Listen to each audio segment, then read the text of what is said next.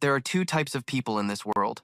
One is the delusional type who think they're number one, and the other is those born knowing they could never be ordinary. And this guy was always certain he was the second type, born to be the main character. It all stemmed from his ego. The truth hurts, so people turn to delusion. But Shu just spent his days lost in videos of girls on TikTok. He should have been a player for the past 10 years. Yet, Shu was still just at home. The only chore his mom gave him was to wake up and take out the trash. But the biggest piece of trash, him, was still lying in the middle of the room. When Shu's mom saw he wouldn't get up, she peeked through the doorway, looking like she was about to rip the door off its hinges. She walked in with a steaming hot iron spoon. "Is my 26-year-old unemployed son so busy today? What could be more important than chores, you bum?" Shu got spooked, grabbed the trash bag, and bolted, because if he stayed another minute, he would be the one getting thrown out. On his way to the dumpster, Shu sighed. Even though his mom yelled at him every day, he knew she loved him more than anything in the world. Boom boom. Suddenly, some rich family started setting off fireworks in broad daylight, startling Shu. He immediately went online to check the latest news, and one headline made him exclaim, "I knew it." 10 years ago, a strange object suddenly appeared out of nowhere in the sky. People called it the Sky Castle. Since then, the Sky Castle has always been a hot topic. The Sky Castle had two very strange characteristics. First, it could float in midair with no visible means of support. And second, no one could get inside it. Helicopters, drones, any advanced flight technology couldn't land on the Sky Castle's surface. They would just pass right through the castle. According to experts, the castle wasn't an illusion, but existed in a different dimension from Earth. Since the Sky Castle appeared, the world has been in an uproar.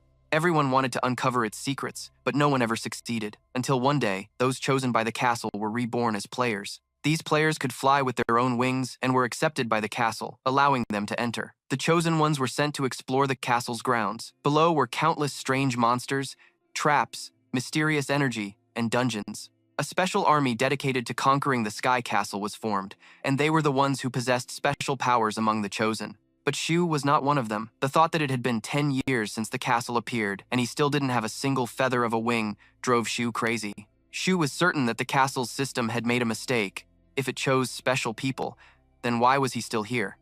Despite that, Shu held an ironclad belief that one day he would get his own wings, no matter how much his mom scolded him or how dirt poor he was. Still, Shu knew he should find a job. He couldn't starve to death just waiting to become a player. An empty can fell from somewhere towards Shu, and he got annoyed seeing a couple of rich kids showing off a drink that could supposedly help people grow wings. They were discussing the fireworks from someone clearing level 32 just now, unaware that a bitter guy was cursing them out behind their backs. Shu gently placed the can on the ground, then with all his might kicked it hard, sending it flying into the sky like a rocket, startling the two kids. Shu watched with satisfaction, thinking that at least this can could get close to the Sky Castle. Suddenly, something started falling back down, making Shu curious. He strained his eyes to see, and to his surprise, an angel was falling. Shu could tell this girl was a retired player, abandoned by the castle, but he wasn't going to let her faceplant from that height. Shu calculated, estimating the girl would land on this building.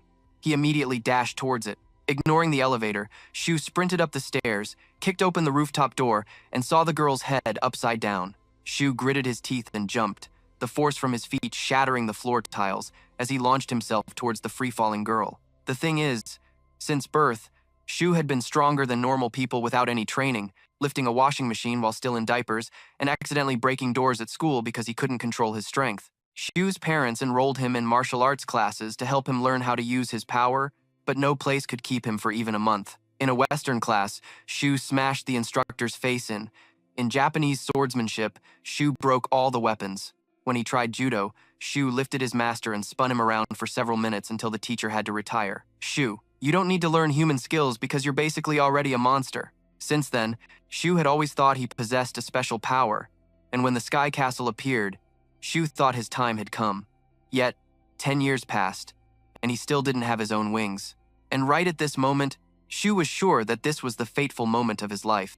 No player who retired from the castle ever survived, because if a normal person saved a player, it was no different from committing suicide. But Shu was different. He wasn't a normal person. The female player opened her eyes when she felt someone holding her. She was in Shu's arms, about to say something when he told her to be quiet. Shu's feet hit the ground, but it didn't end there. The combined force of impact and gravity bore down on him, making Shu grit his teeth, and it seemed he had landed in a sinkhole. Sure enough, 3 seconds later the sinkhole collapsed, and the two of them just kept falling, not knowing when they would stop.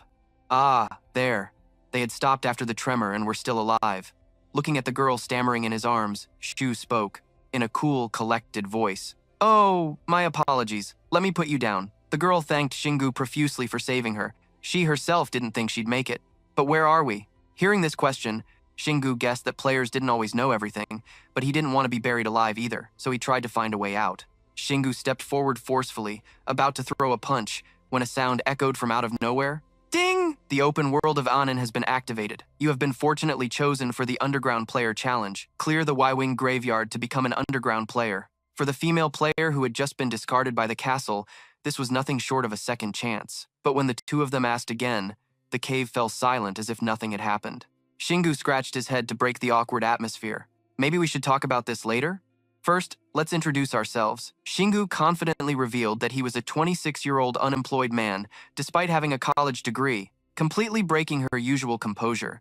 The girl was astonished that Shingu was just an ordinary civilian, because what normal person would be crazy enough to leap off the roof of a tall building just to catch a girl, and then get buried with her in a hole of unknown depth? In response to her shock, Shingu flexed his bicep and winked. Hey, I'm strong. You're the one who was born to be a player.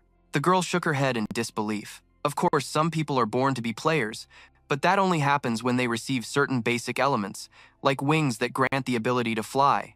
In short, to become a player, a person needs to be supplied with mana by the Sky Castle. Shingu was like a blank slate.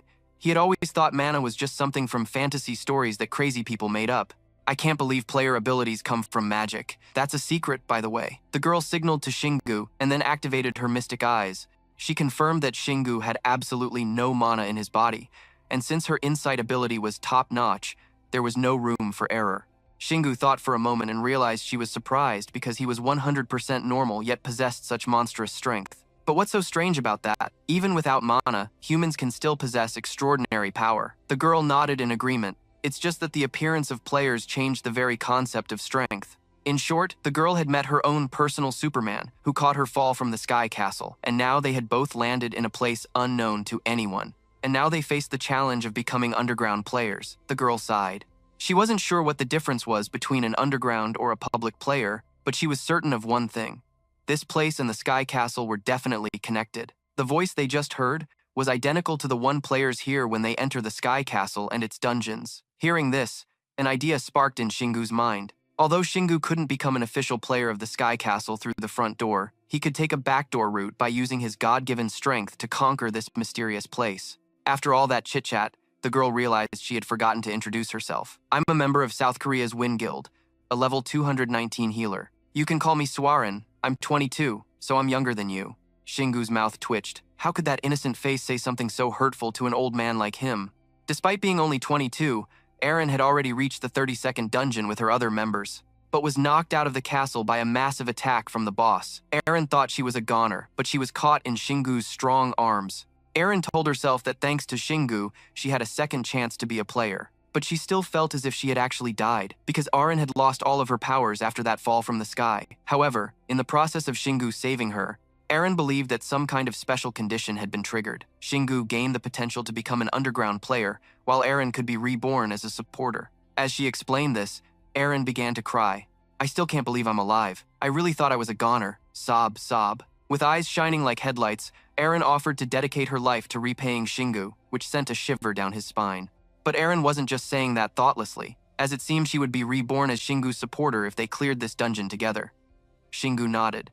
He was fine with the arrangement, and Erin readily accepted the condition. Seeing her optimistic attitude, Shingu screamed internally. If he had lost all his power like her, he would have definitely fallen into a depression. All right, Erin, it's a pleasure working with you. The two of them quickly warmed up to each other. Shingu thought a dungeon would be fraught with lurking danger, but they had been chatting for an entire hour and still hadn't been attacked. Erin, being more experienced, knew that the first room of a dungeon is a waiting room, so monsters won't attack the players. This was their chance to inspect the dungeon and check the items they had. Welcome, everyone, to Teacher Erin's class on dungeons. Not all dungeons are like this one. This is a hidden world, and its rules might be different from those of the castle. So, what Erin was saying wasn't necessarily accurate. Erin kept talking non-stop, but Shingu had already seen something that awakened the beast within him. Actually, I think you were right about this dungeon. In the cave up ahead, growls echoed as glowing red eyes peeked out from the infinite darkness. In front of them were as many as 5 monsters, their mouths agape, just waiting for them to emerge to ask for a bite. Instead of actively hunting, they were just waiting there. There must be some kind of rule here. Aaron seemed surprised that he could see into the pitch-black cave. She made an assumption about him, had a sixth sense for those monsters. Shingu was even more surprised. Was that really so unusual? Seeing the look on Aaron's face, he knew this was anything but normal. Only peeping Toms have the skill to lurk in the shadows like this. With her experience as a top-ranked player, she felt she needed to be wary of Shingu. But if Aaron was assigned to support Shingu, she had to find out what special abilities he possessed and help him become a player. After clearing her head, Aaron returned to her usual self. "Haha, it's nothing. I was just surprised you got used to the dungeon faster than usual." Shingu laughed. Isn't it obvious? He had been preparing for the moment he could enter a dungeon for a decade. So what do we do now? Can I just charge straight at them? This time, Aaron let Shingu do whatever he wanted.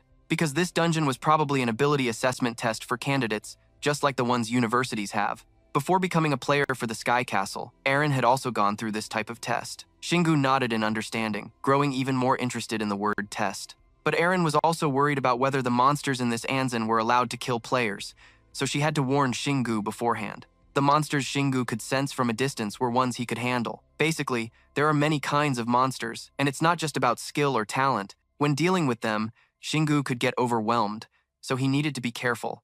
Meanwhile, Shingu had begun to carefully observe the group of monsters, then tore a piece from his shirt and wrapped it tightly around his hand, ready for battle. Aaron kept muttering reminders for Shingu to be careful. Since she had lost all her healing abilities, Shingu needed to avoid injury as much as possible. Shingu cracked his knuckles, his face filled with a competitive spirit as if he wanted to butcher all 5 of the monsters out there. Sounds easy enough. Aaron nodded, stopping her nervous fidgeting to let Shingu get to work. Who knew that just 5 seconds after she looked away, Shingu had already shot off like an arrow. He had barely lifted his foot and was already in front of the 5 monsters, leaving them dumbfounded. A wolf-like monster bared its teeth and spoke. The wolf monster growled, "This human looks delicious." Aaron noticed something unusual about this energy, and immediately signaled for Shingu to stop. Those are werewolves. They're level 50, but why would they appear in a test dungeon? The werewolves had already started attacking Shingu. Aaron had no other choice but to shout for Shingu to run. She blamed herself for her carelessness that put Shingu in danger. A roar echoed through the air.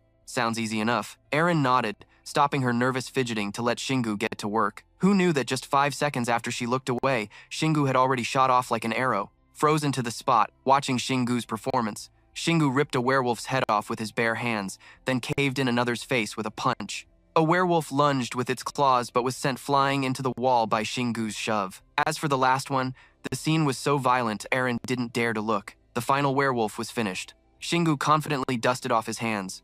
"Why did you tell me to stop earlier?" Caught off guard by the question, Aaron hesitated. She never imagined Shingu would be that powerful. Aaron cleared her throat, preparing to explain something even more important now that the monsters were defeated, which was looting their items. All the monsters they encountered in the dungeon carried some kind of treasure. Shingu simply had to take it, but he needed to remember one thing. Only those who contributed the most to defeating a monster have the right to claim its loot. Shingu casually remarked, "But I'm the only one who killed them." Aaron nodded, setting this case aside for a moment. Usually, 2 types of treasure drop from monsters. One is money, the other is a type of stone that can grant special mana abilities, a monster seed. But Shingu only cared about the money, wondering if it was calculated in some world currency or in dollars. Aaron confirmed that the dropped money was based on the USD exchange rate. Shingu was stunned. No wonder players drove fancy cars and lived in mansions. Aaron coughed dryly. With people having wings and superhero powers, it's not that strange for monsters to be carrying around looted money. Setting aside the argument about money, because monsters sometimes even carry solid gold nuggets, but it's very rare to find one. Shingu found it strange, wondering if money dropping from a monster's corpse would cause inflation. What about the serial numbers and exchange rates? All of this was giving Shingu a headache, but Aaron advised him to just ignore it, because what Shingu really needed to care about was the monster seed. Because it was worth far more than any money, you could even say it's priceless. When a player throws a seed into the altar that appears after clearing a dungeon, they receive a valuable reward. Think of it simply as an exchange for in-game items. For example, weapons, shields, or equipment. Shingu had to admire Aaron's incredibly easy-to-understand explanation. Even though she was very experienced, it felt like he was reading a player's guide. Additionally, Shingu could exchange 1 or multiple types of seeds at the same time. but you can't try to trick the altar because it only gives a reward based on the value of the seed you throw in. Even with this explanation, Shingu wasn't very interested in those seeds. What he was interested in now was the altar that would appear after conquering this dungeon. So, it doesn't want people inside to get stronger during the process? Aaron nodded. Reluctantly, she had to admit it, this harsh truth. The more time she spent with Shingu, the more Aaron felt he was exactly her type. Handsome, super strong, and smart too. Getting back to the explanation, their starting point was in a test dungeon, so they wouldn't get anything from the dungeon, neither rewards nor level ups. No matter how many monsters Shingu killed, it wouldn't grant him any new skills. Only in a real dungeon could Shingu level up after clearing it and finding the altar. Shingu started thinking hard. Previously, Aaron was at level 219, with a lot of mana and power. Stats are what make a player. If a player doesn't have a high level, they can't enter high-level dungeons. Aaron didn't think she needed to explain how to level up anymore, because the only way to get stronger is to prove yourself. Many players were slow to understand this, so they treated the floating castle like just another game they used to play all night at an internet cafe. The dungeons are like a test, and players won't be recognized just by answering one question at a time. Of course, players with this mindset wouldn't last long in the castle. Thinking of the monsters as part of the dungeons made it easier for Shingu to understand. At this point, Shingu asked Aaron, "So, what's the most important way to loot items?" Aaron continued her explanation. Looting money is simple. Shingu lands the finishing blow on the enemy. This is called cash looting. Shingu warmed up his shoulders as a werewolf's skull exploded from his punch. So Shingu delivered a light tap to finish off the werewolf, and a stack of dollar bills flew out. Shingu held the stack of cash in his hand, each bill a $100 note, but it appeared in a test dungeon, even though this amount was equivalent to the currency in the floating castle. Shingu quickly stuffed the money into his pocket and moved on to collecting those seeds. Aaron sighed. It was best not to think too much about it, just face it head on. After Shingu took the money, monsters without seeds would turn to dust and be absorbed by the dungeon. But almost all monsters have seeds, so Shingu didn't have to worry about that. However, the method for getting seeds was different from getting money. Shingu had to land the finishing blow on the monster's body. Shingu was surprised. Thinking of the monsters as part of the dungeons made it easier for Shingu to understand. At this point, Shingu asked Aaron, "So, what's the most important way to loot items?" But it appeared in a test dungeon, even though this amount was equivalent to the currency in the floating castle. Shingu quickly stuffed the money into his pocket and moved on to collecting those seeds. Aaron sighed.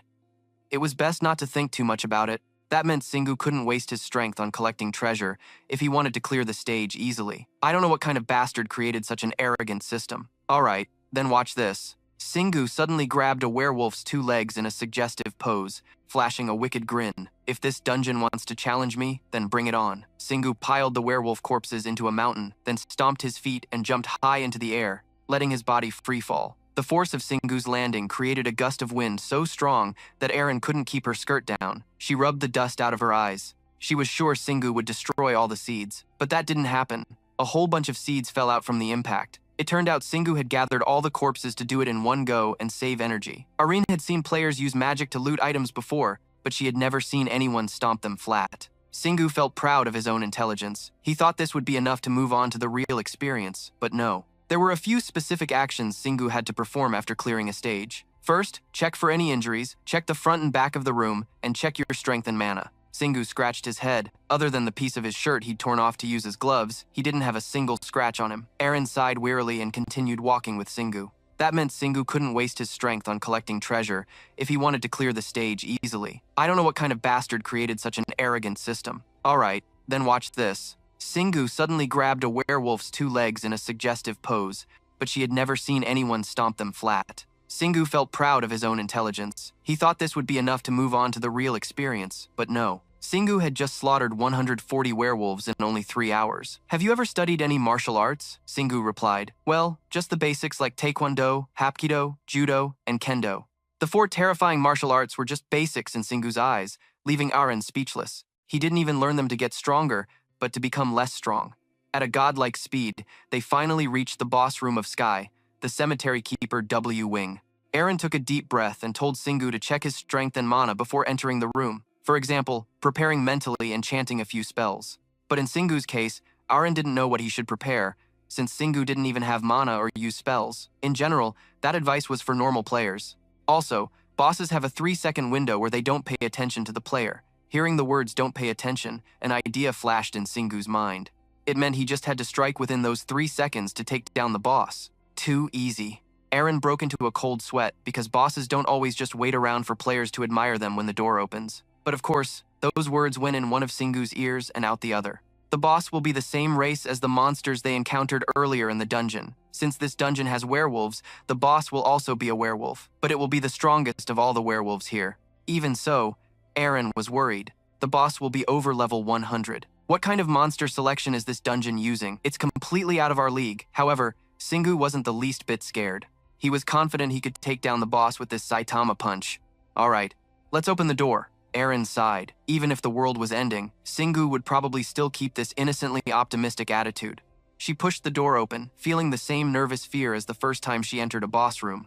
Although players couldn't be killed during the trial test, the suffocating pressure this room gave off was still real. Aaron shook off her negative thoughts because Singu had to pass this challenge. Some people could return to their normal lives after failing the first trial, but she didn't know what would happen if a candidate couldn't clear the trial of this Anzin world. Music, even if Singu failed.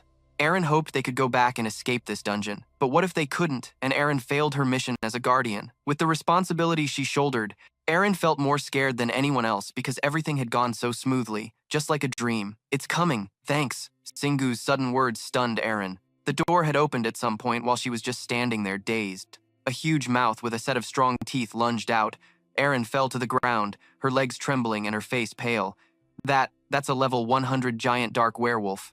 The dark werewolf was drooling as if it had rabies. While Aaron was still muttering that it was impossible, Singu had already charged forward. Compared to the boss, Singu was no different than a mosquito, but he was trying to take advantage of the first 3 seconds. Singu leaped high to face the dark werewolf, shouting loudly, "I can fly! Woo-hoo!" Then Singu threw a powerful punch and landed, holding the dark werewolf's eyeball and juggling it like a ball. So I can take a part of its body mid-fight, huh? Don't let your guard down. The monster only disappears when you kill it, Aaron anxiously warned Singu. The dark werewolf was enraged and charging forward for revenge. Singu got into a pitching stance, holding the werewolf's eyeball like a baseball. Singu wound up and threw the eye back at the werewolf. The werewolf clutched its eyes, howling in pain. Aaron's eyes widened in astonishment, wondering how Singu could time his attack so perfectly. Whoa, look at that perfect throw. Singu cluelessly showed off his achievement, making Aaron exasperated. Although the boss's 2 eyes were damaged, its nose was the real problem. Because this canine species relies more on smell than sight. And on top of that, it was a level 100 monster. The first 3 seconds had passed. Now the real battle began. The werewolf, as expected, could still locate Singu despite losing its eyes. Singu sighed. This scene was just like when his mom used to hunt him down with her legendary slipper. "Hey, you'll die if you just stand there, run!" Aaron flapped her wings in fear, while Singu, of course, couldn't fly. Luckily, his agile legs helped him jump like a frog to dodge the werewolf's pounce. Meanwhile, Singu was trying to figure out how to deal with the werewolf's keen sense of smell. Thinking about the smell, Singu came up with an idea. He took off his shirt, revealing a fit body with toned, glistening muscles. Aaron was confused, but she also didn't dare to look directly at him. "What the hell are you doing? We need to prepare for the next attack." "Calm down. Watch this," Singu said as he rolled his shirt into a ball in his hand, then threw it towards the dark werewolf. If the boss wasn't stupid, this trick wouldn't have worked. But the werewolf immediately ran towards the shirt on instinct, making Singu overjoyed. "Oh, I'm so smart, what am I going to do with all this intelligence?" Aaron gave a strained laugh. It was simply because Singu had no mana in his body, so the monsters weren't sensitive to his presence. After the werewolf saw the shirt had stopped, it just froze with a blank look on its face.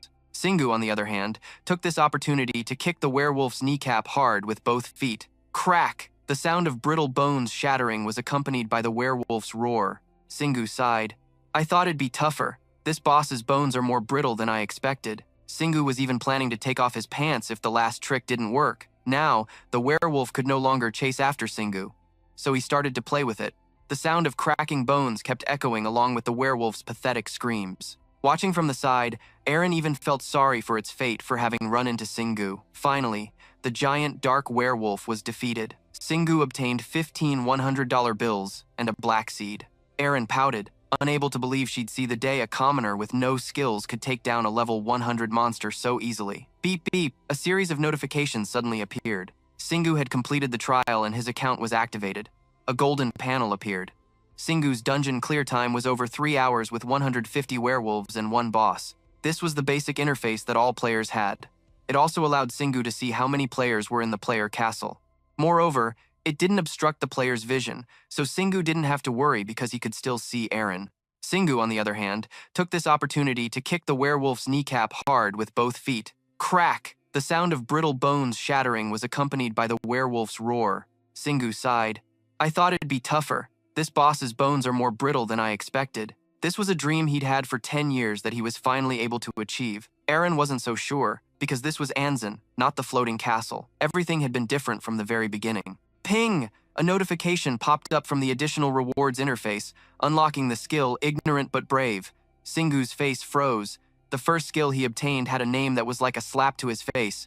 Let me ask you something. Those are special magic crystals I get from clearing trials, hunting special monsters, or fulfilling certain conditions, right? Exactly, Eren further explained. It can support certain actions or open up new senses. They are all useful for conquering this dungeon. Singu nodded and asked again, so, is there a skill called Ignorant but Brave? Eren. Confusing. She had never heard of this name before. But to encourage Shingu, Eren acted extremely excited. Is it a unique skill? Maybe you're the only person in the world with this skill. At all. Shingu's ears twitched, unable to keep up with Aren's speaking speed. This girl couldn't stay quiet for even 3 seconds, and the screen lit up again. The interface announced that Shingu had become an underground player, gaining the underground player exclusive skill, Chaotic Tail, while also unlocking his inventory and leveling up 9 times. A sudden electric current surged through both Shingu's and Eren's bodies, causing them both to convulse. Eren didn't expect to receive a reward too, just for giving Shingu some advice and guidance. Meanwhile, Shingu was gritting his teeth, enduring the first pain he had ever felt in his life. It felt even more painful than his mother's slaps. That was because the mana and energy that created the dungeon were entering and changing his body. In the moment he was being electrocuted, Eren still tried to explain it to Shingu. Simply put, mana seeds were being implanted into every one of Shingu's cells, starting to build muscle and expel all the impurities from his pre-mana body. Of course, the mana also helped Shingu increase his strength, a change so drastic that even an outsider could see the clear difference. The specific stats were now available. Shingu was currently at level 10. He felt his body falling. But when he landed, he had 3 legs. Shingu was startled, thinking his middle leg had gotten longer. But no, a super long tail had sprouted from his back. Shingu wiggled the tail. What the hell? At least Eren had a goal to live for now. The two of them quickly moved on from the topic. They shifted to Shingu's current situation. Eren led Shingu to a place they had always been curious about, the altar. They both stopped in front of an altar and can be used for attack and defense as a part of his body. The higher the level, the stronger and more transformative the tail becomes. Shingu's trembling hands grabbed the new body part. Dig? Dig my ass!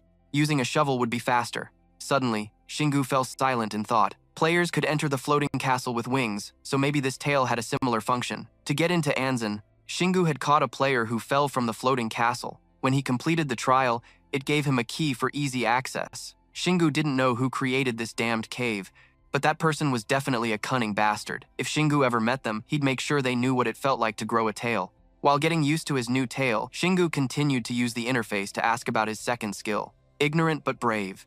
Shingu would become more courageous when unaware of impending danger. This skill helps him reduce damage from ambush attacks by 1/2 and prevents him from ever receiving a fatal wound from traps or unknown skills. Shingu nodded. The name sounded a bit lame, but he liked its effect. Eren, what do you think about? Shingu turned around but couldn't see Eren anywhere, but he heard sniffling at his feet. Shingu instinctively looked down and saw that Eren had been turned into a tiny person at some point. Eren forced a pained smile, so this was the price a supporter had to pay. Even though I've become small, I'm still alive, so I won't complain, Eren said, holding back the urge to cry. Shingu understood. While he was now soaring high, someone like Eren had fallen into an abyss. From a level 219 player, Eren was now only level 3, having lost all her mana and levels. She looked just like a fairy from a storybook. Shingu scratched his head and looked away. It's pretty dark in here, so I won't see you if you cry. Eren cried her heart out to release her sadness. Afterwards, she returned to her usual self. Eren was still very grateful to Shingu for saving her life, but she was too embarrassed to bring up what just happened again. Anyway, I'll still try to help you as much as I can. Maybe by doing so, I can get my body back. Shingu nodded.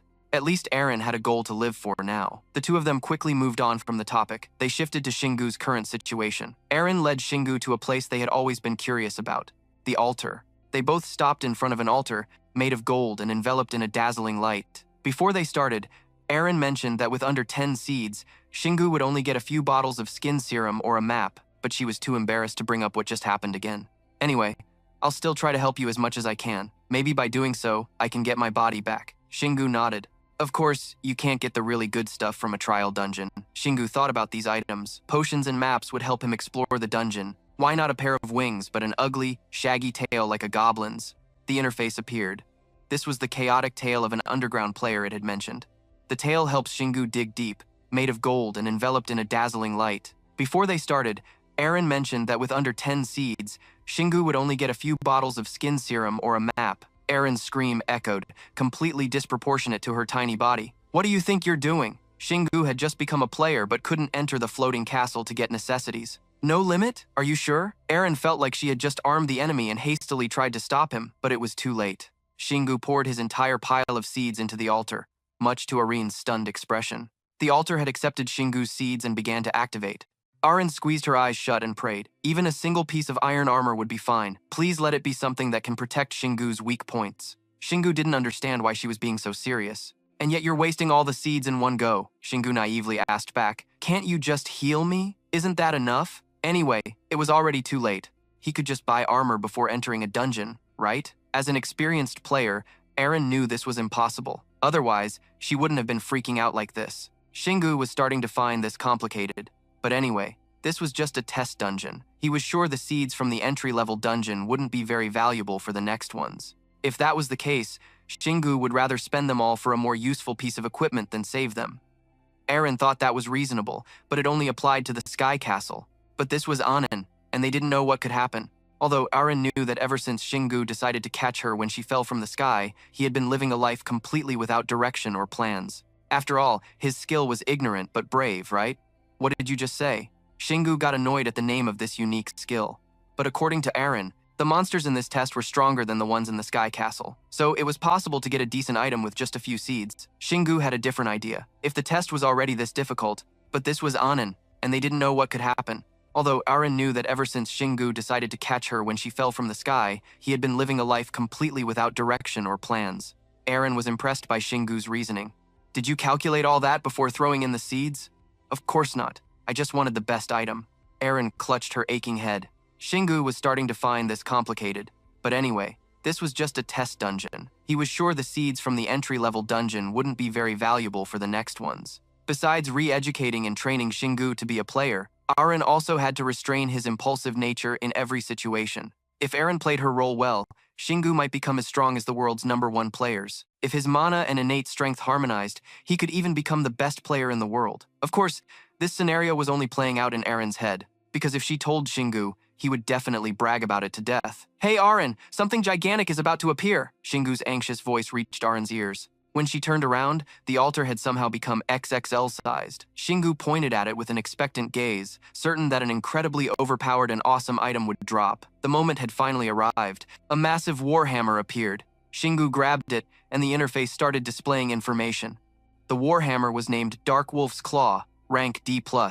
It contained the unparalleled power of a dark wolf's sharp claws, but it was very difficult to wield due to its weight. Shingu lifted the hammer as if it were made of wood, even spinning it a few times like Sun Wukong's staff. Shingu didn't know much about its effects, but he liked it because it looked cool as hell. Aaron paid more attention to its D rank. D rank weapons were for players from level 100 to 150. The more plus signs it had, the rarer it was. This meant Shingu could use this warhammer until he reached level 150. If he was lucky, it could even be better than a normal C rank weapon. What did you say? Come a little closer. Shingu's clueless question annoyed Aaron. She was just afraid he'd swing the warhammer and hit a fly like her. Additionally, there was a huge yellow question mark on the warhammer, representing its stats. Only by using it a lot and getting used to the hammer could Shingu fully understand its capabilities. But if Shingu couldn't wait, he could also use the interface's information lookup function. Oh, right. Should I introduce you to a player with an appraisal ability? Shingu shook his head in refusal.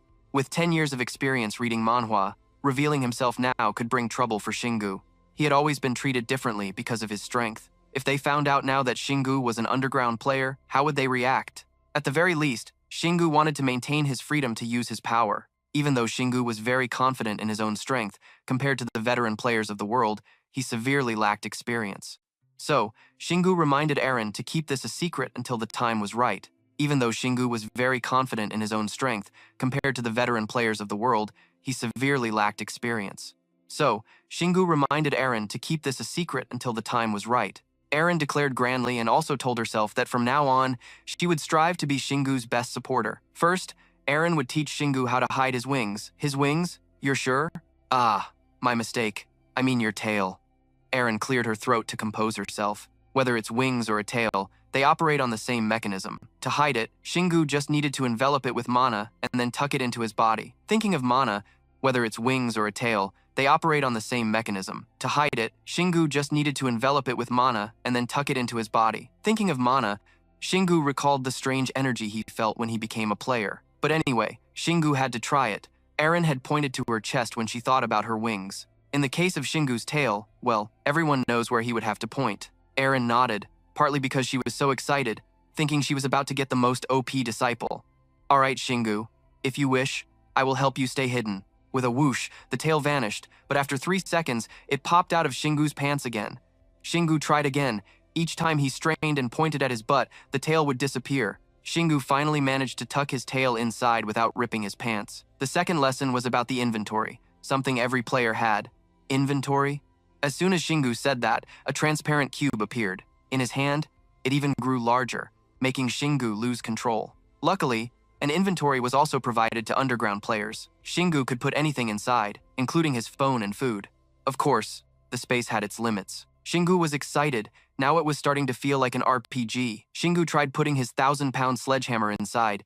The inventory swallowed it with a gulp, and now the hammer appeared like an icon on a phone. Everything was simpler than Shingu thought, so he got used to it quickly. There were 2 things Eren wanted to remind Shingu about. As long as he remembered them, Shingu could blend in anywhere, to the point of disappearing. Of course, as long as he didn't run into any players sensitive to mana, everything would be fine. Suddenly, the altar lit up and something that looked like a portal appeared next to it. Shingu felt like it was calling to him. That's right, I told you it was user-friendly. Eren confirmed that it was the dungeon gate from the floating castle. It seemed they could leave this place through that gate. Before stepping through, Shingu hoped his tattered clothes would still be on his body when he returned. Back on the surface, it was already dark. Shingu ran like the wind and hid somewhere, breathing a sigh of relief that there was no one around at night. Eren, don't you need to call your parents? Eren smiled faintly.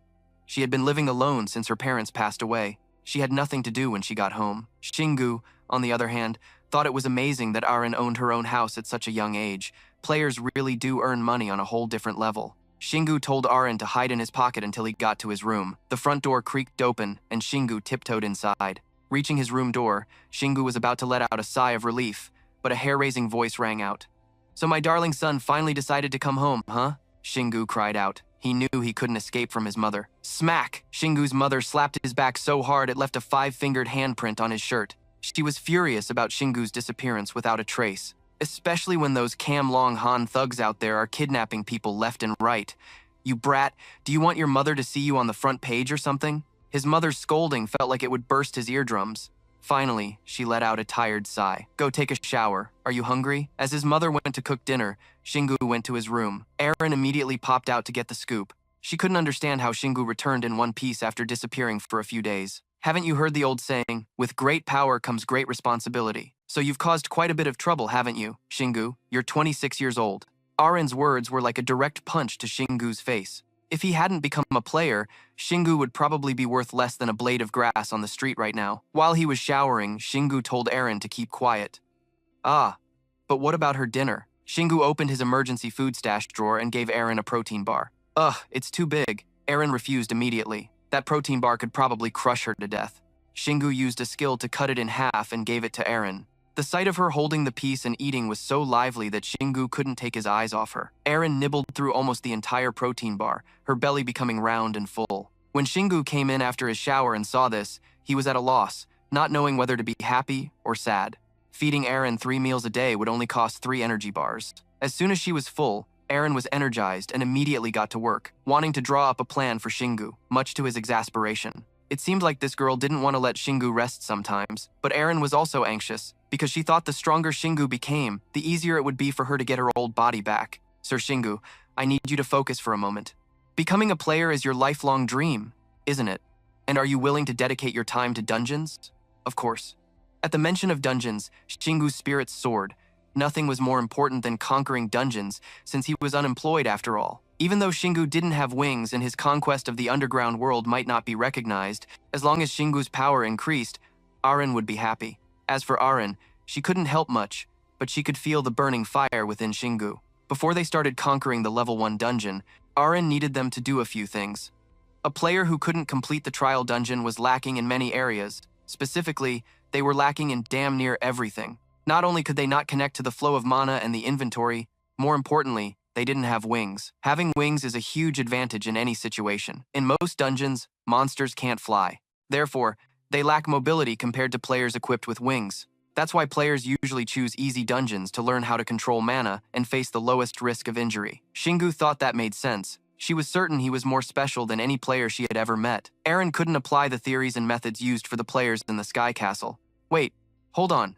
Weren't the werewolves in the trial dungeon able to use mana? Shingu's question annoyed Aren because she kept speaking based on the theory from the floating castle and forgot about Anin. It's completely different. In short, Aren just wanted to say that monsters in rank dungeons will be much stronger than in the trial round. That's why many new players spend months learning how to use mana and even how to combine their weapons and mana. Even so, to complete a level 1 dungeon, it usually takes about 10 well-trained players. To find other players, they usually form parties or pair up. More importantly, they didn't have wings. Having wings is a huge advantage in any situation. In most dungeons, monsters can't fly. Therefore, they lack mobility compared to players equipped with wings. Just because Shingu just became an official player doesn't mean he can complete a level 1 dungeon by himself. First, they need to develop Shingu's skills and his use of mana. Even so, Aren knew that even without mana, Shingu's monstrous strength was enough to dominate the challenge dungeon. He didn't even need to learn how to use mana before battle, but since Aren wasn't sure about the monsters in Anzin, she couldn't take any risks. It was best for Shingu to be in top condition to minimize risks. With that, Aren would plan for Shingu to learn basic mana, even though starting from zero would be incredibly difficult. But as long as Shingu's mana control skills improved, he would get his first skill, Mana Strike. This strike was Shingu's first goal. He felt like this move would cause an explosion like a cannon fired from a robot with immense energy. Just thinking about it, Shingu jumped up excitedly. Alright, I'll train until I can do it. Shingu was ready to work hard under Aren's guidance. He believed she could enable him to conquer the level 1 dungeon. Although Shingu's attitude was very cooperative, Aren was worried because it would probably take a lot of time and effort to train him, especially since a musclehead like him might settle for controlling just enough power to clear a dungeon, which could lead to his failure. But looking at Shingu's potential, she was certain he was more special than any player she had ever met. Aren couldn't apply the theories and methods used for the players in the Sky Castle, but she believed that if she passed on her experience to Shingu, he would become insanely strong, with a growth rate faster than anyone else. To Aren, this was just like a character training game, incredibly fun, and since training goes hand in hand with rest, Aren allowed Shingu to go to sleep. Shingu looked at his single bed, wondering where Aren should sleep. With Aren's tiny body, the only thing Shingu had done was smash everything in his path, never using a skill or thinking before acting. But that was only possible because Shingu had superhuman strength, so nothing seemed to threaten his life. For your daughter, your niece will surely love it. After getting the new house, Shingu went down to the first floor to watch TV so Aren could bathe in peace. She couldn't believe the day had come when she had to bathe in a toy bathtub for a Barbie doll. But it was more comfortable than she thought, as long as it was quiet and she could soak in a tub like this, no matter how much noise there was outside. Huh, noise? Shingu suddenly burst through the door, rushing in with his phone. Aren, we're screwed. Aren just stared at Shingu with wide eyes. In short, the news had just reported that Aren was dead, and many people were crying at her funeral. But it was more comfortable than she thought, as long as it was quiet and she could soak in a tub like this, no matter how much noise there was outside.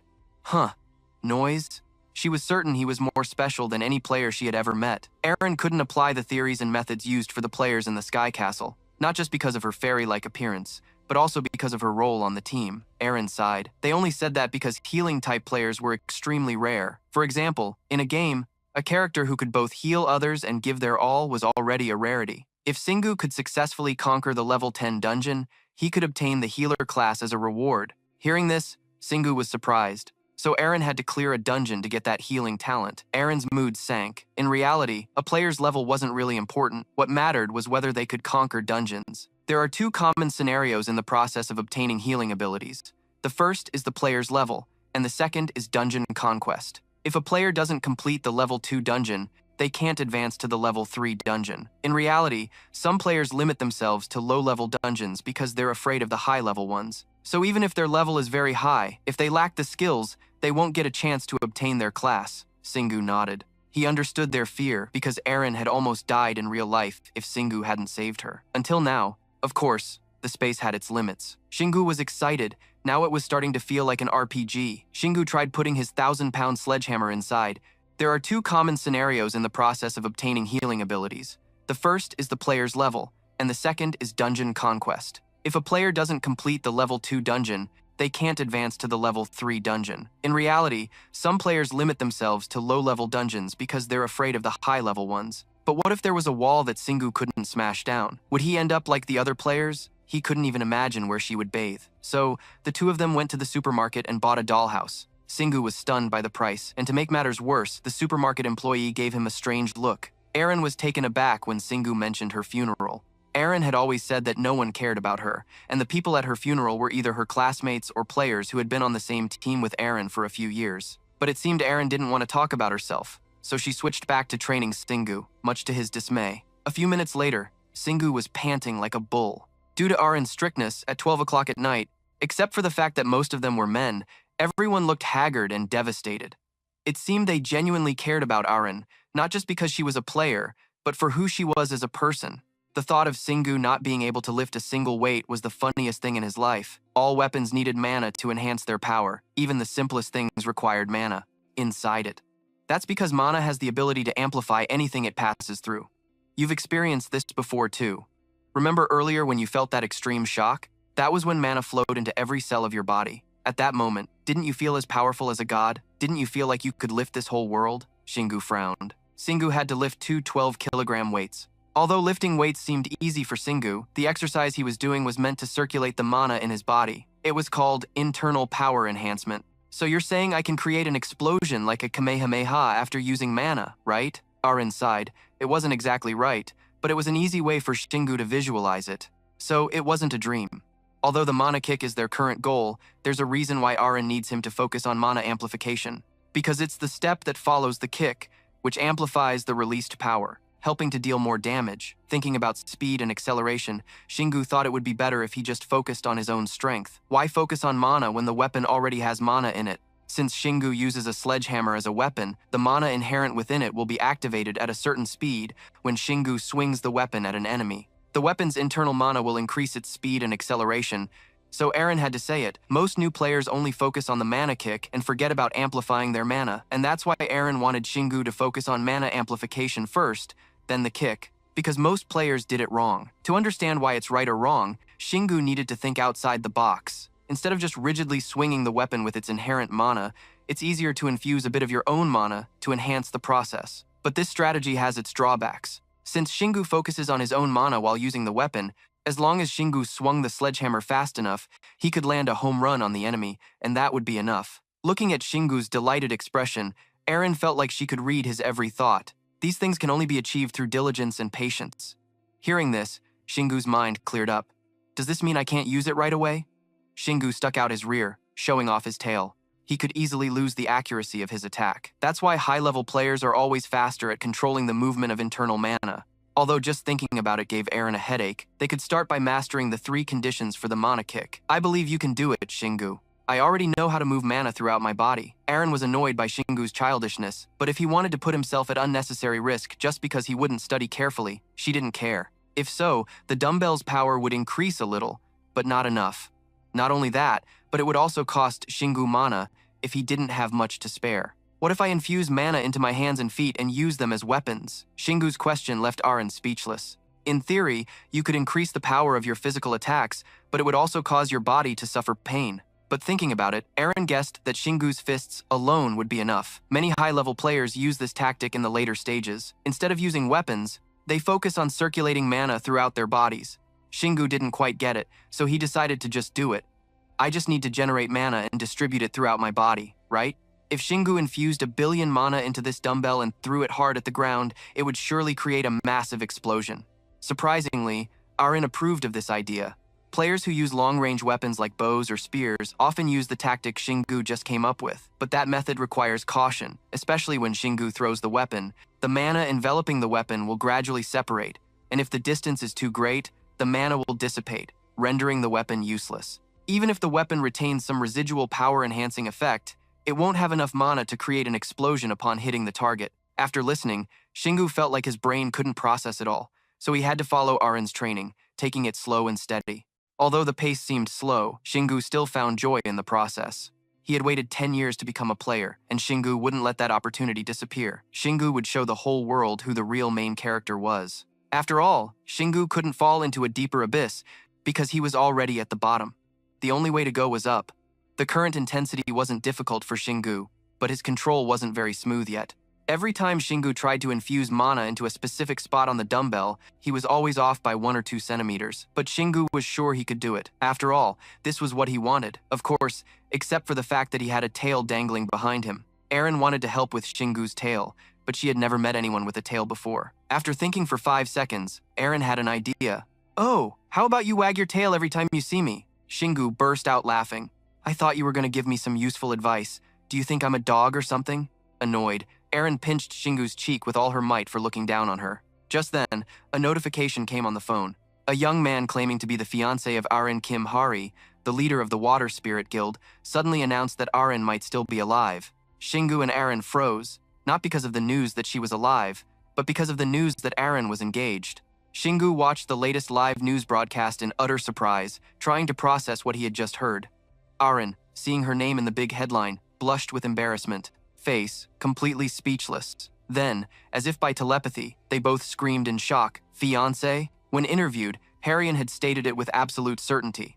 According to Kim Harion, the Guardian Stone inside Sky Castle did not have Aaron's name on it. Furthermore, he would mobilize the guild's entire resources to find her. The two of them listened intently to his every word. Other players also confirmed Aaron's name was not on the Guardian Stone. The situation had become much more serious by this point. Xinggu, who didn't understand much about the game yet, asked what the Guardian Stone was. Aaron immediately explained in detail. It's a memorial stele that automatically records the names of players who have passed away. No one has ever managed to take a picture of it because Sky Castle prohibits the use of modern technology. But it seemed Aaron's focus was a little misplaced. "But he's not my fiancé. He's just making things up." No one had said a thing, yet she was already rushing to defend herself. "How could I fall in love with anyone when I'm busy conquering dungeons? So, don't you get the wrong idea about me, okay?" Xinggu looked a bit awkward, scratching his cheek in confusion. "That's not it. The Guardian Stone itself is the real problem." Suddenly, his expression turned grave, sensing that the days ahead would be anything but peaceful. "I have a feeling this is going to cause a lot of trouble for me later." The conversation then ended. Some time passed, and it seemed they had gradually forgotten about the news. Xinggu was walking along, thinking about something cheerfully, when he turned to start a conversation with Aaron. 2 weeks flew by in a flash, and she asked him how his training had been going. "Yeah, let's see what you've got." Xinggu excitedly showed off his new achievements. "I learned 2 passive skills by being an illegal player in the trial dungeon. One is called Chaotic Tail, which proves I'm an illegal player." Knowing it was a bit mean, Aaron couldn't help but tease him. "The other skill is, the Inattentive skill, which is a courage buff that makes me braver." Hearing this, Xinggu's face fell in defeat. Seizing the opportunity, he asked her in return. "I also got a few things for myself as a support." Aaron was more than happy to share. "Yes, I got 2 active skills." She did a little twirl to show off her prowess and said, "The first is a skill that uses mana to return me to my old body. It's called Savior's Body, and it increases the power of all my abilities. The downside is that it consumes a lot of mana," she said, proud of the ability she'd obtained. "My second skill is for hiding, invisibility." Xinggu tried to widen his eyes and stare at her. "But I can still see you." Aaron fumed, thinking he was deliberately teasing her. "That's because I'm your support, of course. How could anyone else possibly see me?" She was very confident in this skill and explained passionately.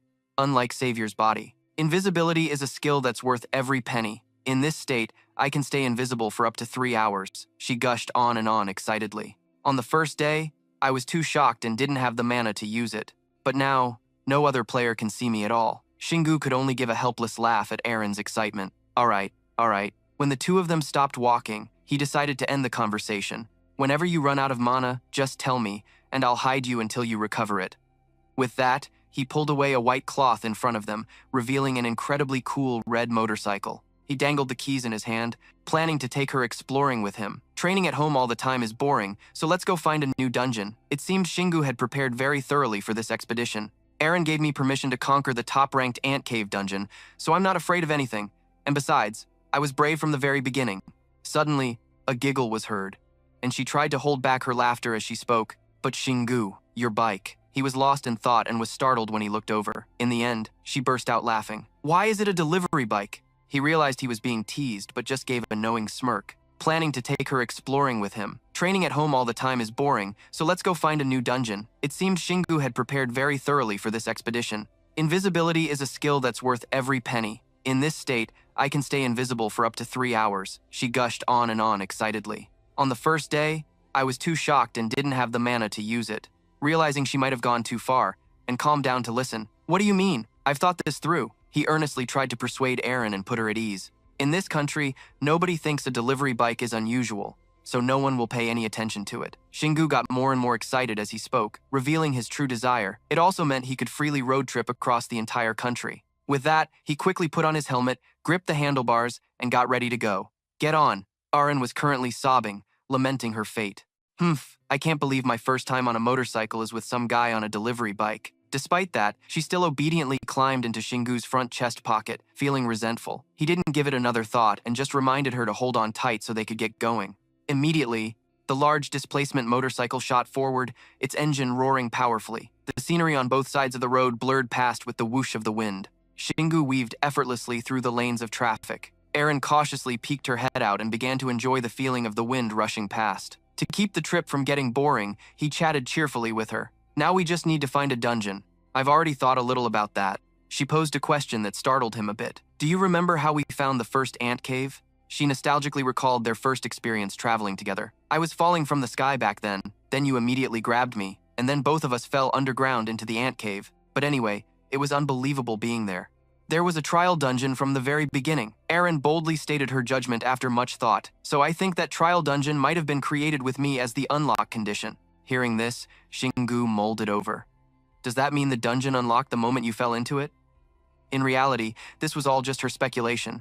Nothing was certain yet. It's possible the dungeon was moved there. It's just my hypothesis. He quickly began to understand her line of thinking. So, to find the dungeons, based on what they've experienced, they could conclude that they needed to find the places where players fell to their deaths. Even after thinking that far, Shingu didn't know what to do next. That makes sense, but how do we find the players who fell to their deaths or the locations where they fell? Aaron was quick to show off her efforts. I wasn't just sitting around while you were training, you know. She used that time to search all over the internet, hoping to find an answer. I've researched the locations where they fell, based on my own memory and player communities. He had been so focused on training that he hadn't thought of this, so he asked if she'd found anything useful. Is that so? Is there a way to pinpoint the exact locations? She, who had been so excited at first, now hesitated in confusion. Not yet. He understood this wasn't an easy puzzle to solve, so we still don't know. Aaron had considered many possible scenarios, but of course, finding the answer was difficult. No matter where they fell, calculating the speed and wind direction on that day was a tough challenge. Shingu knew there were still many unsolved mysteries, so he resorted to the most manual method. I get it. It means we have to scour the entire country. He tried to speak loudly so his voice wouldn't be drowned out by the wind. I'll drive and you look for dungeons, since you know how to find them, right? With her abilities, that was well within her control. If they're like the trial dungeon, I think I can find them. As Aaron was mumbling to herself, she suddenly sensed something unusual appear. So there's a reason you're a support, huh? She joyfully announced. A dungeon! I found a dungeon! Shingu was surprised it was so fast. She had found it after they'd only been driving for half an hour. Overly excited, she urged him to move quickly. I didn't believe it at first either, but I found it. Turn left! Turn left!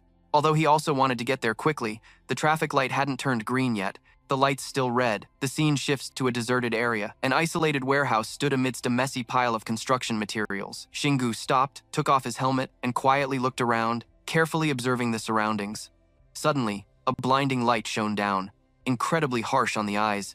He decisively threw his helmet and the moving bike, creating a massive explosion. Aaron was flustered, not understanding why he did that.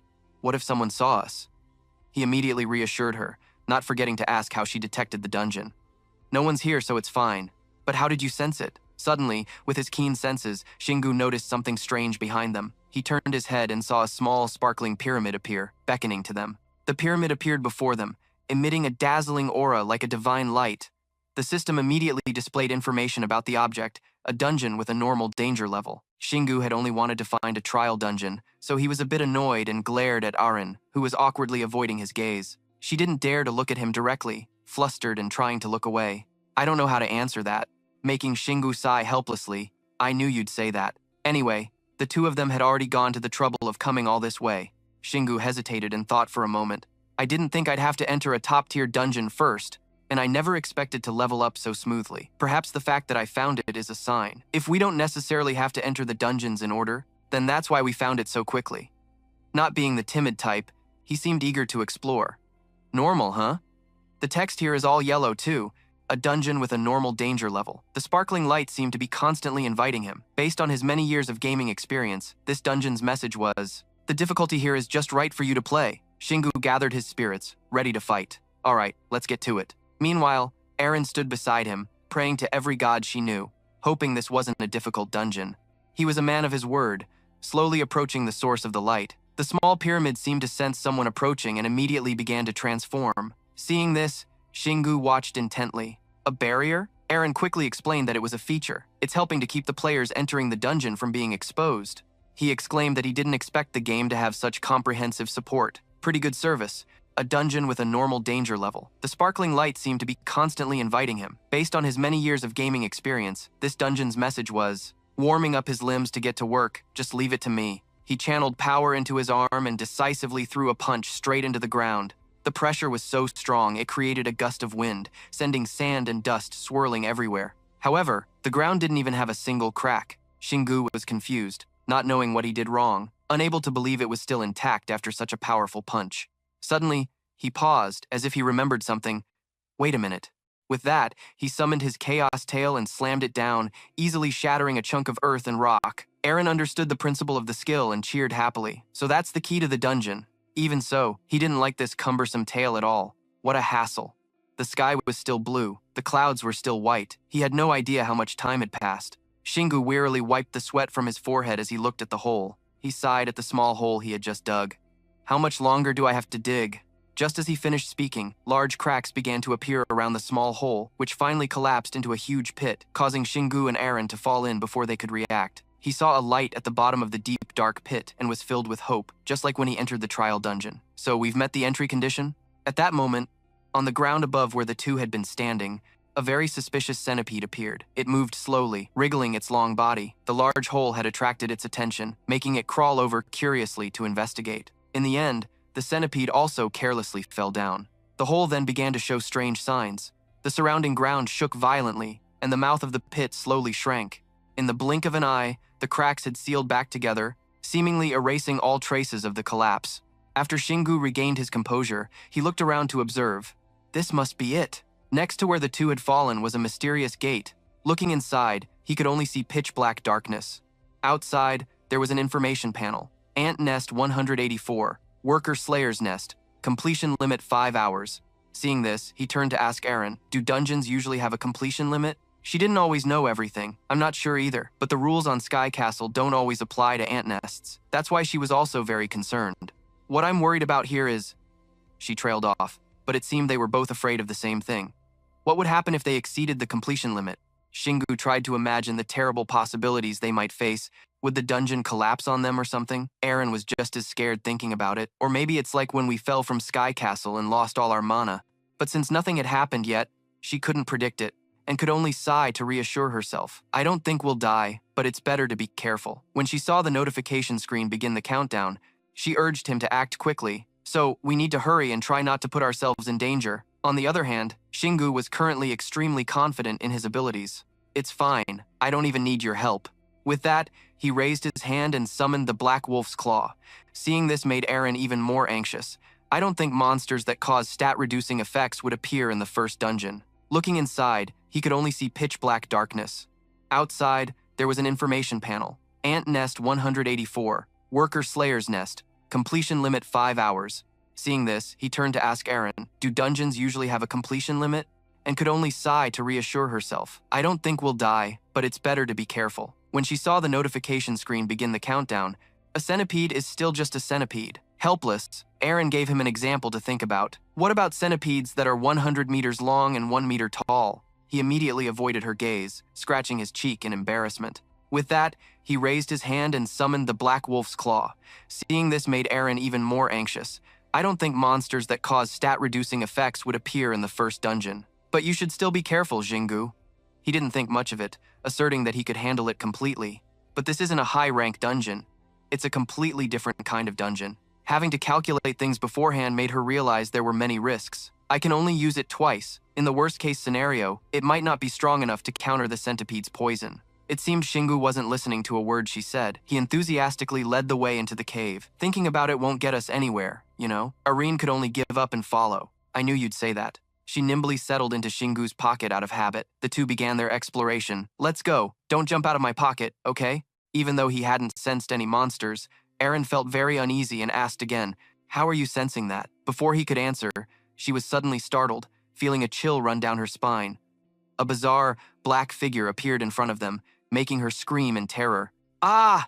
Shingu, being mentally tough, quickly reassured his companion. "It's just a ghost." Calming down, she immediately covered her face, her voice choked with sobs as if she were about to cry.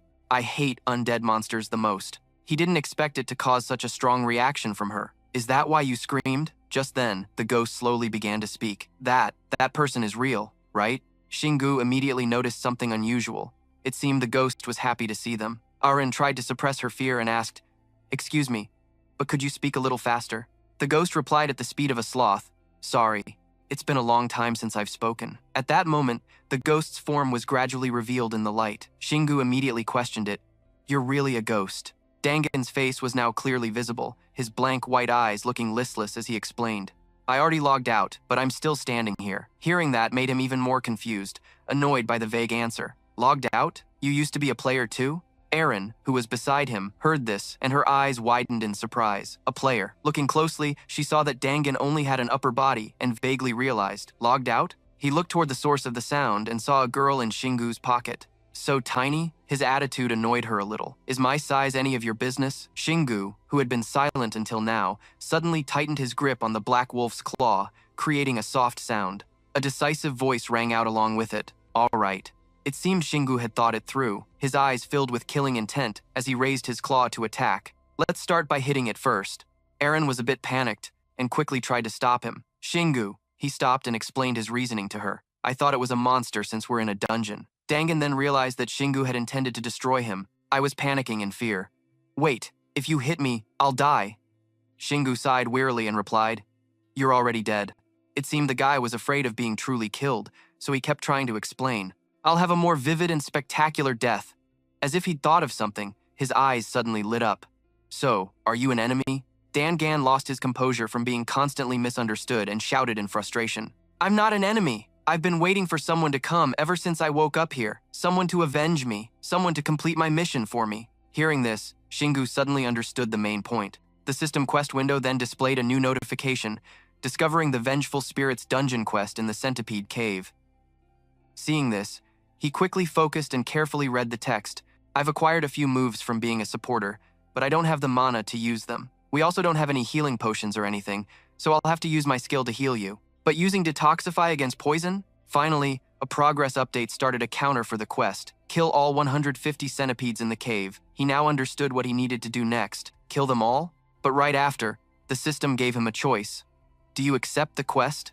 If you refuse, there will be a penalty. This made Shingu feel like the game was forcing players to agree. It felt a bit coercive. Piecing together the recent information, he could draw a conclusion. So that spirit is here to give out a quest? Aaron also understood and added, "Yes, it's a quest. As long as the reward is clear, a quest can be given from one player to another." He suddenly realized he'd forgotten to consider the most important thing. What's the reward? According to her experience, they would receive significant benefits. It could be anything, from artifacts to abstract concepts, to even assets and rights in the real world. Of course, there would be special exceptions. In some rare cases, they could even wager their data profiles or mana. This information was a real eye-opener for Shingu. Based on that, Aaron could confidently make a judgment. "I'm sure this type of quest has a reward like that. That's all this vengeful spirit can offer." He asked again to confirm Dangan's exact reason for staying here. "Do I need to complete the quest for you to pass on?" But the answer was still incredibly vague. "I don't know." Suddenly, his whole body trembled, and he clenched his fists, speaking in a choked voice. But perhaps because he was enduring so much, his emotions erupted violently at that moment. I really want to see those centipedes suffer in pain. No, in more pain than I ever endured. Seeing this, Shingu frowned in annoyance, his eyes glancing over as he observed quietly. The guy's expression was incredibly dark. He could sense that things were about to get very troublesome. This type of character always causes trouble in comics. He contemplated whether to just eliminate this obstacle and continue his exploration. Should I just deal with him right now? But I can't kill someone just based on a feeling. Besides, he had only just started his journey, and this was his first quest. To be sure, he decided to ask for Erin's opinion. What do you think, Erin? Since he trusted her, she seriously considered the issue and finally stated her opinion cheerfully. We were planning to clear this dungeon anyway, so we might as well accept the quest. Although killing them all sounded a bit risky, based on what he read in the system notification, Shingu thought it would be quite difficult. Don't I just need to hit them really hard to kill them? She tried to analyze it in a simple way. To be more precise, you need to deal damage far exceeding the enemy's remaining health. She quickly realized this first quest wouldn't be easy. While this increases the drop rate for elite items, it's much harder to pull off. Shingu was in a tough spot. He didn't want to back down from a challenge, but the requirement was quite high. You can't just simply kill the enemy. I need to deal just enough damage and then finish it with one powerful blow, which requires a lot more strength and concentration. Suddenly, Erin's voice cut through his train of thought. There's a penalty if you fail the quest. She was basing this on the message from Vu's system. You should be brave and do it, but remember, there's also a penalty if you refuse. So I suggest you accept the quest first, fight a few centipedes, and then decide whether to continue the mission. Encouraged, Shingu felt a surge of strength and was filled with fighting spirit. All right then, I'll accept the quest. The system displayed a confirmation message. You have accepted the quest. There will be a penalty upon failure. Having achieved his goal, Dan Gan was moved to tears, absolutely overjoyed. Thank you so much. Seeing this reaction, Shingu just felt a sense of resignation. The guy trusts me to complete the quest, yet I'll be penalized whether I fail or refuse. Not wanting to waste any more time, he turned to leave and prepare for battle. Well, I'm off to fight the centipedes. The spirit didn't forget to add a reminder, clearly intending to follow them. Their fangs are poisonous, so you have to be careful. I'll provide support. Every time he recalled being defeated by those centipedes, Dan Gan couldn't help but feel bitter. They always attack when you let your guard down. That's how I got bitten in the first place. Shingu really didn't want to tag along getting in the way, but not wanting to refuse outright, he just hesitated. Erin, however, had a much stronger reaction, since providing support was her whole job. Providing support is my job, Shingu. But Dan Gan stubbornly tagged along, rambling non-stop. This became a centipede dungeon because I was killed by those centipedes in Tiancheng. Do you have any idea how scary they look?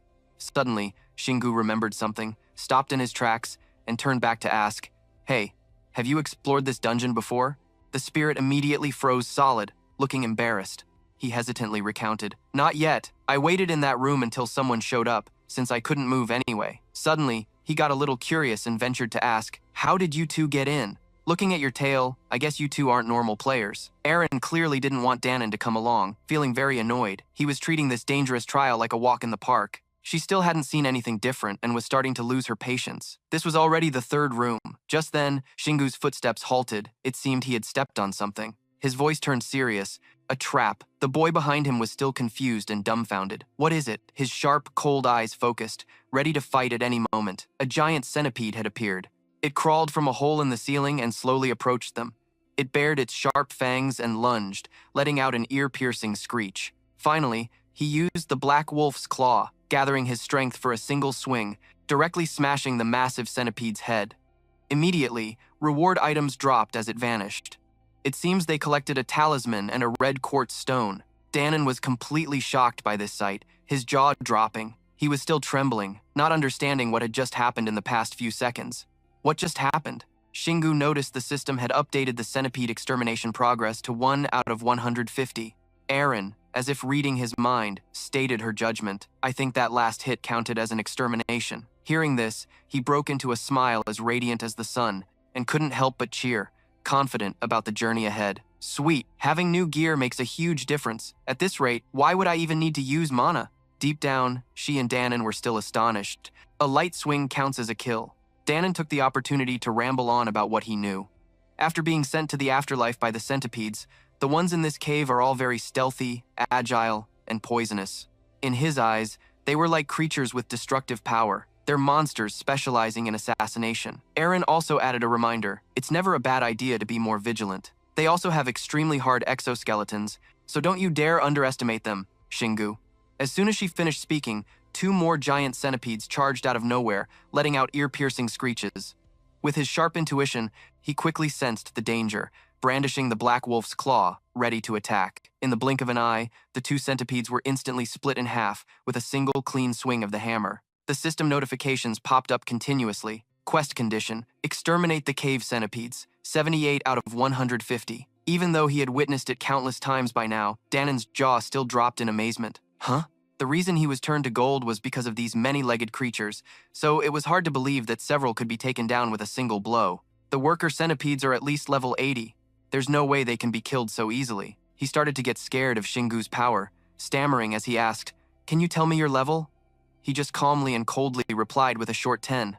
Danon froze solid, too shocked to utter a word. Even Aaron, who was always by his side, didn't expect this situation. I should have known that Shingu had gotten much stronger just by possessing a D+ grade weapon. It seemed all her initial worries were for nothing. I'm not too surprised that he found where the centipedes were hiding and launched a preemptive strike. But I didn't expect him to take down a centipede with a single swing and even exterminate them. As for Shingu, he was happily in his own world, extremely pleased to have figured out the pattern. If I find the right center of force and point of impact, I don't need to swing with all my might just to unleash the weapon's power. Because he fought so effortlessly, Aaron didn't need to use her support skills, just standing back and observing. I'm not sure how the dungeon's difficulty is determined, but considering the level and poison of the centipedes, a normal difficulty seems appropriate for Shingu. Something that she didn't know whether to be happy or sad about made her ponder. But his strange sixth sense and natural combat instincts have made this dungeon very easy. Meanwhile, he was still dancing alone amidst the swarm of centipedes. Even when surrounded by them, his fighting spirit never wavered. His eyes, filled with killing intent, locked onto his target, and he muttered a sentence, "But the one thing I don't like about this place is..." Just then, he seized the opportunity to strike a centipede that had just peeked out. Its momentum immediately sent it flying back, right as another one was crawling out of the hole in the ceiling. A spectacular scene unfolded as they crashed into each other, shattering to pieces and going down together. Danon, watching from the side like an overexcited fan, cheered after seeing the score. "Awesome! 1 hit, 2 kills!"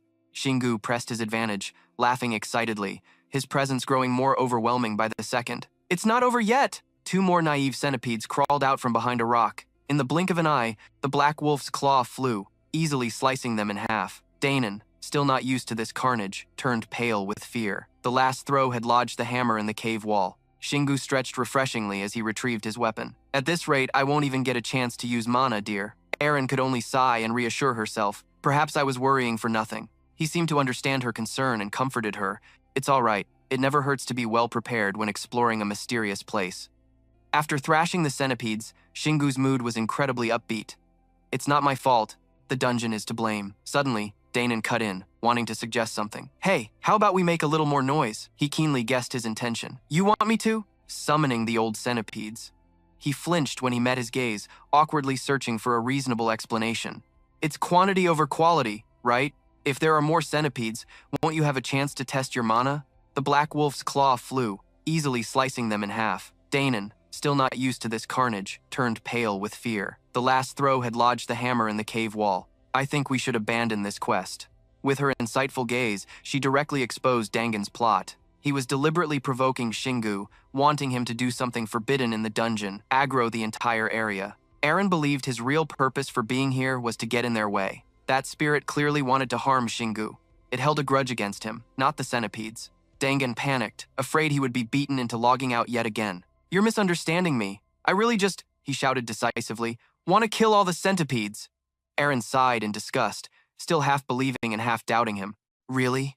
Shingu finally spoke up, smiling to ease the tense atmosphere. "Calm down. I don't know why, but I completely trust this vengeful spirit." "I never doubted you." She sulked, seeing that he wasn't defending her. Seizing the opportunity, Dangon pressed on. "I knew you would trust me. I genuinely want to complete this mission." As he listened to Dangon's words, his attitude immediately shifted, his own thoughts forming. "It's true. I haven't doubted him for a single second. From the very beginning, he had been closely observing this strange spirit. There's no way he's on my side. You can't figure someone out after just a brief conversation.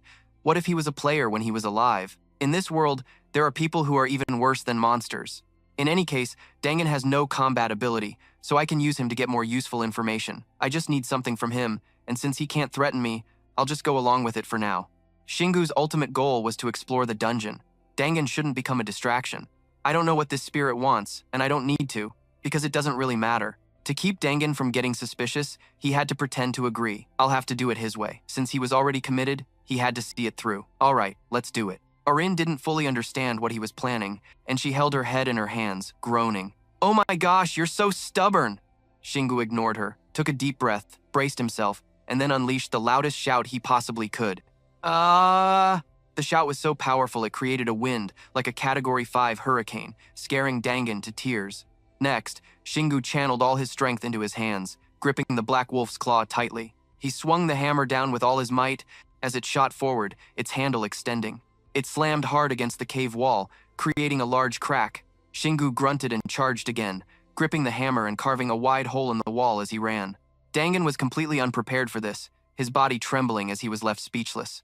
What is this? Arin was so shocked she could have fainted, thinking this was completely insane. The dungeon walls can be destroyed? Ignoring their reactions, Shingu continued his rampage, destroying every nook and cranny. Having lost their nests, swarms of centipedes poured out along with the rubble. Arin was terrified, worried that it would be difficult for them to escape. The centipedes kept pouring out, with nowhere left for them to hide. Even though Dangan was the one who instigated it, his bravado had now vanished. How can you be so strong and so reckless? He cut her off, yelling a warning. Shingu, the centipedes are coming. Shingu just let out a smirk, finding the situation incredibly exciting. Not yet, even though the swarm has surrounded us. From all sides, he got into a fighting stance, ready for the battle. It's still not enough. Once again, Shingu used the Black Wolf's claw to smash another worker centipede to death. He tore its body to pieces. Shingu grinned with glee. Just like a game of whack-a-mole. The moment he spoke, he swung his weapon again and took down several more. Shingu seemed to be having the time of his life. Now this is what I'm talking about. Meanwhile, Arin was incredibly worried. Be careful not to get bitten, he reassured her as he continued to attack them. Don't worry, they won't be able to bite me. She huddled to the side, looking terrified at the growing pile of centipede corpses. He just kept smashing the walls and annihilating the centipedes that emerged. The corpses piled up faster than he could even loot them. Witnessing the spectacle, Dangan broke out in a cold sweat. He's not human. As Shingu single-handedly dealt with them all, he whispered to Arin, I can't sense much mana from him. How is he? She let out a small sigh and said slowly, I used to think that mana was the most important factor in becoming strong too. Meanwhile, Shingu was truly enjoying himself. Do other players always have this much fun? He thought back to his past, how he had been naturally strong since childhood and never had to take physical education seriously. Or more accurately, I was never able to use my full strength. If I made one wrong move, someone could get seriously injured. So as I grew up, the first thing I had to learn was how to control my power and hold back. I could only let out a little of my power during training, but it was never enough. I just wanted to go all out, and now, in this very moment, Shingu was ecstatic. I finally have the chance to do it. I can go all out with no one to stop me. A brilliant smile spread across his face. I'm so glad I'm not hurting anyone anymore. Arin suddenly spoke up, her voice faltering. Shingu, look over there. 3 abnormally large centipedes are approaching. He turned to see 3 giant monsters staring right at him. Dangan immediately let out a cold smirk. They've arrived. The attacking centipedes let out a terrifying screech. Dangan watched for a moment before speaking. We were supposed to fight them one at a time because the path was narrow. But now that you've destroyed the walls, you have to fight them all at once. All at once. That's what you call karma. This made Dangan laugh heartily. His actions finally infuriated Arin. Meanwhile, Shingu whispered to himself while facing the swarm of centipedes. Oh man. As soon as he locked onto his targets, he lowered his stance to build momentum. In the blink of an eye, Shingu's body shot into the air. Next, he used the Black Wolf's claws to strike down on each of their heads, one by one. In just an instant, they were smashed to pieces. Witnessing this, Dangan's face froze, completely stunned. Shingu watched the shattered remains rain down and smiled faintly. His expression was smug. Maybe I should save my mana for the boss fight. A few seconds later, a notification window appeared. Quest condition. Eliminate all centipedes in the cave. You have achieved 300% completion. Shingu stared at the result, astonished. I didn't realize because I was having so much fun, but it seems I killed 3 times the required number. I guess the bonus came from the 3 giant centipedes that appeared at the end. Seeing Arin, he asked quietly, The system says I overfulfilled the quest requirements. Is that a good thing? She affirmed with certainty. Of course. The rewards will differ depending on the quest. She explained the rules in detail, but the rewards will definitely become more appealing. This is an absolute rule guaranteed by the laws of the Celestial City. As she was speaking, Aaron glared at Dangan and thought, but I can no longer trust the player who gave us this quest. Instantly, she became wary because he had shown his true colors. Besides, it's unlikely he'd willingly give up the reward, and she silently analyzed that he was obligated to reward him for completing the quest. But he's a vengeful spirit now. If he tries anything, he might get annihilated. After a moment, Dangan finally decided, I'll give you the reward. Hearing this, both Shingu and Aren were stunned. Without hesitation, she rushed to shield him. You wanted Shingu dead, and now you're going to give him a reward? At that moment, Dangan revealed the truth. I really did want that. I didn't want to be injured or die alone. Back then, I was too consumed by hatred to think clearly. Aaron listened intently as he explained.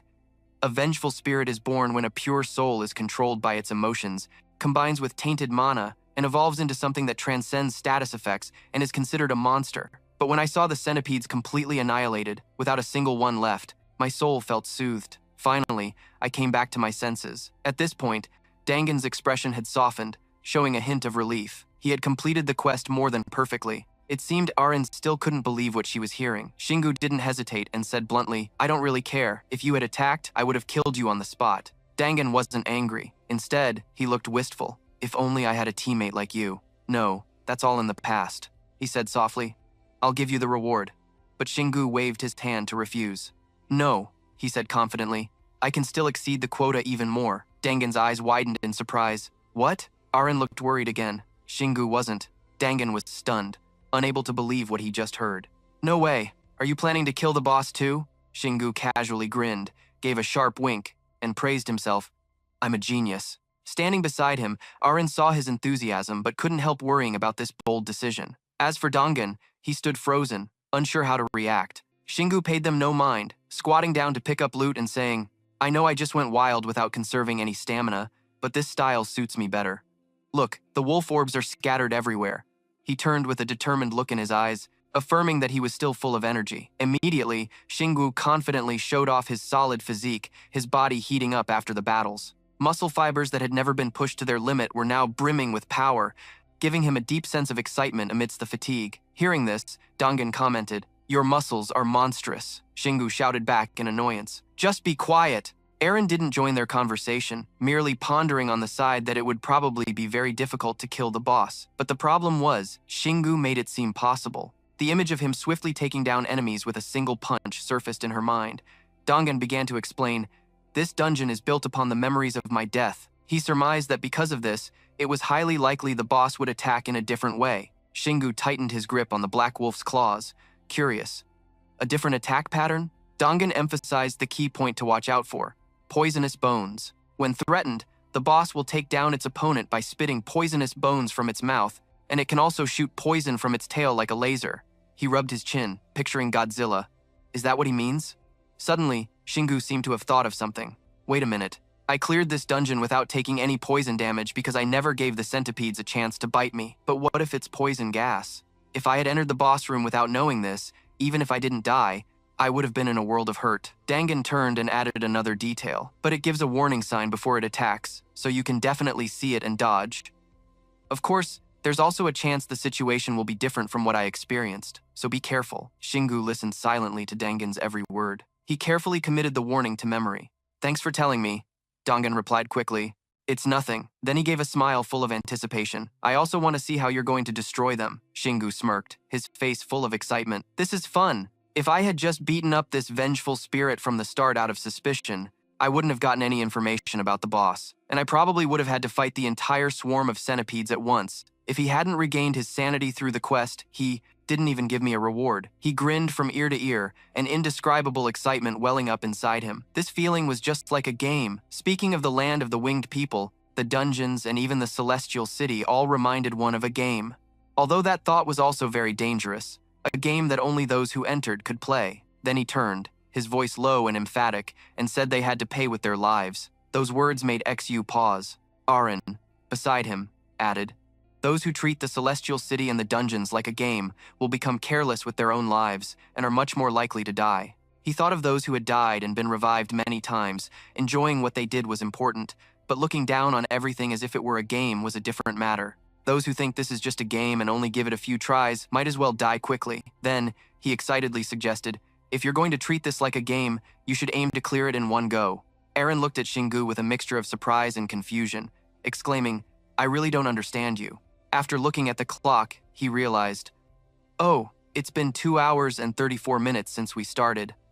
Ah, then we have to finish before the clock strikes 3 hours. She shook her head wearily. Clear a dungeon this big in under 3 hours? You can just forget about it. Dangan spoke up, asking, do you know where the boss room is? Shingu wagged his finger, calmly saying there was no need to look far. Everything was in ruins, only rubble remained. Taking a few steps forward, he pointed ahead, except for that door. Eren was surprised, and at a loss for words. I never imagined we'd find the boss room like this. Without a moment's hesitation, Shingu excitedly sped up and rushed forward. Let's go. Seeing him so confident, Eren panicked and tried to stop him. Shingu, we should prepare. But her words fell on deaf ears, as he didn't even listen and forcefully kicked the door open. Hey! Eren shouted. Come on, man. He went deep into the room alone, and the other two followed closely behind. As soon as they arrived, Dangan pointed in shock. There it is, he confirmed. The giant centipede, Bamu, was right in front of them. That's the boss that killed me in the difficulty 10 dungeon. Hearing that, Eren froze and turned in astonishment. This is a difficulty 10 dungeon? She grew tense, quickly scanning every corner of the room. A difficulty 10 dungeon is where players' ranks are determined. The monsters and traps here are much stronger than in lower-level dungeons, and often, some bosses are even stronger than those in level 15 dungeons, so you have to fight them with a large party. Unbelievable that Shingu had to face it alone. Without a hint of hesitation, Shingu gripped the Black Wolf's claw and charged in for a one-on-one fight with Bamu. Hyah! He gritted his teeth, his mind racing.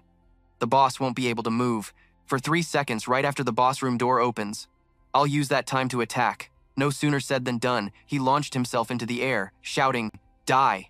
The blow came down from above, like a thunderbolt, smashing directly into the giant centipede's body and sending blood flying. Not wasting a single second, he immediately executed the next step of his plan. Then I'll use the mana, channeled into the hammer and detonate it with the swing. As the hammer moved towards the enemy's core, Dangan was stunned by the scene before him, exclaiming in amazement. What was that? She awkwardly explained. He has experience fighting giant monsters. Shingu jumped back, maintaining a safe distance after the attack, his eyes fixed on Bamu's tail. It was now completely severed. He cheered excitedly. That's one part down. He held the Black Wolf's claw high, as if showing off a trophy. So its tail really did have a poison gland. Your hammer is covered in poison now. Eren grimaced and flatly refused. I'm not touching that. Returning to the fight, he thoughtfully considered his next move. I used all my strength to shatter that. I feel like I could crush its head too. His eyes scanned the hard orange shell. Explained. He has experience fighting giant monsters. Shingu jumped back, maintaining a safe distance after the attack, his eyes fixed on Bamu's tail. It was now completely severed. Shingu looked at it regretfully. I almost defeated it right from the start. Dangan, hiding fearfully behind the door, warned. It's about to spray poison gas. Be careful. Standing tall before the boss, Shingu told himself, this is where it really begins. At first, I thought this boss would be as easy to handle as the other centipedes, but due to some unexpected events, things have gotten more difficult.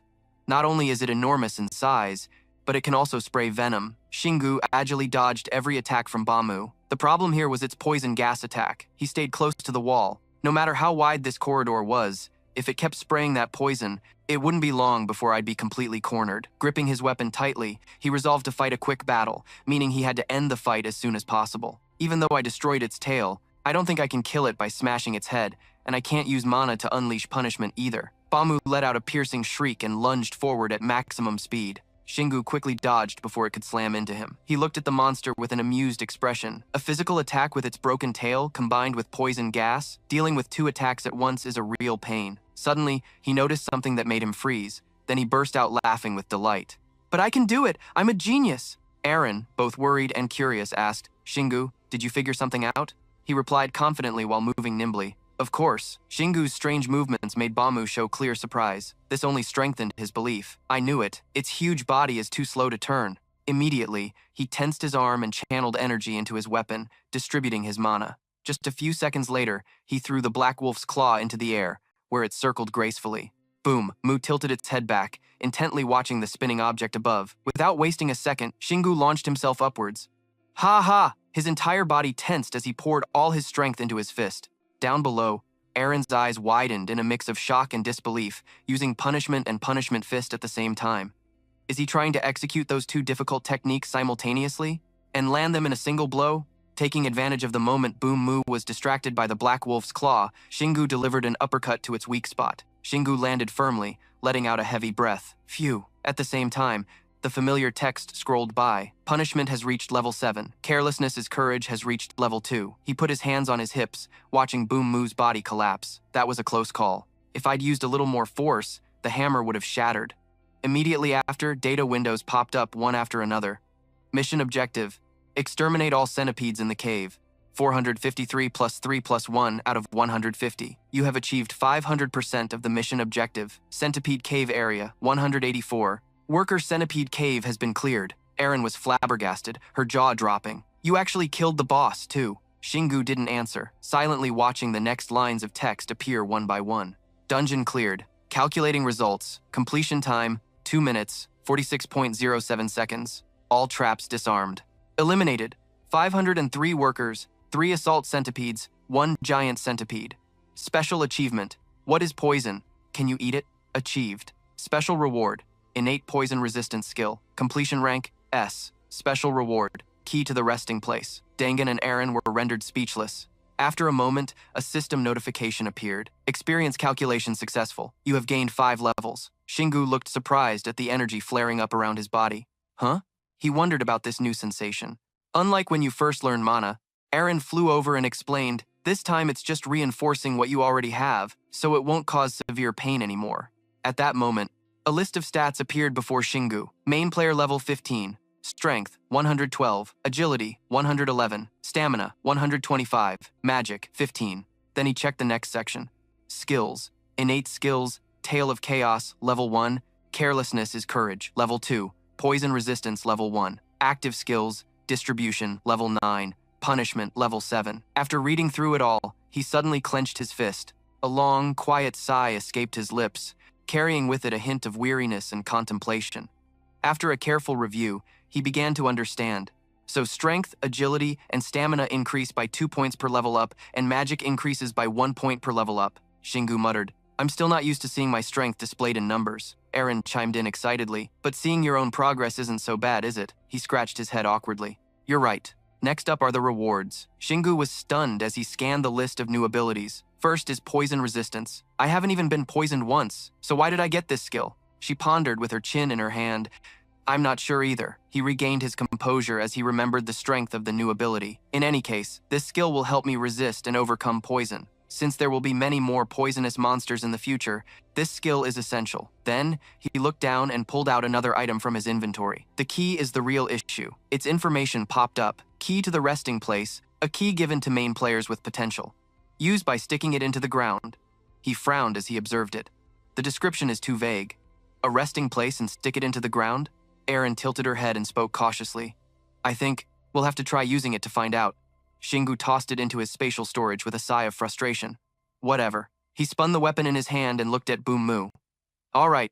Dangan's eyes widened in utter amazement at the scene unfolding. Suddenly, a loud noise startled him. Shingu swung the Black Wolf's claw skillfully, shattering everything in front of him in the blink of an eye. He picked up the item and turned to remind him. I've collected all the essence. Now give me my mission reward. The boy was flustered and panicked. Ah, right, your reward.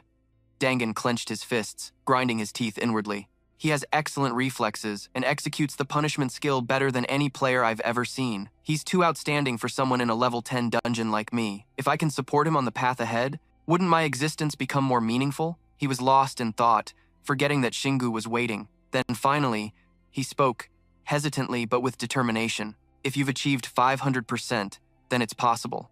He placed a hand on his chest, hesitating slightly before continuing. I will give you the essence of my memories. His words made both of them look skeptical, they exclaimed in unison. The essence of your memories? Aaron's eyes lit up with excitement. Is it a skill? He repeated, confused. A skill. Dangan smiled in confirmation. That's right. As he spoke, I've collected all the essence. Now give me my mission reward. The boy was flustered and panicked. Ah, right, your reward. Dangan clenched his fists, grinding his teeth inwardly. The only potential? What kind of skill is it? Dangan had resolved to let go of everything, and sparkling streaks of light emanated from him. Seeing this, Shingu turned to ask the little angel Aren, "Do you know anything about this?" Her face showed a flash of confusion, and she hesitated. No. I thought he was going to give us a skill he used to use.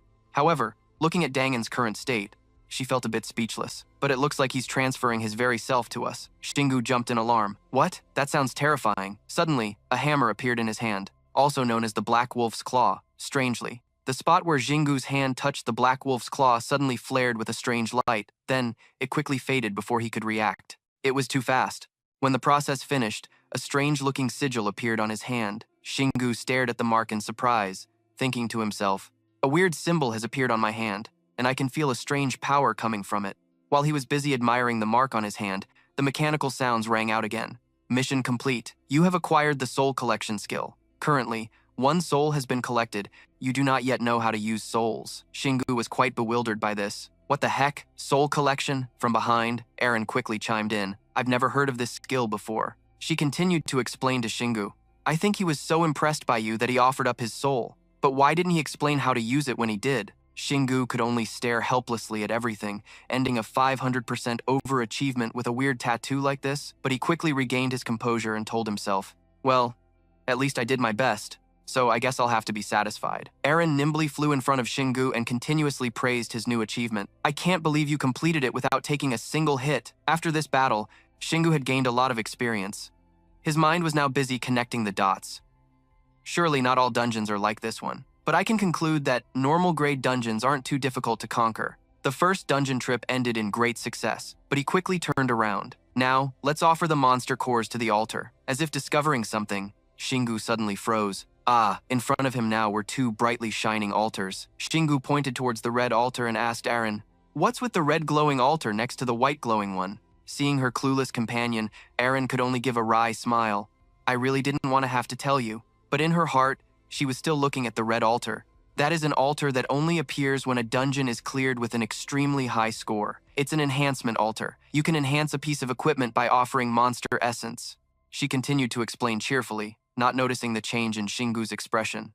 The result will depend on the properties, quality, and quantity of the essence. A sinister glint suddenly flashed in Shingu's eyes. I get it. Without waiting any longer, he quickly walked towards the altar, with Eren trailing behind him. Shingu, can't you try to get some armor first? Shingu immediately replied, even if I offer all the essence, it's not guaranteed I'll get any armor. He held the collected monster essences in his hand with a happy expression. Besides, who knows when I'll see an enhancement altar again, so I need to enhance my weapon first if possible. The best defense is a good offense, right? Hearing that, Eren was speechless and just went along with him. Shingu placed the items he had collected onto the red altar. A blinding light quickly appeared. Suddenly, 2 monster essences flew out and fell to the ground. Shingu was alarmed when he saw this. It rejected the essences. Just then, the mechanical voice rang out again. Maximum enhancement reached. This artifact cannot be enhanced any further. Eren breathed a sigh of relief, while Shingu ground his teeth in anger. Seeing Shingu's unhappy expression, Eren quickly cleared up his confusion. The Black Wolf's Claw was already a high grade to begin with. It reached maximum enhancement with just the final bug essence and 1 high-grade monster essence. It seems we'll have to enhance with what we have left here. The enhancement process continued. Finally, the sparkling lights appeared once more. Enhancement complete. The original item has been upgraded to a D-grade Black Wolf's Claw, attack power from 450 to 1070. Has a chance to inflict poison on hit. Below it was a description. This warhammer holds the power of the Great Black Wolf's foreleg and has an added potent poison ability. Shingu happily took the new weapon and gave it a few swings. Beside him, Eren shyly reminded him, you got a D-grade weapon in the tutorial dungeon and then enhanced it to D+ on your very first dungeon run. Shingu gave Eren a very confident smile. It even gained a new trait, although I still don't know what the first one is. As if remembering something, Eren quickly said to Shingu, it's probably related to the properties of the Great Black Wolf species. Just increase your weapon mastery and you'll unlock it, so don't worry. But he was a little skeptical. Really? Eren's face flushed slightly.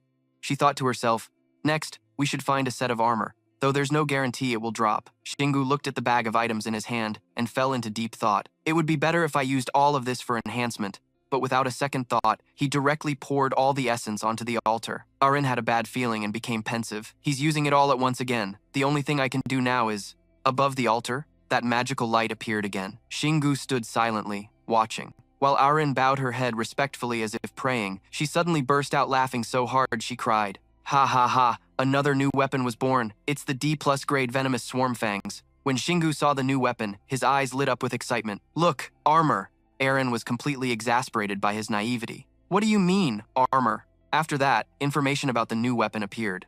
A pair of gauntlets made from the essence of extremely venomous centipedes, very durable and provides hand protection, and the small, hard spikes on them can be used to attack enemies. Watching Shingu put on the gauntlets, Aaron felt a bit resigned. No matter how you look at it, it still looks more like you're wearing weapons on your hands. I know the rewards change depending on how you clear the dungeon, but before Aaron could finish, Shingu quickly cut in. I can wear these all the time without anyone noticing, even though, well, it's better than fighting barehanded. Aaron happily flew closer to Shingu. He said, yeah, finding dungeons should be easier from now on. Shingu replied sincerely, thanks for worrying about me. Suddenly, the sound of cracking and crumbling echoed, startling Aaron. She frantically rushed over to warn him. The dungeon is collapsing, but he didn't look worried at all. On the contrary, Shingu calmly reassured her. It's okay. The exit is right over there. Aaron's mind was in a turmoil as she recalled past events. It was strange. The dungeons in Sky City were practically permanent unless there was a special mission. But all the dungeons in the ant lair disappeared after being cleared. Could it be because they were created by a deceased player? Both Aaron and Shingu quickly headed towards the light, but she was still troubled. This meant Shingu couldn't farm experience by grinding the same dungeon over and over again. Shingu was also lost in his own thoughts. Why is the ant lair so difficult? It's even more confusing than Sky City. Layers of rock and dirt were falling rapidly, and Shingu said hurriedly, let's get out and see what this rest area is. Aaron immediately asked, what's wrong? The two of them stared blankly, not understanding what was happening. It was only when they were falling that they started screaming their heads off. Are we falling again? Ah!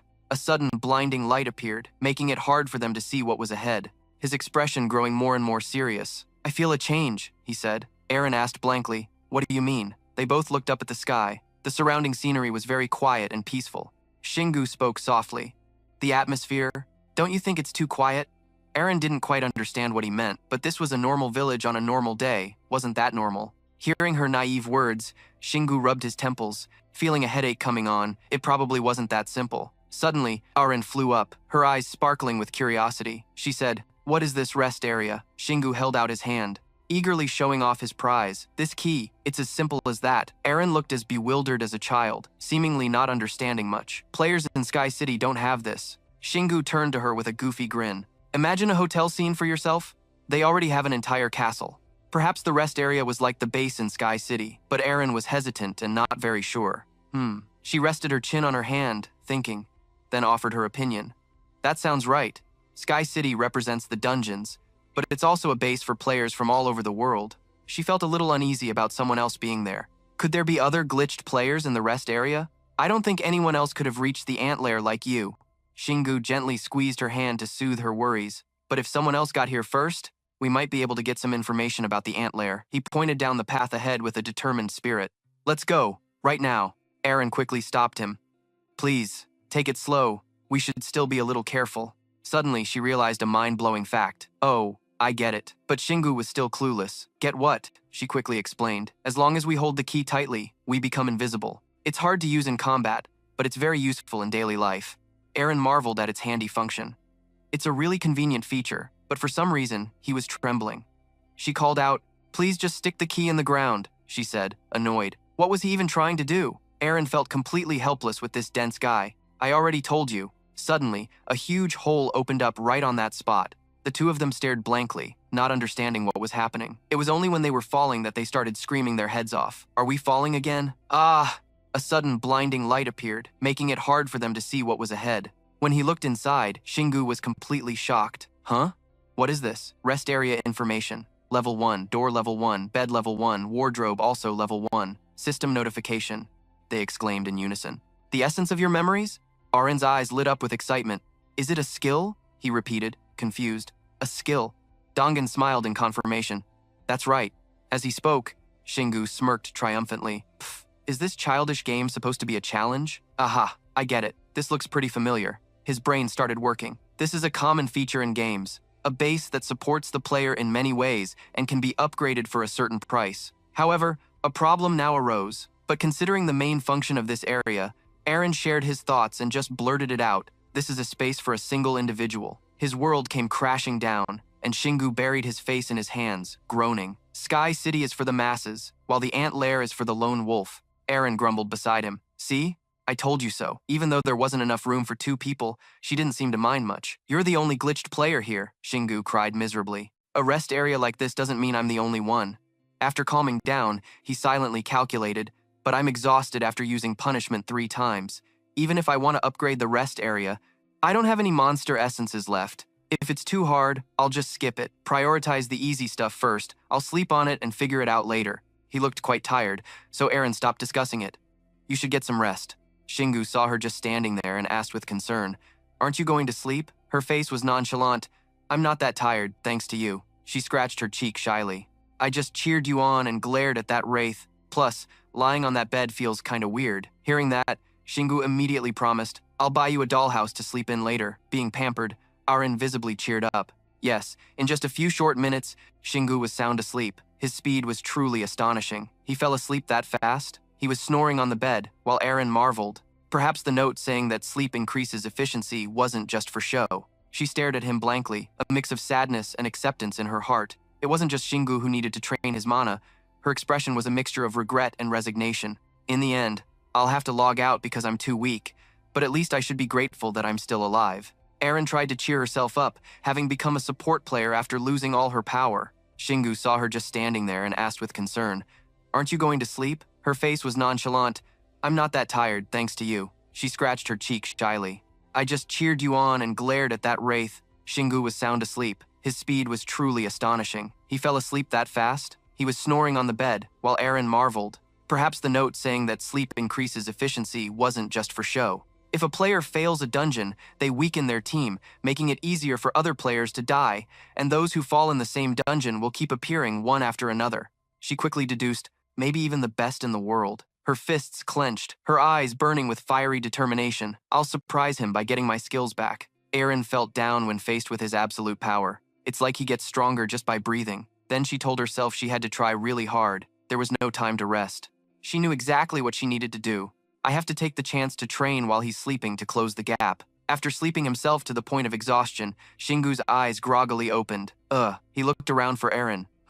Seeing her sleeping so soundly, he thought she looked cute and couldn't bring himself to wake her. He was at a loss with this energetic girl. He'd just have to deal with it. She's even more stressed than I was when I first entered a dungeon. Shingu stood up, stretching his joints to get ready. Skills. Even though I can't wake her up, I should probably practice my mana until she wakes up. Without anyone needing to call her, she woke up on her own at the sound of the noise.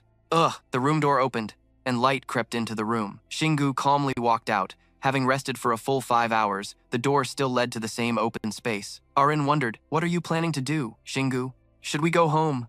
He shook his head, refusing. No. Shingu strode forward slowly, his voice full of mischief. I've had enough rest. And besides, I already texted my mom that I might not be home for a few days. He was so excited his eyes sparkled like stars. Let's go find another dungeon, she sighed helplessly. It's probably not that easy. 10 minutes later, he shouted with joy, I found one. Dungeon item info. Hunter-killer cave, danger level, slightly low. They both stood there, frozen stiff. This crappy game is so annoying, Shingu grumbled. It's still the same dungeon, Aaron hazarded a guess. I get it now, about how this game works. If a player fails a dungeon, they weaken their team, making it easier for other players to die, and those who fall in the same dungeon will keep appearing one after another. She quickly deduced. They both stood there, frozen stiff. This crappy game is so annoying, Shingu grumbled. It's still the same dungeon, Aaron hazarded a guess. I get it now, about how this game works. If a player fails a dungeon, they weaken their team, making it easier for other players to die, and those who fall in the same dungeon will keep appearing one after another. She quickly deduced. The Hunter-Killer Cave, completion limit, 5 hours. Shingu carefully observed his surroundings. The number of areas remained the same. He shouldered his hammer and went inside. So this number isn't the quantity of dungeons, but the dungeon type. Shingu discussed with Aaron, which means there are at least 183 others. Suddenly, a phantom appeared out of nowhere, and she clung to him in fear. There's a spirit over there. Shingu walked over, reaching out to touch it. Is that person even real? Shingu lost his patience and got straight to the point. All right, give me the quest. She looked bewildered, like a deer in headlights, huh? Shingu activated intimidation mode. I know everything, so just give me the quest. She trembled, her mouth stammering. I'll give it to you. For the next 3 days, that was the number of days Shingu needed to conquer 6 dungeons filled with centipedes. He heroically charged into the horde of monsters. Turns out, that door was unexpectedly opened by someone from the outside. It turned out that Xinggu and Aaron had returned after struggling to complete the dungeon. Finishing just one dungeon left her completely exhausted. Is that person even real? Xinggu lost his patience and got straight to the point. All right, give me the quest. She looked bewildered, like a deer in headlights, huh? Xinggu activated intimidation mode.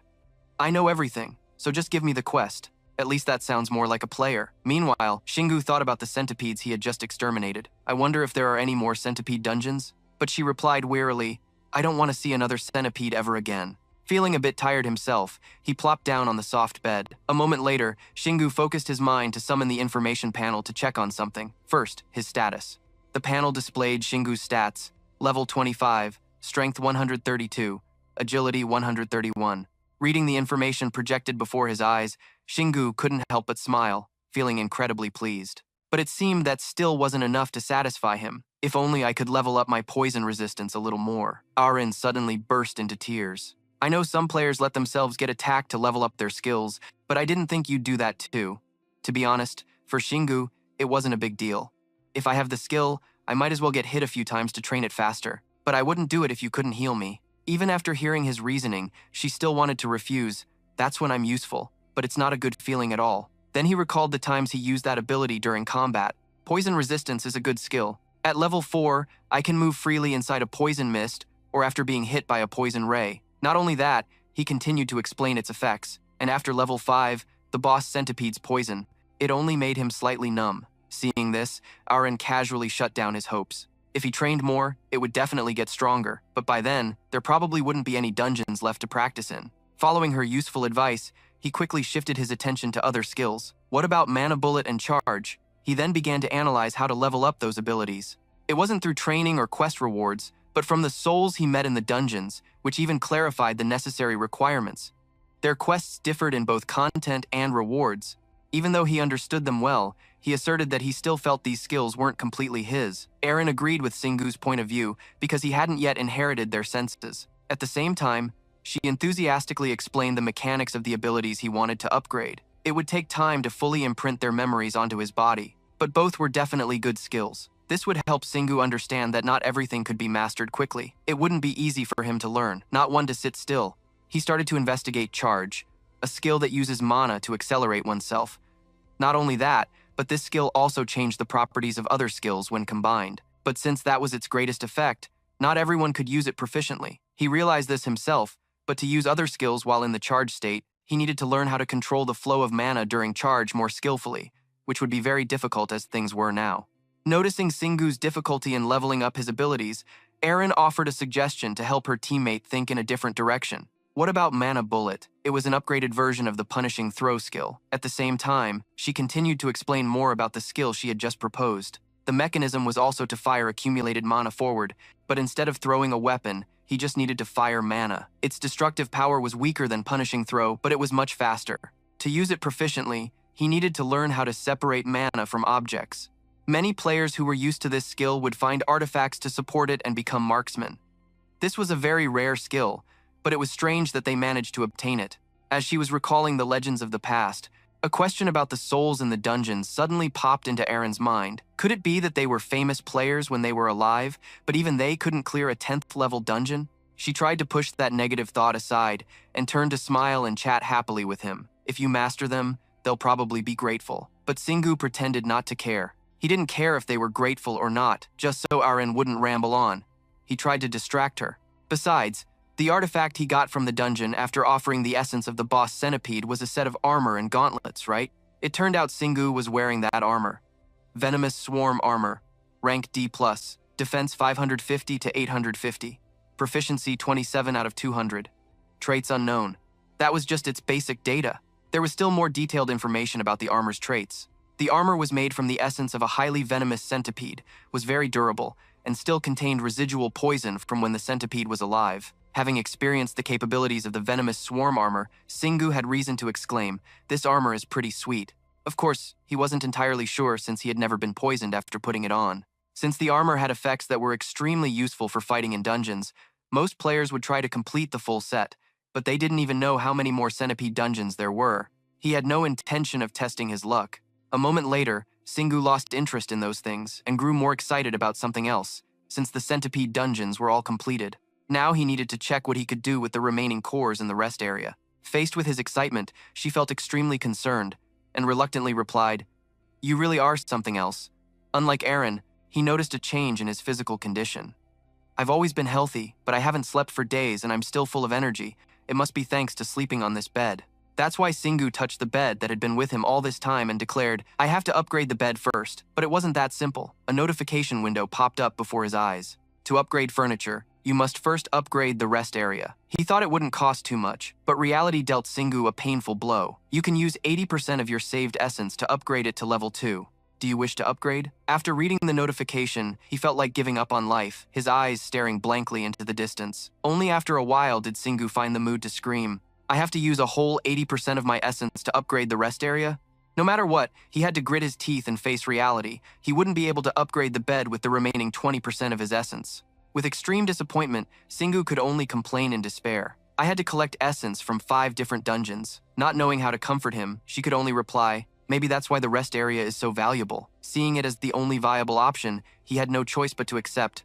There's no other way. Alright. Suddenly, the golden piggy bank in the rest area emitted a brilliant, dazzling light before their eyes. At that moment, the room suddenly began to shake violently, making it almost impossible for Singu and Aaron to stand steady, causing them to lose their balance and nearly fall over. When the tremors stopped, a notification appeared. The rest area was now at level 2, and its size had increased. Consequently, many new features had been developed along with the upgrade of the rest area. With extreme disappointment, Singu could only complain in despair. "I had to collect essence from 5 different dungeons." Not knowing how to comfort him, she could only reply, "That could wash away any poison, curses, or other harmful effects from the body." He couldn't hide the joy on his face after inspecting the new bathroom. Rest area. A level 1 bathroom has been added. Not only was it a normal addition by the system, but you could actually bathe in the level 1 bathroom. The system was even kind enough to care for the player, including a complimentary body wash and soap with special properties. He was so tired of commuting between home and the dungeon, so this was amazing. Aaron completely agreed with him. "That's right, I can't keep living like a doll in a dollhouse forever. I'm going to take a bath first." Seeing her excitement, he didn't want to spoil her mood, so he only thought to himself, "This rest area is sized for humans, so it might be difficult for Aaron to use. I could totally live here." And she felt the same way about upgrading the rest area. It was worth every penny. Unable to be more satisfied, Sungwoo scratched his head and exclaimed. Lost in his wandering thoughts, Sungwoo was shooed outside by Aaron. "How long are you going to stand there?" But he immediately replied, "Sorry." Inside the bathroom, knowing he couldn't help, he had to give up, figuring she'd manage on her own.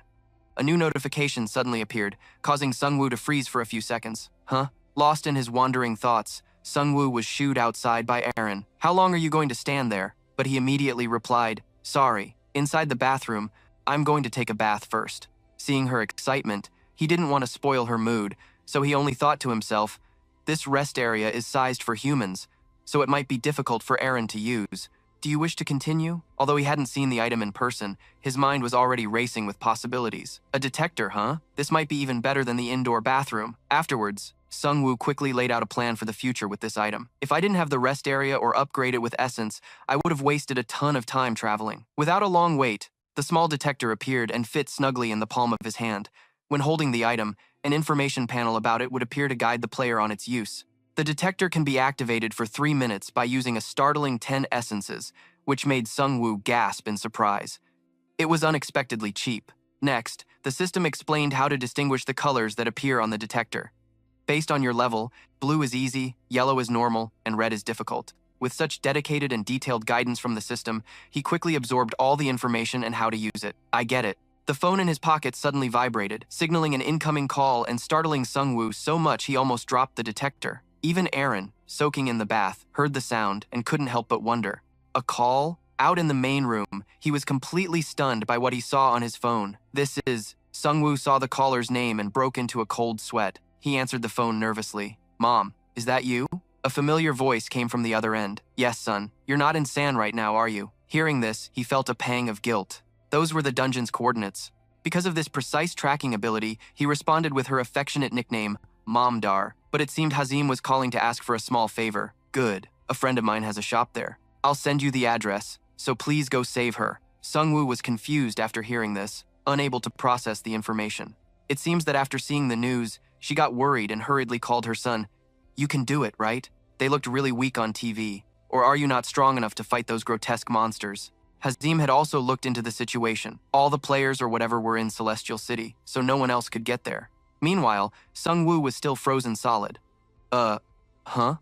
Seeing her son so dazed, she immediately understood. Just check the news or the internet, and you'll get it. He snapped out of it and quickly went online to search. Just then, the bathroom door suddenly opened. Erin, fresh and clean from her bath, was in high spirits. Phew, thank you for the new clothes. Sungwoo turned to see that he had already put on his helmet and announced an emergency mission. We have to go. Monsters have appeared all over the world. The news hit her like a bolt from the blue. What? At this critical moment, the detector suddenly blared, having found a new dungeon. Sungwoo didn't hesitate, tossing it aside to focus on the current mission. In an instant, the silhouette of the delivery motorcycle was seen flying down the street. Seeing that he had no intention of stopping, Erin quickly reminded him, the light is still red, but the only response was a domineering, boss-like voice. Hold on tight! Sungwoo even ignored traffic signs, blasting past the speed limit. She tried to reason with him helplessly. You're going to get a ticket, and you'll lose your license. He then showed her what a true rebel he was. I already took the license plate off, so it's fine. Erin couldn't believe he would do something so crazy. You're breaking the law. A model citizen shouldn't do that. Sungwoo deliberately ignored her words. What? At this critical moment, the detector suddenly blared, having found a new dungeon. Sungwoo didn't hesitate, tossing it aside to focus on the current mission. In an instant, monsters from Celestial City can't leave their dungeons. He voiced a speculation that startled Erin slightly. They must have come from Hangkeen. Based on his years of experience, she had never seen a situation like this before. Tiancheng had been around for 10 years, and not a single monster had ever escaped. Why did he think it would happen now? But that perspective made him reconsider. It couldn't be. Was it because of Hengjian? Xinggu thought hard to find the most logical reason. Even though he didn't want to believe it, that's what it seemed like. He analyzed it based on what he had seen. If it were simply monsters appearing, he wouldn't have suspected anything. But as soon as he discovered a dungeon in Sanha Town, monsters appeared there too. It was too much of a coincidence to be random. From that, a conclusion could be drawn. He wasn't sure if it was because of him, but Hengjian was definitely involved. Yeah, besides that, there was still one more unanswered question. What about the other players? Erin seriously offered her deduction. There's no need to rush, Oh! She suddenly remembered something and exclaimed with joy. The auction day, today is the auction day in Tiancheng. Based on that key point, it was easy to guess that most players were in Tiancheng, and since electronic devices weren't working, they wouldn't know what was happening. The quick-witted Xinggu immediately grasped the details of the situation. I get it. If I connect all the information, it means there's a possibility someone intentionally caused this today. The thought of that person filled him with a sense of unease. Perhaps similar things are happening in other places too. Suddenly, Erin shouted a warning. Look, there are people! The road ahead of them was blocked by a barricade. Police officers outside were repeatedly giving orders. Stop the vehicle, there are monsters here. Xinggu quickly made a decision, decisively revving the engine to full throttle and distributing his mana. A police officer saw this and got irritated, wondering what the hell he was trying to do. Finally, the daredevil Xinggu performed a stunt, flying the motorcycle like a soaring eagle over the heads of the people below. This time, Erin experienced a heart-stopping moment. Xinggu, do you really know how to ride this thing? He just calmly and confidently affirmed. Of course, any man can ride one as long as he doesn't get hurt. Even more surprisingly, he skillfully jumped off the bike, letting it launch straight into his inventory storage. This scene truly made the onlookers' jaws drop. The motorcycle just vanished. That's a player. Finally, Xinggu landed coolly in the restricted area. The police, just now snapping out of their shock, quickly raised their guns to subdue him. Hands up! But in a flash, he took off his helmet and dashed away, so fast that they only saw an afterimage. Huh? Xinggu's senses were on high alert, his sixth sense extremely sharp. I can feel it. Monsters are on the ground, and I hear the screams of people calling for help. Erin, after observing for a moment, also shouted to inform him. Finally, the daredevil Xinggu performed a stunt, flying the motorcycle like a soaring eagle over the heads of the people below. This time, Erin experienced a heart-stopping moment. Xinggu. Suddenly, it stopped, as if sensing something unusual. It slowly turned its head, revealing a grotesque face and eyes filled with bloodlust. Erin happened to meet that chilling gaze and couldn't help but shiver. Ugh, she gasped in horror after recognizing what they were. Goblins. They're the most terrifying type of monster for civilians to face. Hearing this, Xinggu's blood began to boil. He gritted his teeth in indignation. How typical. I was wondering when I'd finally run into them. The goblin, having spotted the two of them, let out a threatening roar, but he remained calm, slowly picked up a stone at his feet, then took a step to wind up and take aim. The decisive, powerful throw was like a gunshot, easily taking the monster's head off in a single blow. Aaron's eyes widened yet again. "Did you used to play baseball?" Shingu, radiating a main character's aura, proudly boasted. "Back in the army, I used to use these to chase away wild boars. Recalling that time, it felt like only yesterday. This will be our dinner tonight." Back in the present, he had gathered a small pile of rocks. "All right, you bastards, because I'm all loaded up," and couldn't help but shiver. Ugh, she gasped in horror after recognizing what they were. Goblins. They're the most terrifying type of monster for civilians to face. Hearing this, Shingu's blood began to boil. This successfully drew the attention of the goblins. They stopped what they were doing and began searching for the source of the sound. As for Aaron, who was unprepared, her head spun as she saw stars. "You could have at least given me a warning." Suddenly, a system notification appeared. Acquired active skill, Battle Cry. Battle Cry. Level 1, a war cry that provokes enemies, released through mana. The small detector appeared and fit snugly in the palm of his hand. When holding the item, an information panel about it would appear to guide the player on its use. He directly shouted a declaration of war. "Come on out, you monsters!" Shingu suddenly thought about a scenario where he had to rescue someone. The failure rate would be very high. If the hostage is already dead, the mission is a bust. Feeling a bit self-deprecating, he thought, "I've never been good at stealth or assassination." However, his wild school days left quite an impression on his teachers. "To hell with school. So you're the one who broke the window? Perhaps this could also be considered an achievement. I, on the other hand, am very good at causing trouble." Shingu's fighting spirit surged even more. "I mean, if I just kill all the monsters, everything will be fine."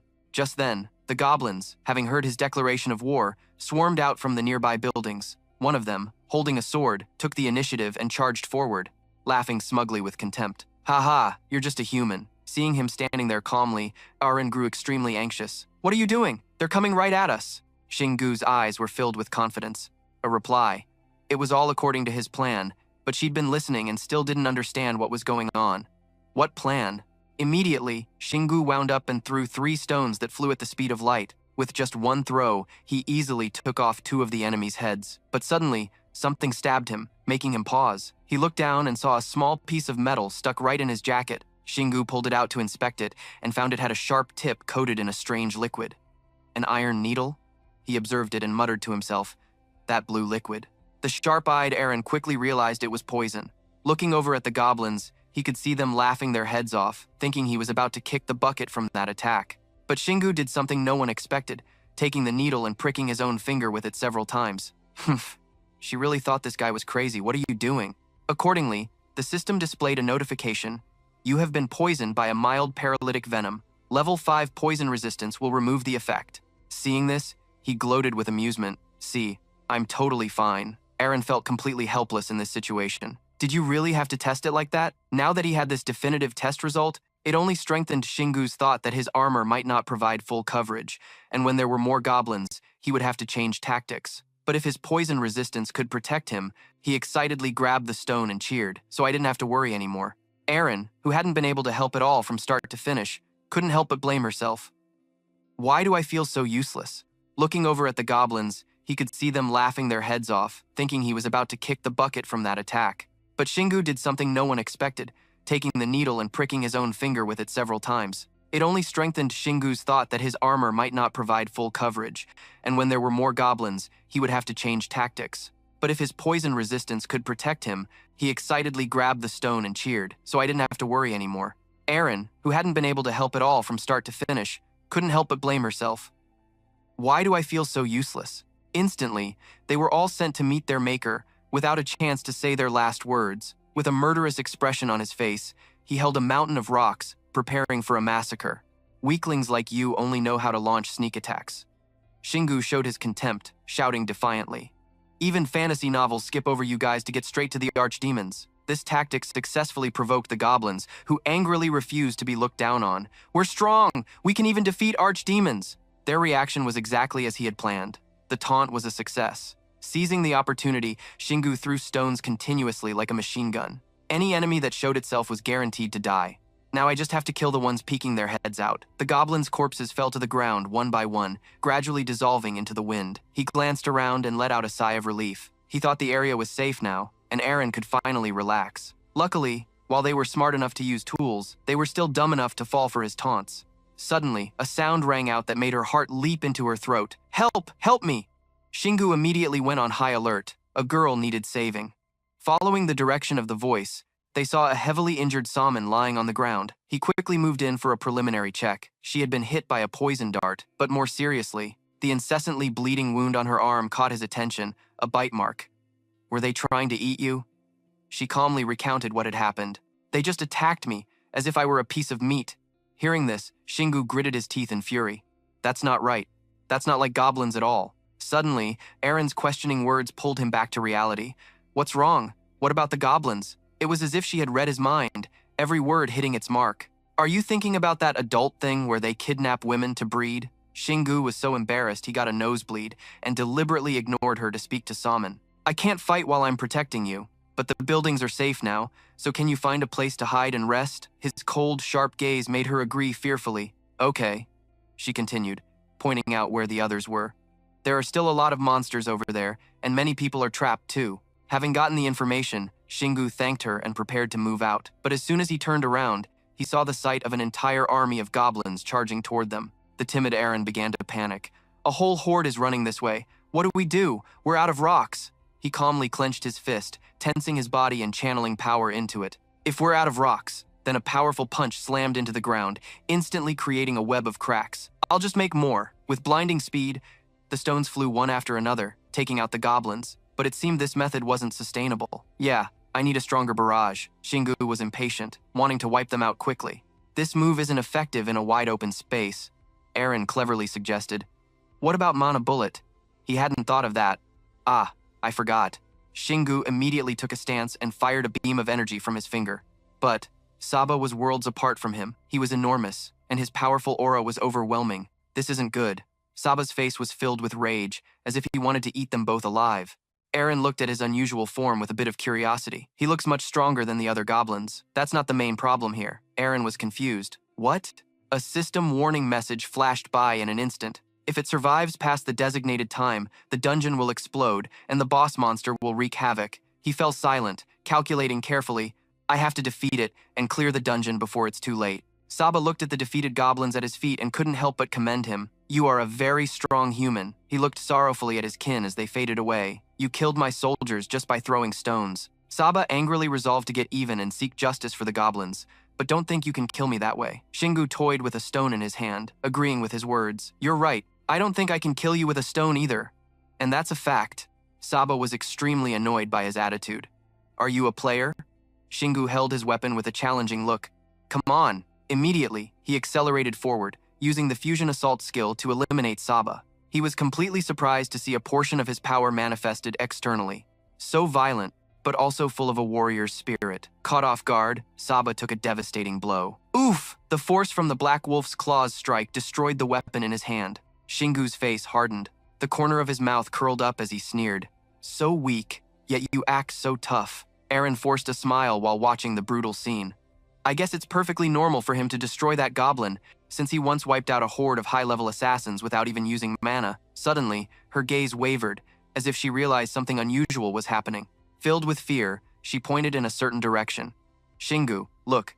He looked over, confused. Huh? Suddenly, a black hole appeared in the sky, sucking in everything within its range. The goblins were no exception, screaming in despair. We're being sucked in because of that human. The pull from the black hole grew stronger and stronger, dragging all of them inside, and a moment later, it vanished as if nothing had happened. At that moment, a system sound cut through the air. I don't know what to say anymore. She looked at Saba's silent corpse, then said in disappointment, but it doesn't look like it has any essence. He was utterly stunned by what he had just heard.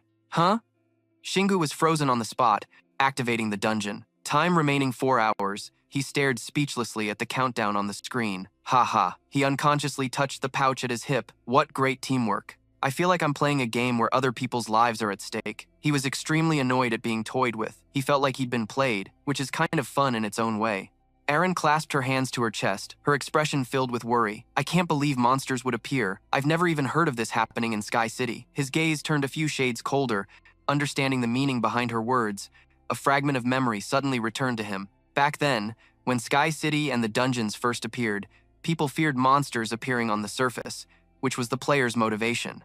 Let's go find another dungeon, she sighed helplessly. It's probably not that easy. 10 minutes later, he shouted with joy, I found one.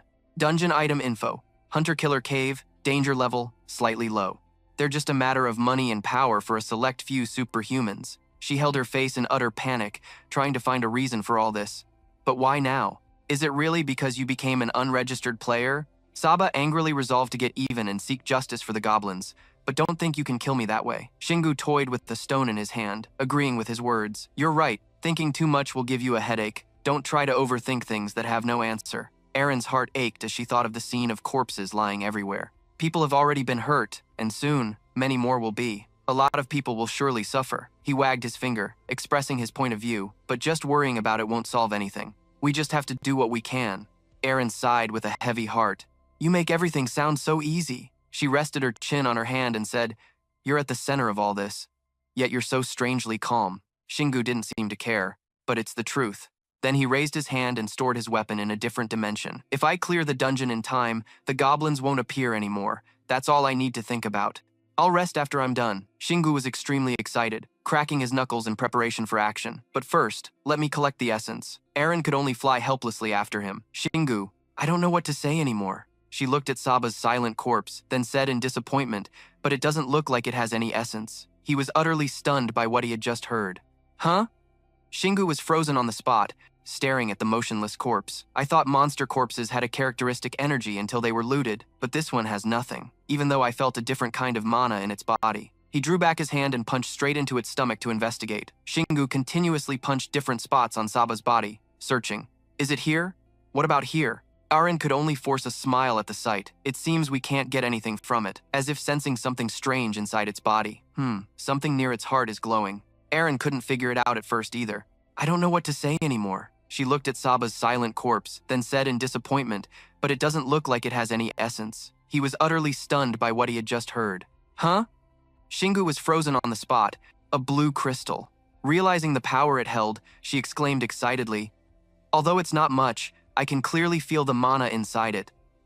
This is a type of mana crystal I've never seen before. She looked at the other goblins with regret, but I can't feel it in any of the other monster corpses. Maybe they only appear in high-level monsters. He grew impatient. Then I have no more business with these dead goblins, and we don't have time to linger.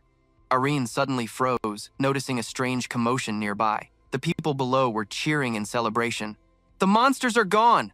A player! It was a player, right? But elsewhere, some injured people screamed for help. Help! Help us! I can't move! My leg hurts so much! Eren timidly asked Shingu how he would handle it. What are you going to do? Shingu gave a firm answer. Someone else will definitely come to help them. Shingu calmly and confidently retrieved his helmet from his inventory space. The police or the military will come to handle the situation. Ambulances will arrive too, but I don't want to get involved with the government or other players. He put on his helmet and winked, signaling for her to follow. More importantly, we need to clear that dungeon on time. Shingu struck a cool pose, summoning a vehicle to travel to the next location.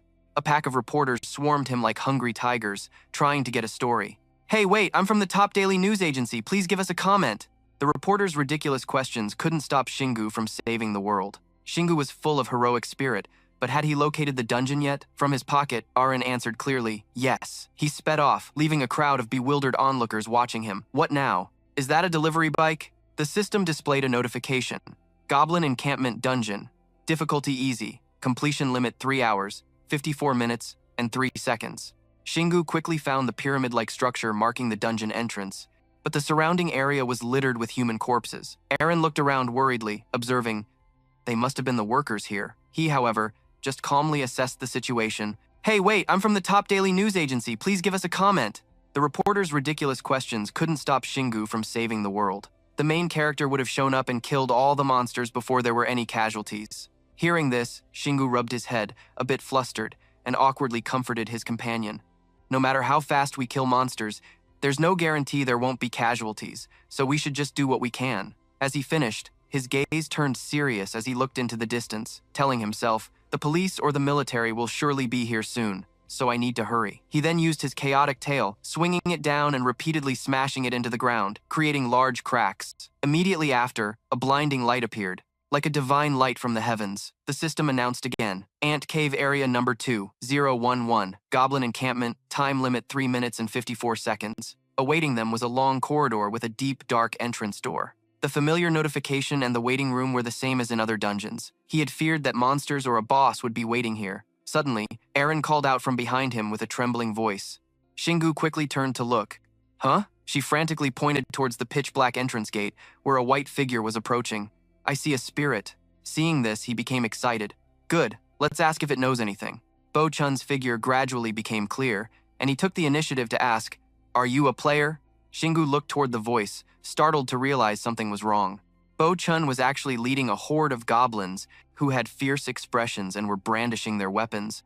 Suddenly, the man's attitude did a 180, and he roared in anger. You're players, the ones who abandoned me. Eren was frightened and quickly stepped back. Eek. Shingu, on the other hand, eagerly gripped the black wolf's claw in his hand, ready to fight. He's definitely on the goblin's side. This is a first for me. Bo-chun grew angrier as he spoke, shouting and causing a ruckus. I was supposed to be the greatest, but I died because of you. Why did I have to die? Why did you sacrifice me? Seeing his murderous expression, Shingu made a sarcastic remark.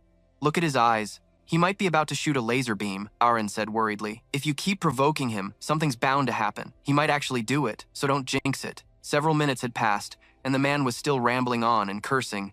I should have lived, how dare you? You all should have died instead of me. It was giving Shingu a headache, and he sighed in exasperation. What a speech. Meanwhile, she didn't understand why he kept flying around.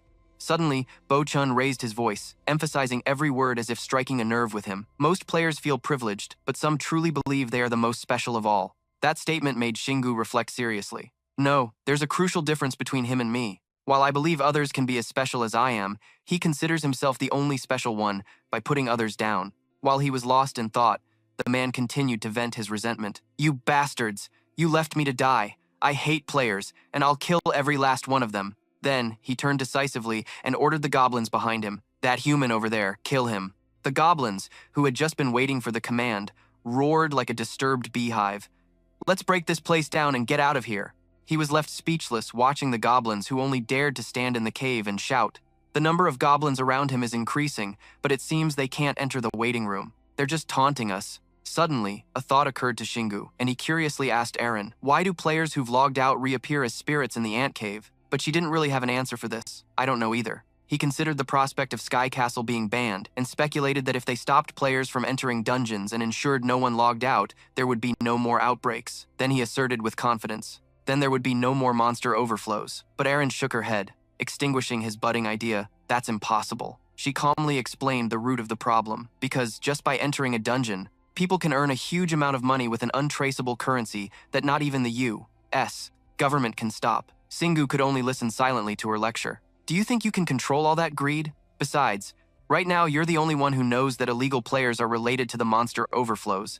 Looking at the horde of hungry goblins waiting eagerly, she thought with a heavy heart, until we find a way to convince everyone, we'll just have to handle it ourselves. The breach could open at any time. But he immediately objected, smiling cheerfully. No, let's leave him be. Eren's eyes widened in surprise. This decision was so unlike him. Shingu casually asked in return, things like this will keep happening, right? She replied hesitantly, full of doubt, yes, they will. So he pointed directly at the goblins and explained, it doesn't matter if they evolve or merge, I still need to test every possibility while I can still handle dungeons like this. Then he flashed a devastatingly handsome smile, so Eren would trust his words. That way, I'll be better prepared to deal with them later. She was stunned by his completely convincing logic, already easily swayed by the handsome man. She thought for a moment, then replied, I understand, although I'm worried about you just rushing in like this. But she gave him a look that seemed to see right through him, directly exposing the truth. You're just saying that because you think this dungeon is too boring, right? Having been found out, Shingu awkwardly looked away. Do you have a mind-reading skill or something? Eren immediately snapped at him, because he was just that predictable. Bo-chun, who had been standing across from them listening to their conversation this whole time, spat out through clenched teeth. You people are. With that, he let out a roar full of anguish and rage, his eyes turning bloodshot. Then he turned and grabbed the two nearest goblins, causing them to scream in terror. Without hesitation, Bo-chun bared his sharp teeth, preparing to eat the monsters alive. Shingu was stunned by this action, and the sound of crunching echoed, freezing him to the spot. Eren, witnessing the brutal scene, was utterly horrified, covering her mouth to keep from trembling. Suddenly, a system notification appeared. The vengeful spirit is going berserk. If you do not stop it before it awakens by absorbing the energy of other monsters, you will face a stronger enemy. Singu was ecstatic, jumping for joy. Awesome. Aaron, however, was annoyed. She asked bluntly, "Why are you so happy?" He used the warning as an excuse. "Everything is going just as I planned." This irritated her, and she pointed to the other side and yelled, "Do you see that?" Along with the horrifying screams was the incessant sound of Bo Chun devouring them. With every goblin he ate, he grew larger. But the dense Singu stubbornly failed to grasp the gravity of the situation. Well, eating just makes you gain weight. Aaron, too exasperated to speak, put a hand to her forehead. "Are you serious?" He once again sank into his own thoughts. "I'm more interested in why the goblins are just letting him eat them. The other spirits I've met all hated monsters. Watching the man frantically devour them only confused him more, but he looks like he has tamed the goblins." Along with the horrifying screams was the incessant sound of Bo Chun devouring them. With every goblin he ate, he grew larger. But the dense Singu stubbornly failed to grasp the gravity of the situation. Well, eating just makes you gain weight.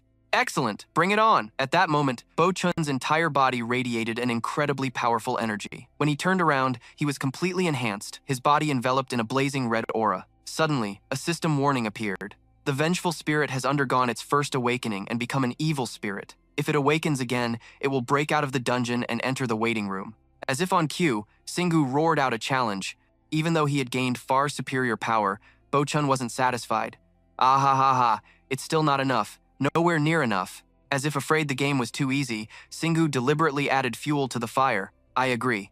You're still seriously lacking." As expected, the habit of provoking his opponents was in his blood. "Come on, is that all you've got?" This successfully caught the creature's attention. But he didn't stop there, continuing to egg him on. "There are still more goblins inside, right? Come back after you've eaten your fill." Aaron's face was a mask of terror, wondering if this troublemaker had a death wish. A set of sharp teeth scooped up a crowd of goblins. Hearing the constant chewing, Singu let out a bored yawn and a sigh. He cracked an eye open to check the time on his phone, muttering in awe, "That must be the appetizer. It's only been 5 minutes and he's eaten hundreds of them." Seeing this, Aaron was shaking with rage. She screamed into Singu's ear with all her might, "He's eaten 1,000 goblins already. What happens if he eats them all and gets stronger?" He nonchalantly cleaned his ear with a finger and replied, "But it's still not enough." This left her utterly stunned. "What?" His expression then turned serious. An image of the massive Saba appeared beside him. The first awakening or whatever brought him to the level of a high-class goblin, so he needs to get a bit stronger to make this a good fight. With that said, Singu's expression brightened. "And besides, he's clearing out this dungeon for me." Aaron, behind him, couldn't take it anymore, clutching her head and groaning, "This is such a headache." Suddenly, a notification popped up. The vengeful spirit has transformed into an evil spirit. Immediately, a spark of interest flashed in his eyes. "Here we go." A cracking sound echoed as Bo Chun tensed up and let out a loud roar. Its indistinct legs were slowly advancing. He fixed his gaze forward, unable to hide the excitement on his face. "He's in the antechamber now," Irene said urgently from beside him. "He's broken through the dungeon's boundary." He looked at the small person in front of him. The creature sneered. "You've been waiting a long time, haven't you, player?" As it spoke, a fireball appeared in its palm. Witnessing this, Shingu was astonished, as if he couldn't believe it was capable of such a thing. Magic? Aaron guessed it must have gained the ability from eating the goblins. Across from them, a murderous glint flashed in Bo Chun's eyes. "I will kill you!" The moment it finished speaking, the fireball that was in its hand shot toward him, radiating an incredibly powerful aura. Unintimidated, he stood tall to meet the challenge. "Bring it on." Its eyes were filled with rage, as if they could shoot 1,000 daggers. Shingu gripped his weapon, his words carrying a hint of disappointment. "You're still too weak. Is the system kidding me?" He unleashed an attack, meeting the incoming strike head-on and sending it flying back. A taste of its own medicine, Bo Chun took the full force of its own attack, letting out continuous cries of pain. He hadn't expected it to be so pathetic. "You ate all those goblins and you're still this weak?" After saying that, he turned to Aaron, still looking puzzled. He wondered if he could also attack with magic by imbuing his weapon with mana. Aaron watched from the side, feeling a bit helpless. He did all that and he still doesn't get it? Across from them, Bo Chun was stunned by the blow, not expecting to be defeated so miserably. Snapping out of it, the creature patted down the embers on its body. It turned and ran towards the cave entrance, not forgetting to leave a threat to save face. "I'll be back when I'm stronger." This made Shingu sigh in disappointment. Sure, Aaron watched the retreating figure, thinking it must be upset about having to log out. But it must be heartbroken to be treated that way, especially after transforming. Realizing she shouldn't pity an enemy, she reminded herself not to let her guard down. Then she turned to him and urged, Shingu, we have to destroy it now. What if it awakens again? Shingu laughed in anticipation. I'll probably get a huge essence drop. Eren, losing patience with his carelessness, snapped, Are you kidding me? He confidently asserted that his strategy would work. It's eaten almost all the goblins, so its next target will be. Eren glanced over in astonishment. No way. Piercing sounds echoed from within the gate. Go-Sang, with his 5 axes, couldn't believe Bo-chun's betrayal. I let you eat my subordinates because you were fighting that human. How dare you try to eat me? As he spoke, his eyes blazed with fury. In the name of the Goblin General, I will end you here. Outside, Shingu didn't miss a single word, thinking they must be fighting the boss now. Eren grew suspicious. Did he just open the boss room door? Bo-chun countered Go-Sang's axe, strikes with fire attacks, shattering the surrounding earth and rock. Hearing these sounds, Eren couldn't help but marvel. We can feel them fighting even from out here. A boss is a boss, after all. Even though this was an easy dungeon, he wasn't idle and began calculating his next steps. If it wins, it will probably transform again. Hearing this, Eren urged, We have to hurry! Shingu. Bo-chun opened its mouth wide, full of sharp teeth, confident it could defeat the enemy before it. I'll kill you! Go-Sang refused to back down, deliberately mocking the small fry. I won't lose to some wandering spirit. Seeing his chance, Shingu rushed towards the door. Suddenly, the sounds of clashing were replaced by chewing noises, causing him to pause. He could almost imagine what was happening inside. Perhaps the spirit was devouring the Goblin General. A loud roar suddenly erupted, and Bo-chun's severed head was thrown to the ground. Go-Sang's entire body radiated a powerful aura as he declared triumphantly, I will win.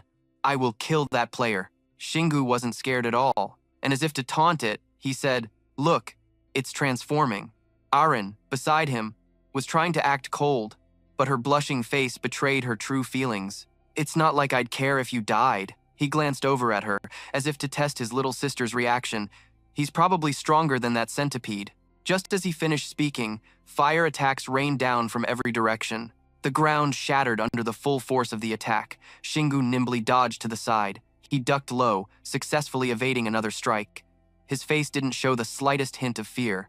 Another strike came down, shattering the ground into pieces. Magic poured out unceasingly from the newly formed cracks, and a pair of legs approaching caught Shingu's attention, causing him to immediately adopt a fighting stance. Go-Sang, now completely blood-red and twice his previous size, appeared and stared intently at him. This sight astonished Eren. He transformed again? His voice was full of confidence. You won't dare to underestimate me anymore. Contrary to what he expected, there was no fear at all. In fact, Shingu was even more excited than before. Yeah, it's a pain that you've gotten so strong. The blood-red Go-Sang aggressively swung down the axe in his hand. Shingu, across from him, was already in his fighting stance, fearlessly staring down his opponent. The two attacks clashed head-on, and the sound of metal on metal was deafening. An invisible shockwave from the collision spread throughout the area. Watching what just happened, Eren never expected that this opponent, that strong. Are their powers evenly matched? Fearing she would get hurt in the battle, he turned back to warn her. Eren, get back. You'll get hurt. Just as he finished speaking, a look of astonishment flashed in Shingu's eyes. Go-Sang's entire body was suddenly covered in flames, and he was still brandishing an incredibly powerful axe. Eren, standing nearby, was stunned, her mind racing with thoughts. It's a pain that you've gotten so strong. The blood-red Go-Sang aggressively swung down the axe in his hand. Shingu, across from him, was already in his fighting stance, fearlessly staring down his opponent. The two attacks clashed head-on, charging straight at the man with his weapon. Knowing it was time to get serious, streams of energy began to glow and concentrate on his shoulders. Shingu stomped down hard with one foot, launching his entire body into the air. He aimed straight for the center of Go-Sang's chest and struck. After a clean landing, the man lost his balance and fell backward. Eren was overjoyed. Shingu, he turned his head slightly, as if knowing what Eren was about to say, and reassured her. I'm fine. Eren was still worried. No, you're not fine.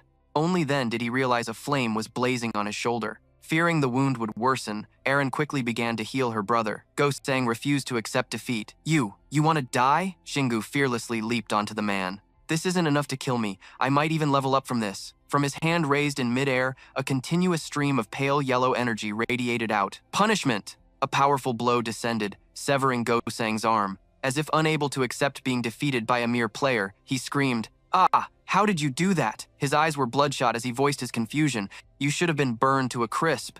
You don't even have armor on your legs. Shingu now raised his weapon high, his face devoid of emotion.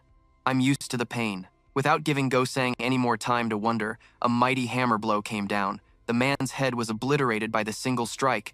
I don't need to explain myself to others.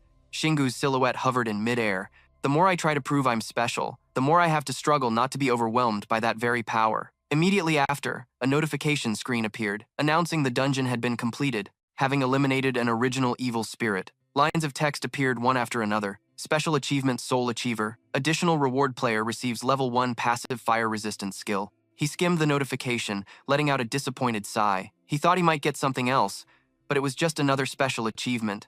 Then, as if suddenly remembering Go-Sang's ability, he looked toward the corpse lying on the ground. However, that reward is absolutely perfect for this situation. As he said that, a flicker of doubt crossed Shingu's mind. He didn't think the link between the achievement and the reward could be a mere coincidence. Another notification came through. Completion rank B. Additional reward received 1 return sphere. The notifications continued. Return sphere. Magic that allows for an immediate escape from the dungeon. As if understanding something, he sighed. He figured the completion rank was low because he was the only one who didn't kill all the monsters. At this point, Erin was starting to lose her patience. Erin shouted at Shingu, but her concern was evident in every word. "That's not the issue. Look at your shoulder. It's completely charred." He remained calm as if it were no big deal. "The inside is fine, and the outside will heal soon enough, so don't worry." She watched Shingu's retreating back with a pained expression. He spoke as if it were nothing. Just then, another notification rang out. "Experience calculation complete. You have leveled up." A wave of power seemed to spread through his entire body, continuously emitting faint rays of light. Looking at his arm, crisscrossed with bright lines of power, he remarked, "I've never been injured before, so leveling up only ever restored my health and mana. However, this time, I can actually feel the burn healing." Shingu slowly opened his eyes, feeling every change within his body. The screen in front of him displayed the information. Shingu, player, level 26. He put on a strong front for Aren. "Phew, see? Everything's better now." She still wasn't appeased. "No, it's still not okay." Suddenly, as if remembering something, he looked at her curiously. "You've been in a level 32 dungeon before, right? You must have seen things like this already." There was a hint of apprehension in Aren's voice. "Of course, I've seen much worse." But the words caught in her throat. She didn't agree with Shingu's methods. "I've never seen a player make things worse for themselves by provoking their opponent. It wasn't an easy win for you either. You got burned." Hearing this, Shingu looked smug, wagging his finger back and forth in the air. "I analyzed his skills. Besides, I knew I would never die," he said with an unmistakable hint of bravado. "I also knew that clearing the dungeon would heal my wounds." His face was now immersed in joy, even though killing weak goblins wouldn't make him stronger. Aren listened intently, her eyes fixed on Shingu. His jet-black eyes seemed to be glowing. She noticed it was the first time he'd been so excited, and a hint of sadness appeared in her eyes. His eyes were shining. He clearly enjoyed that battle. Images from her memories suddenly flooded back, the times he had rushed in to save her appearing vividly. "Maybe I've never seen the real you because you were always strong from the start." In the past, Shingu faced his enemies without any mercy. He didn't like overpowering his enemies. Aren was lost in thought, her gaze fixed on a distant point. Despite being born with superhuman strength, no, perhaps because he was born with it, Shingu's sturdy back stood silently, looking over the weapons. Forged. He must always be waiting for danger, something that will help him grow stronger. Just thinking about it, Aren couldn't hide her worried expression. If it resulted in a power increase, Shingu wouldn't hesitate to jump into an even worse battle. Her eyebrows furrowed as she remained lost in thought. He was brave, but incredibly reckless. After a long moment, Aren suddenly spoke with a sense of helplessness. "All right, as long as you stay alive, that's all that matters." The image of her small body free-falling through the air, with the massive sky castle high above, suddenly flooded her mind. "I just realized how different we are. Maybe I was logged out of Sky Castle because I'm not like you," as if afraid of something bad happening. Her tone carried a hint of sadness. "But never trade your life. If you die, I don't know what would happen to me." Her words moved Shingu, and feeling the affection she had for him, he let out a small smile. As if to reassure her, he put on a determined expression. "I'll keep that in mind. Nothing is more pointless than dying while trying to get stronger." Go-Sang's corpse still lay motionless on the ground, and from a distance, Shingu's voice echoed, "Let's go loot the monster." Aren didn't hesitate either. "Maybe I was logged out of Sky Castle because I'm not like you," as if afraid of something bad happening. Her tone carried a hint of sadness. "But never trade your life. If you die, along with it were a red stone and another red monster essence." Shingu sighed with a look of disappointment. He still couldn't understand why making money was so easy. At that moment, Aren walked over to stop him. "Wait, Shingu." She moved closer to look at the stone in his hand. "Huh?" This is... After confirming, Eren joyfully said to Shingu, "A unique essence." He was still confused, not understanding what she meant. "What's that?" Seeing his confusion, she patiently explained, "It's an essence that has special abilities and stores information. High-level monsters or low-level bosses rarely drop it." Then Eren suggested, "Take it to the altar." Shingu agreed immediately. He was planning to do that anyway. He stepped forward and placed the unique essence on the enhancement altar. Instantly, a blinding flash of light appeared, and right after, Shingu looked at what he received with some surprise. This isn't a treasure or a consumable item. It turned out the item Shingu received was a D-rank fire attribute enhancement scroll. He smirked and said, "I see, so it wasn't a random reward but was predetermined." But in his heart, Shingu couldn't help but feel a bit of regret. "If I'd known, I would have let that vengeful spirit eat all the minions." Eren spoke up to reassure him, "I know you're used to D+ rank, but magic and enchantments are a different matter. A D-rank fire attribute enhancement is still better than nothing." Shingu was still curious. "So if an attribute is enhanced, does the damage increase?" His question made her hesitate. "But if you encounter a fire-type enemy, the damage will be reduced, or sometimes you won't deal any damage at all." Eren didn't forget to advise, so don't make any rash decisions. However, before she could finish, she saw Shingu fiddling with something. "What are you doing?" Before long, he had crafted a new weapon called the D-rank Black Wolf's Claw, with an attack power of 500 to 1,100, and the ability to inflict poison on hit. The power of this hammer was not to be underestimated. This hammer carried the power of a black wolf's 2 front legs, very powerful but hard to wield due to its weight, and it was imbued with a strong poison ability. Shingu laughed heartily as he swung the hammer around. The attack power increased too. These enchanted items are amazing. Watching this, Eren could only sigh in exasperation. "I knew you'd do that." Shingu then tried to comfort her, which took her by surprise. "Don't worry too much. I'm very determined now. If the fire enhancement doesn't work, I'll just use my fists." But Eren wasn't convinced. "They'll probably just get covered in fire like that spirit." Shingu smiled calmly. "That's why I learned fire resistance." Hearing this, Eren just scoffed and muttered under her breath, "Such a smooth talker." She also started making plans for herself. "I need to get my healing and holy magic back as soon as possible." Both of them were training hard. Eren thought to herself, "If I could have used my shield, Shingu wouldn't have been engulfed in flames like that." An unknown amount of time passed, and Shingu had now teleported to another location. Eren was still a little worried. "Shingu, will people recognize you because you're riding that bike?" He had already put on his helmet. "I've locked it up in the rest area, so it should be fine." Eren was still hesitant. What if there are players who can see through the effect? There are definitely going to be a lot of players gathering around here. Hearing that, Shingu also hesitated a bit. She began to analyze the situation for him. "The problem isn't just the motorcycle. I know you've covered your face, but not many people have a physique like yours." In the end, he decided to listen to Eren. "All right, let's just say you're right. How about we go straight back to the main area?" She immediately agreed.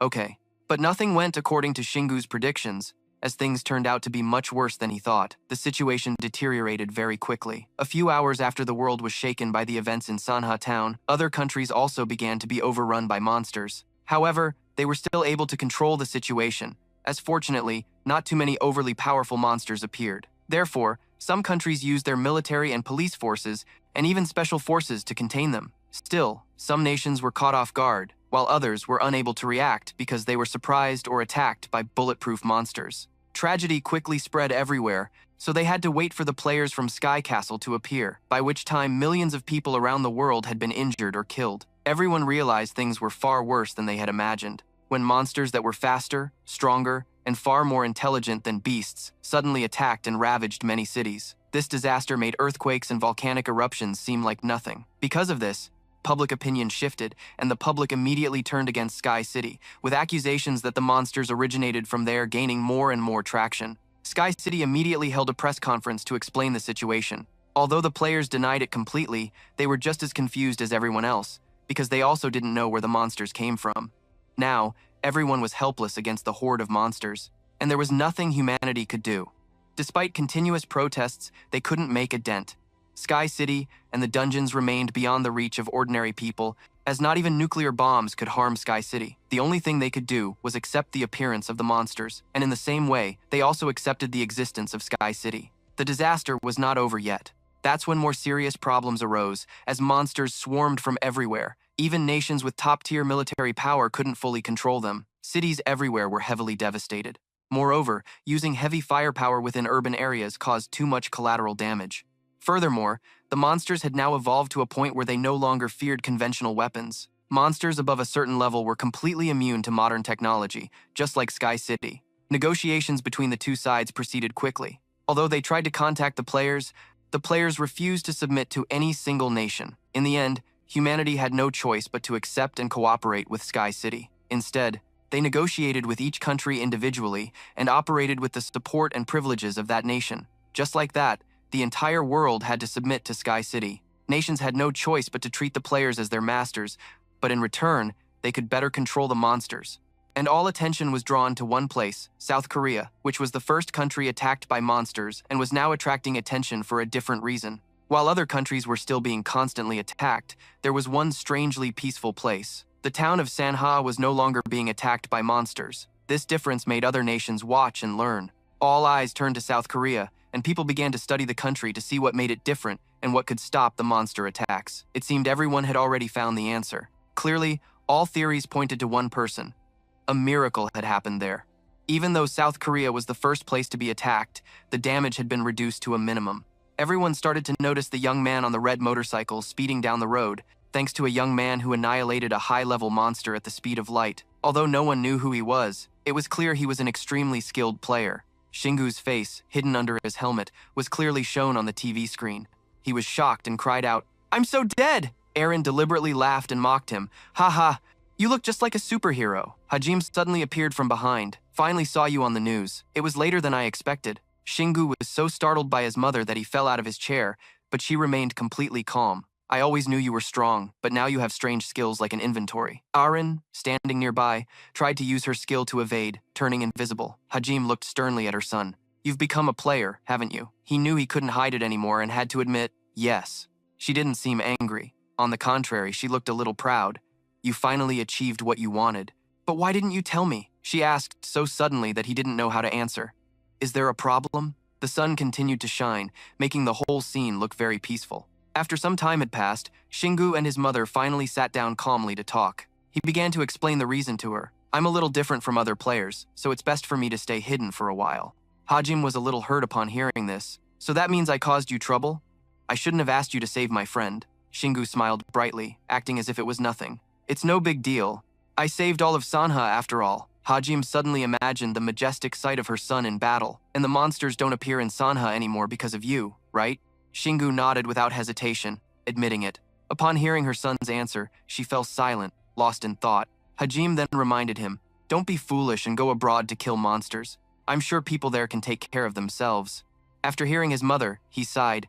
"You're so cold, Mom." Hajime didn't care. "It's because I love you the most." She then explained, "You're not the only Superman in the world."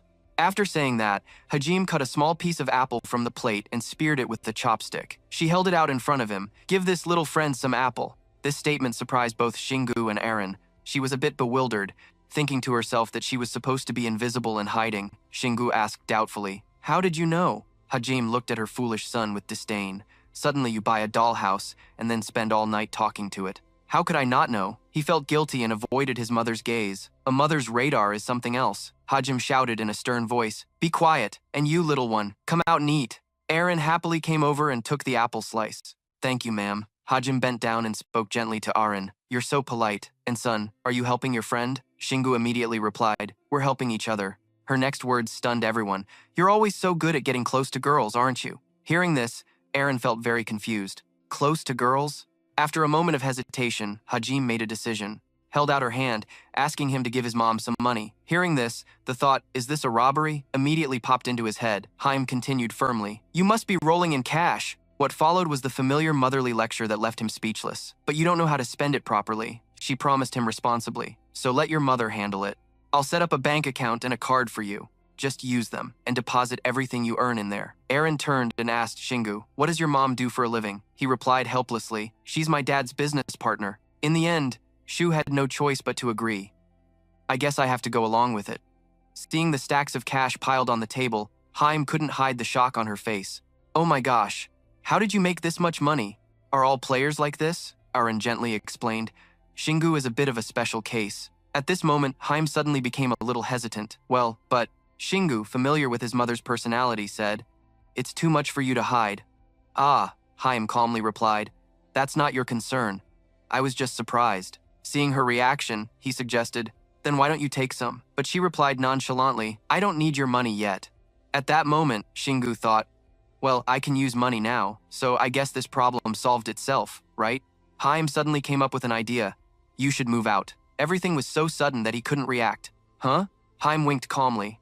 I still don't need the money you're making, because you'll be busy. You don't need to come home every night. Shu was surprised by his mother's proposal. What? And before he could finish, Haim cut him off. You don't need to worry about me. She continued in a gentle voice. You don't even have time for yourself now. Shingu felt his mother was right, and he blushed with embarrassment. Aaron was utterly bewildered by the mother and son's conversation, which changed tunes in an instant. Yes? Then I'll be leaving. Do you want me to find a place for you? No, I can find one myself. Haim cheerfully went into the kitchen to busily prepare a meal. Let me cook you a big meal before you hit the road. Hearing this, Shingu politely said to his mother, I'll go pack my bags, and I'll fix the bike after I finish eating.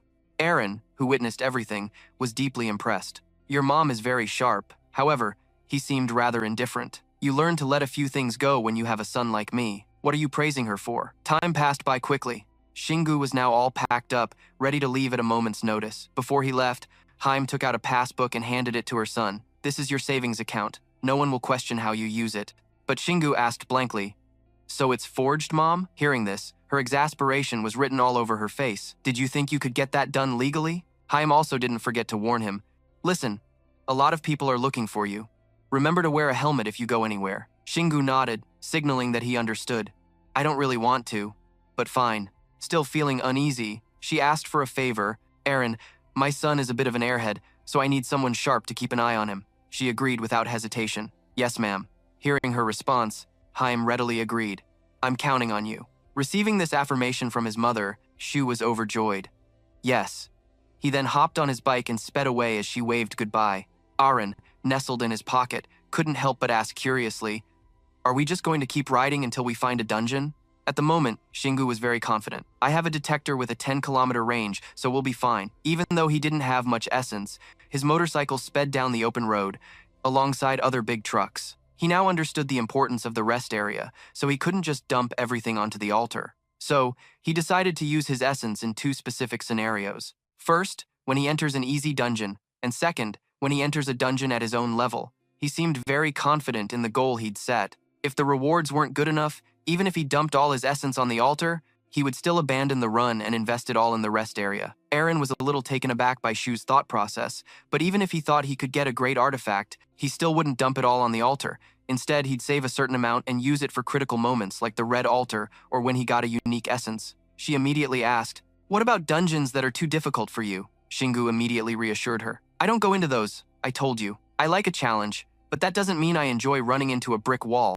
He became incredibly confident, asserting that he would conquer them eventually, but only after he became a little stronger. Hearing this, Aaron felt more relieved. That's good to hear. Just then, Shingu suddenly slammed on the brakes, creating a loud screech. Aaron was jolted inside his pocket. Confused, she called out Shu's name, but he paid her no mind. It can't be. I can't believe I'm seeing this a second time. Something was wrong in the vast blue sky. A butterfly person was motionless. They seemed to be unconscious and were free falling to the ground. Shingu quickly calculated and sped toward the location. The landing point is. Aaron immediately tried to stop him worriedly. Don't do it, Shu.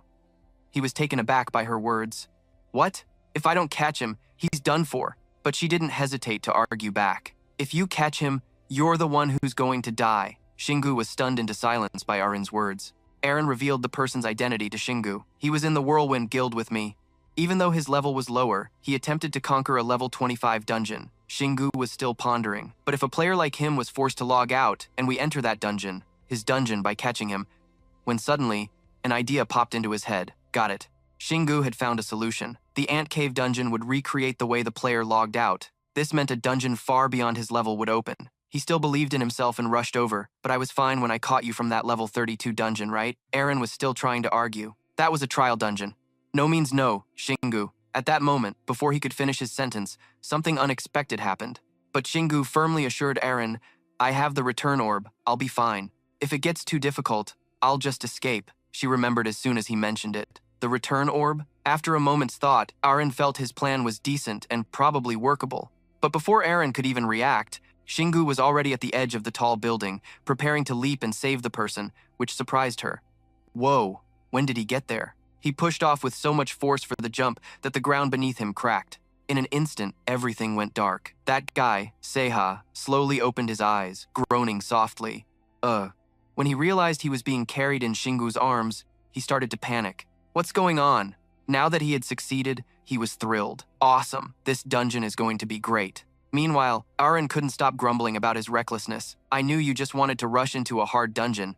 Shingu didn't blame her and was very patient. Come on now. The other guy heard her voice and immediately paid attention. That voice, Shingu finally landed safely, but he couldn't celebrate for long. Suddenly, the ground collapsed beneath them, and they all fell. The screams of Shingu and the others echoed as they were caught in this unexpected situation.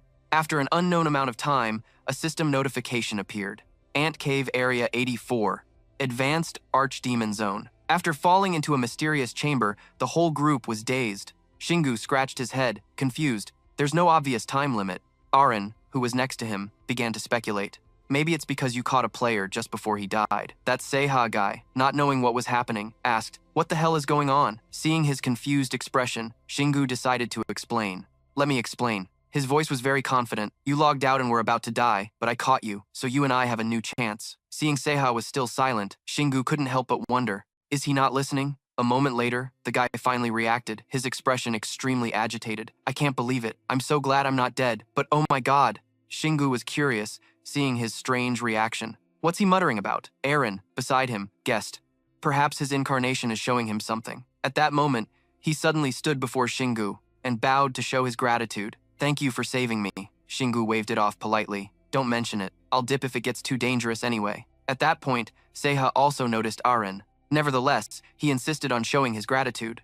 "It doesn't change the fact that you saved me, and I'm also really glad to see you're still alive, Aren." She slowly stepped forward and replied with a slight stutter. "Oh, right."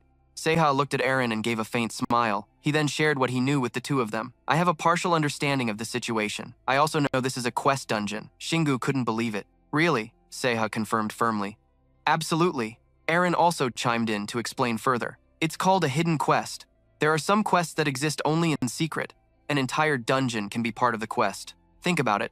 Shingu, I was supposed to die but became a supporter instead, and you became an underground player, which is something you only get from quest rewards." Shingu nodded to himself while looking over at Seiha.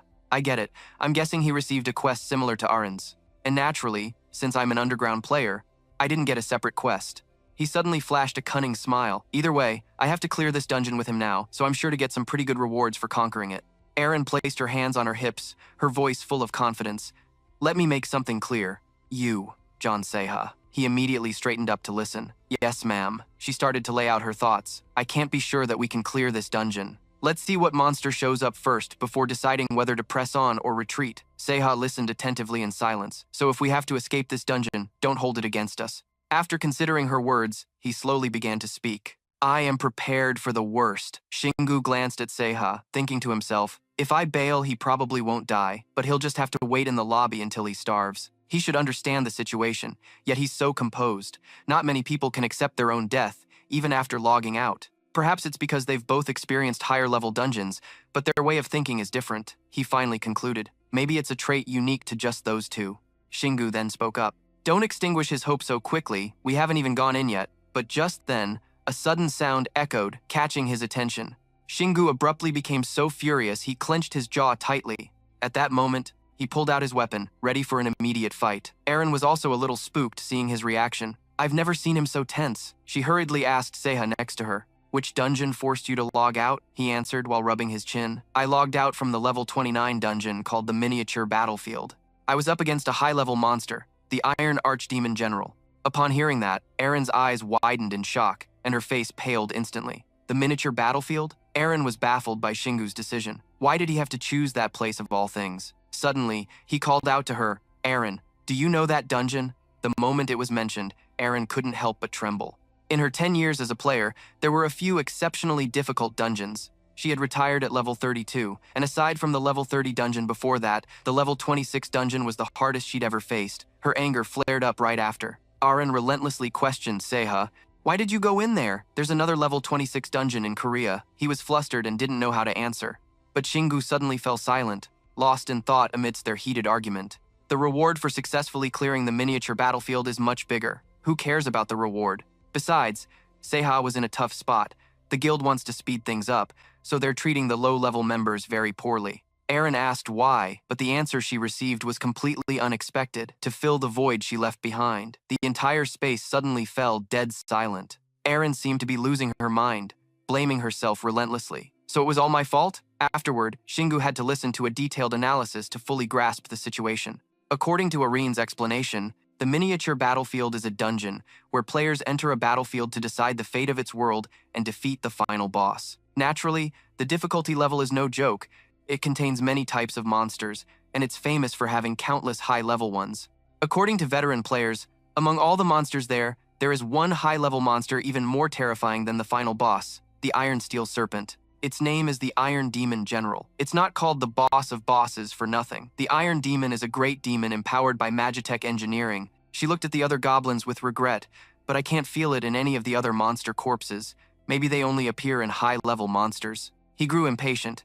Then I have no more business with these dead goblins. You can defeat the final boss just by paying attention to a few repeating patterns and powerful attacks, but you can't take down the Iron Demon General with knowledge alone.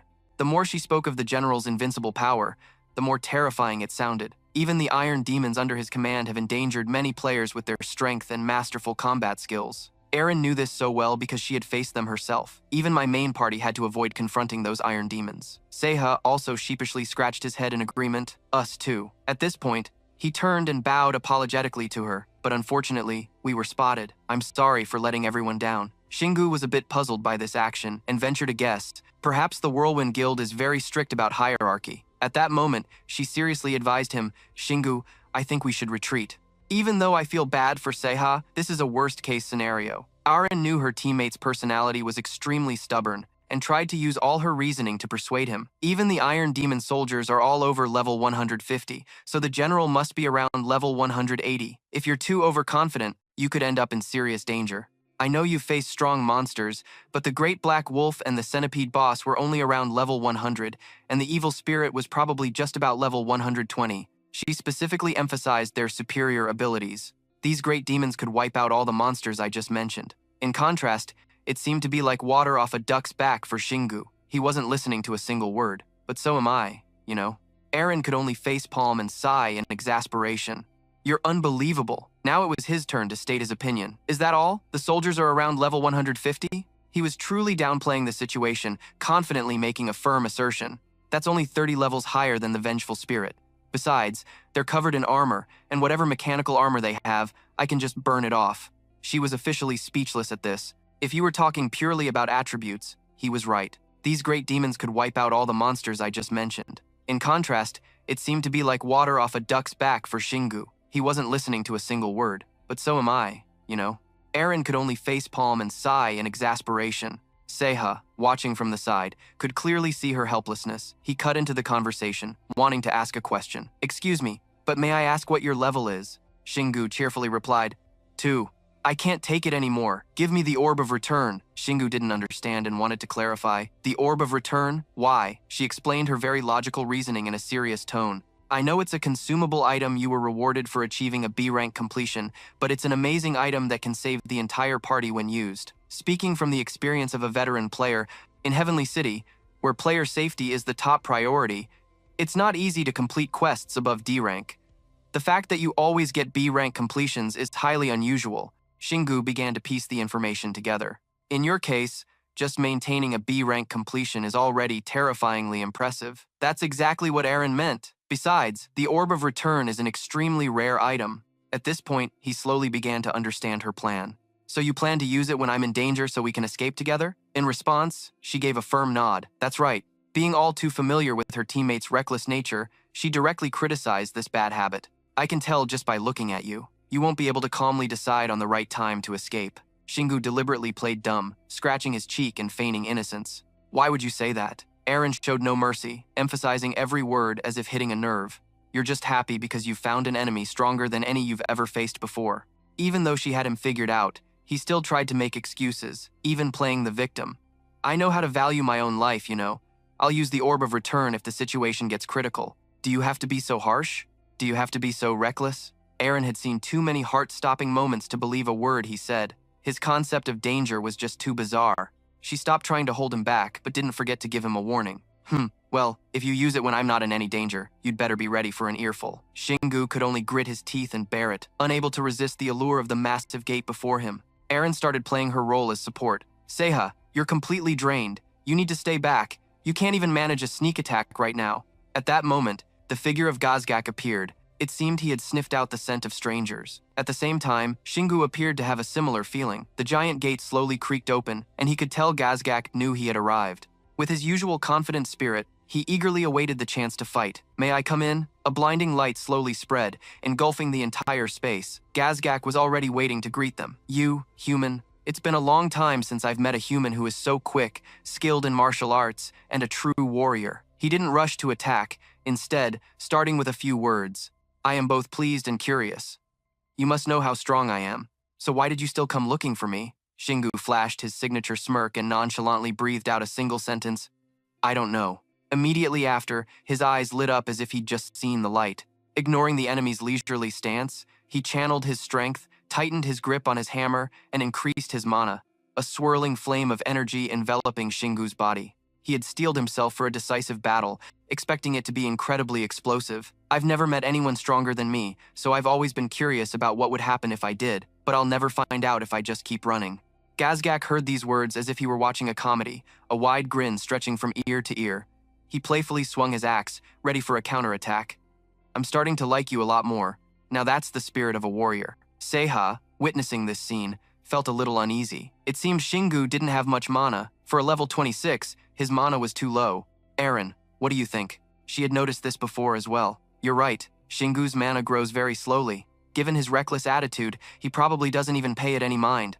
I'm sure he's not even aware of it. Aaron thought it was because his progression was completely different from normal players. I think it's related to the incredible physical strength he already possesses, but that doesn't mean he doesn't know how to use it.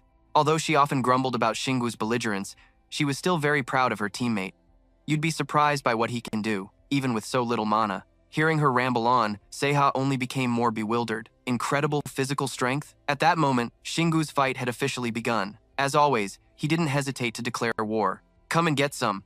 Gazgak, not to be outdone, yelled even louder. Bring it on, human. Shingu launched himself a great distance, his agile body moving like the wind. Meanwhile, Gazgak had already taken a defensive stance, waiting. Now that's the spirit of a warrior. Seiha, witnessing this scene, felt a little uneasy. It seemed Shingu didn't have much mana. For a level 26, his mana was too low. Aaron, what do you think? Both of them felt the massive impact, causing their entire bodies to tremble. Shingu gritted his teeth, took a deep breath, and tensed up, focusing all his strength. They first separated, keeping a safe distance. Shingu's eyes were now no different from those of a wild beast, and he let out an earth-shattering roar. Gazgak's pride was naturally provoked, and he courageously responded with a space-shaking roar of his own. Seiha and Aaron, watching from the sidelines, both felt antsy. They thought the whole scene was completely insane and couldn't tell who the real monster was anymore. A memory of being bullied by a thug as a child flashed through Shingu's mind. Since the day I was born, I've never lost to anyone in terms of strength. But with a flick of his finger, he sent the guy flying so far he crashed through a wall. To be more precise, I've never had the chance to use my full strength. Long Shingu's thoughts were in turmoil as an image of a shattered boulder appeared. Even though I could break massive things like that, I've never. Returning to the present, he put his full power into the Black Wolf Claw to attack his opponent, thinking he finally had a chance to face someone of his own caliber. But things are different now. Gazgak laughed loudly, raising his weapon to retaliate. Hiya! Shingu, not wanting to lose, prepared to strike as well. Ha! Both their weapons suddenly clashed, the friction creating a blinding light. I've finally met someone my phenomenal strength doesn't work on. Unconsciously, he thought about his own condition, even though he was an underground player. An image of himself, stunned by his own physical state, appeared in his mind, his body, enhanced by mana. Suddenly, his body began to shine, his eyes turning pure white as if bathed in an aura, making him feel stronger than ever. Nearby, Gazgak still gripped his hammer, waiting for the chance to strike back. I still can't do a thing to this iron ogre. Just then, Gazgak spoke up, mocking him. You're a little on the weak side, but your skills are pretty good. Hearing this, Shingu unconsciously smiled, gritting his teeth as if in contempt for his opponent. But on the contrary, I finally have a chance to prove my technique, not just my strength. His face became steely, full of resolve and determination. No one has ever called me weak before, but it doesn't sound half bad. Instantly, Shingu unleashed a move toward his rival. Hya! Gazgok deftly blocked it without flinching. Hya! Every time he witnessed his enemy's power, he would have an internal monologue, as if assessing himself. I learned all kinds of martial arts when I was a kid to learn how to control my power. I learned so much, but other people never knew how much. His confidence began to swell. All I need is one finger and it's settled. He then recalled the time he first entered Sky City, a feeling that remained even as a player raiding dungeons. He even remembered the insignificant enemies he had once defeated. Whether it was the werewolves in the trial dungeon, the 2 assassins, or the 2 goblins, all I needed was a single punch. The image momentarily shifted to Saba and Bo Chun. As for the massive boss monsters, they were creatures I couldn't confront head-on. Suddenly, Shingu's thoughts took a more positive turn, but this had its upsides. My reputation was practically tied to my strength. He then came to a conclusion after his inner monologue. After all, humans are ever-changing. I want to prove what I was born with and what I have learned. This determination pulled Shingu back to the present battle with a much more composed demeanor that was combat technique. This fight had probably touched upon many dark aspects of his heart. It caused him to reminisce about his past efforts. Learning combat techniques was the reason I studied so hard, even though I wasn't the sharpest tool in the shed. Images of Shingu studying diligently and practicing various arts flashed through his mind. I also want to prove that I'm more than just pure strength and improve myself by trying new things. At that same moment, he was slammed into a large rock behind him, but he immediately got back up to continue fighting. No, that's not it. Then Liao Ling charged fearlessly toward Gajak. A reason like that is too boring. It might sound harsh, but I know very well that sheer effort without talent yields very low results. His hand tightened around the black wolf claw, a sign of his do-or-die resolve. Therefore, the things I value aren't the ones I struggled to achieve. Furthermore, his eyes grew sharp, radiating a fiery spirit. I'm not just about strength. I want to show people that I have other talents as well. In an instant, countless concerns flooded Shingu's mind. I'm very smart and strong, and I only want one single thing. Finally, all his long-suppressed feelings suddenly rose to the surface. It caused him to blurt out uncontrollably, to prove that I am special. From afar, Seha and Aren witnessed it all and couldn't help but be impressed. He's pretty good. Yeah, it seems that way. She smiled gently without realizing it. Her cheeks flushed pink, revealing her pride. Jingu is going through a process more important than just raiding a dungeon and leveling up. Meanwhile, Gajak continued to taunt Shingu. You're quite good at dodging. How can an archdemon use moves like that? Not to be outdone, he shot back a sarcastic reply. You're not so bad yourself. But as soon as he said that, he fell silent, then Gajak roared, unleashing all his rage upon Shingu. Because your attacks are too weak for me to bother with. That terrifying power made him wary. A bead of sweat trickled down his forehead. This is the first time in my life I've dodged out of fear. The memory of his training days resurfaced in Shingu's mind. Although I learned every way to evade an attack, I've never actually had to use those skills until now. Unconsciously, he muttered to himself, I didn't even know I was this good at dodging. It feels like this is the first time I'm training for real. Shingu spun around, preparing for an attack. Training for the sake of it, and training when your life is on the line, are two completely different things. Instantly, the veins on his hands popped. I can feel my senses awakening, becoming accustomed to every muscle movement. Instantly, Shingu launched an attack straight into Gajak's chest. He pressed his advantage, and landing a successful blow made him grin with excitement. I knew from the start that coming to this dungeon was a great idea. Unbeknownst to him, Eren could read his expression perfectly from a distance. That's exactly what his face is saying. Seha heard her and was at a loss for words. Shingu seized the opportunity to land another blow on Gajak's leg. The hit forced him to his knees, clutching his leg and howling in pain. Kuha, you're pretty good, huh? Seeing this, he began to question reality. Regular people almost never learn how to fight with a hammer, he said, but Aren immediately clarified. He overcomes most of his challenges by applying his martial arts training to his weapons.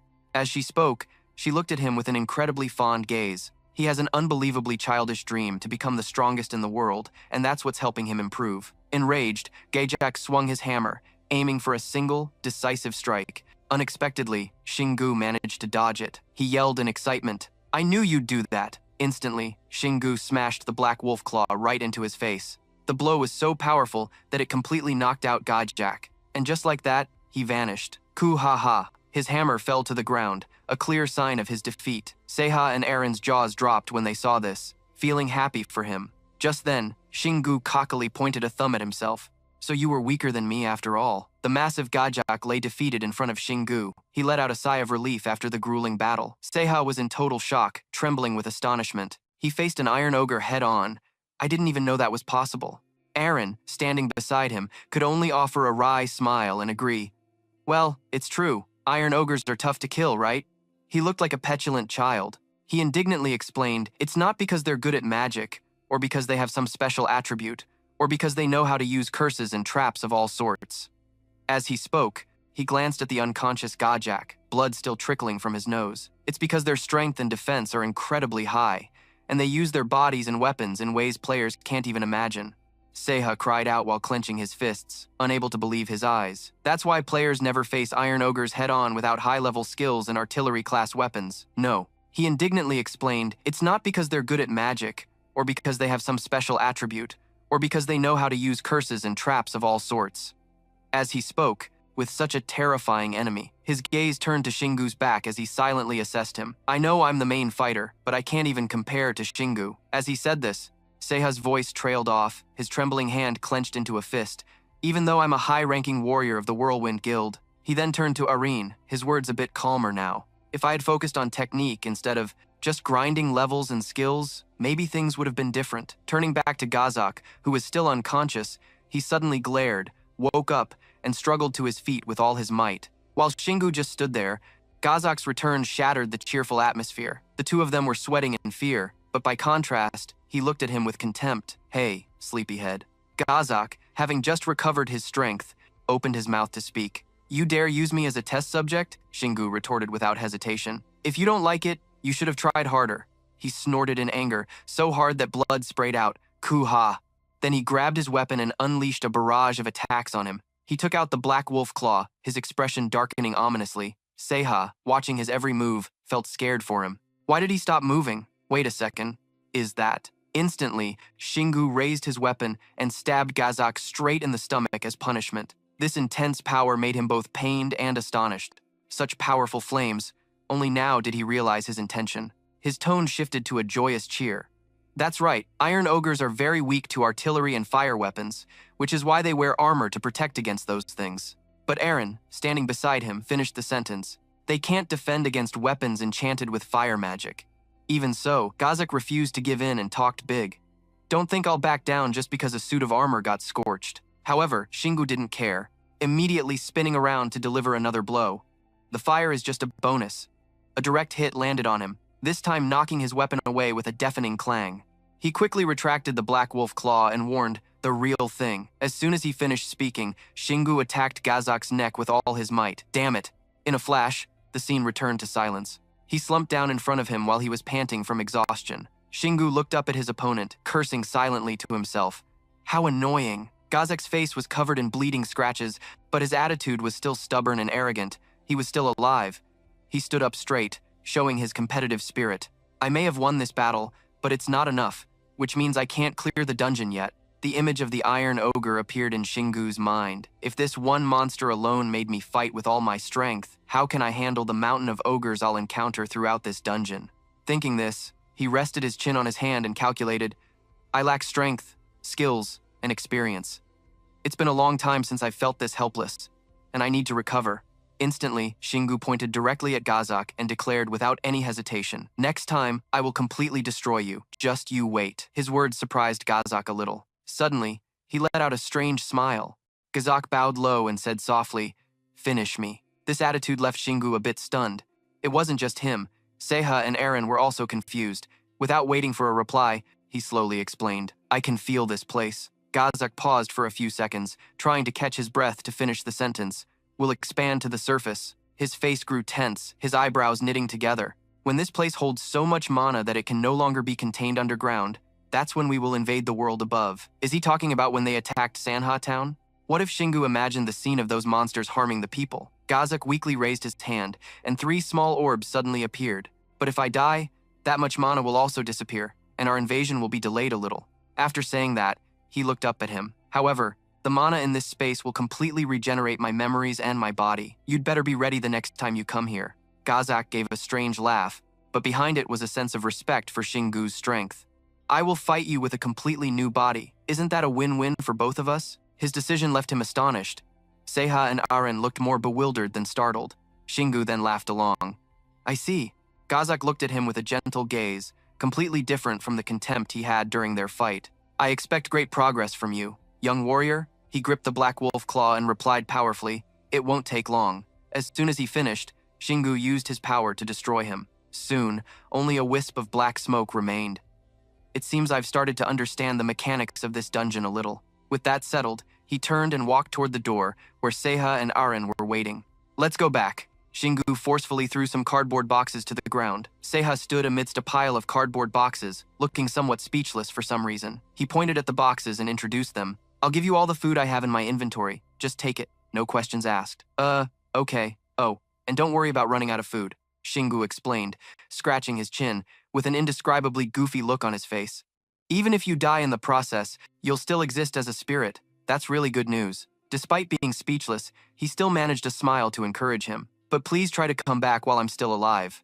Returning to the mainland, to a bustling metropolis, an orange car was driving down the road when suddenly a dazzling golden gate appeared in front of it. The driver inside the car was scared out of his wits. Without hesitation, he turned the car around and sped off. Meanwhile, Shingu and Aren stepped out of that yellow portal, completely unaware.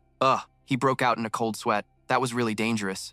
I can't believe we ended up on the exact street where I caught the cab, huh? That means the escape stone worked perfectly. Suddenly, Shingu clutched his head and sighed. Phew.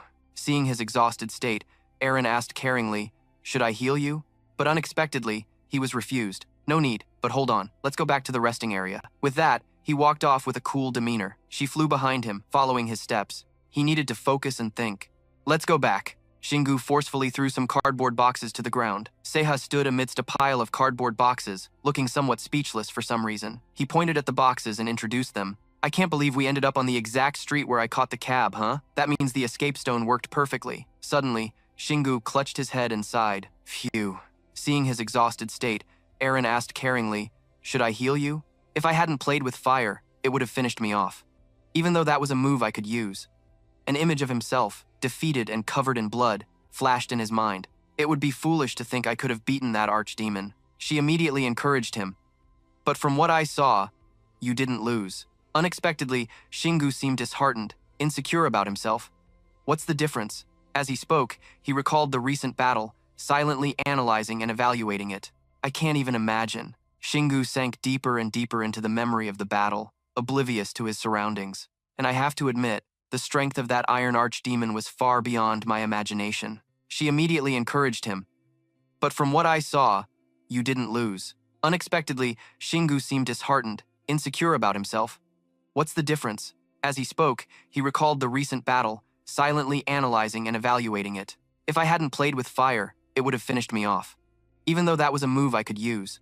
An image of himself, defeated and covered in blood, flashed in his mind. It would be foolish to think I could have beaten that archdemon. She's challenged dungeons more than 6 levels higher. That thought only added to Shingu's fatigue. And in the world, there are still hundreds of people stronger than her. I really have a long way to go. With that thought, he told himself silently, there are so many people out there stronger than me. Suddenly, Shingu started chuckling, looking very strange. So much so that she, standing opposite him, was startled. There are definitely dungeons higher than level 32. And if I think that I'm just a speck of dust compared to them, then he looked up, determination showing clearly on his face. I can't just stand still. Shingu stood up and stretched, quickly regaining his spirits. First, I have to overpower the archdemons, and then the Iron Archdemon General. Aren, who had been hovering around him, asked, you look so happy?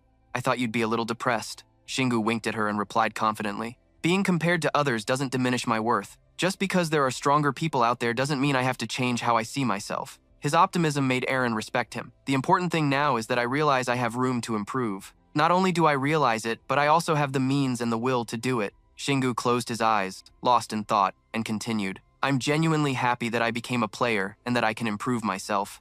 Then he broke into a bright smile as if nothing had happened. That's what he truly believed at this moment. Hearing this, she couldn't help but smile along, unable to hide her moved feelings. Taking the opportunity, Aren teased him. So you're telling yourself you'll get stronger after losing a fight? She covered her mouth and giggled. You're as cute as a child. That praise made his whole face turn red. Shut up. Not long after, Shingu went into the bathroom for a bit. When he was done, he came out drying his hair and announced to Aren, I should prioritize leveling up first, of course. But that's still not enough. His inner feelings started pouring out. All progress begins with facing one's weaknesses. She expressed her agreement with that view, taking the chance to explain further. That's right, just today, your combat technique improved by leaps and bounds while fighting that archdemon. Even so, Shingu didn't seem very happy, just staring thoughtfully at his glowing hand. But that's still not enough. I need more experience and training right now. With that, he clenched his fist, steeling himself. And the result of that will be, Aaron finished his sentence with a gentle smile. Skills.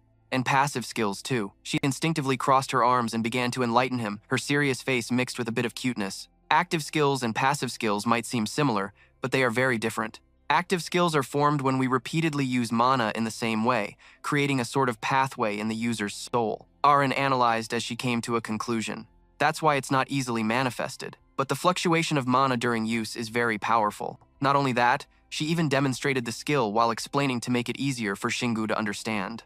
As for passive skills, which are used continuously, they are essentially mana that has gradually transformed into a specific form and then stabilized inside the player's body.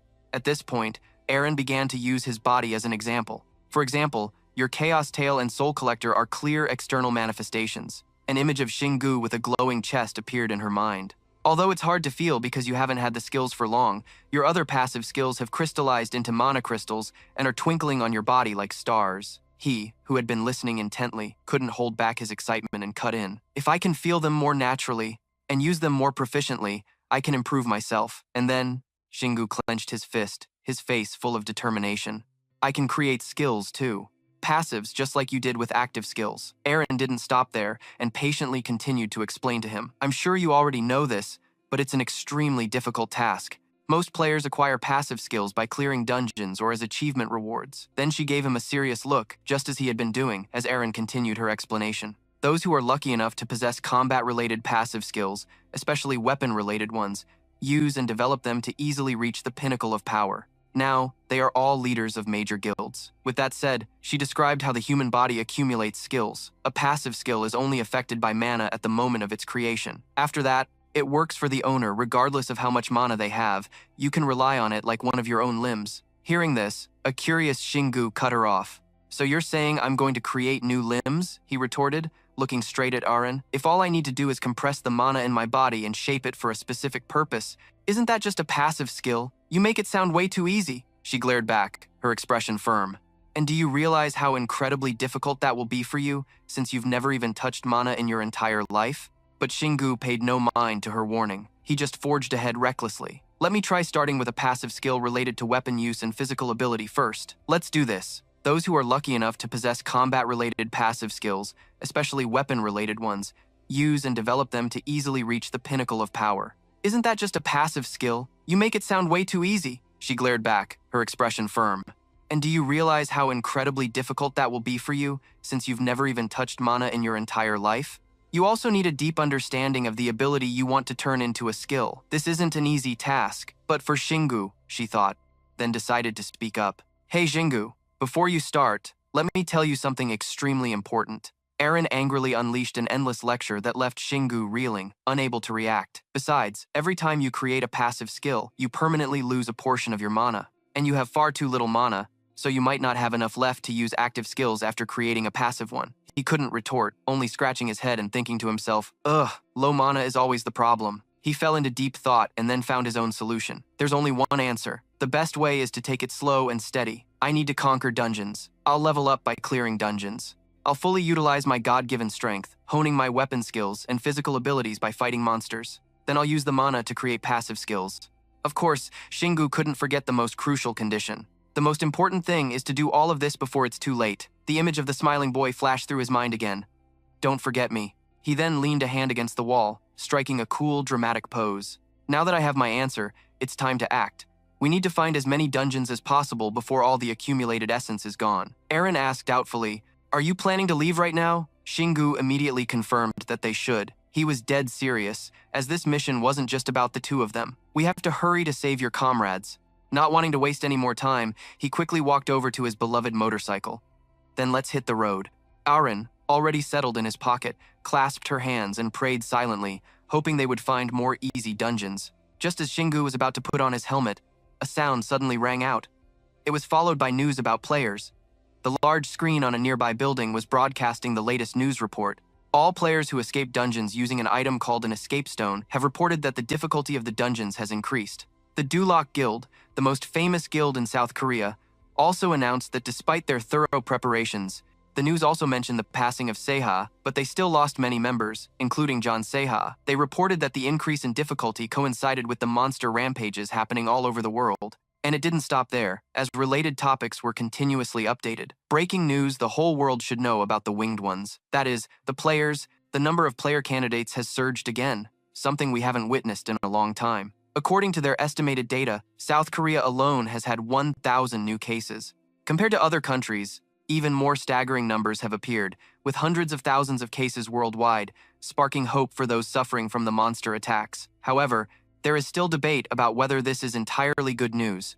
Shingu, who hadn't left yet, listened intently. Players can earn millions of dollars in dungeons, but where does that money come from? And why is there no inflation despite the enormous amount of money earned from dungeons? Reporter Kim Yeon will have the story. Having heard enough, the red motorcycle quickly sped down the main road. Many new players have appeared all over the world, as if to maintain balance with the surging wave of monsters. Following a cyclical law, we must also witness a large-scale purge. There is still debate about whether this is entirely good news. Shingu, who hadn't left yet, listened intently. Players can earn millions of dollars in dungeons. Many new players have appeared all over the world, as if to maintain balance with the surging wave of monsters. Following a cyclical law, we must also witness a large-scale purge. Finally, Shu made an assertion. In short, the more players who retire, the more dungeons will manifest. Perhaps a great catastrophe is approaching. But at the same time, the dungeons in the Heavenly City have also been upgraded, causing players with over 10 years of experience to be logged out, and some player candidates can't even pass the tutorial dungeon. After many shocking events, life has gradually begun to change. The Heavenly City, once despised by humanity, is now starting to have a strong influence on the world, and that inevitably leads to, you don't even need a red detector for this. And Aaron was a bit overwhelmed by the situation. I agree. He quickly took out his phone to search. He figured there were at least 20 in Soon alone and dozens nationwide. But it didn't stop there. There was one inside the children's playground, another at the park's fountain, and one even appeared right where Shingu had parked his car. He exclaimed in astonishment. This sudden outbreak made her feel very uneasy. I'm so scared I don't even dare to count the number worldwide.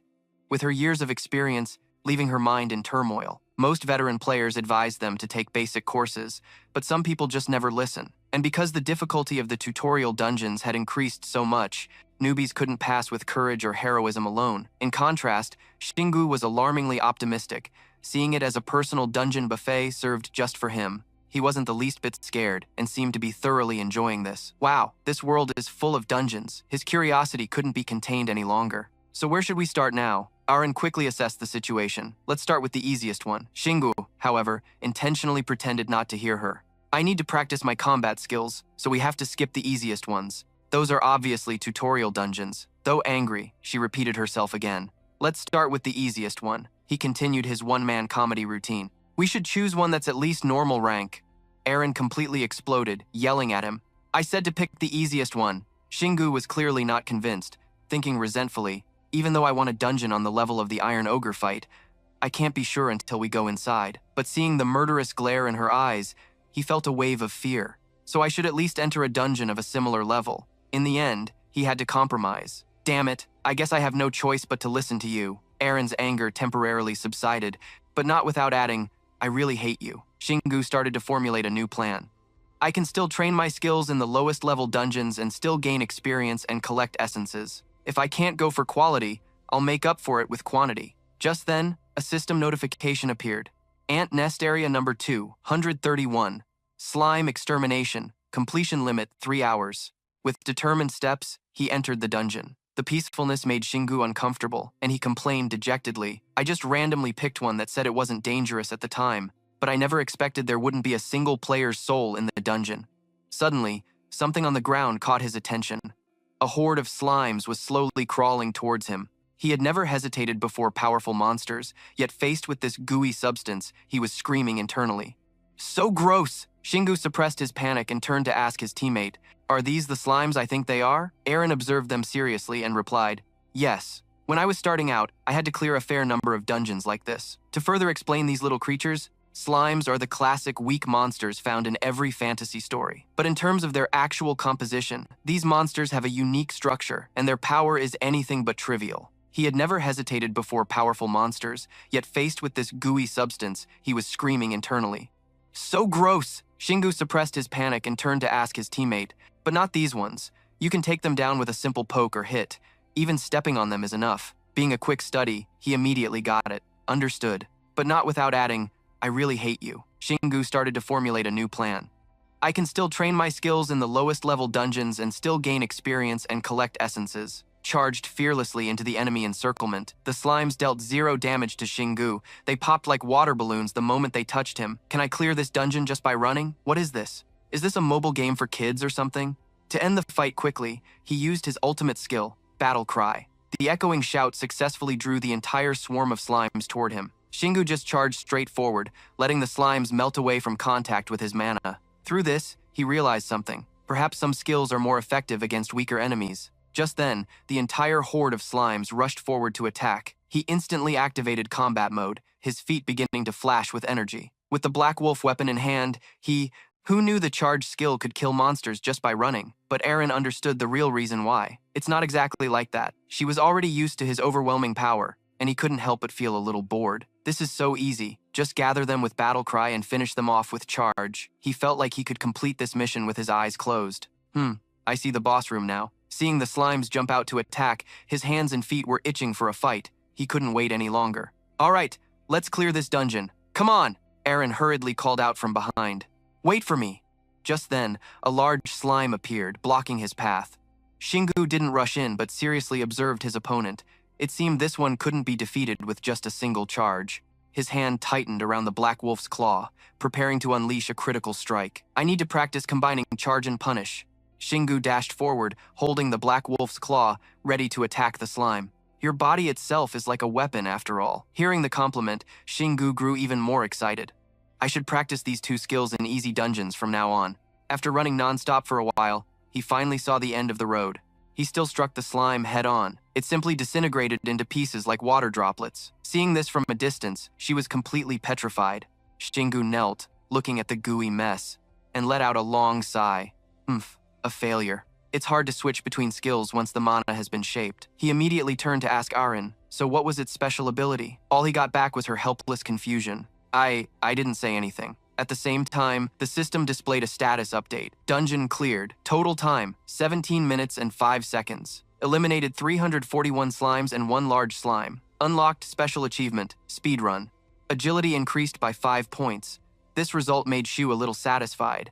I've unlocked a special achievement. Maybe I just need to clear the dungeon in a short amount of time. It increased my agility by 5 points, when it usually only increases by 2.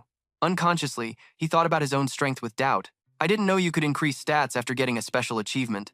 When my agility increased, I also felt my muscles change. Suddenly, she interrupted Shu's train of thought. You look like a total creep right now, Shu. Well, the stronger, the better. Yeah. While he was celebrating, he noticed something. It was a notification from the system. You have received the secret to a special achievement. You are on the verge of becoming a pacifist. Shingu read the information while stroking his chin, calculating. I thought it was another special achievement, but it turned out to be some kind of hint. Suddenly, he felt as foolish as a monkey. It provides a hint so simple even a monkey would understand it. Suddenly, Aaron flew over to warn him. Shingu, it's only been 2 seconds. The large slime has the ability to harden its body with mana. It quickly defended itself with a sturdy net. Regardless of that, if all dungeons have bosses, this won't be over in a day or two. And despite how harsh it is, why is the message for me so positive? If this message exists, I have to see it. The system continued to appear, presenting information to Shu. Completion rank, FB.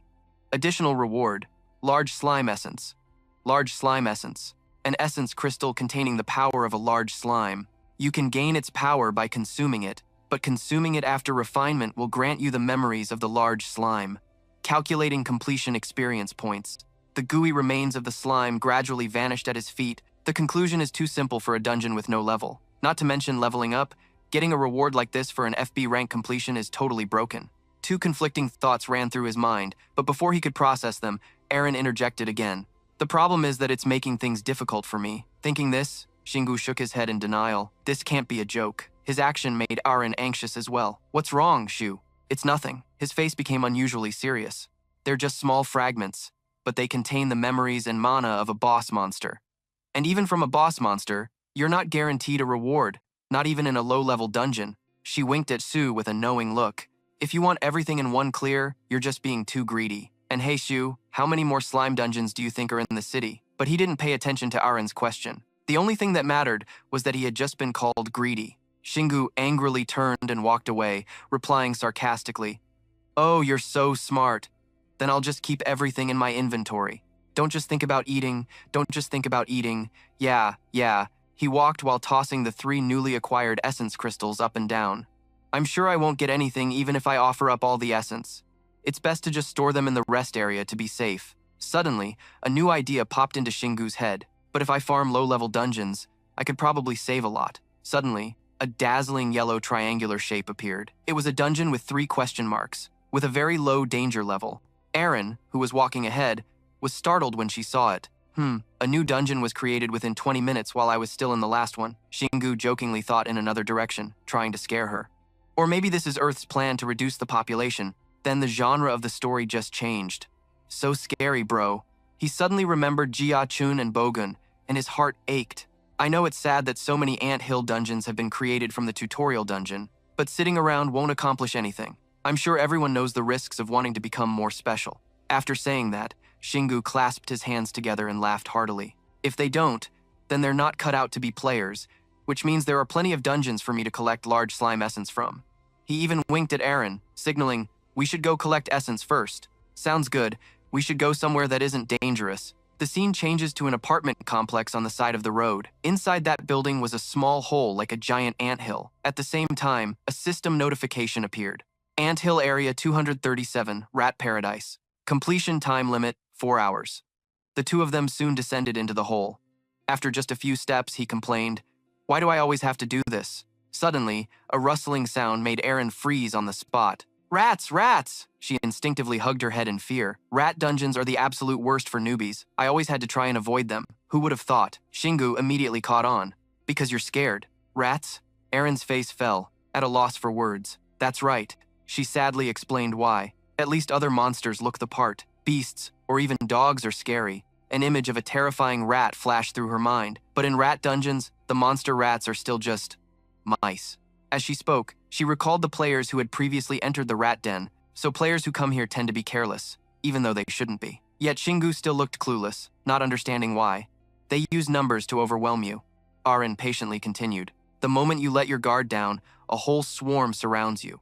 Sometimes you don't even get the chance." As she spoke, her fear intensified, causing her to tremble. "Swarms of rats will devour your weapons, armor, and shields, then they'll start on your body." Aren instinctively mumbled to herself that it's one of the most tragic fates in dungeon crawling, but Shingu didn't look convinced. What about the boss? His question only amplified her fear. The boss is even worse, hundreds of giant rats poised to strike. That information made Shingu question everything. Does that mean it's weaker than a normal boss individually? Yes, but that's not the issue. Suddenly, he let out a sinister grin, cutting her off before she could continue. No, excitement was written all over Shingu's face. That was the only thing that mattered to him now. Before long, they arrived at a damp tunnel covered in slime. The stench was so foul he had to pinch his nose to keep going. "This place is disgusting. It's probably what Europe looked like during the Black Death. I'm going to be sick." The darkness scared Aren so much she hid in Shingu's pocket, looking like a little pocket doll. Since Aren's as small as a mouse now, she must really hate the idea of facing them. Even so, she didn't forget her duty to guide him. "Do you see those glowing eyes in the darkness? It's as if they're waiting for you to step out of the starting area." But Shingu remained completely unfazed, showing no signs of fear. "They're incredibly weak, even easier to kill than the slimes." "What are you talking about?" Instantly, he summoned the Black Wolf's claws along with the chaotic poison fangs. "Wait, what are you doing?" Shingu replied with a confident smirk. "You really have to see it to believe it, huh? If you put your hammer and gauntlets in your inventory, you'll only have your armor left and won't be able to attack. So you're unsuited for this dungeon because you're a pacifist now?" With that, Shingu got into a ready stance. His plan was to run as fast as possible, hoping to have enough mana left for the boss room. Before his mad dash, he didn't forget to tell Aren, "Hold on tight." Then Shingu took a deep breath, steeling himself for the fight. "All right, let's run!" Then he bolted, charging deep into the dark dungeon. Hordes of gray rats immediately swarmed him, letting out ear-splitting squeals.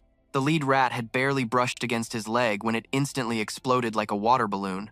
One after another, they burst just by making the slightest contact with him. He felt like the game was so easy it was almost insulting. Shingu sighed in disappointment. They just keep throwing themselves at me. I don't even have a chance to use Battle Cry. This is even easier than the Great Slime. And with every gray rat that was destroyed, rewards dropped continuously. Aaron didn't forget to shout a reminder. The essences. Shingu, the essences. But he didn't slow down one bit, instead running faster and faster. We'll collect them all after we clear the boss room. Hearing this, she was confused. The boss room? Shingu calmly explained his theory while on the move. This is my hypothesis. When we cleared the last dungeon, we only killed the Great Slime using charge and attacked it with just one weapon. To prove my theory, I want to try something different this time. And then, the system gave me a hint. It was as if it was taking pity on me. So what if I don't use a weapon from beginning to end?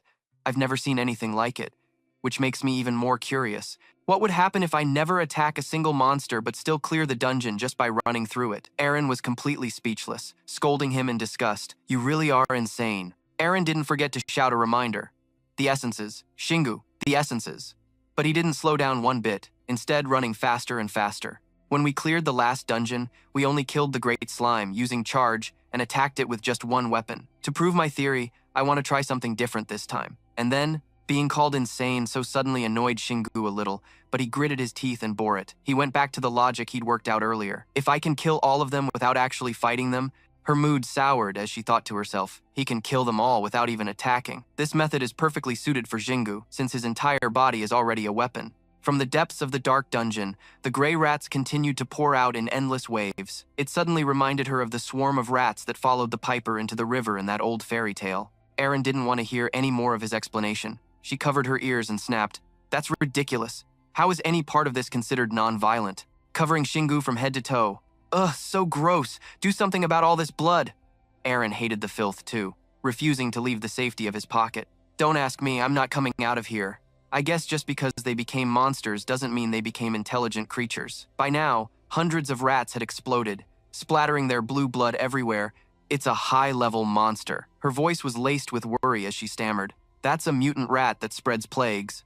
Before she could even finish, Shingu charged straight at it to send it to its maker. The system immediately displayed a notification. Charge has reached level 7. He felt a surge of power and cheered with excitement. Awesome! The level is skyrocketing. She could only resign herself to crying on the inside. Just then, heavy footsteps approached, accompanied by a piercing shriek. A rat far larger than the others suddenly appeared. Aaron was quick to identify it as a green rat.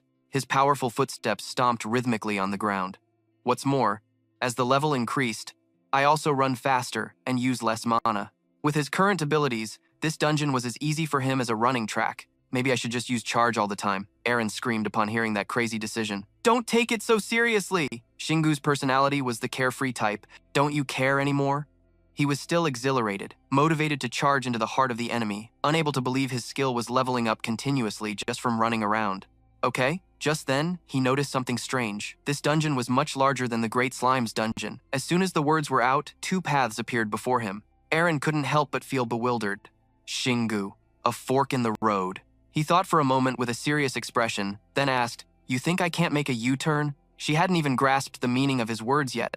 What? He couldn't wait any longer, so of course he wouldn't listen, wanting to master skills in his daily life. Seeing this, she could only go along with it and advise, But please don't use punishment every day.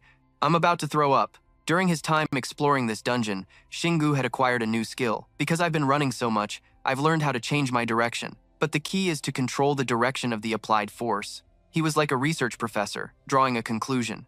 If I know which muscles are moving and how mana makes them move, hitting the gas and speeding into the right path. He was like a mischievous child, always wanting praise for what he did. How was my turn back there? But Aaron didn't feel happy at all. That last thought made him pause for a moment. Muscles. Mana. Shingu's battle-hungry eyes suddenly changed, showing an indescribable confusion. He fell into deep thought, recalling the days of his past before he became a player. I used to love a life without any mana, and I was used to living that way for a full 24 years. Many concerns quickly filled his mind. Changing the direction of the force won't be that difficult. Indeed, he had made excellent use of his God-given power. The force was clearly still intact, so it was used to crush this seemingly endless swarm of rats. Active skills and passive skills. How should I treat them? It's true that this is like a real game, but that doesn't mean I'm actually in a game. Someone as carefree as Shingu wasn't suited for worrying so much. I don't think I can solve this problem right now. He looked down at his tiny companion, who was still cowering away from the pile of goo. This is too complicated to handle immediately. I'm sure even Eren can't fully understand this issue. He quickly put an end to the tangled mess in his head. Anyway, all the data points towards the charge skill. But should my actions remain the same? Even after his body was filled with mana, it unconsciously kept running, but his mind was constantly thinking. I think there's still a small number of them behind us. Hearing her answer, he immediately showed off his talent, reversing his direction at incredible speed. Is that all? Time for a U-turn. Suddenly, Eren's cheerful voice rang out. Shingu, I see the boss room. He was still a bit puzzled. What about the remaining rats? She wasn't sure either and could only make a guess. And so, the conditions were met to enter the final battle. All right, let's go back to the boss room. Eren suddenly thought of something and panicked. Shingu, are you planning to run straight in there? He immediately confirmed. I'm already running as fast as I can. It seemed the slimy gunk all over him was making Shingu extremely uncomfortable. He just wanted to get through this quickly and take a good long shower. As for her, she was tiredly holding her head and sobbing. The gray rats turned pale with fear when they saw him coming back. Shingu felt even more satisfied seeing this reaction. You think I'd let you live? Each of his powerful steps quickly wiped out the entire squeaking horde, and could only scream in misery. Oh, there are hundreds of rats here, and they're bigger than cats! Shingu's eyes immediately switched to predator mode, and as always, he roared his declaration of war. Bring it on! At the sound of his voice, the gray rats immediately swarmed forward like a broken beehive, charging frantically. But in what seemed like just a minute, his destructive power had wiped out the entire nest. The system displayed a notification. Charge has reached level 8. At this point, Eren wearily flew out. I'm never coming back to this dungeon. Shingu also sighed wearily, wholeheartedly agreeing. In the end, he still hadn't forgotten his original purpose. Me too. The door to the final room of the dungeon was now ajar. What greeted his eyes was the sight of a whole swarm of mutant rats lined up and waiting. Eren was terrified of this stinking horde, then continuously shook his head to dry his hair. This action couldn't help but make Eren think of a small puppy. He used his hand to wipe away the water droplets still running down his face. Now let's check it. The system then displayed a notification. Dungeon cleared. Time elapsed. 0 hours, 15 minutes, 36 seconds. As expected, Shingu successfully received the reward. Special achievement unlocked. Activity for peace. Additional player skill reward. Innate killing intent. Killing Intent Level 1 is a skill that combines spirit, physique, and mana to deploy them. Then came the words, now let's do the math and see if my hypothesis is correct. Shingu opened his inventory, hurriedly searching for and taking out a bottle of water. Without hesitation, he poured it straight over his head. You can control the amount of killing intent produced as the skill levels up. Shingu seriously considered the discrepancy between the achievement level and the extra rewards that were killing him. This confirmed what Eren had been thinking all along, giving her an excuse to scold him. See, it's not that peaceful, yet you're only focused on the new power you've gained. But killing intent is an amazing skill, explaining its principles in detail. This is a skill that inflicts both mental and physical damage, weakening and intimidating the opponent. It can even kill them if the damage is high enough. I guess this is one reason why you can't see any other people. Now remembering Shingu's recent actions, causing harm to everything just by running around, he immediately felt a pang of guilt because her complaint was spot on. Of course, with his pride on the line, he tried to deflect. But it's just a passive skill, and that's not all. It's really good. It's an amazing skill. He quickly forgot her words, gloating to himself. It's the best passive skill because it combines physical abilities with mana and an unnamed power called mental ability. As his power was gradually increasing, Shingu saw a very promising future. If I study this skill, this natural skill granted by an achievement, it could become an excellent supplementary factor in controlling and developing my powers. Eren saw his happy expression and chimed in. I'm pretty sure it's a good skill, since this is the first time I've heard of it since I was a player. His eyes lit up like car headlights, looking just like a child who had just received a gift. She let out a sigh, then looked at him affectionately, a look that was 3 parts helplessness and 7 parts indulgence. Suddenly, Shingu noticed something, his face filled with surprise.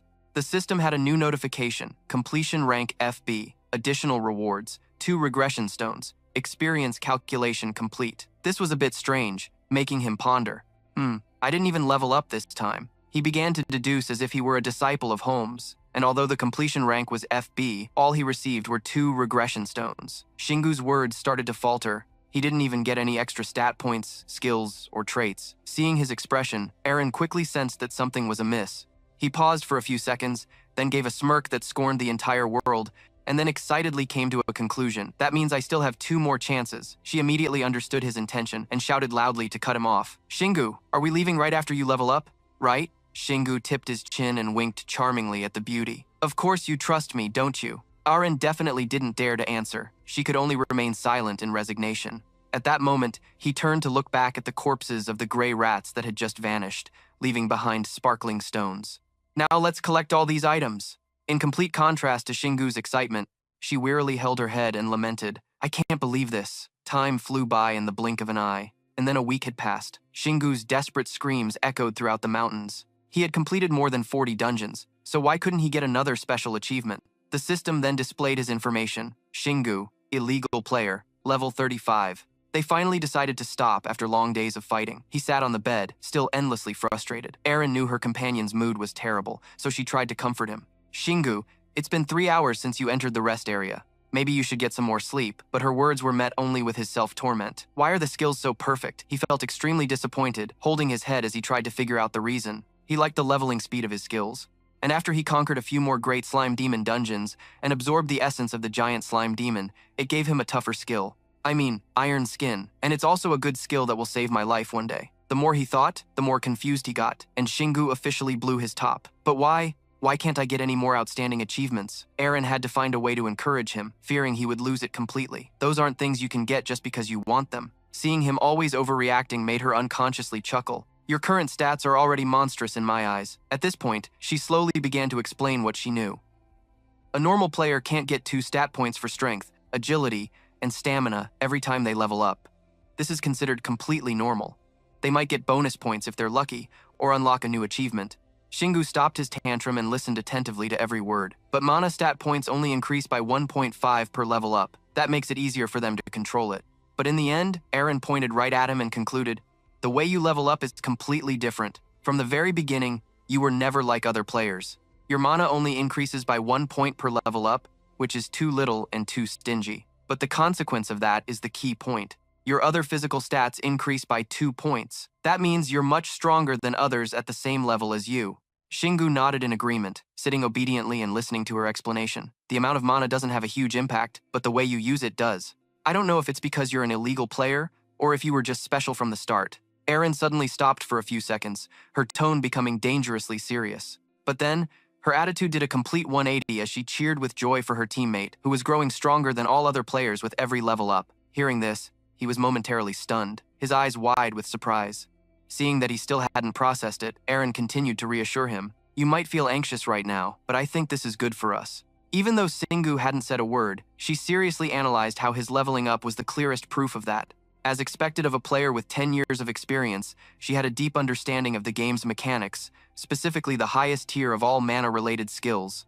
She spoke with a smile, watching his reaction. Increasing its level is directly dependent on the growth of your mana techniques. I know you're very skilled at controlling mana. Shingu was unusually quiet today, just sitting there silently in thought, but his growth rate was far beyond her imagination. Aren paid it no mind and continued her enthusiastic presentation. Yep, you're doing great. Everything is perfect, so you can relax. Only then did he speak up coldly. All right, maybe you're right. It seemed like he understood, but in the end, it was like water off a duck's back. That means we should go back to the Iron Ogre's dungeon right now. The smile on Aren's face instantly froze, so stiff it was as if someone had stopped time, leaving only a heart-wrenching scream echoing through the street. Oh, in the blink of an eye, Shingu's red steed was summoned from his inventory. Aren, still in shock, kept asking over and over, refusing to accept the truth. Do we really have to go there? He quickly put on his helmet, eager to set off. Yep, I can do this right now. And if we don't go now, he unexpectedly used a low blow, hitting her right where it hurt. Your colleagues will starve. Aren hesitated, still trying to find a reason to stay home. I know we've cleared almost all the dungeons in soon, but that's nothing compared to all the dungeons in the entire country. We don't have to make the toughest decision right now, but Shingu stated firmly, that's exactly why we have to go, which left her a bit confused. Shingu seriously explained what he was thinking. I want to deal with that dungeon before I leave soon. It'll be a huge pain if those monsters get out. This time it was Aren's turn to be speechless, momentarily unsure how to react. He recalled the ferocious Iron Ogre monsters and honestly shared his thoughts. Every single one of them is a well-trained warrior that loves to fight. So, once they're released, they'll slaughter everything non-stop. I know South Korea is full of high-level players. He hesitated slightly as he shared his concern. But aren't ogres the most formidable enemies? Eren felt he was being overly worried and tried her best to persuade him. But at this rate, you'll be stronger than them in just 10 days. We still have plenty of time before the dungeon breaks. The time they had spent fighting side by side had taught her a lot about him. His growth rate is definitely not normal. Maybe it's because he was completely ready to grow. Suddenly, a flood of uncertain thoughts rushed into her mind. Or is it because he never stops training himself? Or because his own talent is just that outstanding? Or maybe it's a combination of all those factors. Singu's voice pulled her back to reality. That's why I have to go. He looked seriously at his own calloused hands, clenching them into a tight fist.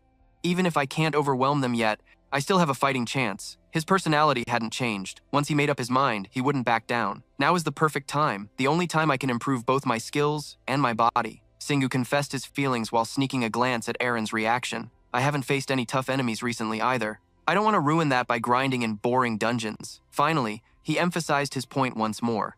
This is the perfect moment I've been waiting for. The only chance I have to test myself by fighting those guys. Eren wasn't the stubborn type, so she could only sigh and give in to his wishes. All right, you've convinced me, she muttered to herself in a low voice. But she was actually saying it loud enough for Singu to hear. You want to level up by taking on difficult dungeons, but I was the one who convinced you to level up by going to easier ones. With that, she turned her head and asked again, so you plan to train using ogres? He remained unshaken, coldly confirming it. Exactly. Arin stopped trying to persuade the stubborn man and could only offer some advice. You have a tendency to say terrifying things so casually, but before we go, I want to warn you about one thing. Singu listened intently. What is it? As he spoke, he shot forward on his steed, speeding down the main road like a true street racer. The thrill of it made him feel exhilarated. Watching them get out of the way made him feel like an ambulance. Eren had long since settled comfortably in his pocket. It's because of your innate skill, Bloodlust. That's why I warned you to be careful before. He felt a little guilty and explained awkwardly. I tried to hold it back as much as I could, but it still happened. The dilemma of body and mana surfaced in his mind again. Mana and body. This skill requires a lot of research. Singu had already thought it through, but was still running into some problems. If things were a bit more stable, he could study this skill in a rest area. He had an abundance of what he didn't need, but what he truly needed was scarce. Time was no different. Suddenly, Aren spotted something, her eyes lighting up as she yelled, "We're here!" Hearing this, he swiftly jumped off the vehicle and expertly drove the motorcycle into the storage gate. Just as she sensed, they had successfully located a dungeon entrance. The system immediately displayed its information, an advanced Archdemon Zone dungeon, danger level very high. Singu observed the large crack in the road. Maybe it was because he'd been here once before, but the entrance looked pretty flimsy. He could probably break it open with just a flick of his tail. Without further hesitation, he decisively slammed his chaos tail down once more. I'm guessing this tail has uses beyond just breaking things. Immediately after, a powerful tremor echoed, sending earth and stone flying everywhere.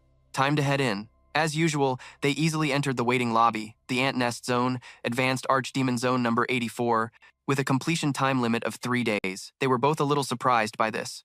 Huh? Singu was the first to voice his confusion. There's a completion time limit now. Eren quickly caught on to the implication. He had an abundance of what he didn't need, but what he truly needed was scarce. Time was no different. Suddenly, Aren spotted something, her eyes lighting up as she yelled, "We're here!" Hearing this, her words made him feel a pang of guilt, wondering if this was somehow his fault.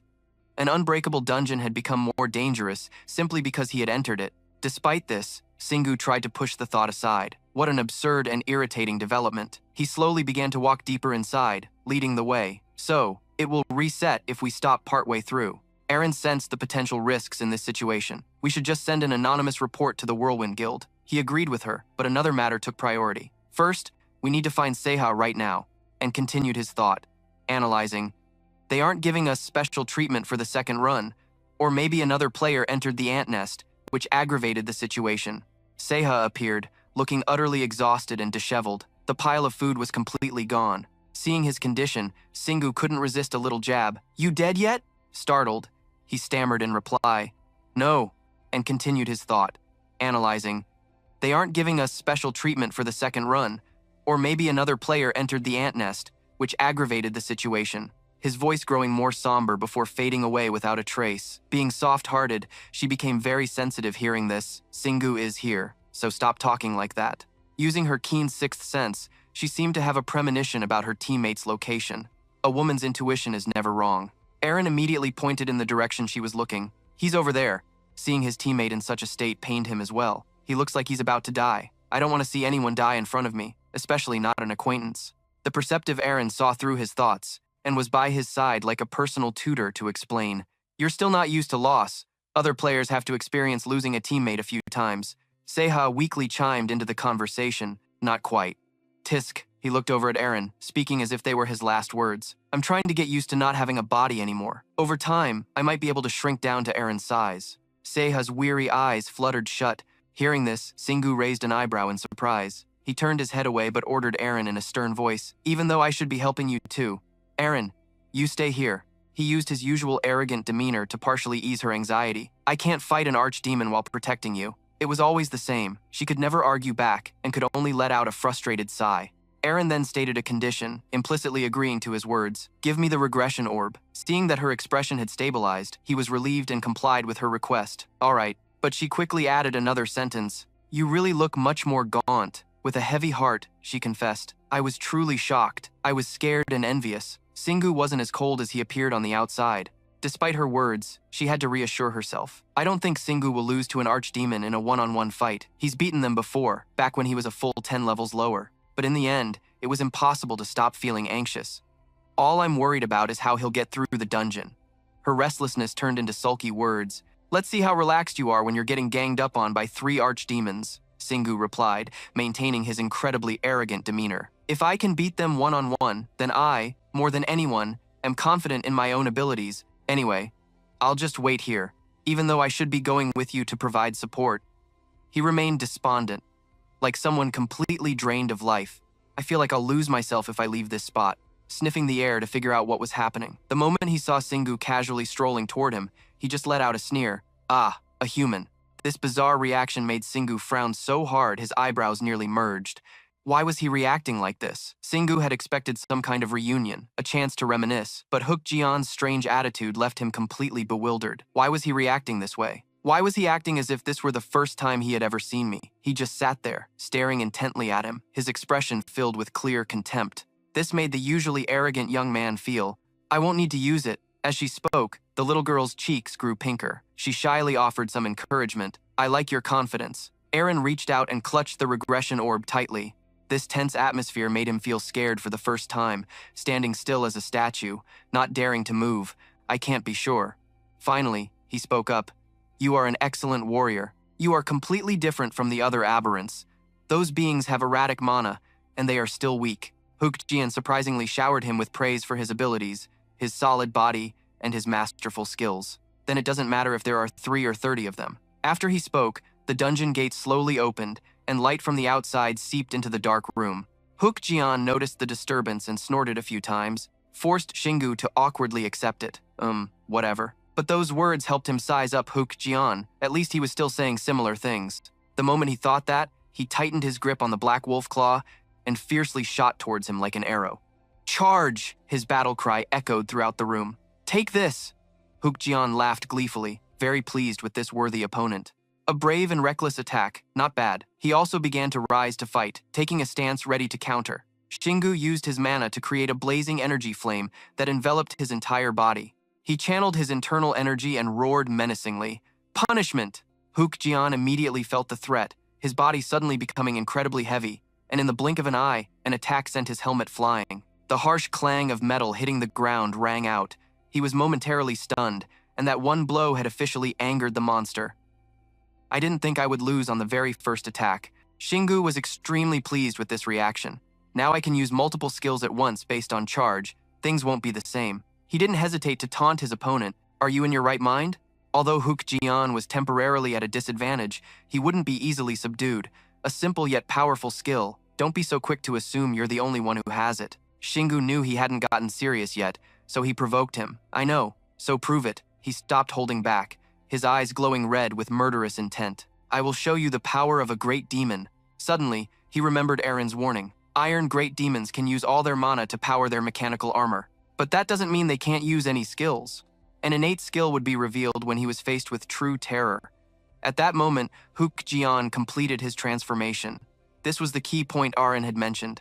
Innate skill. His power seemed to increase by 200% as he let out a deafening roar. Then, he lunged forward as fast as the wind, leaving only an afterimage, and in the blink of an eye, His axe blade was about to come crashing down on Shingu's head. Luckily, he managed to step back in time, avoiding the fatal blow. The axe slammed down, cracking the ground wide open. The rapid series of events left him momentarily stunned. The great demon had suddenly become much faster than usual. Even though he knew his opponent's strength was formidable, it seemed he had been too careless. That last attack was a bit concerning. Shingu forced himself to stay calm and began his little monologue. I see, so that's your innate skill. Hook Jian was impressed by his courageous spirit. He channeled his internal energy and roared menacingly.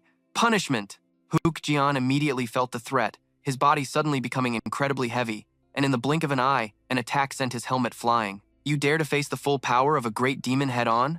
I'm starting to like you even more. Despite the tension, he flashed a confident smile, taking control of the situation.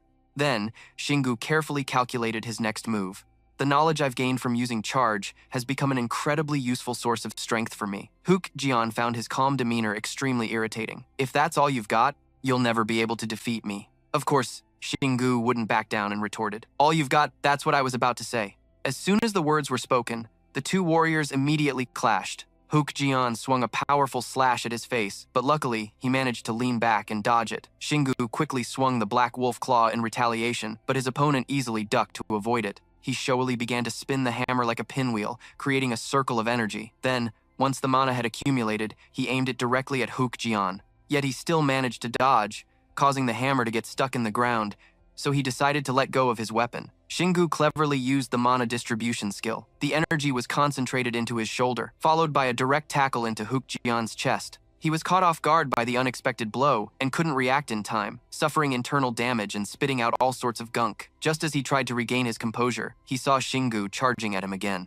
The effectiveness of the attack made him very proud. I accelerated using charge and converted it into punishment upon impact with his shoulder. Immediately after, Hook Jian was sent flying, crashing hard into the back wall. He tiredly wiped the sweat from his forehead, not forgetting to praise his opponent. Whew, you're really amazing. He looked down and saw that even though he was sprawled on the ground, his hand never left his weapon.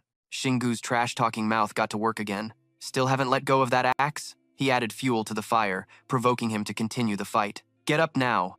You still have something to teach me, right? Shingu stood before him, listening to Hook Jian ramble on. In terms of strength, you are my equal, but you surpass me in both mana and skill. Suddenly, he started to laugh. Savagely, ha ha, then pointed to himself with a pout like a 3-year-old. Fine, hit me. It's a monster's natural instinct to fight the strong. He even yelled right in his face. We only fight to the death. But Shingu just smiled with an odd calmness. Aaron stood a short distance away, looking incredibly anxious. I can't do anything to help.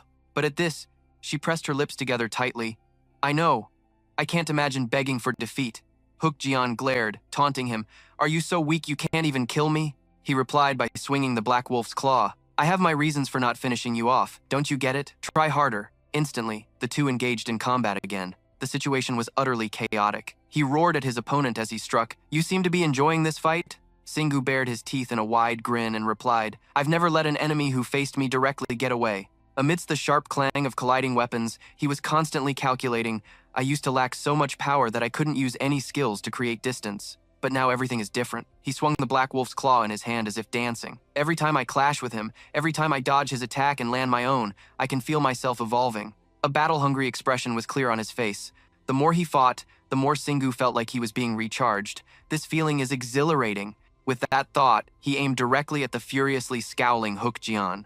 I'm only fighting one iron ogre right now. But what comes next? Shingu landed on the ground. That arrogant attitude of his hadn't vanished. If I get stronger, I can fight even stronger monsters. The thrill of overpowering an enemy, that feeling of euphoria peaking, made him exclaim, It's going to be awesome. Instantly, Shingu charged recklessly into close combat with his foe again. Using a massive amount of energy without a care in the world is all I've ever wanted. Facing enemies brimming with power and monsters I have to defeat, nothing can stop me. All of a sudden, the black wolf's claw in his hand shone brightly, as if energized by its master. I can use all the skills I've learned so far, and even improve upon them. Punishment. Without hesitation, Shingu used it to knock Hook Jian down with a single strike. The spiritual energy made him more invigorated than ever. I can also learn new techniques to use them. The final blow from the claw made him spit blood, his armor nearly shattered. Looking at Hook Jian lying flat on the ground, with no fight left in him, he praised himself. I've won. I didn't even need to use my fire arts, and defeated him using just mana and physical skills. But just as quickly,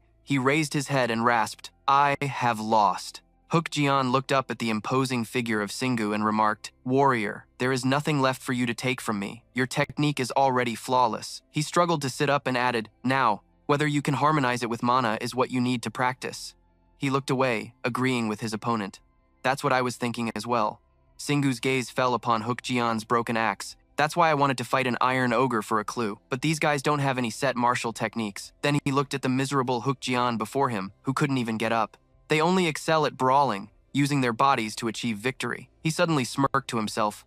Unfortunately for them, I have a natural talent for that sort of thing. By now, his opponent was slowly recovering from their battle. His words were more articulate now. "I'm sure you'll want the skill that syncs with the rhythm of my heart." Hook-jian pointed straight at Singu, explaining, "But that is a power reserved only for the few great ogres who have proven themselves in countless battles.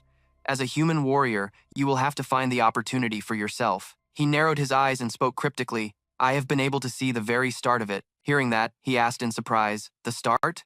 After saying that, Singu flinched as he had a sudden realization. "Oh," he covered his mouth in disbelief. "I think I can guess what it is. Even though it's a skill I stumbled upon by chance, I'm sure I'll find something similar at the end of this path." Then he broke into a joyful grin, just like a kid. "There's nothing greater than iron ogres." Singu turned to Hook-jian, his voice filled with gratitude. "Thanks for the advice. I had a great time." Hook-jian responded with an open demeanor. "I also enjoyed this battle, but be careful, human warrior." Hook-jian's thoughts drifted to his comrades as he confided, "There are hundreds more of my kind, and warriors even stronger than us." Suddenly, his eyes widened, filled with a powerful emotion. "And the captain who leads them all." Hook-jian pointed at him again, his voice a solemn warning. "You'll need to get much stronger to defeat all of them." But Singu just smirked confidently. "Don't you worry about that." The moment he finished speaking, a crushing sound echoed as black blood sprayed everywhere. Hook-jian's body disappeared, leaving behind only a pile of ashes. He hoisted the black wolf's claw onto his shoulder and said cruelly, "A one-on-one duel and a dungeon conquest are two completely different matters." The ashes slowly scattered, revealing a precious, shimmering red gem. "You could only use basic techniques and fighting skills, but you didn't tap into your own vast energy reserves, right?" Singu said, turning and walking away coldly. "I held back my bloodlust and didn't even use the full power of the black wolf's claw." Aaron finally ran out to sea. Glancing at the treasure on the ground, he suddenly turned back to where the enemy had vanished and smiled. "It's because I want to defeat my enemies with my own raw physical strength, my original constitution, and my mana and combat skills." At the same time, she hugged the stone to her chest and flew towards Shingu, listening to his explanation. But that wasn't the only reason he had dragged out the fight with him. The stream of thoughts continued to churn in his head. "I've gathered enough information. I've perfectly analyzed the strength of the Iron Archfiends and how I need to move to fight them." And he unconsciously thought of an image of himself standing before a dark cave. "How I need to move in the dungeon." Returning to reality, Shingu raised his hand, assessing that he had half his mana left. "I think I should start conserving mana again." Glancing at the treasure on the ground, he suddenly turned back to where the enemy had vanished and smiled. "It's because I want to defeat my enemies with my own raw physical strength, my original constitution, and my mana and combat skills." Shingu gripped the black wolf's claw with both hands, silently making up his mind. "I can use the regression gem to heal in return. I mean, I could have saved so much right now if I had just killed one monster." Having thought it through, he spoke decisively with an extremely eager expression. "All right then, let's give it a try in the next room." Immediately, Shingu rested his chin on his hand to calculate, an indescribably mischievous look on his face. Each room in this dungeon is located far apart. He had caused quite a commotion in the first room, but no other monsters appeared. Hearing this, she chimed in, "You should be glad about that." Yet Shingu paid no mind to Arin's words, or maybe they thought it was just a sacred duel so they didn't interfere. They were definitely right about that. His childishness made her chuckle. "That's not it." Arin then switched into teacher mode to explain. "Normally, rooms in a dungeon are designed so they can't be trespassed." She patiently explained it, bit by bit. "It's an unwritten rule. Unless a player tries to attack by moving from one room to another or attempts to destroy the entire dungeon, the monsters won't attack first." He nodded, showing he understood. Shingu glanced at Arin, his tone turning serious. "All right, Arin, you can follow me, but stay one room away." She immediately and obediently agreed. "I'll keep my distance, close enough for the healing spell to be effective." She pointed to herself, puffing out her chest proudly. "I'm strong enough now not to pass out after just a few healing spells." Arin looked at him with a serious gaze, trying hard to prove her point. "You're not the only one who's gotten stronger. I've also regained my strength by experiencing and clearing dungeons with you." At that moment, Seha appeared out of nowhere and chimed in. A supporter develops in proportion to the main player. He also switched into teacher mode to explain, if the player levels up, the same thing happens to the supporter. If you train your mana, Arin will heal herself. Arin, her cheeks blushing, said to Shingu, let's conquer this dungeon. Encouraged by her, he agreed without hesitation. All right. Arin didn't seem very happy, though. On the contrary, she felt a little insecure inside. He has won overwhelmingly in every dungeon so far, so I haven't had a chance to help him even when all my strength has been restored. But she quickly regained her confidence. But things are different now. This is my chance to prove I'm not just a freeloader. Then Arin flew over to Seiha to instruct him. Please wait here. Seiha also replied cheerfully. You seem very enthusiastic, but please be careful. With that, Seiha smiled fondly, his eyes tinged with a bit of sadness. The archfiends are very strong. Shingu immediately nodded in agreement. He quickly stepped forward, covering his mouth to whisper, Is he looking smaller? Arin hastily raised her index finger to shush him. That's why we have to hurry. After walking for a while, they noticed something strange. Light? Curiosity urged the two of them closer until they realized what it was. Exclaiming in amazement, Whoa! Before their eyes was an entire lush forest. Unbelievable that it exists underground. Shingu was also amazed by the sight. I don't think this is a cave anymore. As he finished speaking, his gaze turned upward, as if to confirm his thought that since there was a ceiling, it definitely had to be a cave. Arin looked even more excited, zipping around and looking everywhere. The Advanced Archfiend Zone is a dungeon that simulates the Archfiends from a difficulty 26 dungeon. That's a good thing because we don't have to worry about other monsters, but it will hinder those who just want to fight their way through to clear the stage. Hearing that, Shingu thought for a moment. Their appearance soon attracted two Iron Archfiends. A human is intruding. Yet he felt no fear. Please wait here. Seiha also replied cheerfully. You seem very enthusiastic, but please be careful. With that, Seiha smiled fondly, his eyes tinged with a bit of sadness. The Archfiends are very strong. That simulates the Archfiends from a difficulty 26 dungeon. That's a good thing because we don't have to worry about other monsters, but it will hinder those who just want to fight their way through to clear the stage. Die, I'll take care of you right now. A panicked look appeared on Arin's face. There are two Archfiends. To vent his pent-up anger, he looked at the two fiends and taunted them. You're too slow, you turtles. A frenzy erupted in the eyes of Hunchback and Crooked Horn. Turtles, how dare a mere human like you? We'll show you the power of an Archfiend. Shingu chuckled softly at the foolish actions of the two Archfiends. I like how shallow they are. He tightened his grip on the black wolf's claw, his gaze firm as he looked forward. Even though I have to deal with two of them, there's nothing to be afraid of. When he had the enemy right in the palm of his hand, cracking sounds echoed, shattering the silent atmosphere. Shingu's decisive attack severed one of Crooked Horn's arms, sending him flying. Arin watched excitedly as fragments fell from Crooked Horn's arm. The Iron Ogres increased their attack speed by pushing their joints like a jet engine. By striking them with a hammer at the right moment, Shingu caused the compressed air to explode. Hunchback charged in angrily. You little brat! Shingu looked at him without a trace of fear. It's great that you've implanted machinery into your body for greater power, but that very thing has become your fatal weakness. The ogre didn't believe what he said, and arrogantly replied, A weakness? That can be overcome with power. Shingu quickly turned to gain momentum. That's what I like to hear. Let's see whose strength is greater. His leap made the ground beneath him tremble. In an instant, Shingu appeared in front of Hunchback. The cracking sound rang out again, sowing fear in the ogre. In no more than 2 moves, he had taken down the Iron Ogre. Arin held her breath, watching every moment, silently admiring him. Shingu's combat senses, long overshadowed by his raw power, were finally shining through as he faced the Iron Ogres. Witnessing the 2 Iron Ogres fall, she couldn't help but be amazed. Perhaps I'm witnessing the awakening of a player who everyone will fear in the future. After the battle, the 2 of them ventured deeper into the cave. The ant cave was a mysterious place. They walked while observing their surroundings. This was truly an ant nest. It was as if they had brought an entire section of a miniature world's battlefield in here. Shingu's face was filled with confidence. But this was an advantage for him, his mind constantly calculating. It didn't matter how large this place was. Only 2 of the 3 great demons appeared in each room. The largest number I've ever faced is 5. Then Shingu suddenly stopped. In front of him were 2 Iron Ogre guards, but he wasn't afraid at all, his mind still lost in thought. I can lure them into preset traps in the smaller areas, but I can also run around the larger areas and lead the fight in a direction that benefits me. The 2 ogres looked at Shingu, then at each other suspiciously. That human. Why didn't they send a warning signal when there was an intruder? Shingu swung the black wolf claw in his hand and gave a friendly smile. Are you guys scouts? Just like a real army. Suddenly, bursts of light like fireworks appeared all around. Large, sturdy tree trunks shot towards Stiffneck, startling him. Meanwhile, Shingu continued to speculate inwardly. They'll surely let their guard down when there's only one intruder.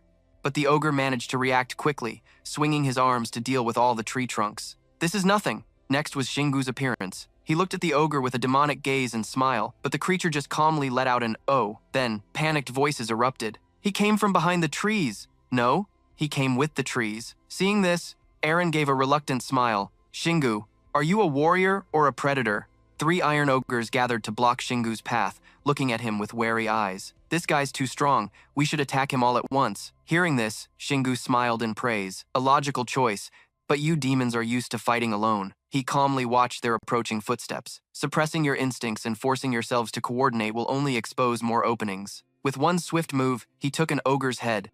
Witnessing this tragic scene, Iron Chin shrieked in pain. Simon! Then he furiously charged forward, demanding, How dare you kill Simon? Shingu's face darkened, twisting into a terrifying grin. Heh heh, you'll be seeing him soon enough. Seeing him like this, Aaron could only manage a wry smile. You're just like a villain. From above, Iron Chin shot down like an arrow. You've gone too far! Thanks to his agility, he managed to turn and counterattack. The black wolf claw sliced through the air, striking straight at the ogre's face. The remaining one was sunken face. Seeing that he had just thrown the black wolf claw, the ogre immediately cursed. You fool! You just threw away your only weapon. Before the ogre could do anything, Shingu lunged forward, landing a punch with his bare hands. He glanced at the ogre with a disdainful look. A weapon is just a tool. Sunken face began to foam at the mouth, his face gradually turning pale. Shingu was a little surprised to see this, so he landed another punch on him. The ogre writhed and whispered, How can you use poison? Shingu was extremely shocked to hear this. Poison? Aaron immediately flew to his side to explain, Shingu, your gauntlets. He subconsciously looked down at his gauntlets, thinking to himself, These gauntlets are very effective for both defense and offense. I've used them many times, but isn't this the first time an option has been activated? Next, information about the chaotic Venom Fang gauntlets appeared one after another. Below it was an additional piece of information. A pair of gauntlets crafted from the essence of a highly venomous centipede. Their durability is enough to protect your hands, and the small, hard spikes on the knuckles can be used to attack enemies. Shingu admired the chaotic Venom Fang gauntlets, wondering, My proficiency is over 50%. Is that the reason? Aaron quickly explained to him. Whether traits appear sooner or later depends on their power. He looked over at the Black Wolf Claw. The first trait of the Black Wolf Claw hasn't appeared yet, right? You're right. He recalled the information provided before and made a deduction. The Black Wolf's Claw should possess 2 traits. It also has the ability to poison enemies, just like the gauntlets, but the probability might be too low. It's never happened, and the first trait still hasn't been revealed. I've passed the halfway mark on the proficiency gauge. With that thought, he looked pensively at Aaron. So what happens when the proficiency is full? She gently continued, Music. The weapon's stats will be increased, and you can use it at an altar of fusion. There are many altars like that. Hearing this, Shingu clenched his fist. Actually, I still have a long way to go before it's full. So I'll ask her how that altar works when I get it. A sense of excitement welled up inside him as he thought about it. It's still a good thing to become stronger. First fire, now poison. It's fun to be able to use multiple powers at once. After thinking, he turned his head and asked Aaron, How long has it been since we entered the dungeon? She replied cheerfully, A little over 1 day. You should have only met 5 archdemons in the first half of the dungeon. You're moving too fast. Hearing her say that, he felt a bit dazed. I must have lost all concept of time, while just rushing forward, immersed in the pleasure of fighting and growing. After a moment's hesitation, he cheerfully said to Aaron, All right then, let's rest for about 1 hour. Aaron replied in surprise, Are you a robot? Hearing that, Shingu's enthusiasm completely vanished. You should rest too. But then she quickly flew into his pocket. I'm not like you, so I don't know if I can sleep for just 1 hour. After saying that, Aaron fell asleep. Shingu felt a bit helpless at her adorable action. After that, he also leaned against a nearby tree to rest. All right, now, when will it get here? From a distance, a large figure was lurking. Its glowing red eyes were always following his movements. He narrowed his eyes slightly, starting to get lost in thought. I know you've been waiting for an opportunity ever since my last battle ended. This isn't a skill or mana. I was born with this kind of intuition. That iron archdemon was still patiently observing while he remained indifferent. Anyway, the enemy surely can't know that. Otherwise, it wouldn't approach me with such loose vigilance, or it's simply confident in its own strength. While Aaron was sound asleep, Shingu remained on high alert. It would be great if you attacked me now, because I'm about to lower my guard. The Iron Archdemon stealthily approached him, and thanks to his keen intuition, Shingu quickly noticed something was off. Isn't that a bit suspicious? I think it's trying to analyze my breathing. After considering, he smirked in assessment. As expected of a sharp one, its presence is stronger than any other Iron Archdemon, and to have such stealth abilities. Finally, that Iron Archdemon appeared. Its name is Bloodaxe. He guessed to himself, this must be a high-grade monster. Even with his eyes closed, Shingu silently listened to its footsteps. Is it coming? Not yet. It stepped back. Music.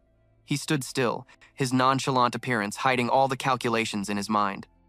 I should make it come to me. Shingu glanced at Eren, sleeping soundly in his pocket. I'm sorry, but I have to interrupt the sleep you deserve. Then he fell into deep thought again. But after this dungeon, only hardship awaits me. Let's try to endure it. Bloodaxe started to accelerate and charge. Shingu focused intently to feel its every movement. So fast, 20 meters, 17 meters. When the distance closed to 10 meters, he suddenly opened his eyes, and Bloodaxe was caught off guard, charging straight into a nearby trap. It fell flat on the ground, a strange light emanating from around it. He stared blankly at the scene before him.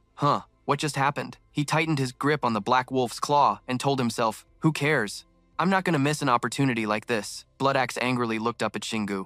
You set a trap that even I couldn't detect. You must have known I was coming here. Shingu let out a small laugh. He swung the black wolf's claw, his voice full of confidence. Of course, I already knew everything. After speaking, he launched a lightning-fast attack, and luckily, Bloodaxe managed to block it in time. It looked down at its bruised, sparking arm. I didn't even detect a trap there, but I'll use everything I have to provoke him. Suddenly, it roared, the piercing sound shattering the previous silence. Another blow landed on Bloodaxe's chest, followed by a loud explosion. The impact sent them both flying backward. Shingu charged forward without hesitation. He clenched his fist, silently admiring his opponent's will. Such a respectable spirit, along with that obsession. I guess this is why it's a high-grade monster. Bloodaxe looked at its opponent's fist with contempt. A human's weak fist could never. As if to prove that mockery wrong, he quickly gave it a taste of what it's like to get punched. I've never heard of such a thing in my life. Fresh blood gushed out after the powerful punch. Next was a barrage of relentless attacks from Shingu, leaving it no time to retaliate. When he stopped, Bloodaxe was about to fall, but at the same time, a glint of unwillingness flashed in its eyes. Unbeknownst to him, Eren had woken up at some point, and her magical power was secretly supporting him. Bloodaxe, beaten to a pulp, lay flat on the ground and weakly asked, That Mana, were you the one who caused the explosion? Shingu's face was filled with killing intent. He brandished the black wolf claw again. Are you happy now that you've discovered the truth? Shingu asked nonchalantly, looking at the hovering Eren. So you're awake? Eren pouted. I told you so. But soon after, she returned to her cheerful state. I've molted! Shingu lowered his head and chuckled at her playfulness. He turned his back to continue his journey. All right, thanks. Let's keep going. Then he pointed towards the forest behind them. And help me take care of the 20 iron ogres hiding over there. The demons and Eren were both startled by this. She shouted angrily, What? It only took him 16 hours, 39 minutes, and 11 seconds to complete the trial. Eren's eyes widened as she stared at the corpses scattered on the ground. Wow. You really managed to kill 20 of those ogre things without dying? Shingu sighed softly at her words. But the experience from this would only come after he cleared the dungeon, and he didn't think he could do it. Eren shot up angrily and started scolding Shingu. What are you complaining about after coming all this way? You just have to beat them right now. The boss room is next. Suddenly, 3 elite veteran iron ogres appeared up ahead. The moment she saw them, Eren's smile and confidence vanished, replaced by a worried expression. Meanwhile, the iron ogres started causing a ruckus. Kill the fiend who wiped out our army! What kind of human raises a warrior like that? It's you people. The noise enraged Shingu. Without a word, he charged forward and delivered a powerful blow to the roaring one's head, sending him packing for good. The remaining one saw this and cried out in anguish. Simon! Shingu paused, thinking to himself, Are they all named Simon? Vanquisher and Droopyface roared in fury. I'll kill you and avenge Simon. How dare you so cruelly murder our comrade? Shingu sneered coldly. Death is the end. There's nothing cruel or glorious about it. Hearing this, Eren let out a small laugh. She silently exposed him in her thoughts. You say that, but you don't want to die at all. Shingu gripped the black wolf claw with both hands. I feel like I can create a passive skill if I fight a little more. He looked at them with a determined gaze. There's no real difference in facing all 3 at once, so all that's left is... And then Shingu suddenly uttered 2 words. The general. This startled Vanquisher and Droopyface. Droopyface roared defiantly, You'll never meet the general, just as he finished speaking. he took a clean, swift strike from Shingu. That made two of them down. Shingu turned to Vanquisher with a vicious look. And then there was one. I'll send you to join your friend soon enough. The ogre trembled as he looked at him.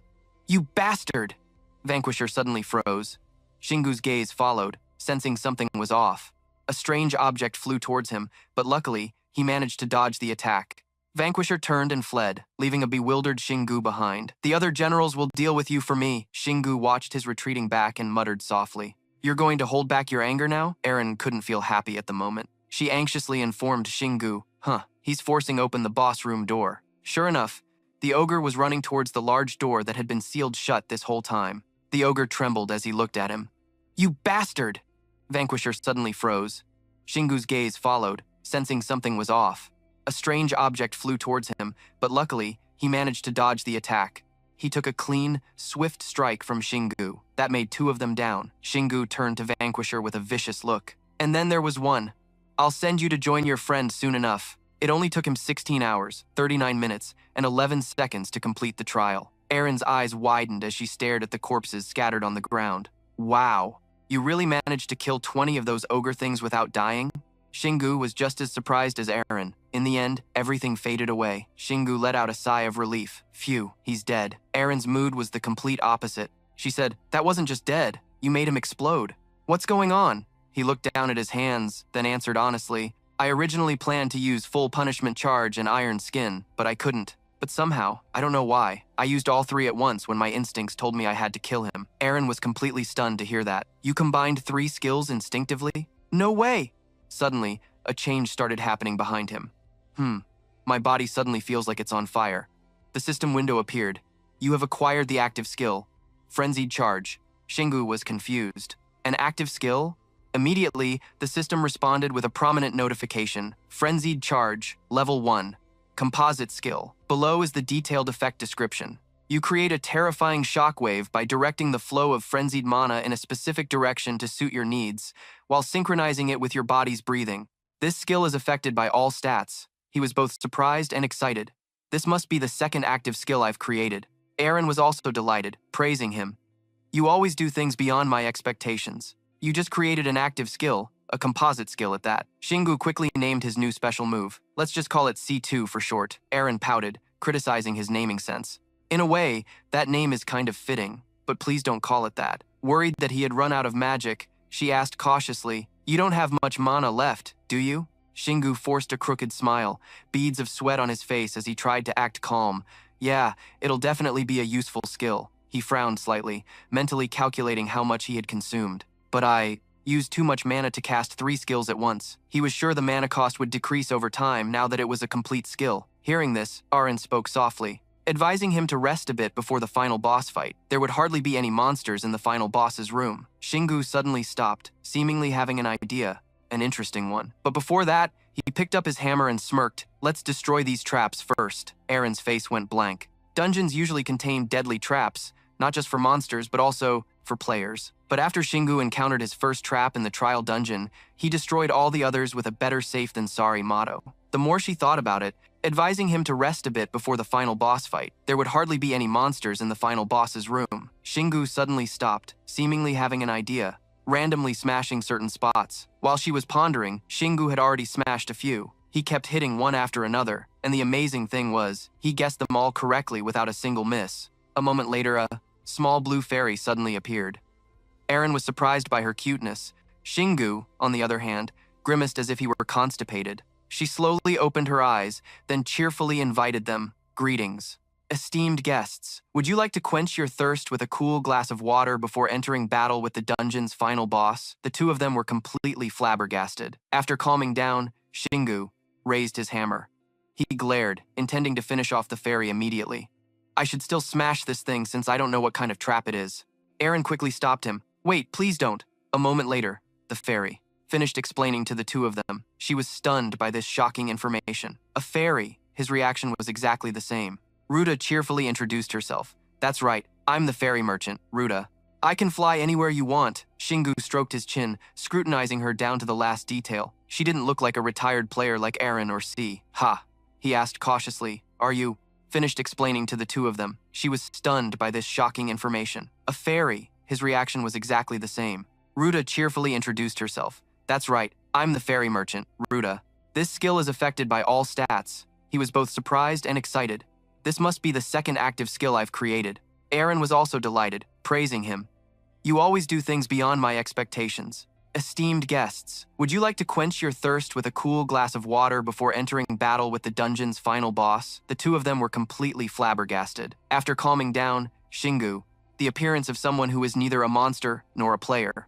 Aaron looked at him with a determined gaze, trying to convince her teammate to trust her intuition. Such an intelligent third party is just too suspicious. Ruta just stood quietly to the side, watching the two discuss. Shingu's mind suddenly recalled a basic piece of knowledge. I'm sure she's an NPC. The kind you usually see mainly in role-playing games, an AI-powered character that helps players during their journey. He had secretly identified the girl in front of him. That concept fits perfectly with this person. Seeing that the two couldn't reach a conclusion, Ruta comforted them. I know I look suspicious, so please calm down, and I'm sure you know this. She wanted them to know that she was completely harmless. I have no intention of harming you or even fighting you. Even though she said that, Shingu remained cautious. That's what makes you dangerous. He pretended to be friendly. All right, Ruta, what is it? If you're a merchant, then what do you want to sell me? Thinking the customer had opened up, Ruta became visibly excited. To be precise, it's a trade.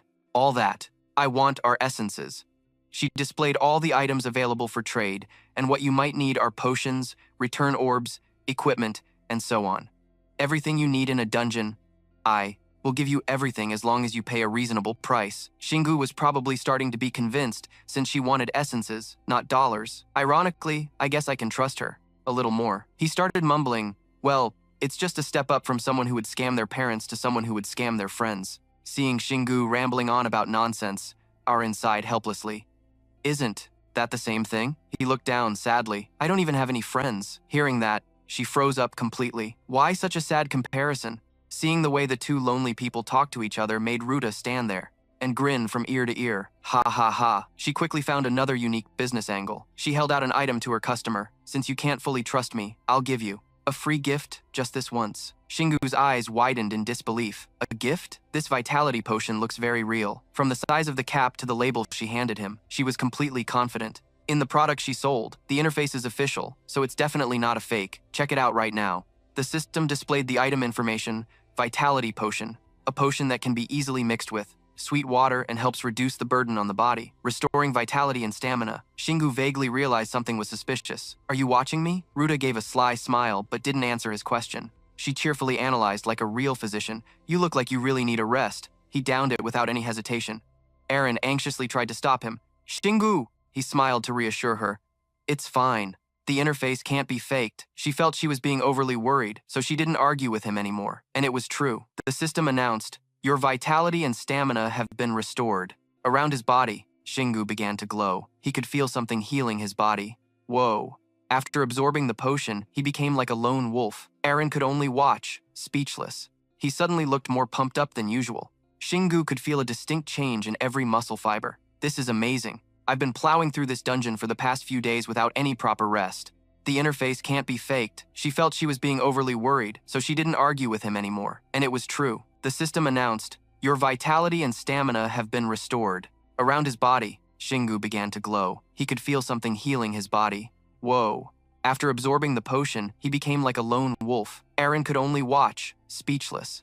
The rewards will surely be greater if you recover right now. It's better than waiting for it to recover on its own before taking down the final boss. Aren't those some amazing benefits? Shingu bluntly refused. I can't stand you. Despite being shot down so bluntly, Ruta replied cheerfully. Oh no, I'm starting to take a liking to you. You know? Despite his harsh words, Shingu still held out his hand for a good deal when he saw one. Alright, give me the mana potion. A true capitalist at heart, Ruta swiftly took the essences and put them away. The rewards will surely be greater if you recover right now. It's better than waiting for it to recover on its own before taking down the final boss. Aren't those some amazing benefits? It seems my mana has been restored. Seeing her customer looking so refreshed, Ruta was very pleased. Is there anything else you need? I guess not. She politely bowed to bid them farewell. Well then, see you next time. Despite his harsh words, Shingu still held out his hand for a good deal when he saw one. Alright, give me the mana potion. A true capitalist at heart, Ruta swiftly took the essences and put them away. I'll be taking these 5 Iron Archdemon essences. Thank you, sir. After counting the payment, she placed the 5 vials of life potion on the ground. A moment later, after Shingu drank it all, he began to feel its effects.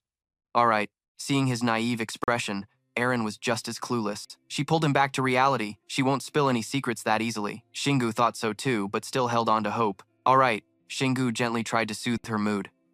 At least we've found a living being we can talk to about the ant cave, he speculated. Maybe she knows some secret about the heavenly city. He looked around and assessed the situation. The boss room looked like it was built on a mountaintop, and it was too vast for him to just run up and crush the boss's head.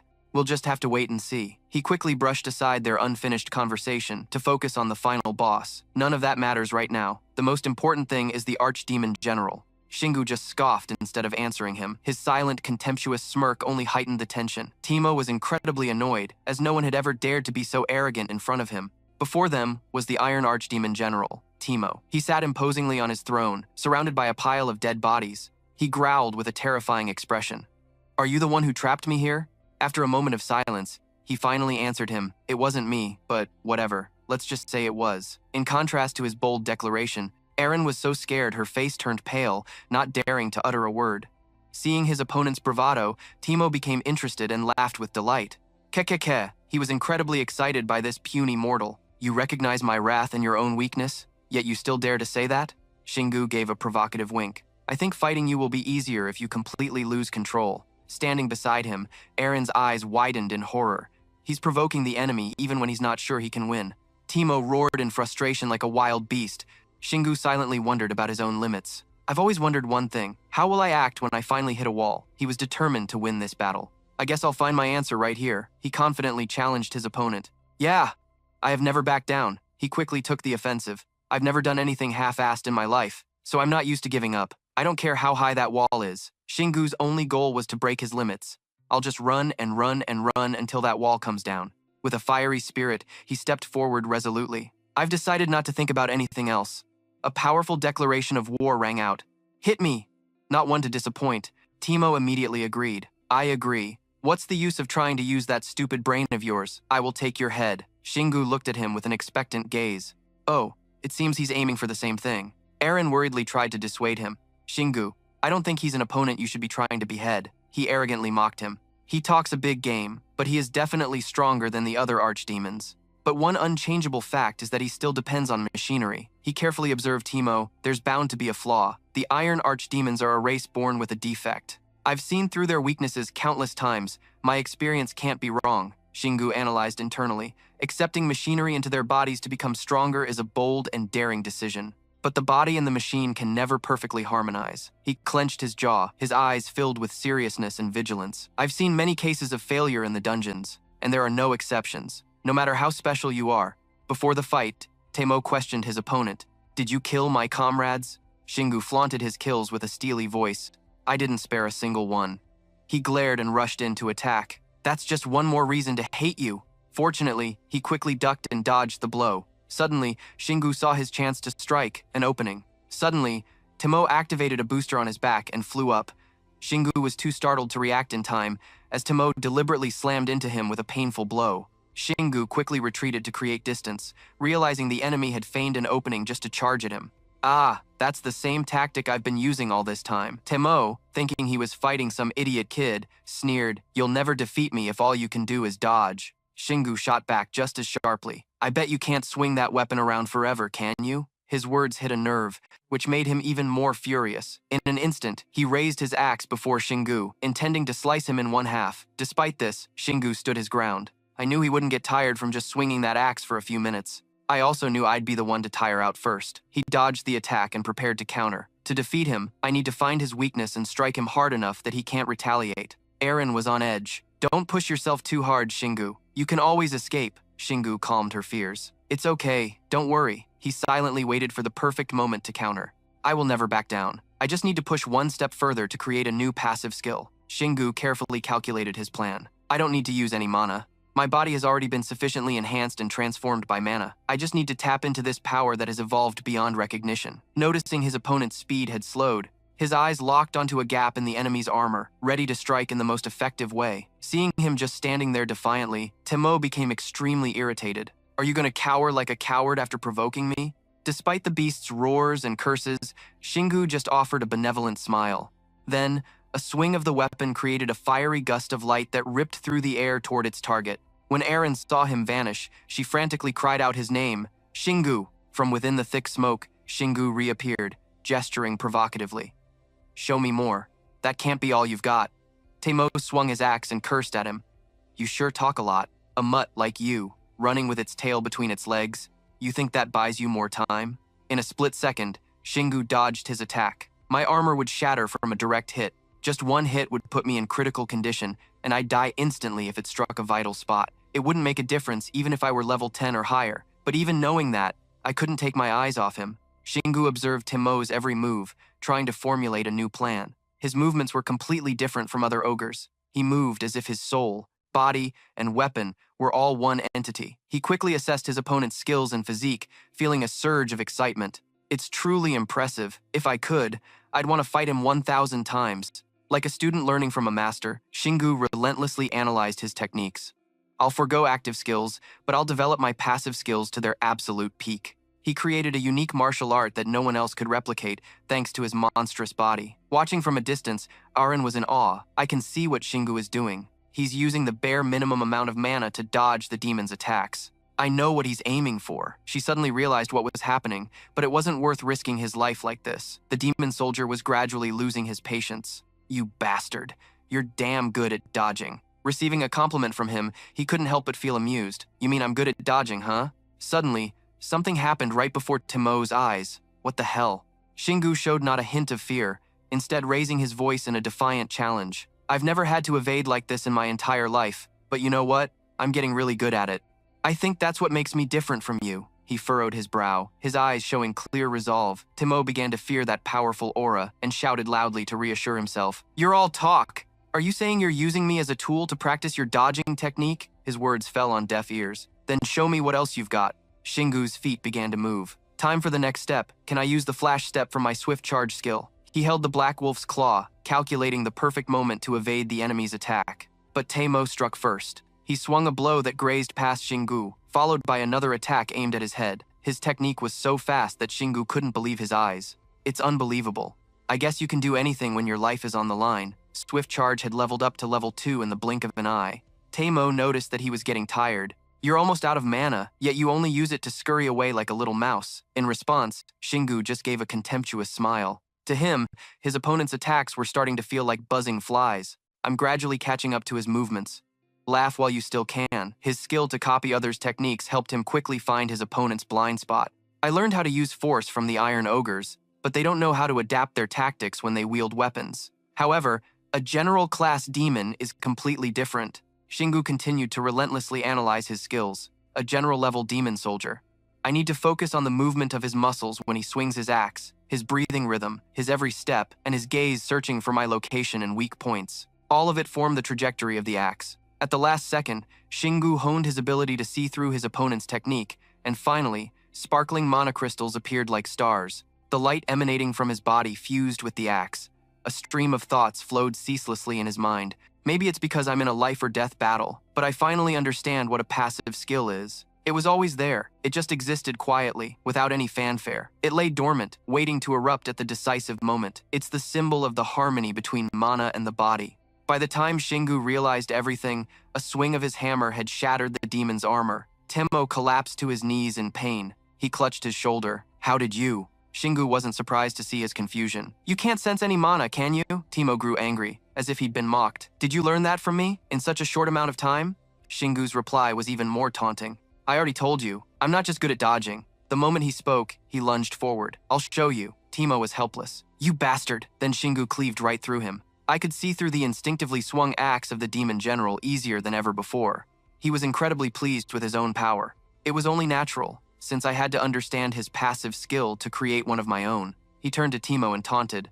Sometimes, I even surprised myself. The blow to Teimo's pride was so great that he had to lash out at Shingu to save face. You seem pretty smug, especially for a warrior who's barely a novice at fighting. But Shingu wasn't interested in a war of words. Are you sure that's all I've got? One of his strikes landed on a very sensitive spot, followed by a punch to another vulnerable area. Eren, who witnessed everything, was in awe of his power. The essence of a passive skill is to draw out the latent energy from within the body, including even the smallest bit of potential. To create a passive skill, one must deeply understand a specific action, master it, and harmonize mana with that action. He possessed superhuman strength even before absorbing mana, so he couldn't use his body efficiently after it changed. But through his battle with the Iron Great Demon General, he turned to Teemo and taunted.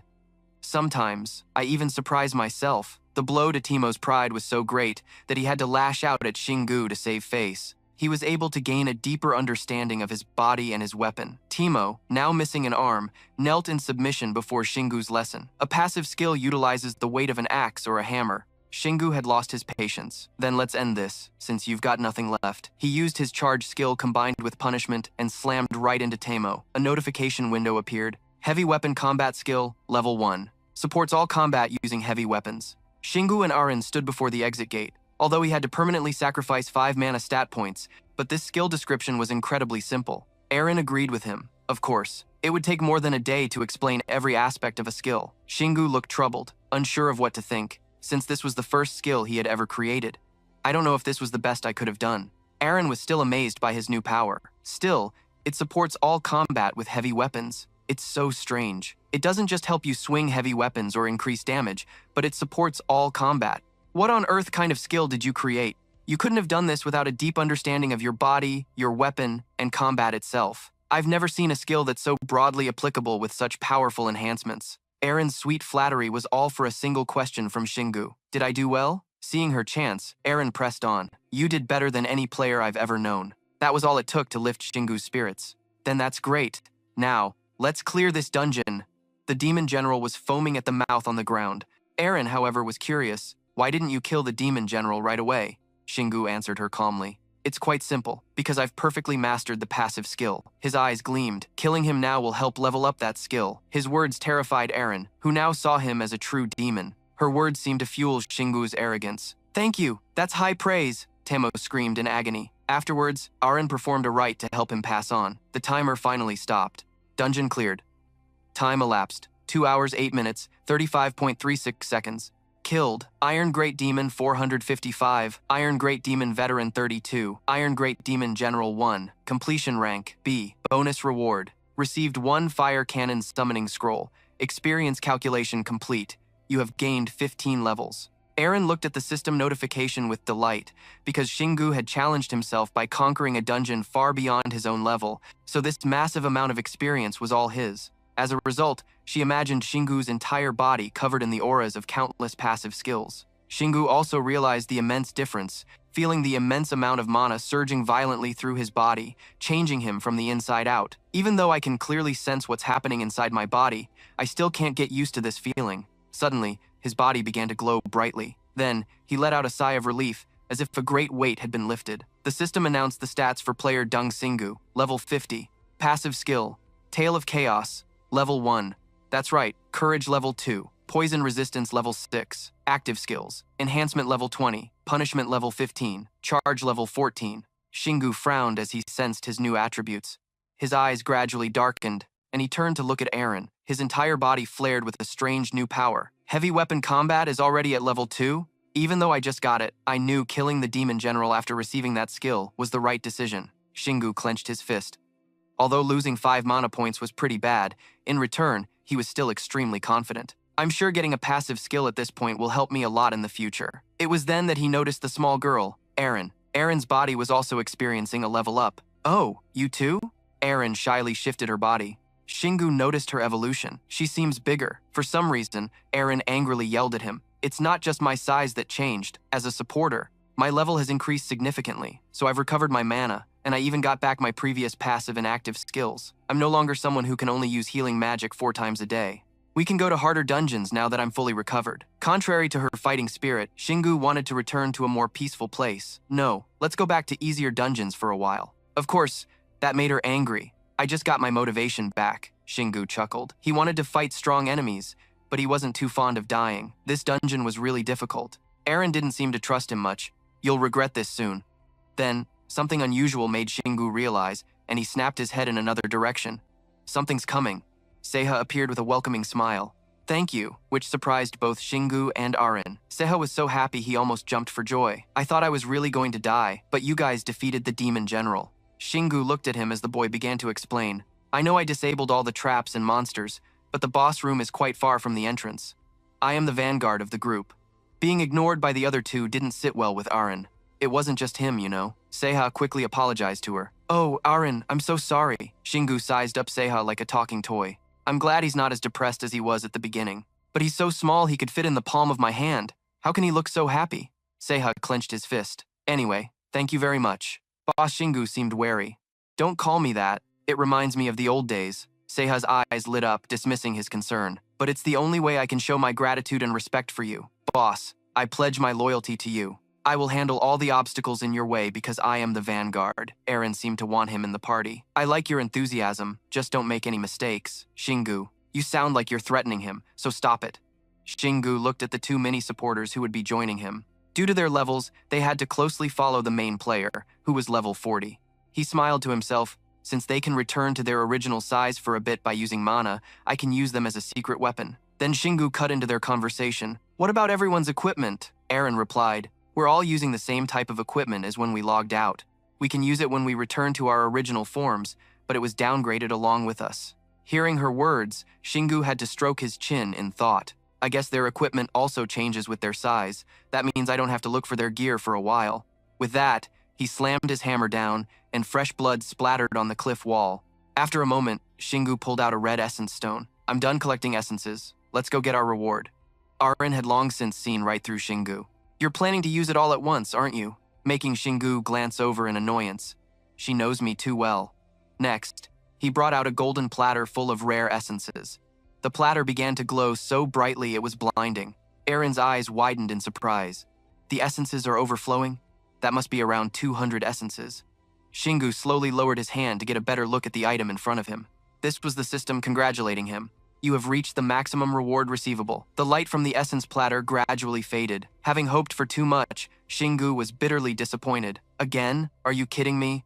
Aaron silently reassessed the situation. First the enhancement altar and now the reward altar? Then she suddenly realized something. Even though this dungeon is filled with powerful archdemons, there's always a limit to the amount of rewards you can get in one dungeon.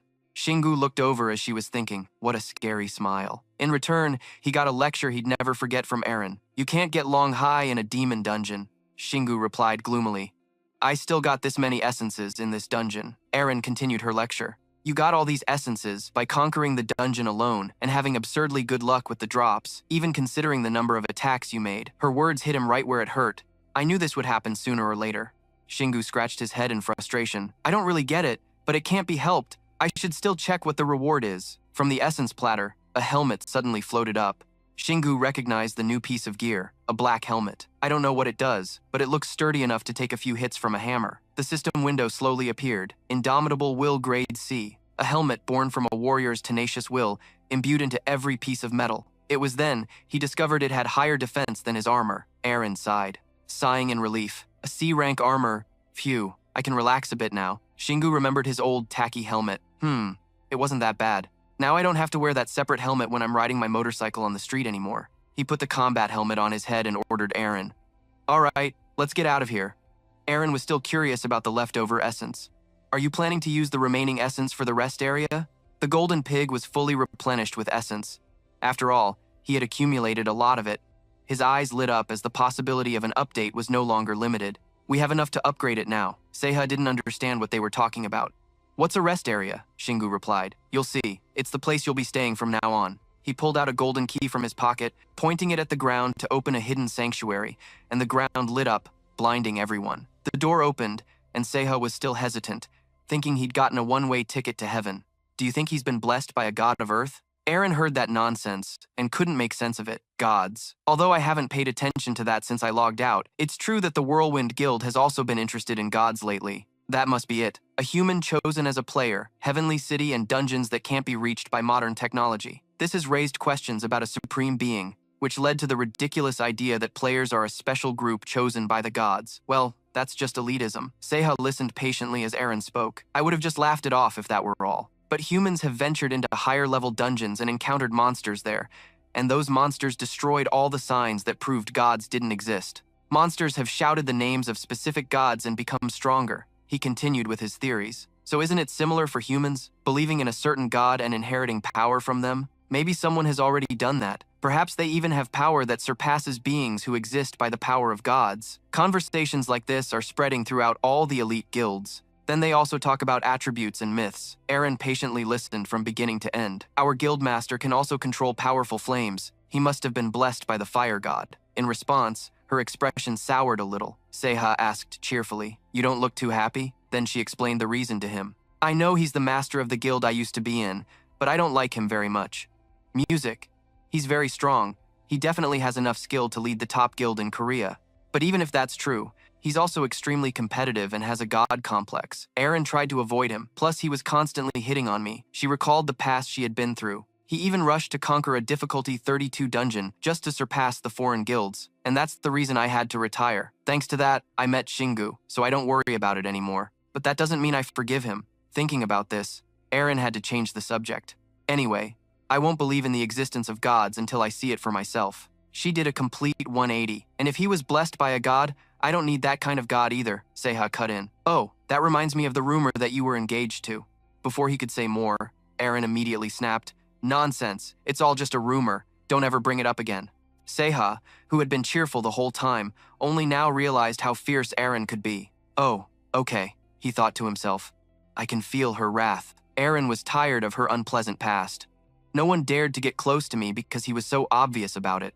That detestable face kept appearing in her mind. It's all his fault that I couldn't even hold a man's hand until I retired. Aaron was still angry at that person from her past. I should have at least experienced being led on like that once. And you, especially Seha, what's with you, huh? He experienced her displaced anger as she snapped at him. "Shut up." "Yes, ma'am." Shingu heard them raising their voices and chimed in. "Are you two dating? Stop whispering and get over here." Aaron vehemently denied it. "We are not dating." The sanctuary from the key was finally ready. "This is the rest area." Seha looked around in amazement. "It's bigger than I thought," he exclaimed in awe in front of Shingu. "This is really surprising." The fact that this entire vast place was an artificial artifact made him extremely satisfied. "You've got a good eye, newbie." His gaze grew sharper. "I'm gonna upgrade the bed." Shingu placed his hand on the bed under the watchful eyes of his two supporters. The system announced the attributes. You must upgrade the entire rest area before upgrading the bed. You can use 30% of your total essence to upgrade the rest area. Do you wish to proceed? Shingu was embarrassed for a moment. Huh, what? Didn't I already upgrade the rest area for this very reason? Just as he was trying to look cool and composed, the system played a trick on him, and Shingu started fuming. What is going on? This is definitely a scam. Get me the GM. Aaron also started to panic along with him. Shingu, calm down. Let's think of a solution. Shingu, when you upgraded the rest area last time, did it say you needed to get it to level 2 to upgrade the bed? A sudden silence fell. Then Shingu calmly reassessed the situation. No, it didn't mention any details like that. He thought to himself, I thought I could adjust the furniture's level according to the rest area's level. Maybe I was tricked. Aaron explained in more detail. You can. I can't afford to upgrade the bed, even after upgrading the rest area to level 3. Seha broke the silence. I guess living on your own isn't easy. Keep it up. His train of thought was shattered by a knock from Shingu. Let's upgrade the whole rest area first. The system continued to unfold. The rest area has been upgraded to level 3. The space will be expanded. A level 1 refrigerator has been added. Shingu was startled. A refrigerator. Level 1 refrigerator. Can store food. 1 random potion will be created after a fixed period of time. He was pleased with the new item added to the rest area. They always try to console me by offering alternatives. Shingu peeked inside. The strange and realistic furniture just keeps increasing. And their functions are exactly what I need. I can't help but suspect that someone is messing with me. One day, I'll definitely punch that bastard. Shingu successfully managed to put his foot in his mouth, thinking to himself and then roaring it out in front of his 2 supporters. You're trying to distract me from the bed by offering something else, aren't you? I know all about it, a weary Aaron advised. Please calm down. The system displayed another notification. You can upgrade furniture, upgrade bed, use 20%, upgrade door, use 50% of your current essence. Shingu froze solid. What? He looked towards the door of the rest area. I like that it specifically tells me which furniture I can upgrade, so I can upgrade the bed. But where did this door come from? The room was gradually becoming more fully furnished, thinking to himself and then roaring it out in front of his 2 supporters. You're trying to distract me from the bed by offering something else, aren't you? I know all about it, a weary Aaron advised. Level 1 drawer can store items. Level 1 bathroom, the player can bathe, cleansing all toxins, curses, and various other negative effects remaining on the body. Level 1 door, a door leading outside. Shingu silently searched his memories. I remember now, even though I'm playing underground, I can get to the surface if I use the door. That means this isn't an ordinary door. He was in agony over how much he had spent. But why does it cost more essence to upgrade than the bed? Eren stood beside him, chiding him. You're going to upgrade it anyway. Shingu, you should stop nagging and just accept it. That splash of cold water made Shingu gloomy. You're getting colder and colder. Do you know that? Eren paid him no mind, and even lectured him. The passive skill, absent-minded courage, is a deadly gift. You'll do whatever you want, you'll touch whatever you see, you'll open every door you find. You'll defeat every monster you encounter. Isn't that right? Every word she said hit the mark for Shingu. Seiha praised Shingu in awe. So cool, boss. The bed in the rest area was finally upgraded, its size becoming larger. They noticed this too. It had become a king-sized bed, and the pillows and blanket looked much nicer. A gloomy Shingu plopped down on the bed. They slowly took in the comfort of the upgraded bed. It's so comfortable and soft. Only Seiha was trying to shoo them away. Get off of it, you two. The system announced more. Level 2 bed. You can sleep on it. The amount of stamina and mana that can be recovered increases by 20%. Skill proficiency increases very slowly over time. Shingu was surprised that the bed's new level had something so special. Besides the increase in recovery rate, Eren was also full of praise. You can improve your skills just by sleeping on it? Seiha's imagination ran in a different direction. Maybe I'll train you in your sleep. Shingu was already exhausted and just wanted to collapse onto the bed, but circumstances wouldn't allow it. As much as I want to dive into this bed right now, I still have a lot of projects to deal with. Shingu looked at the door and imagined, so this door will lead me anywhere? Eren was already imagining herself going on a trip. Shingu, I want to travel to Greece. He helplessly handed all the essence to her. All right, here's the essence. The system notification appeared again. Level 2 door. A door leading outside. You can use essence to enter the nearest dungeon. Using the rest area's key to achieve a similar result is also acceptable. The upgraded door had nothing special besides its new function, a path to a dungeon. Shingu couldn't picture what it would be like on the other side of the door. This must be the feeling I'd get if my daughter came home with a medieval haircut. Eren quickly shattered his thoughts. You don't even have a daughter, she continued to analyze. Every time you go to a dungeon, at least you won't have to dig a hole with your own tail anymore. That's good news, isn't it? Shingu was finally convinced. Objectively speaking, it's a good option. Eren boosted everyone's morale. We're about to run out of dungeons in Seoul, and if a dungeon breaks out like last time, you can just stick the key in the ground without worrying about what other people think. But she forgot that Shingu was as stubborn as a mule. He couldn't be swayed that quickly. Of course, it still has its limitations. Shingu slowly listed the disadvantages he foresaw. For example, when I use that door to go to a dungeon, if it leads to the Demon King's castle, I'll have to run away immediately. Eren was fed up with this overthinking. So you do know how to run away. She remained cheerful and optimistic about the point. We should only use this when we have a sufficient number of repayment demons. The new change didn't make Shingu feel any better. It even made him tear his hair out thinking about what to do after conquering the Archdemon's colony. With the current quest, I can't even think about what to do next. He angrily brushed it off. Whatever, let's just wash up and go to sleep. Eren volunteered to go next. The second one, please. Seiha has something to say. So what should I do now? Shingu's expression soured when Eren accepted her. They went to a convenience store together to buy a dollhouse. The person in the store praised them enthusiastically. Your niece will definitely love it. After that, day turned into night. Shingu and Eren got up, ready to go. Now, let's go find a new dungeon. She stopped him. No, you need more rest. He was confused. I just rested. Eren grumbled like a nagging little wife. I wouldn't be bothering you if all you needed was a night's sleep. But it's a different story with level sickness. Shingu's face paled as he repeated. Level sickness. Since when had Seiha been listening to their conversation? That's right, it's real. This never happens to someone with ordinary talent like me. But for Eren, who was a high-spec player back in the day, she's probably experienced it before. Eren continued to explain to the blockhead Shingu, you've definitely been overworking yourself. You've been conquering dungeons excessively. You even tried to learn an innate skill in a dungeon that's a higher level than you. But the biggest problem is that you've leveled up too fast. He had just been shut down by her, so he softened his tone. Is that why I'm sick? Eren continued her lecture. When you level up, suddenly, your mind won't have time to sync with your body, and you'll get sick more easily. If you continue fighting in this state, you could face more serious problems. That's why you need to take time to adjust your body. She delivered the final line. The main focus is balance and professionalism. Only then did the blockheaded Shingu pay attention to her explanation. She has a point. I always prioritize understanding my body before activating a skill, but my body has jumped 15 levels. If I use a skill now, there will definitely be a problem. But the biggest problem is that you've leveled up too fast. He had just been shut down by her, so he softened his tone. Is that why I'm sick? Eren continued her lecture. When you level up, suddenly, but it would be a waste of time to just lie down and stare at the ceiling. I should train my body a little and heighten my senses. Aaron read him like a book, which gave Shingu the creeps.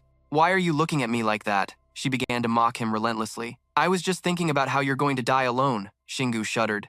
What did you just say? The room echoed with the chaotic sounds of all three of them. We should go shopping together. Ah, we just got a new roommate. Yeah, isn't one dollhouse enough? We don't just need the dollhouse, we need a bathroom and a bed. Just because we're small doesn't mean we don't get hungry, Shingu thought to himself with his dead fish eyes. I hadn't thought about that, but it's not like I can order food delivery here. If only I were home right now, it would just take a single beep. He proudly looked at the refrigerator that had just been added to the rest area. Well, now we have a refrigerator.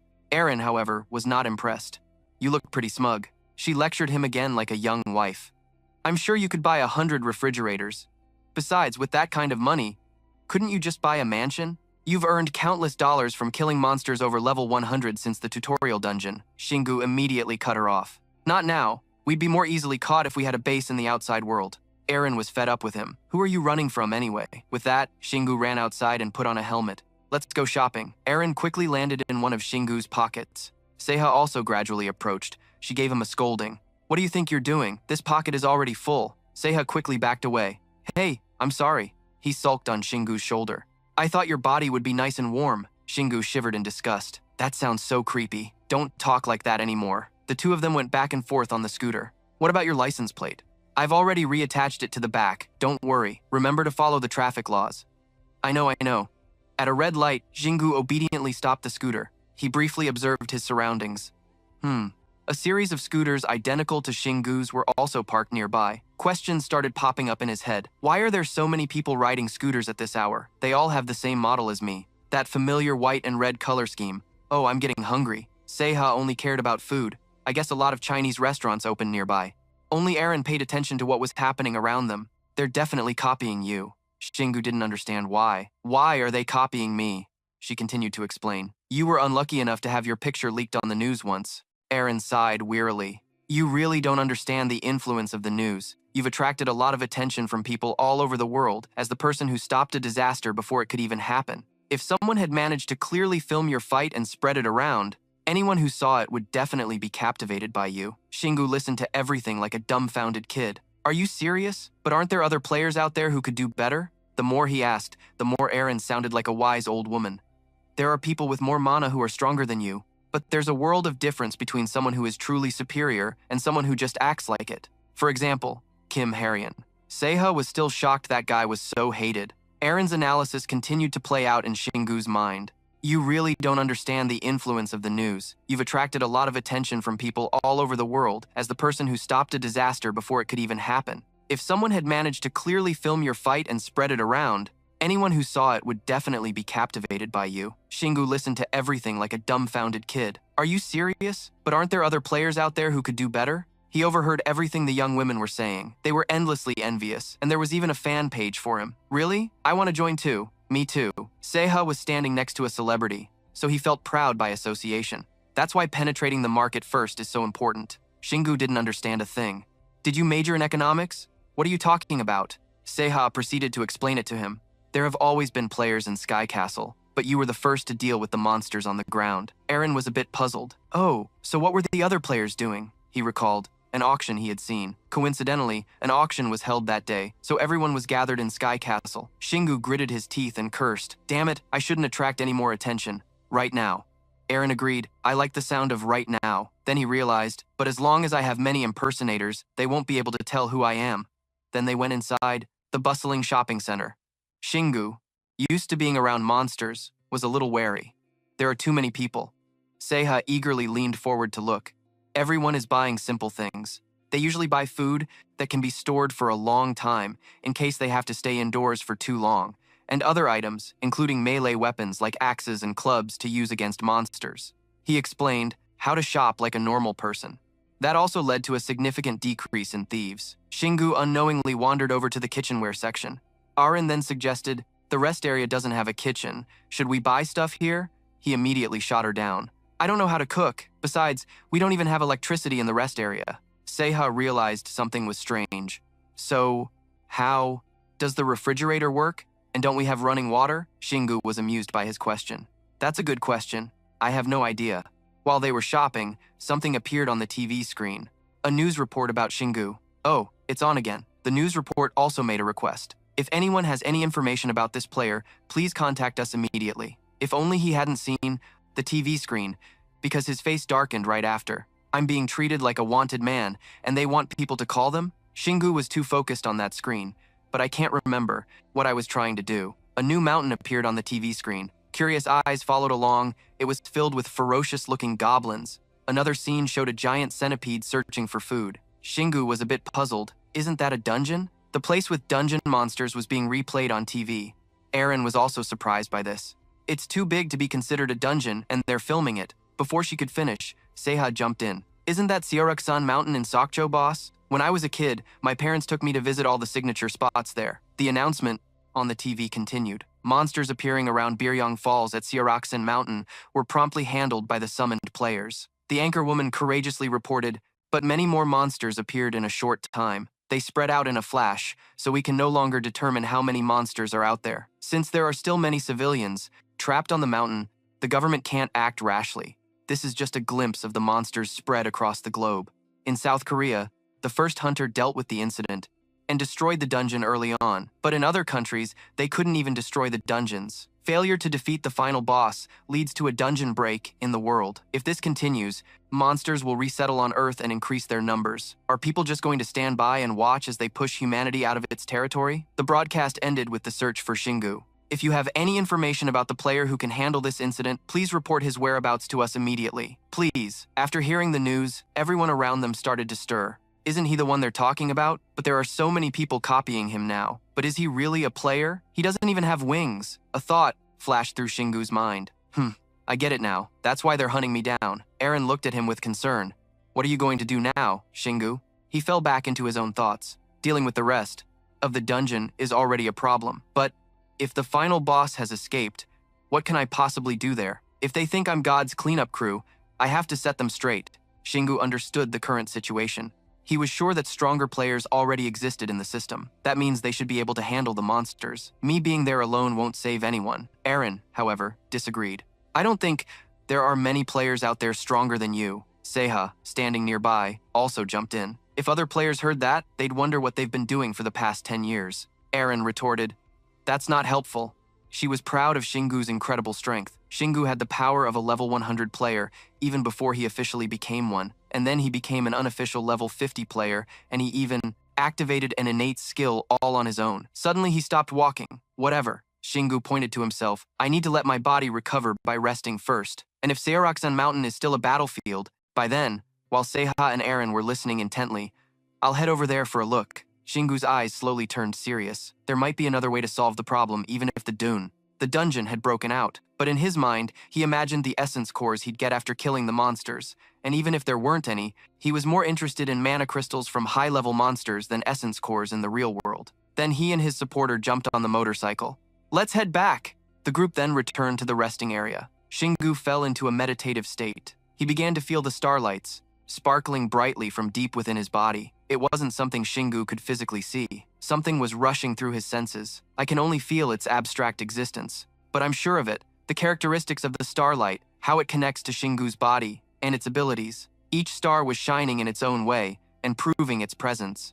There were a total of 5 starlights. That was 2 less than the total number of innate skills he had. The smallest starlight was the intersection of 2 other stars, the poison resistance and fire resistance skills. The 2 stars shone most brightly when fire and poison tried to penetrate Shingu's body. It was the smallest and simplest power, but if Shingu trained hard, he could overcome his own weaknesses. He shut his eyes tightly to feel more. I wish I could possess other elemental immunities. These 2 are only effective when I'm attacked, so I don't get much out of them. The next starlight was the innate combat skill Shingu had just created, heavy weapon combat. He hadn't thought it would only apply to hammers, axes, and swords, but rather that any heavy weapon would be affected by this skill. Shingu thought it would be useful in fights that utilized a weapon's weight. He imagined future battles where he would analyze and perfectly use the weight of each weapon. That will help me move quickly and efficiently while inflicting massive damage on my opponents. That's the main purpose of this skill. Shingu now had a clear understanding of his innate ability. He let out a smug smirk. If any monster approaches me because I look weak with this hammer, I'll smash it to bits in an instant. This skill was the result of Shingu's efforts to speed up his body and eliminate any lag in his attacks. Shingu thought it would be useful in fights that utilized a weapon's weight. He imagined future battles where he would analyze and perfectly use the weight of each weapon. Even so, it was still a bit concerning to him that the star was also fluctuating. Shingu tightly gripped the Black Wolf's claw in his hand. It even develops in proportion to the number of times I use the hammer in battle. It's a huge advantage that it depends on both my body and my weapon, Shingu happily boasted to Aaron. He thought he was done familiarizing himself with his body. In return, Aaron gave him a weary look. So you rested and examined your body just to use heavy weapon combat. Shingu clenched his fist, showing his resolve. His body had changed a lot, but he thought he could now take full advantage of it. He wanted to run right outside and swing his hammer around. Aaron shattered Shingu's daydream. But shouldn't you check your other skills while you're at it? Shingu gave a sly wink. I was planning on doing that too. She still couldn't believe him. Really? Next were the two brightest starlights, positioned furthest from the others. One was bloodlust, and the other was his most mysterious innate ability. Shingu's eyes became calculating. Carelessness is courage. His demeanor changed in a flash, and a terrifying aura erupted around him. If Shingu looked at bloodlust first, it was a skill that deeply integrated all his powers, including his body, soul, and mana. It submerged his entire self, sharply defining itself and projecting outward. It was an innate skill that could shatter an enemy's soul without consuming any energy. Then Shingu closed his eyes, trying to connect everything together. If I delve deeper into this skill, I might learn how to connect other skills, and even resolve conflicts between different energy sources. I can't do it right now. He waved his hand, giving up on the thought. It's not something I can do right now with so little energy left. Next up was carelessness is courage. It was the first innate skill Shingu possessed, and also his greatest mystery. It was a skill that reduced damage, or the effects of ambushes and traps when Shingu was unaware of them. It was a skill completely unrelated to his physical condition or mana. Even though it was inside his body, it was a skill that relied on perception and external factors. Even Shingu himself didn't truly understand how it worked. He stared intently at the innate ability it emanated. I should have been able to come up with a skill that transcends normal perception in my current state. This must have been made possible by the dungeon's mana and the power of the achievement that governs it. Shingu's existing innate abilities now totaled 5. This meant Shingu had nothing left to learn, except for heavy weapon combat. Next were the two innate skills outside his body. One was the tattoo on the back of his hand, and the other was the lizard tail on his backside, which he couldn't even picture, let alone figure out where to start to use its soul power. And the other souls had remained dormant ever since Shingu collected them. Most people don't give up their souls so easily. Shingu recalled the souls he had encountered. I haven't seen a ghost in a while. I have a bad feeling I'm going to run into one soon. He continued to compare his own techniques, skills, and innate abilities. The Chaos Tail had made almost no progress lately. I've been neglecting it, thinking it was just a key to open dungeons. But since Shingu upgraded the resting area and found other ways to get in, he'd gradually lost his reason to use it. He stared at his own wagging tail. Is there another way to use this tail? Then Shingu clenched his fist and made a firm decision. No way. No part of my body is useless. I just need to train it properly. Shingu's chaotic tail wagged in the air, aiming for a cup and wrapping around it. Shingu was thrilled. Perfect. He then used his tail to practice holding the cup tightly. I can move it freely. It's not just for digging holes anymore. Compared to when I first started training, all the clumsiness is gone. He clenched his fist with determination. My goal is to be able to use the tail freely, especially when both of my hands are busy. Seiha saw the chaotic tail and flew over to him. I'm quite jealous that you have an extra hand. Shingu calmly suggested, do you want to trade it for your wings? Seiha immediately chirped back, I apologize. Shingu looked at the two supporters gathered around his tail and thought to himself, why didn't I think about this tail sooner? Players can fly around freely with their wings, so they have higher mobility right from the start. So I can conclude that I also have the ability to use this tail in combat. Then Shingu recalled using his chaotic tail to dig through the dungeon. Both his subconscious and reality made him fail to realize it. He continued to wag his tail in the rest area. It's also large enough to apply heavy weapon combat skills. Aaron couldn't stop him in time and helplessly dodged. You're going to destroy the floor. Shingu continued to think about the monsters. The tail isn't long enough to attack enemies in front, but once I've mastered using it, I believe I'll be able to handle enemies from behind. As soon as he finished his thought, Shingu turned to Aaron. He wondered, what would happen if my tail got injured? She painted a hypothetical scenario. I'm pretty sure your tail is similar to our wings, and we don't lose our wings. No matter what happens, the damage doesn't make the wings disappear completely, but rather transfers directly to the body. Aaron continued to explain the wings' recovery ability. That damage is treated with potions or healing magic, and if it's too severe, those methods won't work. Shingu understood the implications. He would die even if he didn't use his wings to block the attack. Erin was a little worried thinking about a part of her body disappearing. Once my energy source is depleted, I can't fly anymore. And that's when I have to log out and fall to the ground. Shingu gripped his knees, thinking about the body part. At least I don't have to worry about my tail being cut off during a fight. He shot up excitedly. Then let's go fight some more. Seiha saw him and exclaimed in awe, "Is it time to fight? I can finally help you." But Shingu ignored him. If you do so well that you get caught on camera, it'll be a hassle, so just stay put. Despite Seiha's pain, no way, Shingu smirked triumphantly. The Whirlwind Guild must be in chaos since both you and Eren quit. Wouldn't it be interesting if I showed up with the two of you? Then Shingu raised a finger and lectured, "I know you want to repay the person who saved your life, but isn't there a dungeon nearby? I'm looking forward to your performance in the dungeon." Seiha obeyed. "I understand, sir." Eren looked at them, suddenly getting close, and felt a little jealous. "You two look close," Shingu replied. "He's just a little too excited. For now, you must always be on guard. If you get caught, I'll have to fight that Harryon guy or someone else." Immediately, Arene pictured the person she hated most in the world. Seiha understood Shingu's sarcastic tone. He was the bastard who claimed to be Arene's fiancé. Who knows what he would do if he caught us? Just thinking about it gave Eren goosebumps. Seeing her like that, Shingu changed the subject. "I really don't like being around people who only think with their lower half." Unfortunately, he couldn't escape a woman's sharp tongue. "Sounds like you've been there before." Shingu's blunt reply came back.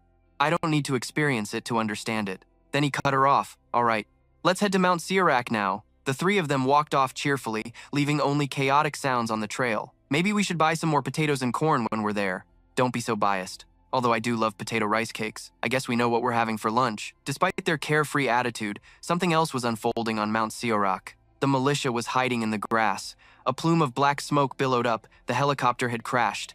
"They've discovered we were watching them from the air." A voice echoed from the communicators. "What's the situation?" Until yesterday, they hadn't shown any organized movements. Could this be related to that flash of light? One person in the group remained vigilant. The enemy might launch a surprise ambush. Their elite forces were still trembling. Even though we can take down small monsters like goblins and slimes with guns, it doesn't mean we're completely safe. And the helicopter had also captured footage of stronger monsters being cornered, causing them to lash out. "Damn it, I just had my vacation last week." In this tense moment, two soldiers were still bantering. "That's why it's better. If you had just left and this happened, you'd be called right back." I didn't think that far ahead. "What do the players look like?" "Not that great. I hear there are a ton of them." The barrels of their two guns pointed at the sky. "Hey, aim carefully. Shoot anything that's shorter than a human." I don't think they could have gotten that far. If all the players die, we'll be next. Stay alert. Shu's voice suddenly appeared. "Oh, I can't use my motorcycle here."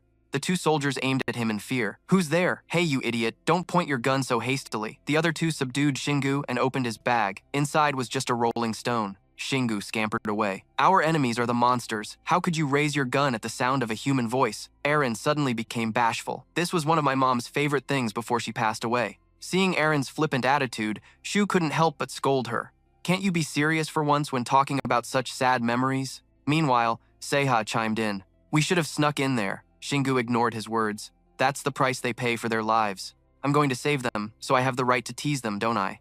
Korean men all love to mess with freshly discharged soldiers. Eren sighed in frustration. "I just don't get it."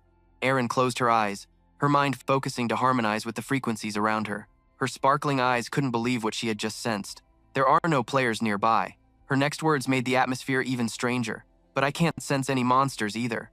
Eren switched to encyclopedia mode and explained the situation to him. There weren't many players in all of Korea to begin with, and they must have been busy training in the Heavenly City. Experienced players usually don't jump into battle right away. The grotesque faces of the ogres still haunted Eren's mind. Goblins and slimes are one thing, but the video also captured ogres. This sudden mention made Shu ponder and speculate. "I guess this can't be from just a few dungeons." I also don't think that many players fell out of the same dungeon. How could players who died in different dungeons all fall down in the same locations? Shingu tilted his head and asked wonderingly, "Could it be a composite dungeon or something similar?" The naive question made Eren find it ridiculous. Dungeons aren't amusement parks, you know. Shingu tried to explain using the simplest terms. Ant nests are even rarer. This could be explained if this entire small world fell to the ground, but that's highly unlikely. Eren looked at the surrounding trees and suggested a new direction. "I'm afraid something happened when the dungeon was broken and the final boss escaped. We'll find something if we ask the monsters." Shingu agreed with her idea, turning and pointing in another direction. This way, I think they came out after we got a little farther away. To this day, Seiha was still amazed by his sharp senses. It's amazing that you can sense them from this far away. Seiha's flattering voice rang in his ears. Now that's my boss. Shingu kept quiet, not daring to reveal his secret. I'm sure he'd be really mad if I told him it was just a hunch. He suddenly sped up, running deeper into the forest. I think if I just run in one direction long enough, he thought, I'll run into some monsters. The wind rushing past his head seemed to stoke this invisible belief in his heart. A sudden shout made Shingu jump back half a step, his face as white as a sheet. Ah, help me! The air felt heavy, pressing down on Aaron's chest. There really is a monster here. I can hear someone. Confirming it was true, he couldn't help but worry. How did they survive while being trapped on a mountain? He changed direction and ran quickly toward the source of the sound. The bloodthirsty goblins began to corner the last victims. Their mouths kept making creepy sounds. 3 players who had already died were tossed aside, ignored by everyone. He suddenly sped up, running deeper into the forest. I think if I just run in one direction long enough, he thought, I'll run into some monsters. The wind rushing past his head seemed to stoke this invisible belief in his heart. A sudden shout made Shingu jump back half a step, his face as white as a sheet. Ah, help me! The air felt heavy, pressing down on Aaron's chest. There really is a monster here. From his high vantage point, Shingu could see the whole situation. There were hundreds of armed goblins. Not only that, but they also brought backup. Dozens of ogres were equipped with armor. The tall grass hindered his steps, forcing Shu to slow down until he finally witnessed the source of that horrifying chorus. An unbalanced battle between players and a horde of goblins was raging at the bottom of a cliff. A veteran player like her had never encountered a mixed army like the one below, where monsters of different races acted as if they were on the same side. Compared to her teammates' seriousness, as the support, Aaron also acted as the strategist, analyzing the situation to hold him back. I'm sure you could fill a medium-sized dungeon with this number. But there's something strange. Shu's tone was remarkably calm. Well, that's pretty normal in fantasy stories. Maybe a demon king or a dragon appeared and is ruling over them. That's not what's important right now. We have to save them. Shingu was so scared he broke out in a cold sweat. I know. He braced himself and leaped off the cliff. Ha! He summoned his indomitable will from deep within. When he landed, he was fully equipped with a helmet, armor, and the black wolf claws held firmly in his hands. The nearby goblins, detecting a strange life form, were startled, seeing a new offering for sacrifice. They used their homemade guns to attack him repeatedly. Kill him, Shingu arrogantly offered himself up to take the full force of those weak attacks. They screamed in terror. Fall back! He's not human! Was normal. He braced himself to counterattack the gnats, swarming him. Using the black wolf's claw to break free, Shingu secretly activated his charge skill. A loud explosion from behind drew the attention of the goblins in the front line.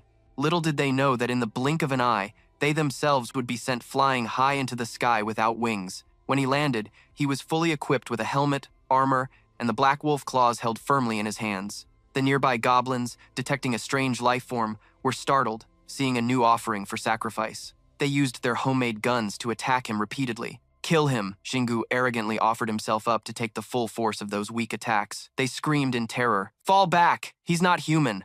Shingu charged headfirst, sending anyone in his path flying. Before reaching the goblin boss, he artfully somersaulted to dodge it, nearly giving it a heart attack. What? He was catching his breath when the goblins shot darts at him. His nice clothes were now riddled with holes, forcing Shu to pull them out painfully. Rage exploded in his head, his murderous eyes fixed on them.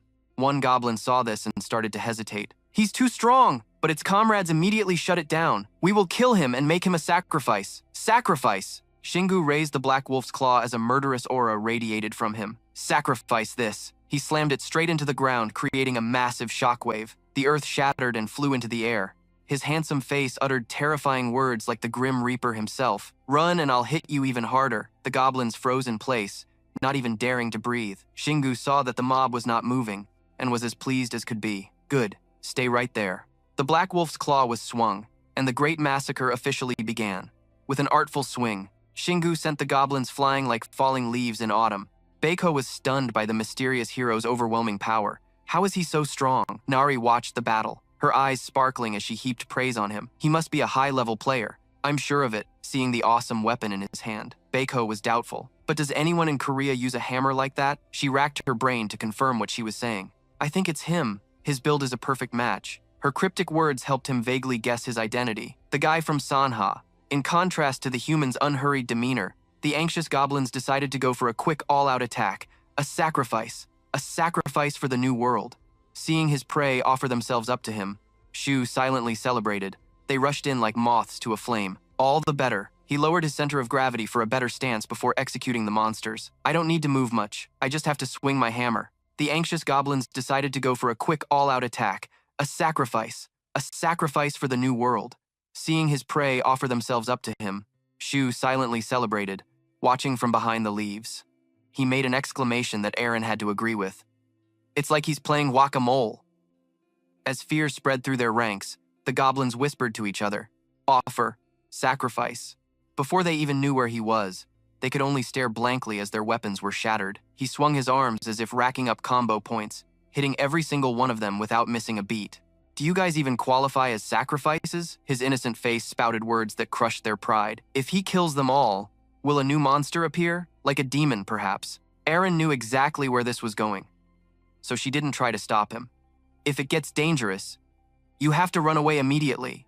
Shingu gripped the Black Wolf's claw tightly before the goblins, like an omen of the Grim Reaper's arrival. From now on, I will be more careful to avoid death. The nearest goblins suddenly felt a chill run down their spines. Something feels very strange. The bearded one trembled and screamed in utter terror. Is it for real? Before he could even finish the question, the goblin shrieked as his companion's head exploded right in front of him. That legendary bonk was like a sonic boom to the entire horde. They screamed in utter chaos. There's no chance now. The mana has stopped spreading. The ritual is over. In the midst of the noisy crowd, a braver goblin dared to point at Shingu. That damn human is weird. After observing for long enough, Erin suddenly voiced her theory. I do not know what is happening, but it is obvious I am getting in their way. Maybe it has to do with Shingu being an irregular player. He listened intently, a strange glint appearing in his eyes. In any case, it is not my business. Right now, I will just focus on killing them all. A murderous aura filled the air, and making the cowardly goblins retreat. Run! He leaped high into the air, his voice filled with a mix of excitement and bloodlust. You are free to attack, but do not even think about escaping. A flock of startled birds took flight as the sound of the hammer echoed far and wide. The goblins' bodies slowly turned to dust, just like when Thanos snapped his fingers that one time. As the battle drew to a close, the hero's retreating figure exuded a strange majesty. Dune, having recovered slightly, spoke in awe of Shingu's power. He killed all of them. Beiko could not hide his admiration, his voice choked with emotion. He did all that by himself in such a short amount of time? The familiar notification window appeared. Dung Xingu has reached level 51. While his other stats had not changed much, he was surprised by the good news. I leveled up. This is starting to get interesting. His thoughtful eyes glanced over at the goblin that was slowly, they turned to dust. You level up just by killing monsters? This is completely different from everything I've heard and experienced. Seiha cautiously checked his own stats. Even we, as supporters, leveled up too. This new information left Aaron completely bewildered. So, you can level up in the real world by killing monsters from dungeon breaks. Do you think it's like this for everyone? Shingu also had many questions about this new concept. Does this apply to all players, or does it only affect you because you're an irregular player? Aaron spoke decisively, expressing her opinion. I think it's the latter. The young woman began a quick analysis. This place looks more like an ant nest than Sky Castle. The memories of the demons from earlier flashed through her mind like a black and white film. It might also be related to why the monsters were panicking so much. Just by saying that, she immediately piqued Shingu's interest. Let's test that theory. Before taking any further action, does this apply to all players, or does it only affect you because you're an irregular player? Aaron spoke decisively, expressing her opinion. He didn't forget to share the conventional knowledge about leveling up. We've killed countless monsters and nothing happened. We only level up when we clear a dungeon in Sky Castle. With his earlier assumption confirmed, Shingu replied gravely, I see. He then asked about the injured player he had seen. Is the person who was injured earlier okay? Duan shyly replied to their benefactor. We're okay now, Nari conveniently added. We'll get treated when we return to Sky Castle. She bowed deeply in gratitude. Thank you for helping us. Her bow inadvertently gave him an eyeful, making him blush bright red. It was nothing. Nari then asked the question that had been on her mind. Are you from Sha? Shingu sharply changed the subject with a cold glare. This place is getting more dangerous, so we should leave quickly. Understand? The simple tactic was effective, as not only did Nari reply fearfully, yes, but Rugon's face also turned pale. However, she looked back, her sorrowful voice drifting on the wind. But our comrades have fallen. The cold bodies were covered in white cloths. The silent space gave way to the pain of farewell. Shingu looked at Nari's back, which carried so much sorrow, unable to bring himself to look away. I'm sure they're not used to this kind of scene. This place is getting more dangerous, so we should leave quickly. Understand? The simple tactic was effective, as not only did Nari reply fearfully, yes, but Rugon's face also turned pale. However, she looked back, her sorrowful voice drifting on the wind. But our comrades have fallen. The cold bodies were covered in white cloths. The silent space gave way to the pain of farewell. Shingu looked at Nari's back, which carried so much sorrow, unable to bring himself to look away. I'm sure they're not used to this kind of scene. He happened to notice Eren and Seiha were also caught up in the somber atmosphere. Maybe they also lost some people in Sky Castle, but then they retired and fell back to Earth immediately. He mused to himself in his spare moment. Suddenly, a light shone from under the 3 white cloths, forcing everyone to shield their eyes. The light pulsed continuously for no clear reason. Beiko, standing closest, noticed something was wrong. The bodies are disappearing. He rushed forward, hopelessly trying to stop whatever was happening. No, damn it! 3 glowing orbs flew out from the cloths, hovering in the air. While Shingu stood still watching everything unfold, the 3 orbs shot straight towards him in front of everyone. A light, even brighter than before, erupted the moment they successfully made contact with him, and the symbol on his hand emitted 3 small puffs of purple smoke. Shingu dazedly read the information panel that had just appeared. Soul collection has increased to level 2. Total souls possessed is 4. The bizarre events left his mind in utter chaos. I still don't understand what's happening, but this feeling isn't bad. He looked at the wailing Beiko and thought to himself. While Shingu stood still watching everything unfold, the 3 orbs shot straight towards him in front of everyone. A light, even brighter than before, erupted the moment they successfully made contact with him. Nari sobbed, her voice full of reluctance. But, his curiosity and concern now gone, he turned to leave decisively. Or you can just sit there crying and attract all the monsters here. I don't care. For some reason, Nari tried to stop him. Wait! Shingu stored his indomitable will back into his inventory. With each aimless step, he unraveled a ton of new thoughts. Normal players can't get stronger by hunting monsters on the surface. But I'm different. After the battle with the demons, he was now exploring new concepts that no one else knew about. It could be because they escaped from the ant nest dungeon. But at least I learned one good thing, that I don't need to clear dungeons to gain experience and mana. The symbol on his hand kept glowing, drawing his gaze. On top of that, the souls of dead players have entered my body. Shingu's face darkened, unable to hide his anxiety. It's weird to say I possess them. He looked up dejectedly at the birds flying freely in the sky. But they came to me on their own, because I have the soul collection skill. This can't be normal. Without a word, he plunged into the misty void. There are too many mysteries, but then again, what's so strange about it? A crazed laugh escaped him as Shingu looked up at the sky. All in all, it's not a bad thing. Let's continue the rescue mission. His sudden behavior left Aren and Seiha, who were flying behind him, completely stunned.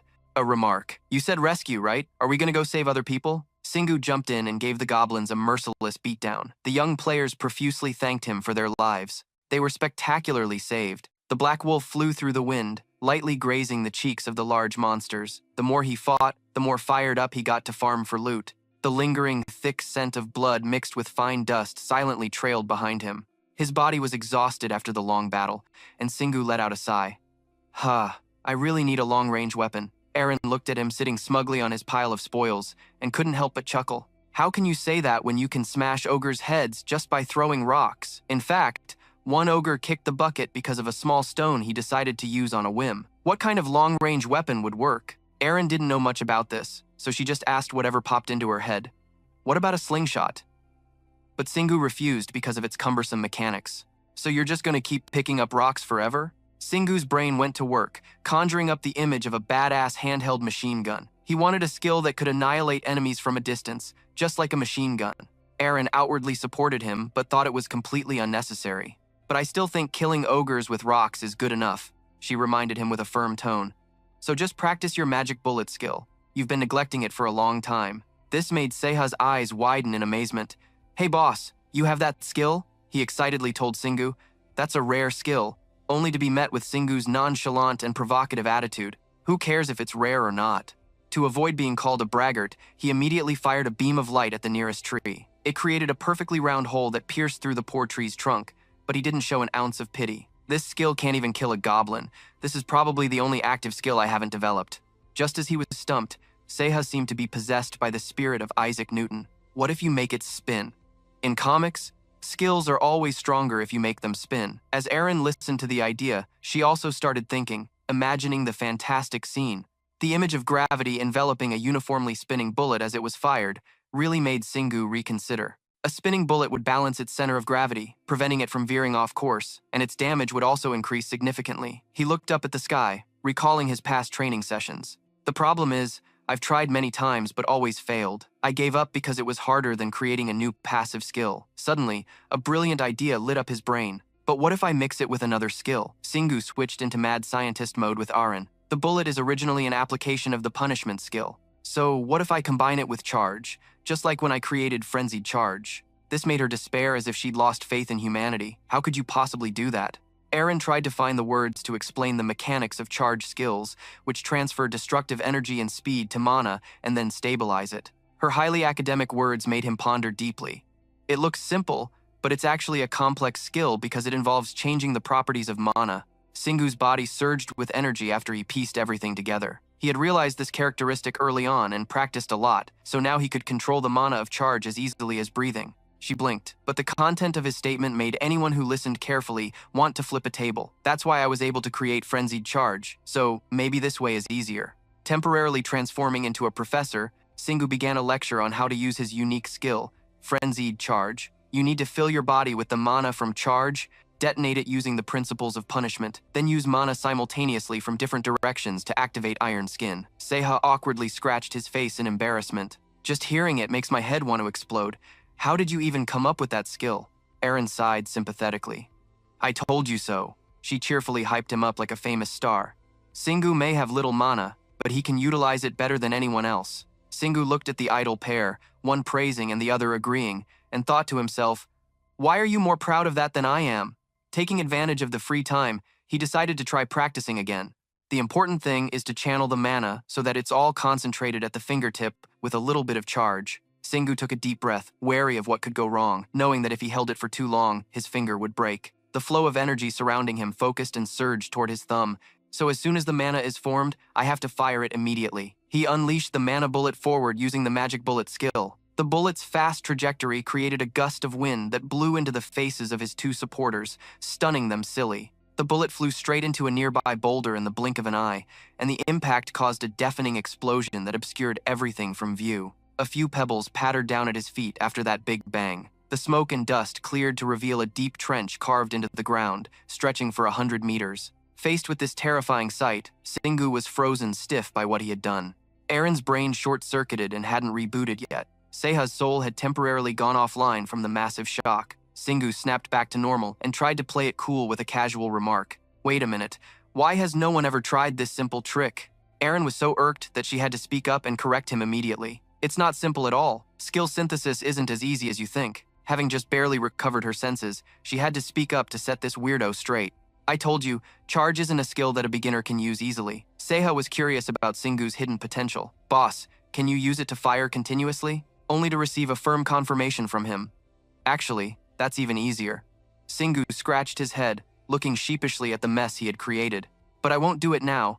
I have to be mindful of the environment, surroundings anymore. Seha praised him without any hesitation. What a wise decision. Yet he was still lost in thought, studying this new proposition. When Mana Bullet is combined with charge, it consumes more mana than just using Mana Bullet alone. Singu stretched his arms and legs, doing some exercises under the judgmental gazes of his two teammates, but it wasn't enough to put a major strain on his body. His roller coaster of emotions now erupted into pure bliss. It was just a simple experiment, but I found an incredibly powerful new weapon. Suddenly, a pain spread throughout his body, making him dizzy and his breath catch unevenly. He instinctively frowned, his eyes showing confusion and a hint of vagueness. This reaction is exactly like when I received the passionate charge skill. His body was gradually adapting to this rare phenomenon. The only difference was that this wasn't a new memory, but an old one being altered in a new way.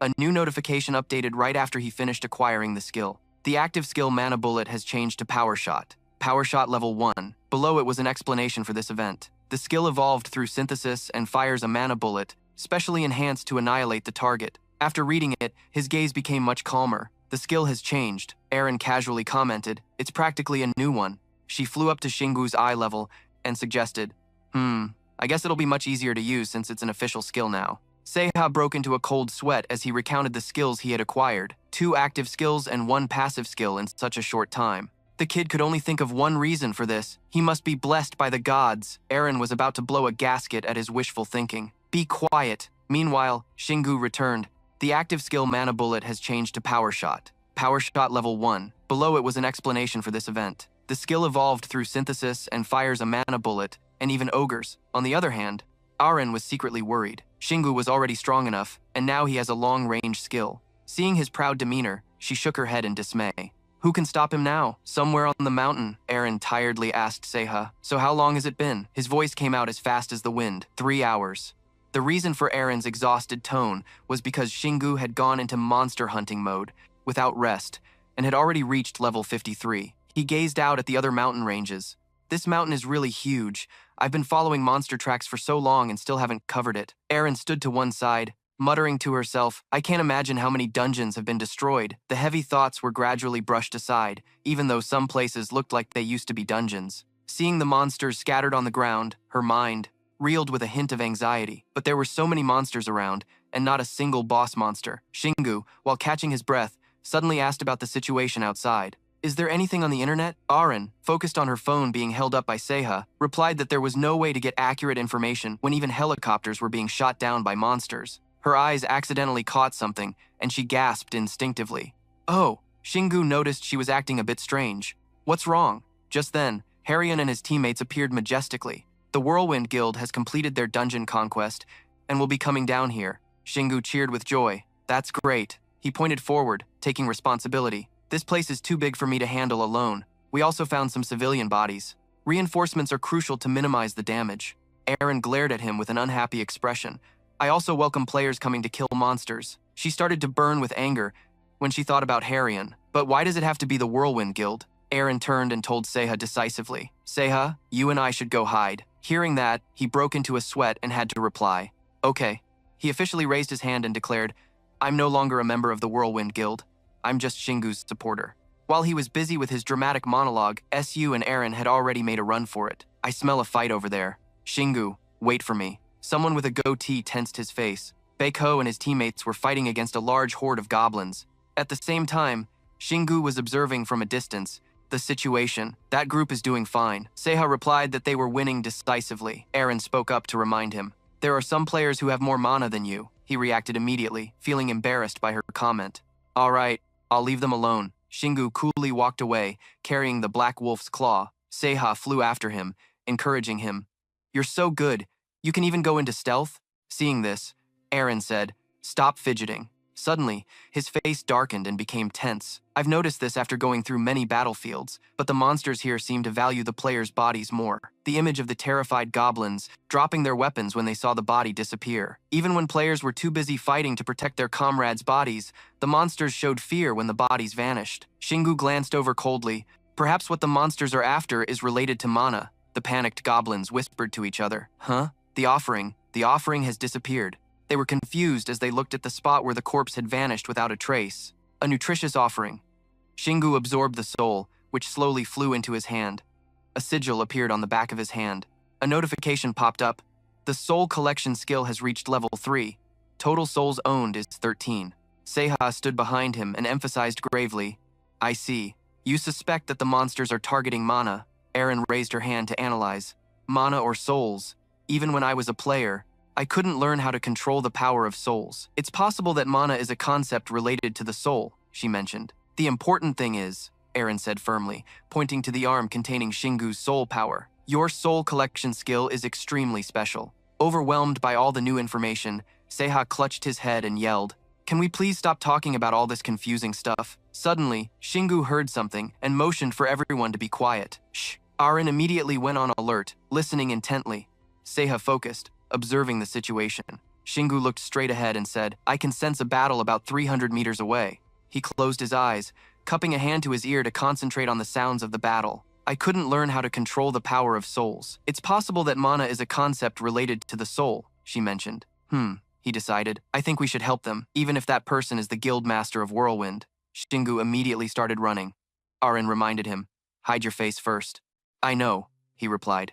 Shingu put on the indomitable will and stopped at the edge of a cliff. He looked down, startled, observing the scene closely. Shingu was horrified to see Marina, gun in hand, confronting a horde of goblins. They shrieked upon seeing her. An enemy, a powerful enemy. The goblins then spotted Shingu and yelled, "He looks weird. He's totally different from the others." His gaze swept across the scene as he noticed something. Monster corpses were scattered about, their weapons snapped in half. They had been utterly wiped out by Marina. Shingu thought in astonishment, "That's a lot of monsters. And there are even high-level monsters among them. Don't tell me." He was stunned by Marina's strength. She defeated all of them alone? She looked up and yelled towards Shingu, "You're human, right? Can you give me a hand?" She was referring to the high-level elite monsters. A huge number of monsters had gathered on Mount Siorak, some of them even over level 100. They were all lying dead on the ground. All those powerful monsters were killed without any sign of a struggle. As Marina continued to call out, Shingu thought deeply. Realistically, a high level alone isn't enough to kill this many monsters. She waved her arms frantically. "Hello? Are you human or not?" After a moment of hesitation, he sighed. To the goblin's surprise, Shingu jumped straight down from the cliff. They scrambled to defend themselves. "He's coming! Stop him! Stop that bastard!" He shot forward, the force radiating from his body, knocking them away. A fierce charge. The goblins were sent flying helplessly. Marina was dumbfounded, her mouth agape and speechless. He came to a stop, goblins strewn about at his feet. She looked at Shingu and demanded, "What was that skill?" He silently retrieved the weapon, the Black Wolf's Claw, from his inventory. Shingu held it in his hands, taking a combat stance. "What are you doing? Aren't you going to fight?" Marina observed in silence. The goblins panicked with fear as she slowly replied, "I am. We can talk later." Marina and Shingu advanced like two gods of death, preparing to annihilate them. The slaughter began. Shingu swung his hammer with all his might and let out a battle cry. He slammed it straight down, creating a cataclysmic impact that made the goblins gape in terror. A wave of light shot from the hammer like the Grim Reaper's scythe, cleaving two unfortunate souls in half. Their torsos flew back into the goblins behind them, who turned pale and screamed, "He's too strong! Too strong!" The scene came as a great shock to Marina. Her turquoise eyes widened. He's just swinging that hammer, but it's like he's using a sword. Shingu was completely unaware of how much he had shocked Marina. He gripped his hammer and thought to himself, "I tried applying the swordsmanship I learned before, but it doesn't feel the same with a hammer." In that moment, she truly began to see his real capabilities. His strength is one thing, but those movements... Marina trailed off, watching the goblins tremble like leaves before Shingu's imposing figure. She guessed to herself, "He looks like a player who's over level 200. She watched as Shingu cut through the goblins like weeds, and couldn't help but find it strange. Why have I never heard of him before? Marina shook her head, trying to push the unnecessary thoughts away, and reminded herself, now isn't the time to be wondering who he is. She pursed her lips with determination. I can't just stand by and do nothing. Wasting no more time, Marina took her stance, a pistol in each hand. Having charged up enough mana, her face showed she was eager to test it out. Let's get back to the fight! Marina started to seriously consider Shingu an ally. Although I don't mind fighting on the front line, I'm at my best when I have a reliable ally up front. Two goblins, sensing the threat, yelled in alarm, "Stop her! Stop that woman!" Although they knew they were facing a ticking time bomb, they charged ahead in a panic. Something terrifying is coming. Really terrifying. Marina whispered. Too late. Just as the two goblins reached her, she activated a skill, her pupils turning into red targeting reticles. Marina smirked and unleashed a barrage of shots, creating a dazzling rain of bullets that flew toward the goblins. Shingu broke out in a cold sweat seeing this power. Are those magic bullets? She has guns that can shoot magic bullets. Every bullet that hit tore a hole through a goblin. The horde seemed to have no fear of death, charging like moths to a flame into the bullet storm. She seemed to be having fun toying with the goblin army, retreating slowly while picking them off one by one. Shingu was rendered speechless, watching the completely one-sided battle, only managing to exclaim, "What the?" Remembering Marina's earlier expression, a confusing thought crossed his mind. Then why was she so surprised by me? If I hadn't kept my distance, I would have been wiped out just like them. Just a piece of the formation lost. Just then, a guy from behind silently swung an axe, trying to assassinate him. Of course, a dirty trick like that couldn't possibly succeed. Shingu lifted his leg and delivered a devastating kick that sent its head flying, shouting, "Not a chance!" The other two had also planned to harm him, but this gruesome scene scared them stiff. "Ah, I want to go home." They remembered that beside him was another formidable person, Aaron, and then frantically realized that Shingu was an unbreakable shield who destroyed everything by ramming straight into it. The woman behind him continuously fired deadly bullets. Each of them was already formidable on their own, and now they were working together. At this point, the goblins knew they were no match and decided to flee. "Run now, we can't handle them by ourselves. These sacrifices are just too special." Shingu hadn't had his fill of battle yet and was excited to give chase, but Marina decided to spare them. No, it's fine, let them go. She looked at the corpses strewn about, at the severed limbs on the ground, and advised him, if we act too. Marina had already thought a step ahead about a more complete plan. They will report to their superiors and get help. We'll follow them and kill the leader. Shingu seemed to agree. That's a great idea. He raised his hand, gripping his hammer tightly, then suddenly vetoed the idea with his actions. But then, without a word, Shingu suddenly threw his hammer towards the fleeing goblins. It spun like a boomerang, making a loop and conveniently taking out a few of the goblins. He made a shooting gesture with his hand, creating bright, invisible bullets. These bullets followed his command, attacking the goblins who were running for their lives. Then Shingu expertly caught the hammer and turned to explain, "We don't need to let so many of them go." Suddenly, Marina flashed in front of him with a wide-eyed expression, startling him. She was extremely curious and asked, "What was that mana bullet just now? It wasn't normal, was it?" Shingu looked wearily at her serious, intense expression and mentally reviewed this woman's background. Her name was Marina Bisset, 22 years old. She was born in California, a place famous for its wildlife.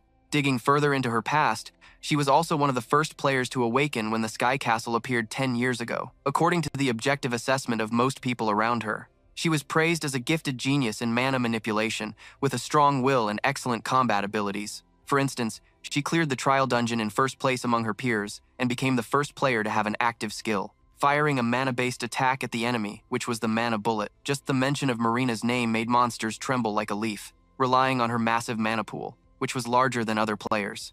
It was rumored that she single-handedly cleared dungeons using only her mana bullets. With abilities that players admired and a track record that left monsters utterly defeated, it wasn't that she chose to be a solo player, it was a result of her fighting style. Because other players simply couldn't keep up with her growth rate, but every hot streak comes to an end. She finally hit a wall after the difficulty 30 dungeons, and that was simply because she couldn't clear those dungeons alone, since she couldn't wait for others to catch up. She became a mercenary, participating in dungeon conquest campaigns in other countries. A legendary event that etched Marina's name in players' minds was the Whirlwind Guild's conquest of the difficulty 32 dungeon, which she also participated in. Everyone was busy hailing South Korea as the first in the world. Shingu smugly uncovered the truth behind it. I get it now. Unaware that it wouldn't have happened without her, Marina gave his dazed look a very judgmental glance. What are you muttering about? Shingu was so lost in his own world that he didn't hear the question. Remembering Aaron's praise for Marina, she was one of the top players and beautiful too. It's so unfair. Even Seiha had marveled at her skills and looks, which were legendary in the Whirlwind Guild. This is the first time I've seen her this close. Although Marina was great, he still preferred his own love. But isn't Aaron also a top player and also beautiful? Shingu looked at the girl in front of him and couldn't help but admit it. Well, Aaron was right about her being beautiful, and maybe because she's a player who trains a lot, she's also tall. His gaze unintentionally drifted down to her chest, silently assessing that a bust that large might get in the way during a fight. Sliding down a bit further to her slim waist and long legs, even her physique was perfect. At this point, Shingu couldn't help but feel embarrassed. She probably would have been a model or an actress if she hadn't become a player at a young age. After that long internal monologue, he finally returned to her original question. But Marina cleverly put her hands together, begging to be taught. "Teach me." But Shingu's heartless refusal was her only answer. "No." She repeated in a higher tone. "Teach me!" Looking at her lively appearance, he felt a bit sentimental. Seeing her make such a fuss just made her seem like a curious little girl. But he was firm. No means no. Even her physique was perfect. At this point, Shingu couldn't help but feel embarrassed. She probably would have been a model or an actress if she hadn't become a player at a young age. After that long internal monologue, I was the first person to ever use the mana bullet. I have the duty and the right to know everything related to this skill. Shingu was determined not to grant her request, and even taught her a lesson. You've also learned that the world is a big place, and you can't get everything just by throwing a tantrum. Congratulations. Shingu looked back at the pile of corpses and remarked, "This battlefield is the largest one since we entered this mountain, and there are also many high-level monsters." Then he swiftly moved forward to shatter their bodies. If they're high-level monsters, I might get a mana crystal, just like that time with the veteran goblin. Just as expected, after the corpse vanished, it revealed a sparkling stone. Shingu excitedly picked it up, overjoyed. "I found it," Marina, who was behind him, also astutely noticed. "Oh, so you know about crystals too?" Suddenly, she remembered her original intention and threw a tantrum, yelling at him, "That's not what I wanted to talk about." Then she transformed into a cute and mischievous young girl, whining and begging Shingu, "What is that mana bullet? Just tell me already." Watching this, he was left completely speechless. After a few minutes, he finally sighed and gave a perfunctory answer. Even a stray cat could do better than that. These words made Marina blush with embarrassment. She couldn't believe her ultimate charm, which had won over so many guys, was being criticized so bluntly. My cuteness has no effect. Is he into guys or just impotent? Shingu looked at her antics and just smiled helplessly. She's not exactly a spoiled brat. He seriously considered the situation, assessing the person in front of him. I deliberately acted cold to see her reaction. I like that she doesn't resort to violence, whether it's about her mana levels or her achievements. She's much stronger than I am. But the fact that she isn't using her power to settle this is commendable. Even if you know what is morally right, actually putting it into practice is still very difficult. The more he thought, the more frustrated he became, grinding his teeth. But she's still too young. If she's realized that demanding things doesn't always work, then she should find other ways to solve the problem. Finally, Shingu decided to set a condition. What will you give me in return if I teach you? Seeing his dark and menacing expression, Marina was frightened, unable to react in time. This was the conclusion he drew from his thoughts. A transaction doesn't begin with a threat, but with understanding the other party. So as not to easily devalue himself, he repeated his demand. Like I said, I'll consider it if you offer a reasonable price. If this information is valuable, shouldn't you also give me something of equal worth? It seemed Marina wasn't used to being challenged, so this situation made her tremble with anger. Shingu, of course, didn't change his mind because of it. It was all about give and take. In the end, she had to yield to his firmness and agree to a compromise. Sigh, I wouldn't give this to just anyone, but that skill is truly worth it. Hearing that, his eyes lit up with anticipation. Marina opened her inventory to rummage around. Then, she struggled to pull out a Thunder God's gun, but the weapon was incredibly cumbersome, causing the small girl to lose her balance and stagger. It's so heavy. It's too heavy. Quick, take it. Shingu awkwardly rushed over to help. Seriously? He easily gripped it in his hand, meticulously inspecting his new spoils. Marina couldn't help but admire his cool aura. I realized it when you swung that giant hammer, but you're really strong. Even if I wanted to, I couldn't lift it. Although she willingly handed it over, she still felt frustrated. That's the reason I can't use it. Even with a few restrictions, that gun is still much better than my pistol. Shingu tried to offer a few words of comfort. You said you couldn't use it anyway, so don't feel too bad. But Marina felt like he was mocking her. It really is a top-tier item. With that, she didn't hesitate to pull out her pistol and threaten him. If you treat it badly, I'll really shoot you. He was a little worried about her impulsive personality and could only laugh it off. Suddenly, after examining it back and forth, he had an idea. But its size and shape, the name of a famous weapon popped into Shu's head. The Peerless Divine Cannon? The quality is really good. Marina became even more flustered and yelled, "No! That's not it!" she explained seriously. "It's a rifle! I can't understand why a Thunder God's gun is even classified as a rifle." Shu's wild imagination could only focus on the words Thunder God's gun. At the same time, a system notification appeared for the sealed Thunder God's gun, B+ rank, a weapon known to be created by the Thunder God from his own body. If the user possesses a mana bullet type skill, that skill can be utilized in a more powerful way through this gun. However, the true power of this weapon remains sealed. When the proficiency level reaches its limit and a special condition is met, the first seal will be broken. Shingu hadn't thought this gun would be so complex. Wow, holding this valuable item put some pressure on him. I've just received something really cool. It truly emanates an entirely different kind of energy. This is the first time I've ever seen a treasure named after a god. The amount of damage it can inflict is insane, but the catch is that it's still sealed. This made Shu start to hesitate, weighing the pros and cons. Finally, he decided to tell Marina, "I can't accept this." She was momentarily stunned to hear that, not expecting him to change his mind. This is more valuable than the information I have, but Marina didn't really care about that. No, improving my mana bullet is worth much more. Nothing is more important to me than that. So please, just take it. Shingu didn't expect her to be so insistent. Why is she so obsessed with this? He smirked, finding this girl very interesting. Perhaps that obsession is what has brought her this far. He skeptically asked again, just to be sure, even mentioning that this information was only valuable if she had all the required skills. Marina didn't hesitate to answer right away. "Then I'll go gather those skills." Shingu felt the person in front of him was incredibly bold, a true hardened mercenary who had roamed the world. I guess I can't refuse if she says that. After a moment of thought, he decided to keep the Thunder God's gun. All right, I'll stick to our agreement. After that, time passed quickly as the two completed their earlier transaction. He skeptically asked again, just to be sure, even mentioning that this information was only valuable if she had all the required skills. Marina didn't hesitate to answer right away. Suddenly, something shocked Marina so much that her whole body froze. Unable to use Shock Trooper, she tore at her hair, terrified as if she had just seen a ghost. That skill can upgrade the pure power of a mana bullet? Meanwhile, Marina was still screaming her head off. How can I possibly do that? Even with all the information, it seems impossible. He then spoke up to suggest a solution. Do you want the rifle back? But she bluntly yelled back, no. Her stubborn personality was a lot like Xingu's, determined to get what she wanted. Empowered bullet, I will definitely create it. He looked at her as if he were looking at himself, easily able to predict her response. I get it.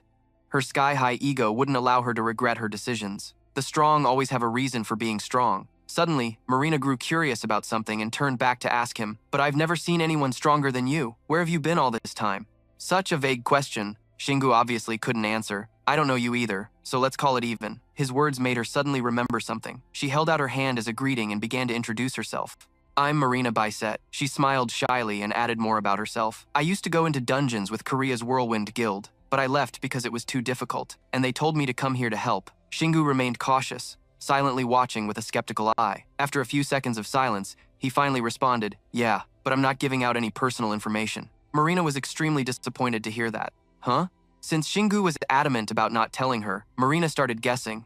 I guess you've leveled up a lot while hiding your identity, so you wouldn't reveal it easily. She kept muttering to herself, feeling foolish. Damn it, I'm not the type to be fooled so easily, am I? He overheard and coldly interjected. That's the most unbelievable thing you've said all day. He then turned to leave the area, since our exchange is over. Marina quickly cut him off, trying to make him stay. Wait! She suggested they could continue traveling together, then she should find other ways to solve the problem. Finally, Xingu decided to set a condition.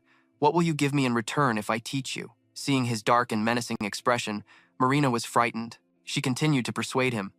Aren't we both chasing after that horde of monsters? He silently acknowledged to himself. That's true. Marina tried to prove she was reliable and wouldn't be a burden. Don't worry, I'm a skilled tracker too. Hearing this, Xingu began to hesitate a little. She has a point, but I'll be in a dangerous situation if she wants to see my wings. Suddenly, he remembered his two teammates who were miserably hiding. Not to mention Aaron and Seha are dying to get out. Just then, Marina used a taunt. I know you want to back out. Knowing Xingu had a very competitive personality, she deliberately provoked him. But if you do that, I'll get there first and kill them all. Aren't you chasing the last bug? Aaron understood that he really wanted to agree, advising him not to worry about them. We won't get caught. It would be better to deal with the monsters with her help. Seha had the same thought. I agree too. I want to get a closer look at her, but I'll still follow your decision. The flood of information momentarily confused Xingu. All right. In the end, he walked ahead to lead the way, implicitly accepting, let's go. Having achieved her goal, Marina jumped for joy. That's more like it. They then set off on their journey, dashing through the dense forest. Suddenly, Marina noticed something and turned to ask, Hey! Xingu calmly replied, waiting for her question. What is it? She found it strange that he was only using mana to run at high speed. Why don't you use your wings?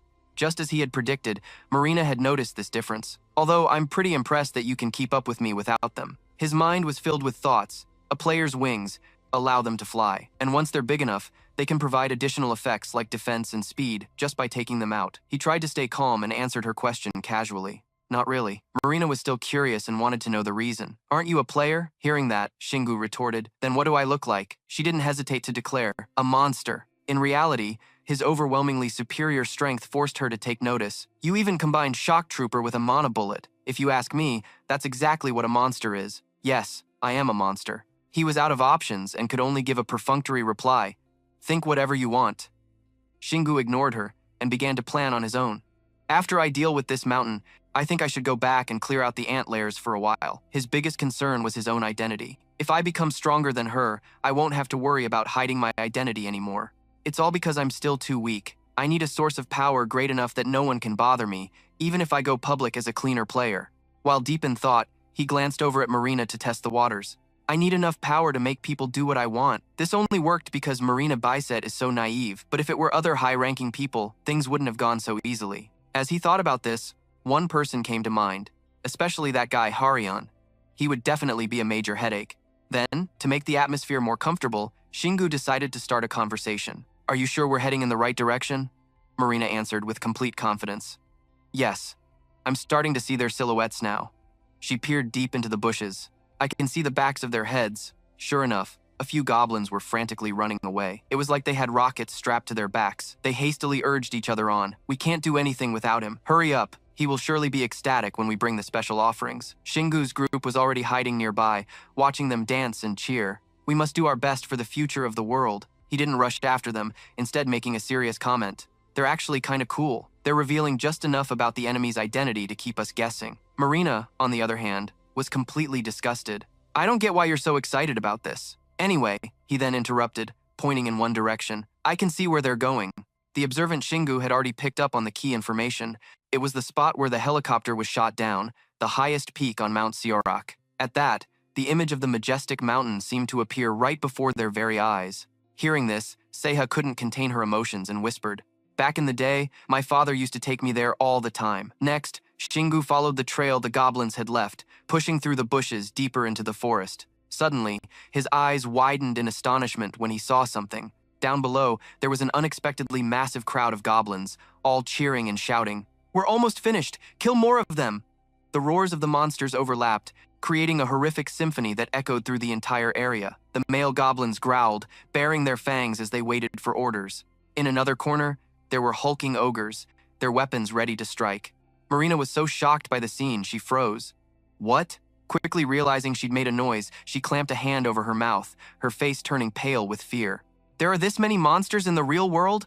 What in the world is going on? She silently and carefully observed, feeling stunned by the sheer size of this army. Of course, I've seen similar numbers of monsters inside dungeons, but I always cleared them by avoiding the fights. Suddenly, Shingu stated firmly, "I'm sure that's not all of them. I bet there are still a lot more monsters around Mount Siorak. The vast area surrounding this place has probably been taken over by them. No, it's possible everything right under it is suspicious too." Hearing this, Marina became even more agitated. "We need to report this to the South Korean government right away. The South Korean players alone won't be able to stop this. That massive monster army is a truly enormous threat. We should gather every single player in South Korea, or just blow up the entire mountain. Just imagine the scene if they escape and spread across the country." At that thought, Marina immediately pulled out her phone, ready to send out a warning. We have to notify the government before that happens. But at that exact moment, Shingu reached out and stopped her. He gave her a serious, determined look. "There's something better worth trying. Look at the monsters." Turns out he'd been analyzing the enemy this whole time. Most of them are small fry, below level 100, so we just need to focus on the powerful ones in the center. According to that plan, the first course of action is to find their leader. Shingu started sizing up the most prominent figures one by one. Not him. Another werewolf looked too much like a brute. Not him, but his eyes quickly locked onto one spot, and a smug smile appeared on his face. Oh, down there, a guy named Ungo was standing on a high platform, barking out orders. "We need more blood, mana, and souls. My brothers." Shingu looked at this distinctive leader, unable to hide his surprise. What violent energy. He looks even stronger than the Iron Ogre General. His gaze was fixed firmly on Ungo, his voice dripping with killing intent. "I have to kill that guy." Seeing this, a hint of doubt crossed Marina's face. Will anything good come from killing it? She was a little hesitant about the two of them acting so rashly. They're likely being controlled because there's a leader. They'll just become more ferocious if we kill it. Aaron, who had been monitoring the situation from the outside, felt relieved for the first time. I would have been worried if it was just Shingu alone. They really are a well-coordinated team, because Seiha was thinking the same thing, but it seems feasible if the two of them cooperate. Shingu took a deep breath and then sighed heavily. He started to share his experience from clearing dungeons all across South Korea. "From what I've seen, the monsters in Sanha Town vanished once the final boss was killed." Her eyes widened, her face lighting up as if she had just uncovered a great secret. "Oh, I get it now. I thought you'd be bigger." He was startled when Marina pointed right at his face and declared, "You must be the very first hunter." Then she covered her mouth and let out a mischievous laugh. As for Shingu, he could only lower his head in embarrassment and stammer. "That sounds so gross. Don't call me that." That last piece of information gave her an idea. "This is fantastic." A look of triumph was clear on Marina's face and in her eyes, sparkled with excitement. "I'm the only person in the world who knows the true identity of the first hunter." However, after thinking for a moment, she was left with countless more questions. "But I've killed many final bosses in other areas and nothing was different. Maybe you just got lucky." These words truly made Shingu see things in a new light, or perhaps the first strike was really that important. As for Shingu, he could only lower his head in embarrassment and stammer. "That sounds so gross. Don't call me that." That last piece of information gave her an idea. "This is fantastic." A look of triumph was clear on Marina's face and in her eyes. As she began to grasp the situation, she screamed in fear. "Those things, what are they doing?" He still had no idea what was happening. Down below, the goblins were all inexplicably taking their weapons and stabbing themselves. Aaron peeked out and was stunned by the sight. Seiha, hearing the commotion, also wanted a look and was immediately startled. Only Shingu's expression grew increasingly grim, his serious eyes filled with a deadly look. Sacrifices! At that moment, the one named Ungo began to rally his army. The time has come, we can delay no longer. Who is your god? A few of them opened their mouths to answer, our god is, but he immediately cut them off. You have lost your way! He continued to roar, even louder than before. Your origins have been stolen, so answer me. Who is your god? At this, the entire horde of monsters shouted in unison, their voices echoing throughout the forest. Our god is. Watching this scene, Shingu silently judged them, feeling as if he were watching a farce. They just kept spouting nonsense. First of all, their mana and memories are spreading throughout this area. In contrast, Marina, beside him, was grinding her teeth in fury. Damn fanatics! Her words immediately caught his attention. Fanatics? She explained in detail, still fuming. All monsters believe in a god. These gods are really troublesome and annoying. It seems their strange self-destruction was intentional. It must be a ritual offering to their god. I've seen it a few times before, but this is just too much. Shingu's brain felt like it was running on 2G internet, unable to process her words. Gods? She repeated cheerfully. I'm sure you know all about them. Eren, listening to their conversation, felt a little annoyed. She was overestimating Shingu. She thought he already understood everything she knew. Marina was once again playing the role of his tutor, as usual. Their gods are always trying to expand their influence. They did it in the Celestial City, and they're trying to do the same thing down here. For some reason, these words made Shingu extremely agitated. You believe in these gods too? She immediately criticized his attitude. Come on, gods exist. Even the rifle I gave you was a gift from the god of thunder. Her words struck him like a blow to the mind, leaving his whole body frozen, unable to react. After thinking it over, he realized Marina was absolutely right. That's right. How could I have overlooked such an obvious fact? That artifact contained the power of the god of thunder. The thought caused a wave of anxiety to rise within Shingu. If it was that powerful while still sealed, then it wouldn't be strange at all for a god to have bestowed it directly. Suddenly, Marina's voice pulled him out of his tangled thoughts. Of course, believing they exist and putting your faith in them are two completely different things. She frankly shared her own point of view. I don't like the existence of divine beings either. I really don't like them. This seems to be the reason for our previous deal. But I accepted the rifle. That's why I gave it to you. Marina clearly saw his reaction, so her words were like a splash of cold water. You've been tricked by me. They do all sorts of crazy things in the name of their gods. And if you ask me, that's the worst thing of all. Her eyes were filled with disgust. Every word was laced with scorn. Besides, this looks like they've gone through a small-scale religious war. Shingu also replied, I've never seen anything like this before. Marina continued to elaborate on her thoughts. They used to fight to the death, just like this in the Celestial City. Events like this are all over human history books, one religion devouring another. That's what I mean. As soon as she finished speaking, she loaded her signature pistol. All right, let's kill the final boss. Filled with rage, she was ready to charge into battle. I don't think we can afford to wait for the government to get here. Suddenly realizing she'd just been muttering to herself, Marina turned back to urge Shingu on. I think we should kill the one with the lion mask first. What about you? He was just pulled back to reality and was still a bit dazed. But his strong fighting spirit quickly returned. He was itching for a fight and wanted to wipe everything out. The two of them immediately got into a combat formation. Marina was extremely excited for this fight. Awesome, let's begin. Seha looked at the young pair who seemed so well matched and couldn't help but exclaim, this is the formation of the strongest couple on the planet. But these words seemed to make Eren even more jealous. This is just a temporary party. Suddenly, before charging in, Marina hesitated. Let's kill the final boss. Filled with rage, she was ready to charge into battle. I don't think we can afford to wait for the government to get here. Suddenly realizing she'd just been muttering to herself, it doesn't matter if there are too many or too few. The only question is whether or not I can protect myself. Hearing this, she realized her worry was unnecessary. It sounded absurd, yet was very convincing. Shingu began to lay out his pre-calculated plan. The plan is simple. One person will create a distraction while the other attacks. I'll handle the distraction. Marina's eyes went wide, surprised, feeling like she'd misheard. What? Seeing this, he quickly reassured his teammate.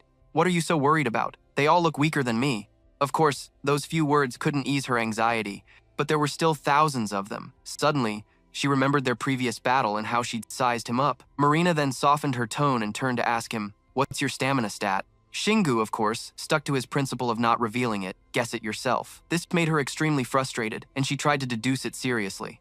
Meanwhile, he had already started moving forward, step by careful step, not forgetting to leave a reminder. Hide well. Marina, still looking resentful, replied with a hidden meaning. Make sure you create a good opportunity for me. He gripped the black wolf claw and dashed forward, his lips tightly sealed. Hup! A roar that tore through the air erupted as he yelled. Ah! The sound wave exploded like thunder, causing the entire space to tremble with it. The roar immediately drew the attention of the goblins hiding nearby, and even the ogres in the area were startled when they heard it. Ungo froze like a statue, blinking repeatedly for 5 seconds in utter confusion. Realizing the threat, he roared at his underlings. A sacrifice, a powerful sacrifice. Capture him and make him the final offering. Shingu swung the black wolf claw into the air, as if about to unleash his fury. I'm sick and tired of hearing about sacrifices all day. Aaron, with her wide field of view, shouted a warning. Shingu, be careful. His astonished eyes glanced in the direction she pointed. Suddenly, an energy blast shot straight towards where he had just been standing. The eyes of the oppressive Tesserans suddenly flashed with fiery light. Ungo angrily grabbed the heads of 2 goblins and summoned multiple fireballs that hovered around him. Realizing the threat, he roared at his underlings. A sacrifice, a powerful sacrifice. Capture him and make him the final offering. Shingu swung the black wolf claw into the air. Realizing the threat, he roared at his underlings. A sacrifice, a powerful sacrifice. Capture him and make him the final offering. Shingu swung the black wolf claw into the air. Suddenly, an energy blast shot straight towards where he had just been standing. The eyes of the oppressive Tesseran suddenly flashed with fiery light. Ungo angrily grabbed the heads of 2 goblins and summoned multiple fireballs that hovered around him. Do you really think I'd be hit by such obvious attacks? Under Ungo's control, each fireball spun and then shot straight towards him. A cunning glint appeared in his eyes as he smirked, as if about to unleash a surprise move. Aaron Voover gently reminded him, there's no time to calmly analyze the situation. Feeling underestimated, Shingu retorted without holding back. He quickly turned it into a living shield, throwing it back towards the fireballs. The impact created a massive explosion that echoed throughout the area. The surviving goblins roared in fury. A sacrifice, a powerful sacrifice. Capture him and make him the final offering. Shingu quietly realized something. I see now, he's already calculated their trajectory. I'm sure it won't hurt too much even if I take a hit, but there's no need to waste my energy. But sensing a ridiculous idea coming from him, Aaron narrowed her eyes and probed, I shouldn't take a hit just to upgrade my fire resistance skill. You're not actually thinking that, are you? Right? Shingu crouched down to reduce wind resistance and increase his forward speed. I'll dodge what I need to dodge and block what I need to block. And if I can't do either, I'll just stop them midway. Anyone who is calm enough and looks closely can do this. Aaron's comment after hearing his reasoning was, I'd also like to land a punch while my eyes are wide open to see everything clearly. It was so convincing that C had to nod. To be honest, me too. Yet Shingu just feigned deafness. Let's keep going. His feet blurred as he dashed through the flames, the strong gust of wind behind him, scattering them everywhere. Marina's jaw dropped from behind the bushes at his incredible performance. Amazing. He dodged hundreds of fireballs perfectly. The goblins previously enhanced by Ungo spoke soullessly like machines. Ah, our master wants us to kill him immediately. The foolish servants immediately received the order. Sacrifice? This is our ritual. Everyone, kill that bastard. Kill that bastard. He skillfully wielded his hammer, dealing with the reckless flies at lightning speed. Aaron sat in his pocket, her eyes filled with worry. Conserve your mana, Shingu. But he replied with a calm expression. Mana, I haven't even used any. It hit her like a sudden shock. What? He swung the long hammer in a circle, bonking them with unrivaled strength. In just a moment, the remaining goblins were brutally beaten back, clearing a large space for him. Even with her years of experience, Aaron was stunned by his bold actions. He didn't use any mana at all, so this is all physical strength? This has nothing to do with levels anymore. It's not dependent on his stats either. His power is practically godlike. Meanwhile, the main character of this battle, Shingu, was in a state of extreme excitement. It feels like I have a second heart in my body. The more frenzied I get, the more power I pour into each swing. I can feel myself getting stronger. With an explosion of emotion, his swing became an unstoppable, devastating critical hit. The aftershock from the Black Wolf Claw's power created a small explosion right in front of him. Shingu grinned and continued to use his unique sound frequency skill. Ah, I only used mana for the war cry. I don't need any mana for these small fry. In a moment of carelessness, Ungo unleashed more fireballs from behind. He quickly jumped back. Aaron covered her mouth, silently deducing. He's still throwing fireballs at us even when his own troops are nearby. It's like he's trying to get Shingu, even if it means killing them all. The guy's gruff voice echoed through the space. The altar is being filled with blood. Everything will be perfect if I offer him up as well. Shingu only caught the gist of that sentence and fell into deep thought. An altar. Is it different from the one I know? I guess he wouldn't answer me. Marina froze, unsure of what to do as she watched the creature's actions. A wave of smoldering fire now surrounded Ungo's body. Shingu keenly sensed something was wrong at that moment. Have the fireballs stopped? Eren immediately noticed and warned him. It's not over, Shingu. He's not just using his own mana, but also that of the high-level monsters. He'll attack the moment you lower your guard and might use a speed boost and invisibility spell. Feeling the pressure mounting, Shingu instinctively tightened his grip on the Black Wolf's claw. I get it. I'll try to dodge as soon as I spot it, don't worry. Eren's small voice, saying how his calmness made her even more worried, was easily drowned out by his battle cry. Marina, witnessing his fierce attack, was stunned into admiration. What? He's definitely a monster. Every move he made put her brain through a high-speed cardio workout. His movements were as fierce and reckless as a wild beast, but at the same time, they were refined and wasted no energy whatsoever. He's completely different from me. I only focused on controlling mana after realizing my physical abilities were just average. Marina closed her eyes, reflecting on everything she had been through. I thought he was only good at controlling mana, but I was wrong. I can't make the same mistake again. He's very reliable, but I have to worry about the boss's movements first. She watched Ungo warily as she sensed the danger hissing with his every breath. But at the same time, they were refined and wasted no energy whatsoever. He's completely different from me. I only focused on controlling mana after realizing my physical abilities were just average. Marina closed her eyes. While Marina was lost in her gloomy thoughts, Shingu was still focused on enjoying the fight in front of him. She held her breath, focusing all her senses on the intensely raging battlefield. But I can't send him a signal, because my hiding is the core of this strategy.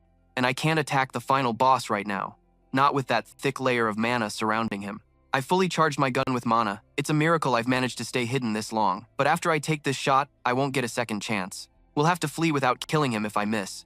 Marina got herself tangled up in her own overthinking. This sounds terrible. What do I do now? How? No, I know what I should do. I have to save that man. While Marina was lost in her gloomy thoughts, Shingu was still focused on enjoying the fight in front of him. She held her breath, focusing all her senses on the intensely raging battlefield. But I can't send him a signal.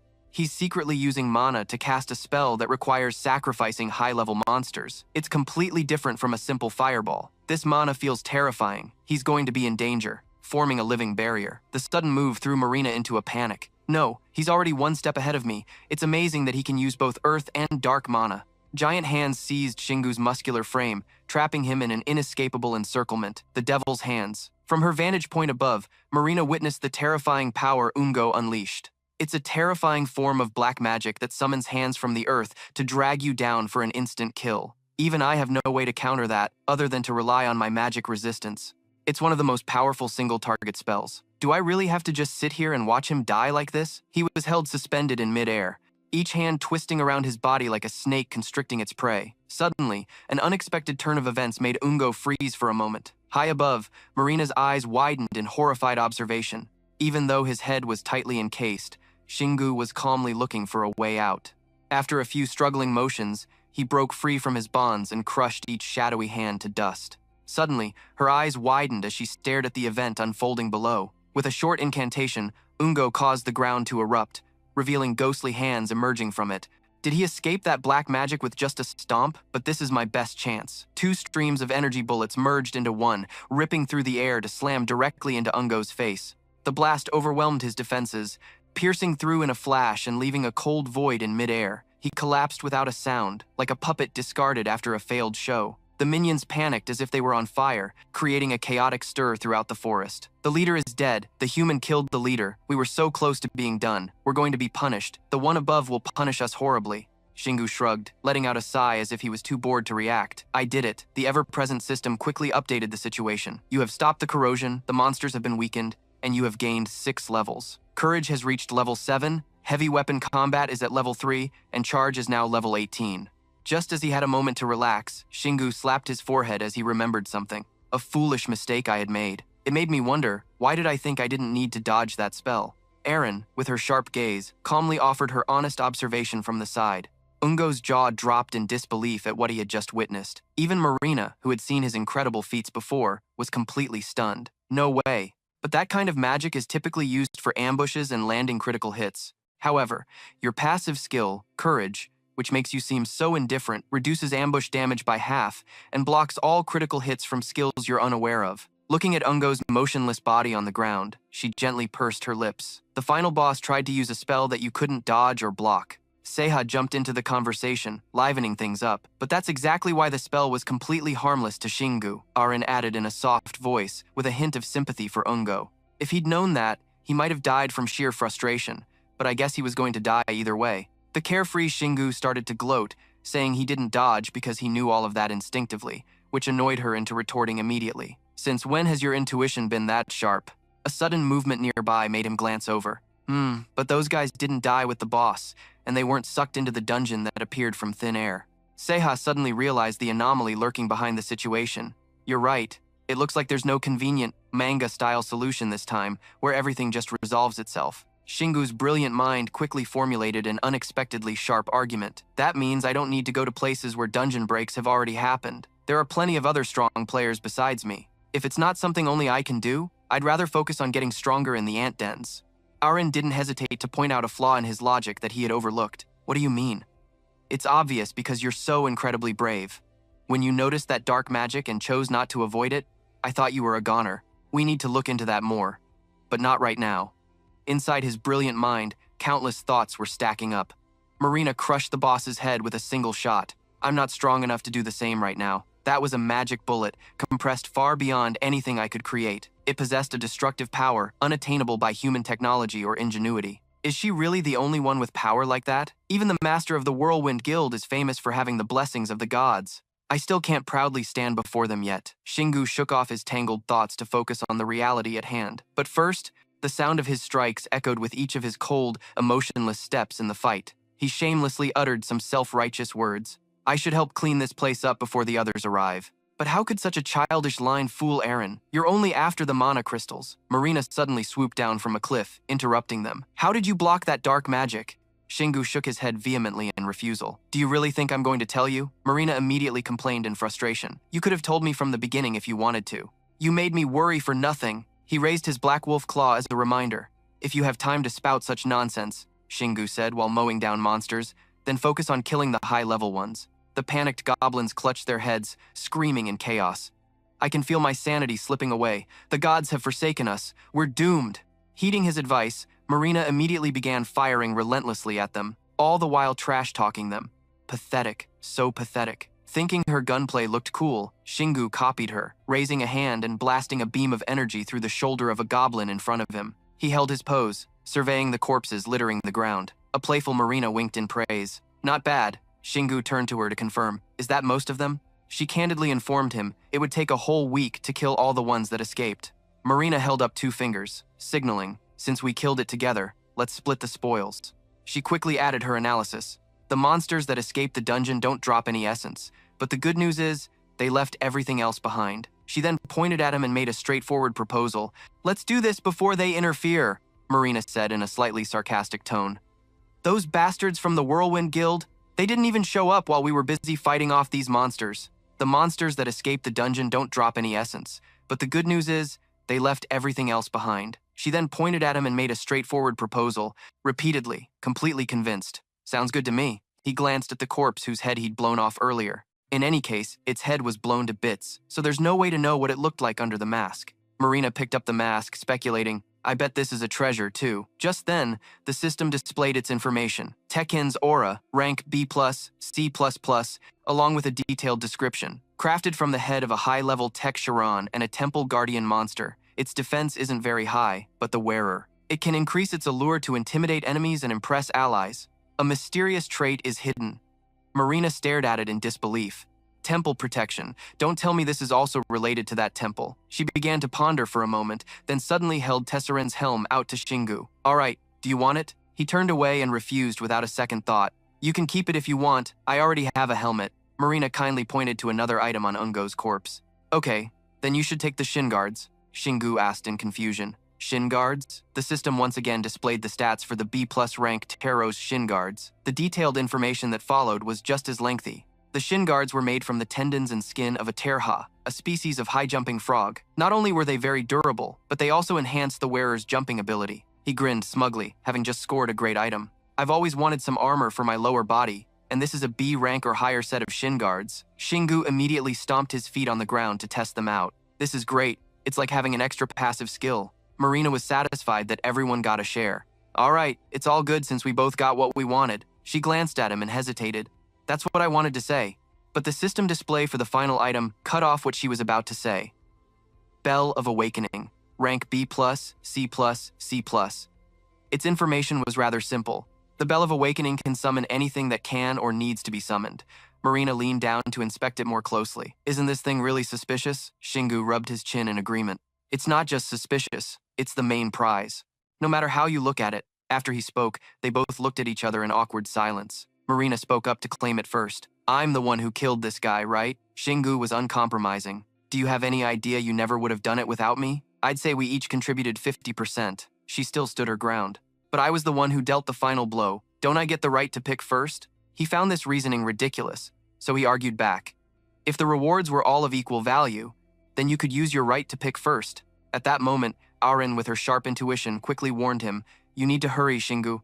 I can sense other players approaching. Marina scratched her head, looking hesitant. Then she suddenly handed the bell to Shingu, which startled him a little. So, I'll give you this. But Marina quickly stated her condition. I want the mana crystal and the corpses. Shingu finally understood her real goal. So this is what you wanted from the beginning, she retorted defiantly. Yeah, so what about it? He didn't want to drag it out, so he sealed the deal. All right, I agree. Marina let out a sigh, still feeling a bit regretful. Tsk. I wanted that bell too. Shingu couldn't understand women's minds. Why do you keep sending mixed signals? His eyes were filled with judgment. She kept acting as if someone had forced her to do this. Suddenly, Marina asked about his upcoming plans. I'll pretend like nothing happened and rejoin the Whirlwind Guild. What about you? Shingu humorously played on the name, saying he would disappear with the wind. Since we're parting ways here anyway, he stated his deduction bluntly. Based on the fact that you want the corpses, I'm guessing the mana crystal isn't the only significant loot from them. Shingu dropped a bombshell. Even if you take it, you won't be able to do anything with it. If you want it, just take it. Marina's eyes immediately lit up like headlights. See? I knew we could reach an agreement, she kindly reminded him. But can you sneak out of here? Shingu turned on his heel and waved goodbye. Don't worry about that. I'm leaving. Marina called out after him again. Hey, wait. Aaron was panicking internally. We're going to run into the other players. Is she going to tell everyone about him? Shingu turned back impatiently. Why do you keep? Suddenly, her face flushed red, and shyly told him something. If we meet again, you can call me Marina. He didn't expect this scenario, and was momentarily stunned. His cheeks also felt a little warm. Marina found the silence awkward, so she frantically put her mask back on. Shingu waved his hand and replied coolly. All right, but there won't be a next time, she asked in confusion. Are you serious? He didn't answer, instead taking out a key to the rest area and sticking it straight into the ground. A powerful, blinding light flared up. Shingu quickly disappeared within that light. A group from the Whirlwind Guild flew over from a distance and asked Marina, Are you okay? Harrion stared intently at her, waiting for a response. Marina let out a sigh of relief and turned back with a bright smile. Yeah, I'm more than okay. I'm glad you seem to be as well. He sheepishly scratched his head. Ha, of course. We ran into a powerful monster on our way here. Harrion began a cheesy speech, but he also had to thank the members of his guild. But Marina's mind was already somewhere else. I knew he'd say there wouldn't be a next time. She looked up at the sky, hopefully, but I have a feeling I'll see him again soon. The man who had captured Marina's heart was currently sprawled out on a bed, sleeping so soundly he was drooling. After a tough fight, Shingu just wanted to laze around like a salted fish. A moment later, he complained to Aaron, who was beside him. I was fine during the fight, but I can't seem to move a single muscle now that it's over. She seriously explained the reason to him, because your muscles are finally relaxing after being tense throughout the entire fight. He didn't respond, instead staring intently at the floating mana crystal hanging above. Seiha was extremely interested in this strange item. What a giant crystal. Boss. Shingu only briefly revealed the item's origin. It's from the high-level monster next to that lion mask. Besides being in awe like him, she also noticed something. It was completely different from Monster Essence. He agreed with that sentiment. Of course, its uniqueness was a positive thing. Essence is like dead mana, but the crystal gives off a more vibrant feeling. He suddenly shot up from the bed. The moment the idea flashed in his mind, Shingu blurted it out without hesitation. I want to use the mana inside the crystal. Should I eat it? Aaron had to quickly shut down this crazy idea. No way! She sincerely tried to talk him out of it. Your mana can't combine with foreign mana. It could explode if you try to force them together. Thanks to her, Shingu finally understood, so that's why people turn them into artifacts. Even so, he was still extremely hesitant about his choice. He suddenly changed the subject as a diversion. If I think about it, the fact that I leveled up after clearing the dungeon was because all the achievements in the dungeon were converted into mana and transferred to me. From his experiences, Shingu had a fairly logical theory. Maybe dungeons were created to efficiently transfer mana from monsters to players. This also aligned with other external factors. Both of them stood silent for a few seconds, stunned by this logical deduction. After a moment, Eren was the first to snap out of it. That's an interesting theory. I've never thought of it that way. But he knew himself that this theory still had a flaw. Then why? Did I level up when I wiped out the monsters on Mount Sirak? She hesitated a bit before giving her opinion. Maybe it's because you don't need to process mana. Seha also chimed in. Or maybe you can process mana on your own, even outside of a dungeon. After successfully leading them on, Shingu seized the opportunity and snatched the mana crystal into his hand. Then there's no reason to hesitate. Before anyone could react, he quickly shoved the whole thing in his mouth as if someone would steal it. Eren tried to stop him, but it was too late. Shingu, he actually swallowed it. There was no turning back now. The blue crystal inside his body was suddenly engulfed in raging flames. He immediately entered a meditative state to process this strange new power. It felt as if the blazing fire enveloped both the outside and inside of Shingu's body. But to the naked eye, nothing seemed to be happening. Soon after, he snapped out of his trance and opened his eyes. She immediately asked how he was. Shingu, are you okay? He was just as worried. Boss! A notification popped up right on time, validating his reckless act. Your mana has increased by 1. Even though he had anticipated it, he himself was startled. It worked. Eren still wasn't fully convinced. Are you really all right? He had no choice but to explain in more detail. Yeah, I was actually prepared for some kind of side effect, but it felt completely normal. This conversion gave Shingu a very unique sensation. He absorbed the mana as if it were his own from the start. The first test was a resounding success, so he didn't hesitate to go all in. Now I'll really test it. Let's eat the rest of these crystals. Before long, another notification appeared. Your mana has increased by 7. The power within him surged like an unquenchable flame. Awesome! All the mana I used for heavy weapon combat has been restored. She belatedly realized her advice had been pointless. I had decided not to ask anything since the moment you caught me as I fell from the sky. But you're truly amazing, Shingu. Seiha's eyes were opened as well. Players get 2 major advantages from dungeons, which are refined mana crystals, essence, and the refined mana based on achievements within the dungeon. But you can gain mana through both of these methods, even when outside of a dungeon. These praises didn't make him arrogant, as he understood his own abilities better than anyone. A player who isn't bound by the same rules as others. I bet the Mana Crystal Research Organization would go into a frenzy if they found out about this. But at the moment, Shingu had another problem on his mind. This means that hunting monsters outside of dungeons is just as important as conquering dungeons. The first goal he considered was, if I reach level 100, I can easily defeat Marine Abyss. He quickly planned his next steps. First, I'll reach level 100, and then I'll gather mana crystals. Even though Eren felt this would be a tough challenge, she still chose to trust him completely. You want to defeat one of the strongest players in the world just after hitting level 100? Though, I think you can do it. Shingu slowly sat down on the bed. He decided to put this major discussion on hold for now.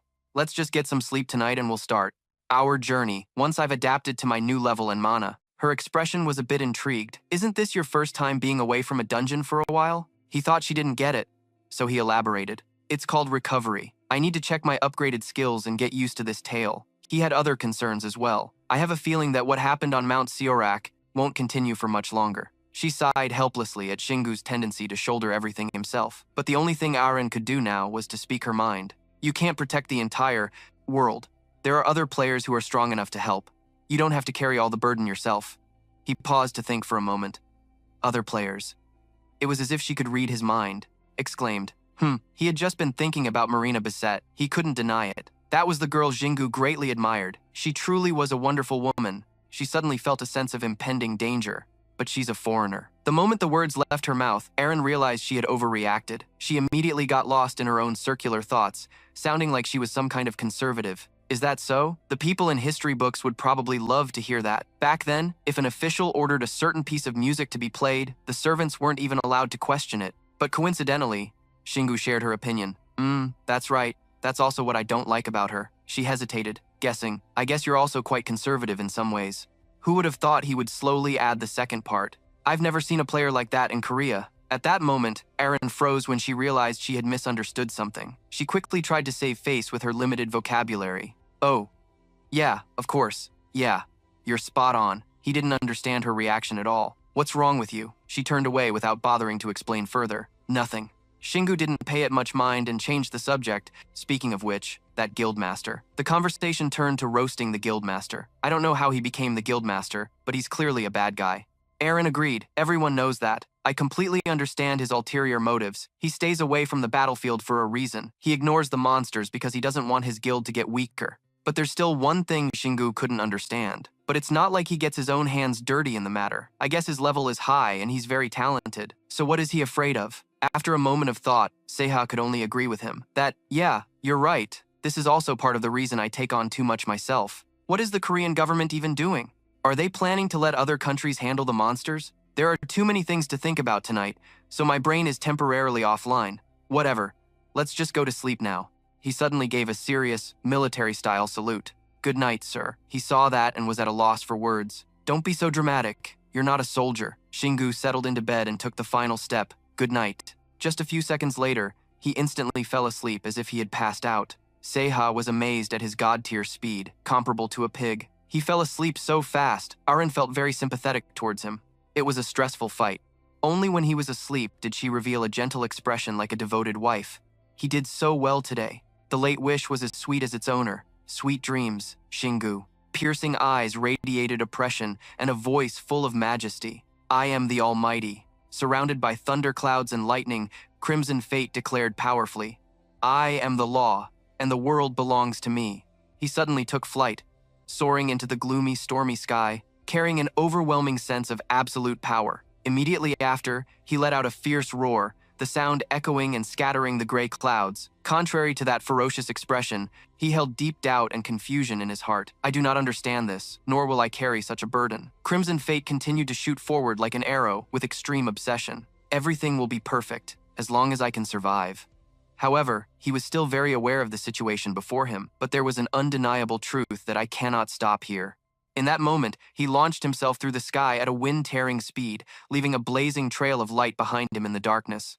Amidst the scene of roaring thunder and lightning, a giant dark figure spread its wings, creating a ring of blazing fire as if to announce the arrival of the ruler. His voice suddenly carried a tragic emotion that no one could comprehend. I cannot move forward, but because I cannot stop.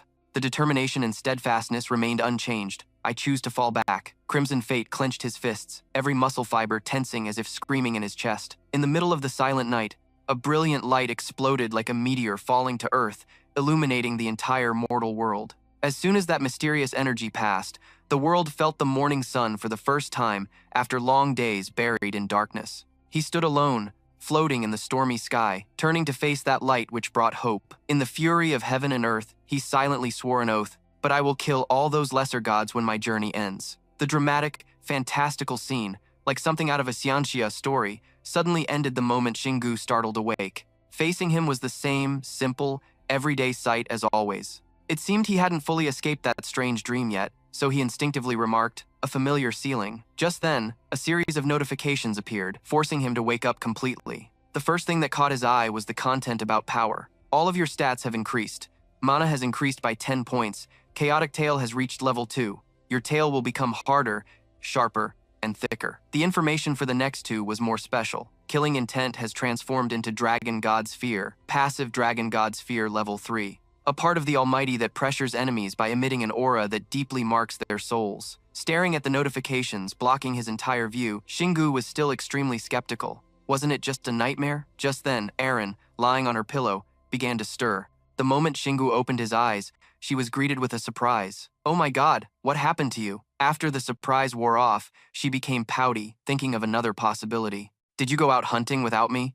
But she had no idea that he was just as confused.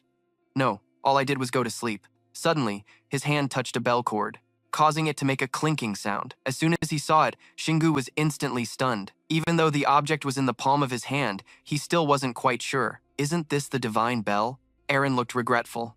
It's broken. He could only guess one reason for its terrible condition. Could it be that he accidentally took it out of his inventory while sleeping and crushed it with his body? She was speechless after hearing that description.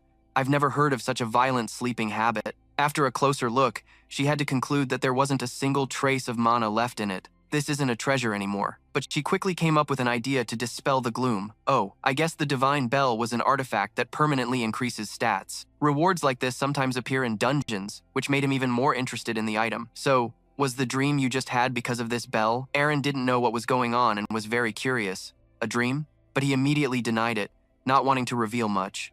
It was nothing, just a nightmare. Just then, A tail with a sharp tip suddenly appeared beside them. Shingu was also surprised, unable to control this sudden action. A dragon's tail. With her keen eye, she quickly noticed the change. It's harder than before. I guess a dragon's tail makes more sense than a snake's tail. Then she gave a knowing smile. A dragon. I guess that suits you. He didn't mind and was even very confident about the comparison. Having dealt with these new developments, he decided to get out of bed. I'm done sleeping. I think I should get some exercise, but her desire was the complete opposite. I'm going to sleep a little longer. A beautiful, peaceful morning passed under the warm sunlight. Shingu's status window was updated again. Augment reached level 5, Punishment reached level 20, and Battle Charge reached level 25. When the three of them gathered, the late-arriving Seiha was incredibly amazed. Boss, you've gotten a lot stronger overnight. Aaron, who was up earlier and knew more, was even more shocked. How could you get so much stronger in such a short time? Contrary to their reactions, his attitude was as relaxed as if he had just done some light exercise because he had grown accustomed to his skills and made them stronger. She suddenly felt like teasing him. Are you a monster? To her surprise, he even looked proud of that nickname. I've heard that a lot. You're the only one getting impatient because you're slow on the uptake. What happened? Shingu began to rub his chin, choosing his words. Well, to put it simply, his so-called simple explanation took several minutes. Seiha's eyes shone like stars after his curiosity was satisfied. I get it now. You're truly blessed by the gods. He suddenly focused on one word in that sentence. The god from his vivid dream, Chi Yun, had declared, I will kill all those lesser gods when my journey ends. Lost in thought, he unconsciously spoke aloud. But isn't killing gods a bit too cliché? Aaron didn't understand what he was muttering about, but Shingu's attention was quickly diverted. Oh, speaking of gods, he immediately pulled out his long, massive item. Seiha recognized it as soon as he saw it. That's the Thunder God's gun. He didn't intend to hide his next move. Yeah, I traded the information on how to create reinforced bullets with Marina, but she's probably at the Fair Trade Commission snitching on me right now. For now, he had a rather important question. How do I use this thing? The gun's powerful and imposing appearance got her all excited. If I knew how to use mana bullets and had this amazing artifact, I'd become a marksman. But that's not the case for you. As expected, successful people have their own way of doing things. Huh? What if I swing it like a mace? Would it do more damage than the Black Dragon's claw? She reluctantly stopped this strange idea. No, this isn't a melee weapon. Since its function is unclear, Shingu dejectedly put it away. Basically, he had come to a small conclusion after handling it, but it was too long and heavy. He should store it in his inventory and only take it out when absolutely necessary. Aaron offered more information to encourage him. It's called swapping. Once you get used to it, it'll help you a lot. He temporarily set the matter aside. Alright, I'll practice that later. Then Shingu put on his basic shirt and also equipped the venomous fang of the chaos insect. After getting ready, he planned his next move. Now let's go back to the arena and test that gun. Even though he hadn't fired the new weapon yet, he could already picture the scene in his head. It feels like target practice back when I was in the army. Seiha gave a strained laugh, shattering that illusion. That rifle isn't a K2, boss. He didn't want to linger in the room any longer and quickly stepped through the portal. Shall we go? Immediately after, another notification appeared. Area. Ant Cave number 1, 126, Sirion Graveyard. Time to complete. 12 hours. The surrounding scenery made Shingu a little curious. Is this an undead dungeon? He confirmed the information with the others. It's an undead dungeon. Aaron, however, looked absolutely horrified. An undead dungeon? As soon as she uttered the name, she zipped right into his pocket. This mission was her worst nightmare. I hate undead monsters. I really, really hate them. He wasn't too surprised by her reaction. You've told me this before. The one who speaks may not mean it, but the one who listens takes it to heart. Her mood instantly brightened. You remember, Shingu? Luckily, Seiha was there to remind her to calm down. Aaron, I don't think now's the time to get emotional about that. Shingu also began to activate his skills. So serious. I guess I understand the meaning of the numbers after the area name now, and you're paying the price for your blunt mouth. Why do you hate me so much? Despite his teammates nagging, he explained it thoroughly. It's a difficulty level. The smaller the number, the stronger the monster, and vice versa. Shingu began to assess the dungeon here.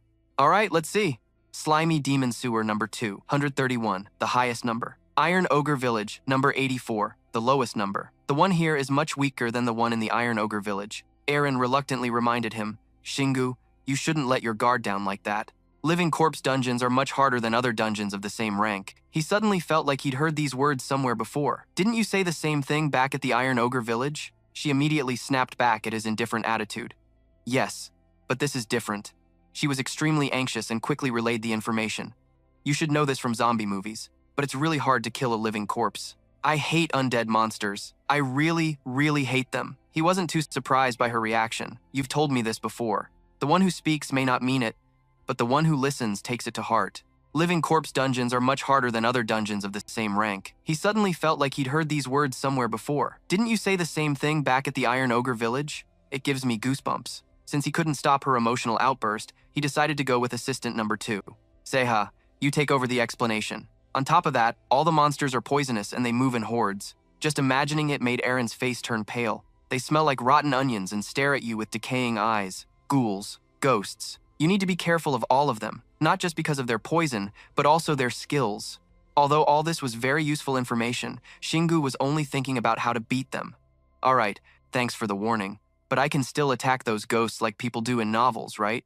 Seha didn't disappoint with his wealth of knowledge. That's right, an awakened player's body can use mana, so it can touch the spirit realm. You can even launch a stronger attack by enhancing it with holy power. With the team's abilities, he wasn't too worried about this trip because Aaron was once one of the highest level priests. It won't take you long to fight back against the living corpses. She was also very eager to contribute. I've also recovered a lot of my power thanks to you leveling up. Just then, Elenia suddenly appeared without warning like a ghost. Oh, it's been too long. I am so delighted to be visited by a living person. Shingu was startled and had to suppress his natural reflexes. Oh, I mean, it's been a long time for me too. I was even about to attack you. Her mood instantly brightened. You remember, Shingu? Luckily, Seha was there to remind her to calm down. Aaron, I don't think now's the time to get emotional about that. Shingu also began to activate his skills. She still tried to be a bit more dramatic to complete the package. You are here to save my soul. Whatever your purpose may be, your kind heart will still save me. Finally, she got to the main topic. That's right. An awakened player's body can use mana, so it can touch the spirit realm. You can even launch a stronger attack by enhancing it with holy power. Is she speaking English? Right after that, a notification from the system appeared. Dungeon quest found. The hope of the cemetery nun Sarian. Elenia lost all her comrades while conquering the dungeon. Help her and find the identity of the vengeful spirits sealed in the cemetery. Quest 1. Free 0 of 1 vengeful spirits. A penalty will be issued if you refuse it. Shingu immediately turned to Seha with a question. How is this different from just killing the final boss of the dungeon? He seriously explained its mechanics. Not all dungeons are cleared in a simple way. Some dungeons are full of hidden stories. Although the information wasn't very clear, he caught on quickly. So, the mentioned vengeful spirit isn't the final boss, but a special monster that can only be found when the right conditions are met? He casually confirmed, that's right. Only then did he belatedly realize he had missed quite a few details. Tsk. If I had known this sooner, I would have tried to find all the hidden details in the other dungeons. Aaron gently advised him, don't feel too bad. Not every dungeon has hidden details. She really knew how to advise him at the right place and time. If you can quickly clear them out like you always do, Shingu, it's still the best choice to conquer them as soon as possible. With your poison resistance skill, you won't be affected by the living corpse's poison, but given the dungeon's difficulty, other, stronger living corpses might appear. Skeletons, the dungeon in Sky Castle and the dungeon in the Ant Nest, can you guarantee they are exactly the same? Elenia placed a hand on her chest with sincerity. They are the same amount of mana that constitutes the dungeon and also the same structure. Besides, I am just a spirit holding the quest, so you don't need any more concrete evidence. After understanding the situation, Shingu immediately decided, alright, I'll take it. She looked as if a weight had been lifted from her shoulders, giving a relieved smile. Thank you. The system continued to announce, you have accepted the quest. A penalty will be issued if you fail. The group began to follow her guidance. Alright, let's move out. He was just going to ask. But Aaron, before he could even ask anything, she quickly responded, they are the same amount of mana that constitutes the dungeon and also the same structure. Besides, I am just a spirit holding the quest, so you don't need any more concrete evidence. After understanding the situation, Shingu immediately decided, I don't understand this type of dungeon. I didn't even think a dungeon like this would be found in Korea. He also had his own theory, that the soul must have fallen from a very distant place. Her attention, however, was on his academic abilities. All I did was pay close attention in class and review with my textbooks. Aaron never expected the person beside her all this time was an academic genius. That's even more incredible. His steady step suddenly came to a halt. He was stunned by the sight before his eyes. This was Elenia, who was already used to this. Welcome. She didn't keep him in suspense for long. This is the Sirion Cemetery. All I did was pay close attention in class and review with my textbooks. Aaron never expected the person beside her all this time was an academic genius. That's even more incredible. His steady step suddenly came to a halt. Whoever created this place must have terrible taste. She took a closer look and commented further. It looks more like a night sky than the ceiling of a dungeon. Oh, it must be illusion magic. Seiha noticed something else. I think there's also space manipulation magic here. I guess that's the only way to fit a giant city into an underground cave. Just then, Shingu snapped out of his initial shock. So we entered this city through an alley filled with medieval European-style buildings. It seemed the sound from the new visitors had awakened the zombies. They began crawling out from all directions. All of them shared the same goal, heading towards the only living group of people. He pretended to ask for her opinion.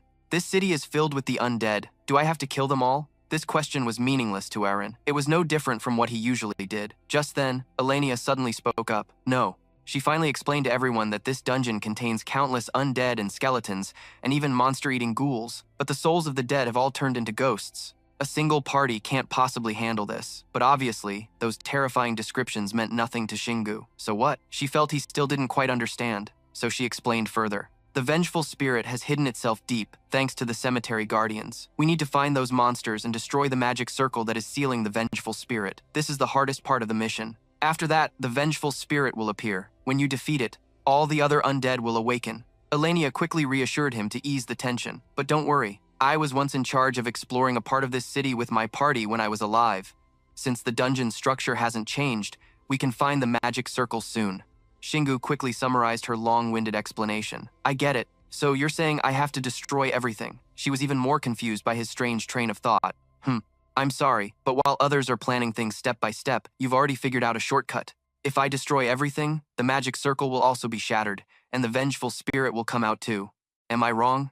Elenia tried to show her impatience and anxiety. Of course that will happen, but the other undead will go into a frenzy. Who knew those casual words would hit upon his true intention? That was exactly it. That's exactly what I want. Shingu didn't hesitate any longer and pulled a weapon from his inventory. He was quite pleased holding it. An exchange, huh?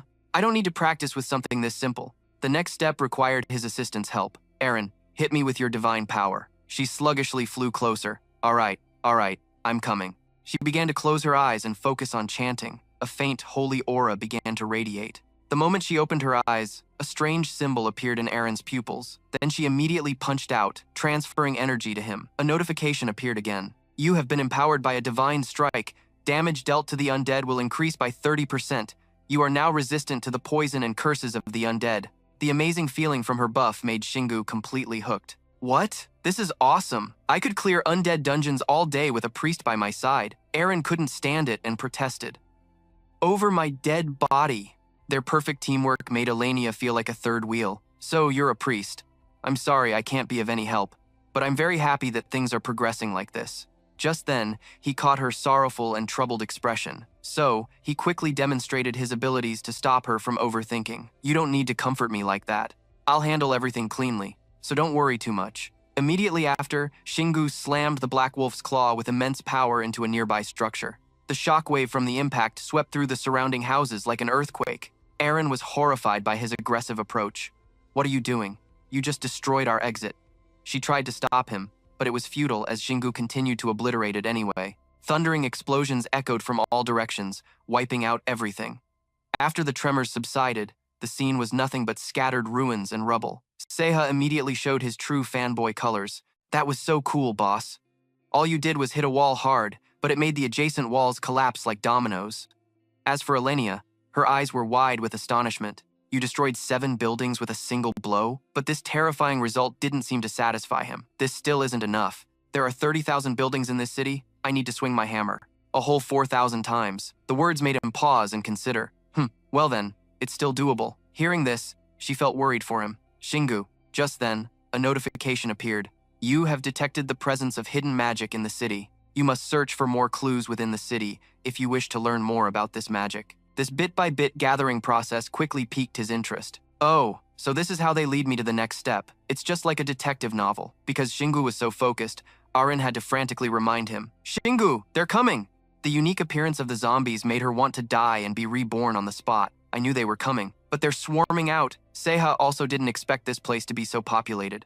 Just how many people died here? Elenia didn't expect them to appear so quickly. A wave of zombies? He was the only one here who remained expressionless. So what are they? I thought real-life monsters would be a little different from the ones in movies. His attitude was a stark contrast to Eren, who was cowering in fear. How can you be so calm? They'll rip their arms off and throw them at you. His focus was on something else entirely. Wouldn't that be really painful for them? Shingu finally got a little more serious. Alright, I don't like filthy things. Let's start with a light warm-up. The zombies began to frantically charge at him, one against countless others. He wasn't foolish enough to approach them head-on. Instead, he kicked a large boulder. The impact from that ordinary object was like a bomb to them. Before she could even stop him, she was frozen, stiff. Thanks to him, the zombies' expressions became much more vivid. Some were crying, others were panicking. It hurts.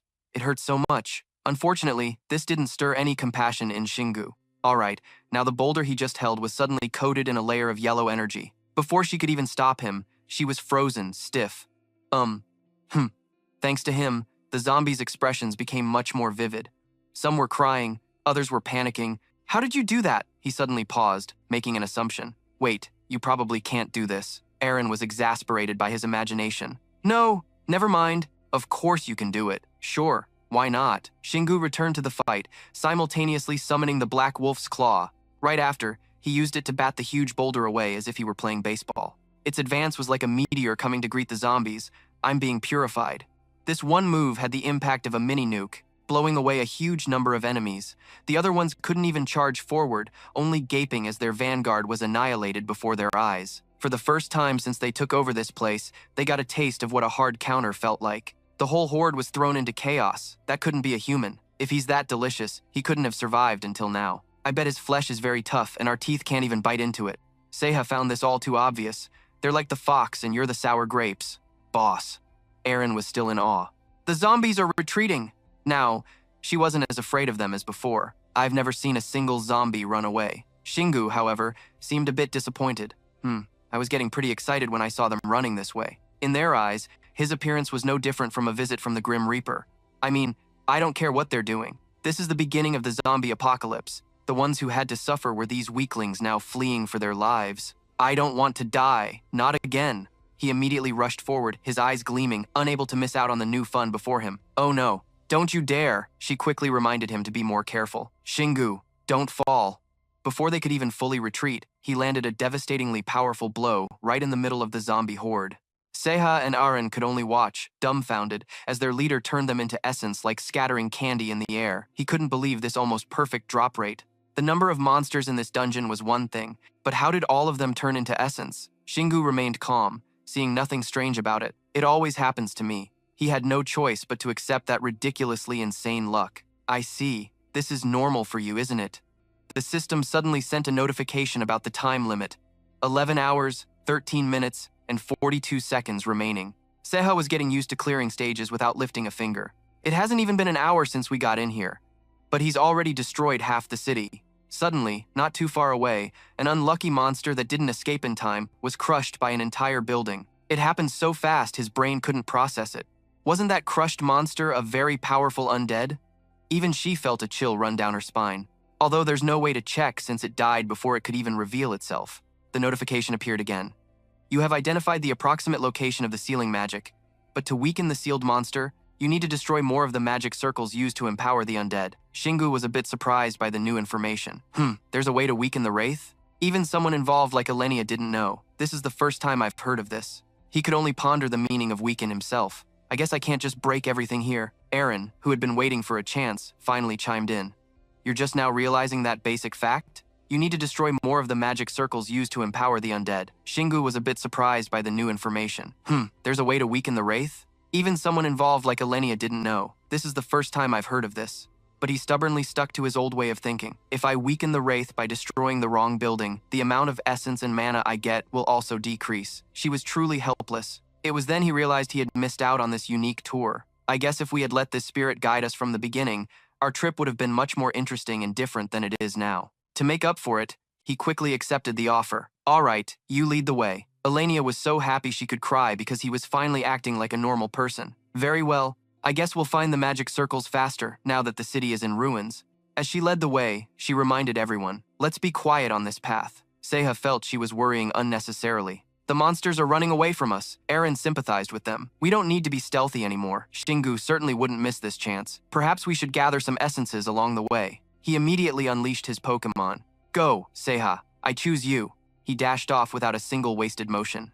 Yes, boss. She was indignant and wanted to seek justice for them both. What do you think supporters are, huh? And yet, he just stared at Aaron as if asking why she was still standing there. She gave up and complied with the order. Fine, I'll go too.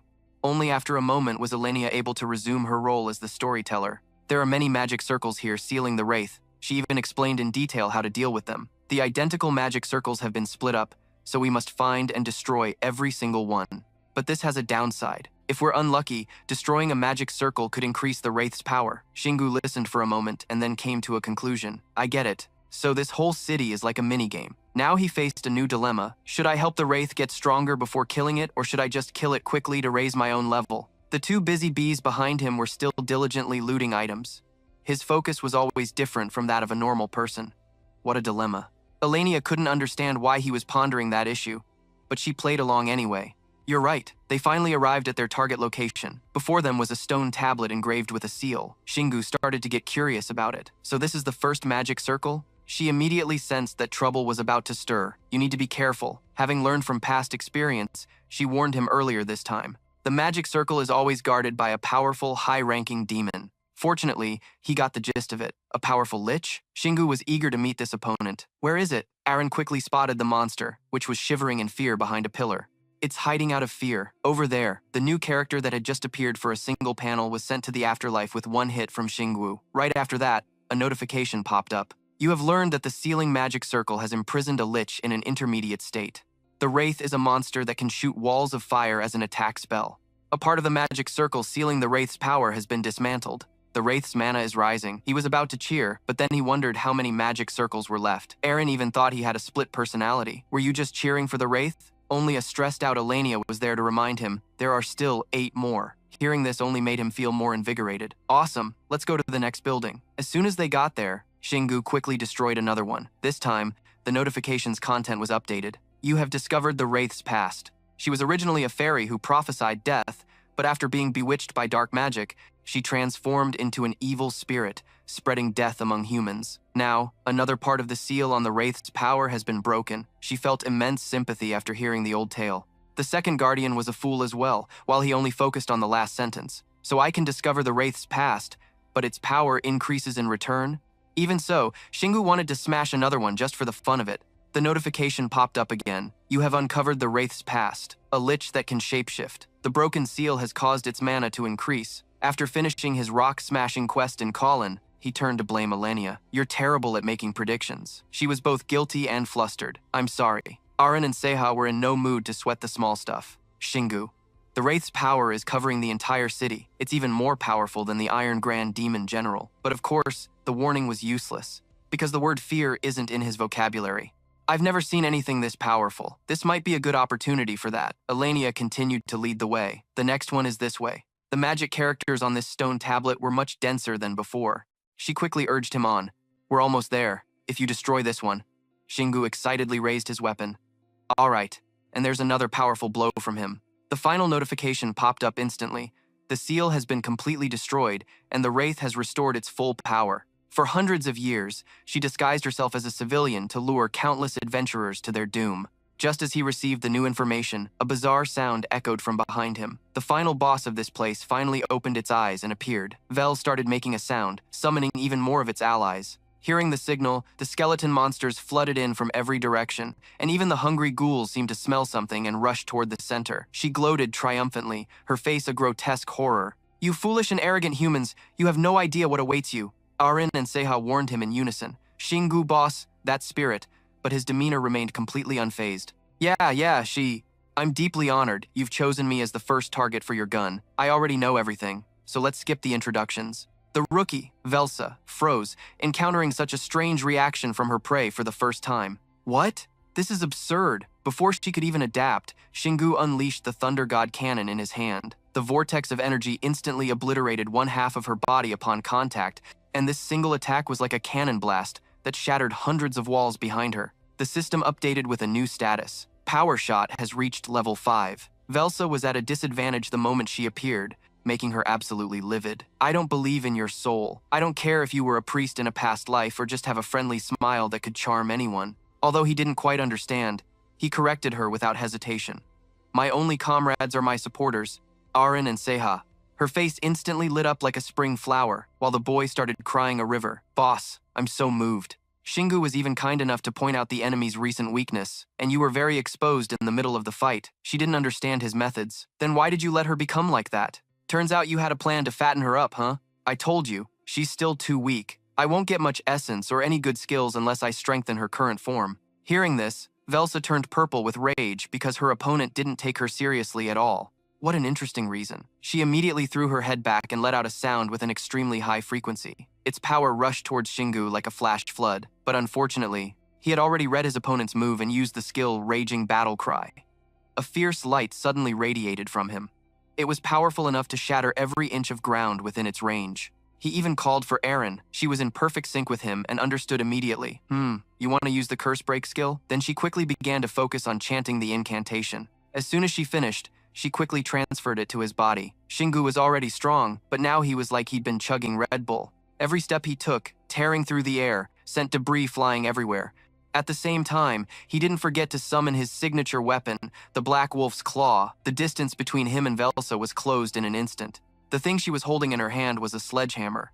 A +3 D-rank weapon. It might be a bit weak for a vengeful spirit. This was the golden opportunity for him to score a quick and decisive victory. Losing half your body must have weakened you a bit, right? I can handle it. Although she was furious, only a fool or someone with a death wish would stand still at this moment. Velsa stubbornly pushed her luck, waiting for him to get closer before letting out another roar. The powerful sound wave attacking him had lost half of its effectiveness. However, it still affected Shingu's movement. What a nasty curse. Erin's enhancement skill protected me a little. A +3 D-rank weapon. It might be a bit weak for a vengeful spirit. This was the golden opportunity for him to score a quick and decisive victory. Losing half your body must have weakened you a bit, right? But is this really her weakened state? But with a confident mindset and knowing he had to see it through, he didn't stop his counterattack. He did a lightning-fast 180-degree spin with his massive weapon, then without hesitation, hurled it in a straight line. The direct impact from the weapon's face left Velsa with no escape. She went into a freefall from mid-air. He seized the opportunity and got into a ready stance. The moment the timing was right, he sprinted like a demon towards the designated target. She only had time to turn back, but her body was powerless to resist. As soon as the target fell into the perfect position, Shingu spun and delivered a kick straight through his opponent's core. This one move was enough to turn her insides out. Even as he tried to break, he destroyed the ground beneath his feet. Velsa was sent tumbling far into the distance, while he remained burning with fighting spirit. He held out his hand, ready to catch the free-falling Black Wolf's claw. An instant later, the weapon was back with its master, a perfect fit in his grasp.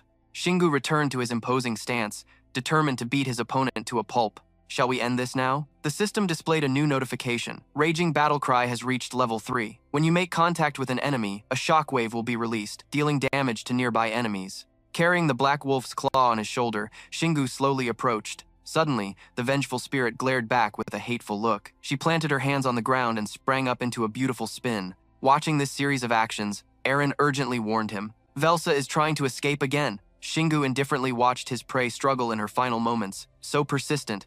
Velsa raised her hand, her mouth wide open, revealing sharp teeth as she screamed. Skeleton monsters from all over rose up at the sound, a voice echoing in their minds. She is calling us. Velsa manipulated their minds, making them surround him. Move! Tear the living sacrifice to shreds! Seeing the motley crew approaching, Erin said, The monsters are closing in on us. We should deal with them first. On the contrary, Shingu cheerfully gripped his weapon. Things are getting more interesting. All right, let's begin. Seha suddenly heard something and immediately turned to warn his boss. That sound. It can't be. He had heard it too, his expression turning serious. That's the sound of the final boss room door opening. A giant door, as if from hell itself, swung open, revealing something bizarre inside. Shingu gripped the Black Wolf's claw tightly, watching the monsters. I knew the vengeful spirit was a hidden boss, but the dungeon boss is also one of her minions. His attitude immediately shifted to one of contempt. The dungeon boss. Did you just escape your cell because you were called? What kind of moron are you? Velsa, oblivious to the danger, thought she had victory in her grasp. I will devour your soul and restore my power, then head straight to the surface and create a new graveyard. As if Shingu could be so easily provoked, he raised his head confidently, thinking, dream big, that's good. With a wave of Velsa's hand, the monsters charged forward. They all lunged forward at once. Shingu raised his weapon, preparing for battle. A sweeping swing of his axe cracked the ground, and he spun with agility, swinging the Black Wolf's claw to send nearby creatures flying. The skeleton monsters were no match for him, unable to withstand a single blow before shattering into pieces.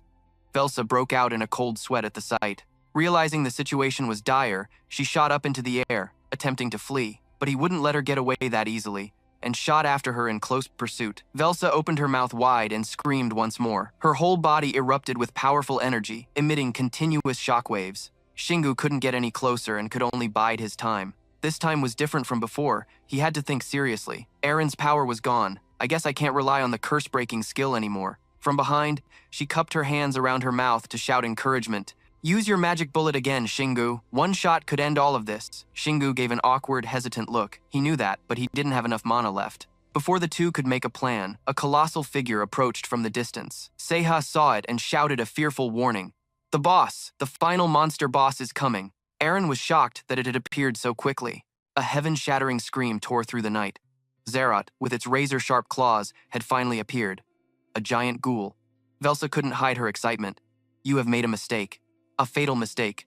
A mistake that all arrogant humans make. From high above, she launched countless iron chains. Die, you will be mine. The sturdy chains seemed to stretch endlessly as they flew toward their target. Shingu took a defensive stance, fully prepared for the attack. But unexpectedly, the chains shot straight for his arms and bound them tightly. Erin was terrified by the sudden development. Shingu! She flew closer and used her skill to break the bonds. Holy blessing! Erin could sense the enemy's power, unable to hide her growing anxiety. No, but this isn't enough to counter the vengeful spirit's curse. The chains were still holding his limbs tight. He seriously weighed his options. I can withstand the curse, defeat the final boss first and clear the battlefield, then take down the vengeful spirit. But that would take too much time to clear the dungeon. The best option right now is to kill the vengeful spirit immediately, then kill the monster boss to get it over with. His brain was working at full capacity as a faint, sparkling golden light began to emanate from Shingu's head. The mana stream Erin modified for me is holy power that can weaken and nullify curses. Even though I can't generate it myself, I should be able to refine what I already have. If I apply the principles of energy transfer, I might be able to. Seiha appeared in a set of sturdy armor, his body now at a normal human size. Erin, flying below, was startled. Seiha, why are you back to your real size? Seiha seemed to adapt quickly, confidently volunteering. Boss, I'm joining the fight too. He took a running leap, his arm equipped with a long, sharp spear. Heroic charge! Erin was left speechless and teased him. Are you complimenting yourself? Seiha, keeping his spirits high, enthusiastically explained. That's the name of the skill. Hiya! Nothing could stand in his way. The monsters were impaled one after another. Mission complete. Seiha collapsed from exhaustion, reverting to his original form. That attack used up all of my mana. Erin looked at the aftermath in disbelief. Really? Seiha looked up, his expression becoming serious again. The iron chains on Shingu's arms were still unbroken, and Zerat had closed in while Seiha was shouting. The final boss is here! Erin, not knowing what to do, helplessly called out to Shingu. Seiha, thinking Shingu hadn't heard him, repeated, Boss, he's on his way. But Shingu was lost deep in thought. I get it, if I do this. His entire body suddenly flashed, unleashing immense energy that shattered his bonds. A notification window popped up instantly, announcing he had reached level 27.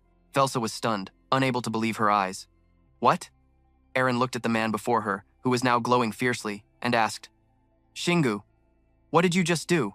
It was only then that Velsa felt fear, trembling uncontrollably. Impossible. You can't possibly break my soul chains that easily. Velsa, refusing to accept the truth, unleashed her chains once more. Die, you human. The light surrounding Shingu's body was so solid that nothing could penetrate it. He accurately grabbed one of the chains, instantly reversing the situation. Shingu gave a powerful, enthusiastic tug. It's bedtime for you.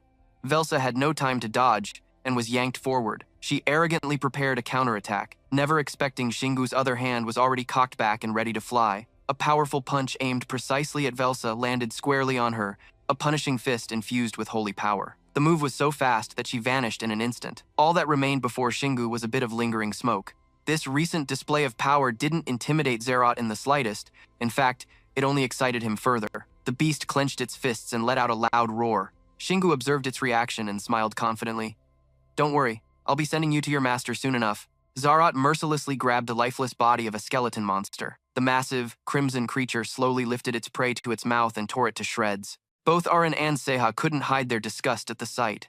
It was a cannibal. Zerat seemed to be empowered, its entire body radiating a massive amount of energy. The giant ghoul had devoured all the undead, finding a way to make itself stronger. Shingu clenched his fists in preparation. He attacked, his fist landing right in the center of the red circle his opponent had created. Zerat's breath was slowly dissipating. Shingu was still a bit suspicious of this strange thing, but it was still too weak.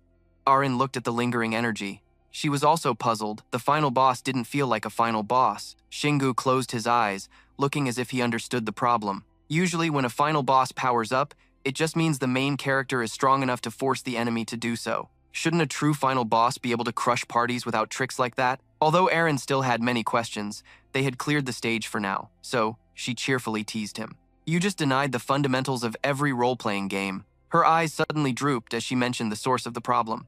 Sarian Cemetery, a desolate and ruined place, had no trace of life, according to Arin. It was once the city of the dead, and now it is completely a city of the living dead. The system quickly displayed the clear notification.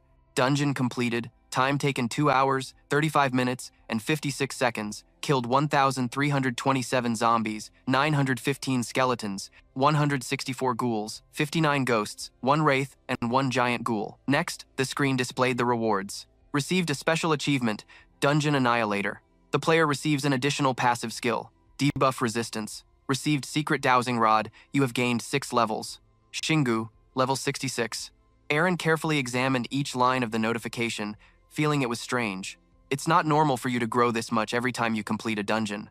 Shingu didn't pay much attention, waving his hand to find a random excuse. But I also grind plenty of small dungeons. They probably average everything out like that. She turned red with anger, letting out a long rant. Normal people can't clear a huge dungeon like this on their first try. If everyone leveled up at your speed, it would take them a whole year to conquer a difficulty 32 dungeon. Shingu lazily changed the subject. Yeah, I'm so amazing and wonderful. Let's check the special reward. The screen displayed information about the items one by one. Secret Dowsing Rod, B rank, a magical item that helps detect hidden secrets in dungeons. When it gets close to a secret, it will start to vibrate and will reveal the secret when used, disappearing after 3 uses. He held the item in his hand, figuring out a way to game the system. Although it disappears after 3 uses, if I search the surrounding area myself after it vibrates, I can discover the secret without even using the item. Seha rested his chin on his hand and observed, unable to hold back his admiration. Players of the adventurer type would probably love this treasure. Arin still felt that things weren't that simple. All you did was clear 1 dungeon, but you got an amazing item like this. Shingu held the newly received reward in his hand, ready for the next task. Now let's go find the shrine. Besides, I think we should use the essences of the wraith and the giant ghoul to exchange for a treasure. Arin, flying behind him, suddenly remembered what happened earlier. By the way, Shingu, how were you able to amplify the holy blessing I gave you? Shingu walked steadily and explained seriously. It's augmentation, but used in a different way. Hearing those 2 words, Arin became agitated. You used augmentation? If everyone could do it, no one would be afraid of undead monsters anymore. Shingu looked indifferent as if it were nothing. It'd be weird to say it's impossible. It's just that no one has ever tried it before. Arin was so angry, she started flailing her arms and legs. Then priests would no longer be treated like nobles just because they know how to use divine power. The altar was emitting a brilliant golden light. After a few seconds, Shingu said something a bit silly. I feel like the essences might pop out like popcorn if I pour them all in at once. Arin ignored what he just said, her gaze focused. I hope we get a few more hammers. Shingu didn't hesitate to wave his hand and throw the item onto the altar. Let's just use the wraith's essence. The results from giant ghouls and high-level monsters are usually better. A powerful light shot straight up, and a familiar weapon was faintly visible inside. Seha and Arin, flying behind him, couldn't help but feel confused looking at its silhouette. Its shape looks like a hammer. Yeah, you already have one. Shingu crossed his arms and waited calmly. Even though the Black Wolf's Claw is already enchanted, I still need to upgrade my weapons further. The system quickly displayed the information for Giant's Howl, rank C+, attack power 1,350 to 1,950, proficiency not over 400. Trait, a hammer containing the power of a mid-level undead. The living will feel dread upon touching it. Much of its power is still hidden. He picked it up and observed it closely, feeling it was quite heavy. It's much heavier than the Thunder God's gun. Arin crossed her arms and looked at the Giant's Howl, a speculation suddenly forming in her mind. I think its true rank is still hidden. It was the first time Shingu had heard of this, and he found it a bit hard to believe. Is that possible? A series of different weapons with various attributes appeared as Arin explained. Of course, this must be one of them. The type of treasure whose rank changes when its proficiency is maxed out and its traits are revealed. also known as a hidden piece. Over here, Seiha was filled with regret. I still regret that time we split the loot based only on the public rank. Shingu looked at his utterly defeated appearance and softly uttered, "That's a nasty wound." He put the weapon away in his inventory to prepare for something else. So, let's set this hammer aside for now and max out the proficiency of the Black Wolf's Claw first. Eren looked at the glowing altar before them. "What's it at now?" Shingu, preparing for the upgrade, answered briefly. "It's at 229. After hearing the hammer's level, Eren was surprised. Wow. Shingu's eyes gazed into the distance as a stream of thoughts ran through his mind. The max proficiency for the Black Wolf's Claw is 240, and there's still one more secret trait. Maybe it's also the mysterious puzzle piece. A portal appeared beside him at his command. "Let's get out of here." For some reason, Eren had a bad feeling. "I hope we don't end up on Mount Siarak." Hearing this, a flicker of worry crossed Shingu's face, but he quickly reassured her. "Don't say that. You're making me nervous." After getting fully equipped, he confidently announced, "All right, even if there are a lot of people out there, I still have this hat with me." The three of them stood before the portal, stepping inside one by one. Unexpectedly, the place they were transported to was the bottom of the ocean. Shingu was slowly sinking, his air supply dwindling bit by bit. The three of them struggled in the water, creating sparkling air bubbles. Eren was reaching her limit, stretching her hand forward. Suddenly, a golden key appeared in Shingu's hand. By now, he had sunk to the very bottom of this place. His hand accurately plunged the key straight into the ground. Suddenly, a large, radiant circle appeared beneath their feet. In the moment before they vanished, the three of them stood before the portal, stepping inside one by one. Unexpectedly, the place they were transported to was the bottom of the ocean. Shingu was slowly sinking. He suddenly saw bloodshot eyes observing him through a crack. They were huge, grotesque eyes, webbed with blood vessels. Shingu tried to open his eyes wider for a better look, but being underneath made it difficult to move. Her face flushed as she recovered. Why didn't we think of this before? The earth is mostly covered by water, so most players would fall into the ocean, not on land. Shingu slowly took off his heavy, soaked jacket. About that, I should have killed that thing we saw before coming back. Areen had been suffocating earlier and didn't get a good look around. There was an underwater monster there? Are you sure it wasn't a whale? Seeing this, Shingu bluntly made a suggestion. Do you want to go out and check? For someone as small and afraid of water as Areen, the answer was a definite no. Shingu picked up his phone to check for notifications. After checking, his voice held a hint of disappointment. There's no new information related to them. Eren peeked over his shoulder and gently comforted him. If you think about it, that's only natural. An image of the bizarre, mutated creatures appeared in his mind as she spoke. It hasn't been that long since monsters first appeared on land, but it requires more complex conditions for them to appear underwater. First, they need to be able to move underwater. Seiha was only just now able to stand up. If dungeons also broke out underwater, can you imagine how many monsters would drown the moment they escaped? Shingu stroked his chin, seriously analyzing the problem. The ocean must be really polluted. Eren crossed her arms, trying to come up with other reasons. Maybe some countries have already invested in the ocean to collect monster corpses. Shingu teased her, half joking. Do you think fish have been eating them? Now it was Seiha's turn to be speechless, not knowing how to explain. Haha, if fish ate them and became a new species of monster, we wouldn't be able to sit here and joke about it, right? Both Shingu and Eren were stunned by the other's bold thought. Seiha, oh Seiha, didn't expect them to react so strongly and quickly tried to clarify. What's wrong? That kind of thing only happens in comics. Shingu, who was on the same wavelength, suddenly declared, no, maybe that monster is gnawing on other monsters that escaped from the dungeon. It looked exactly like a fish. His genius brain went into overdrive, imagining a fish eating a zombie. Eren was speechless with these two. Why are you even trying to picture that in your head? Shingu temporarily brushed the issue aside, his hand pulling up his shirt to reveal his toned abs. Let's take a shower first since I'm soaked. Seiha, you should shower with me. Hearing the suggestion, Seiha couldn't hide his excitement. Yes, boss. The two of them, one big and one small, stripped down without any hesitation. Eren, being the only girl here, pretended to be shy but was secretly enjoying the view. Hey, wait, don't make a mess like that. Waves of warm water washed over Eren's body. After a relaxing shower, she stepped out, using a towel to dry the remaining droplets in her hair. Shingu had already changed into simple clothes and noticed the strange expression on the person who had just come out. Why the long face? Are you mad because we showered first? Not knowing what nerve he'd struck, Eren retorted irritably. It's not like that. She thought of the bleak future, her expression turning sad. Monsters are flooding the oceans. That means humans won't be able to use them anymore. Shingu imagined a scene of heroes fighting mutated monsters. No, it would be like in the movies, hiring players to guard their ships. He quickly snapped out of it and focused on the main issue. All right, Let's forget about the problems of the ocean and sailors and focus on our job. Come on, we need to conquer more dungeons. They walked to the door, but Aaron, still haunted by the previous experience, was a bit hesitant. Could the next dungeon also be an underwater one? Shingu, leading the way confidently, didn't comfort her but teased instead. Maybe. The system displayed a notification. Starting. Ant Cave Area 127, Syrian Cemetery, completion time limit of 12 hours. This time, everyone was transported to a cave. Shingu crossed his arms and lazily glanced around. Ah, I knew it. Aaron, seeing something, looked a bit dismayed. Seriously? Seiha pointed at the person who had just appeared in front of their boss. The spirit this time is an old man. The old man had a haggard face with only a few teeth left. You've finally come, the heroes who will avenge me. Shingu, seeing the spirit's strange form, leaned over and whispered, "Is this a vengeful spirit disguised as someone else?" Aaron stared intently. He couldn't make an assessment from observation alone.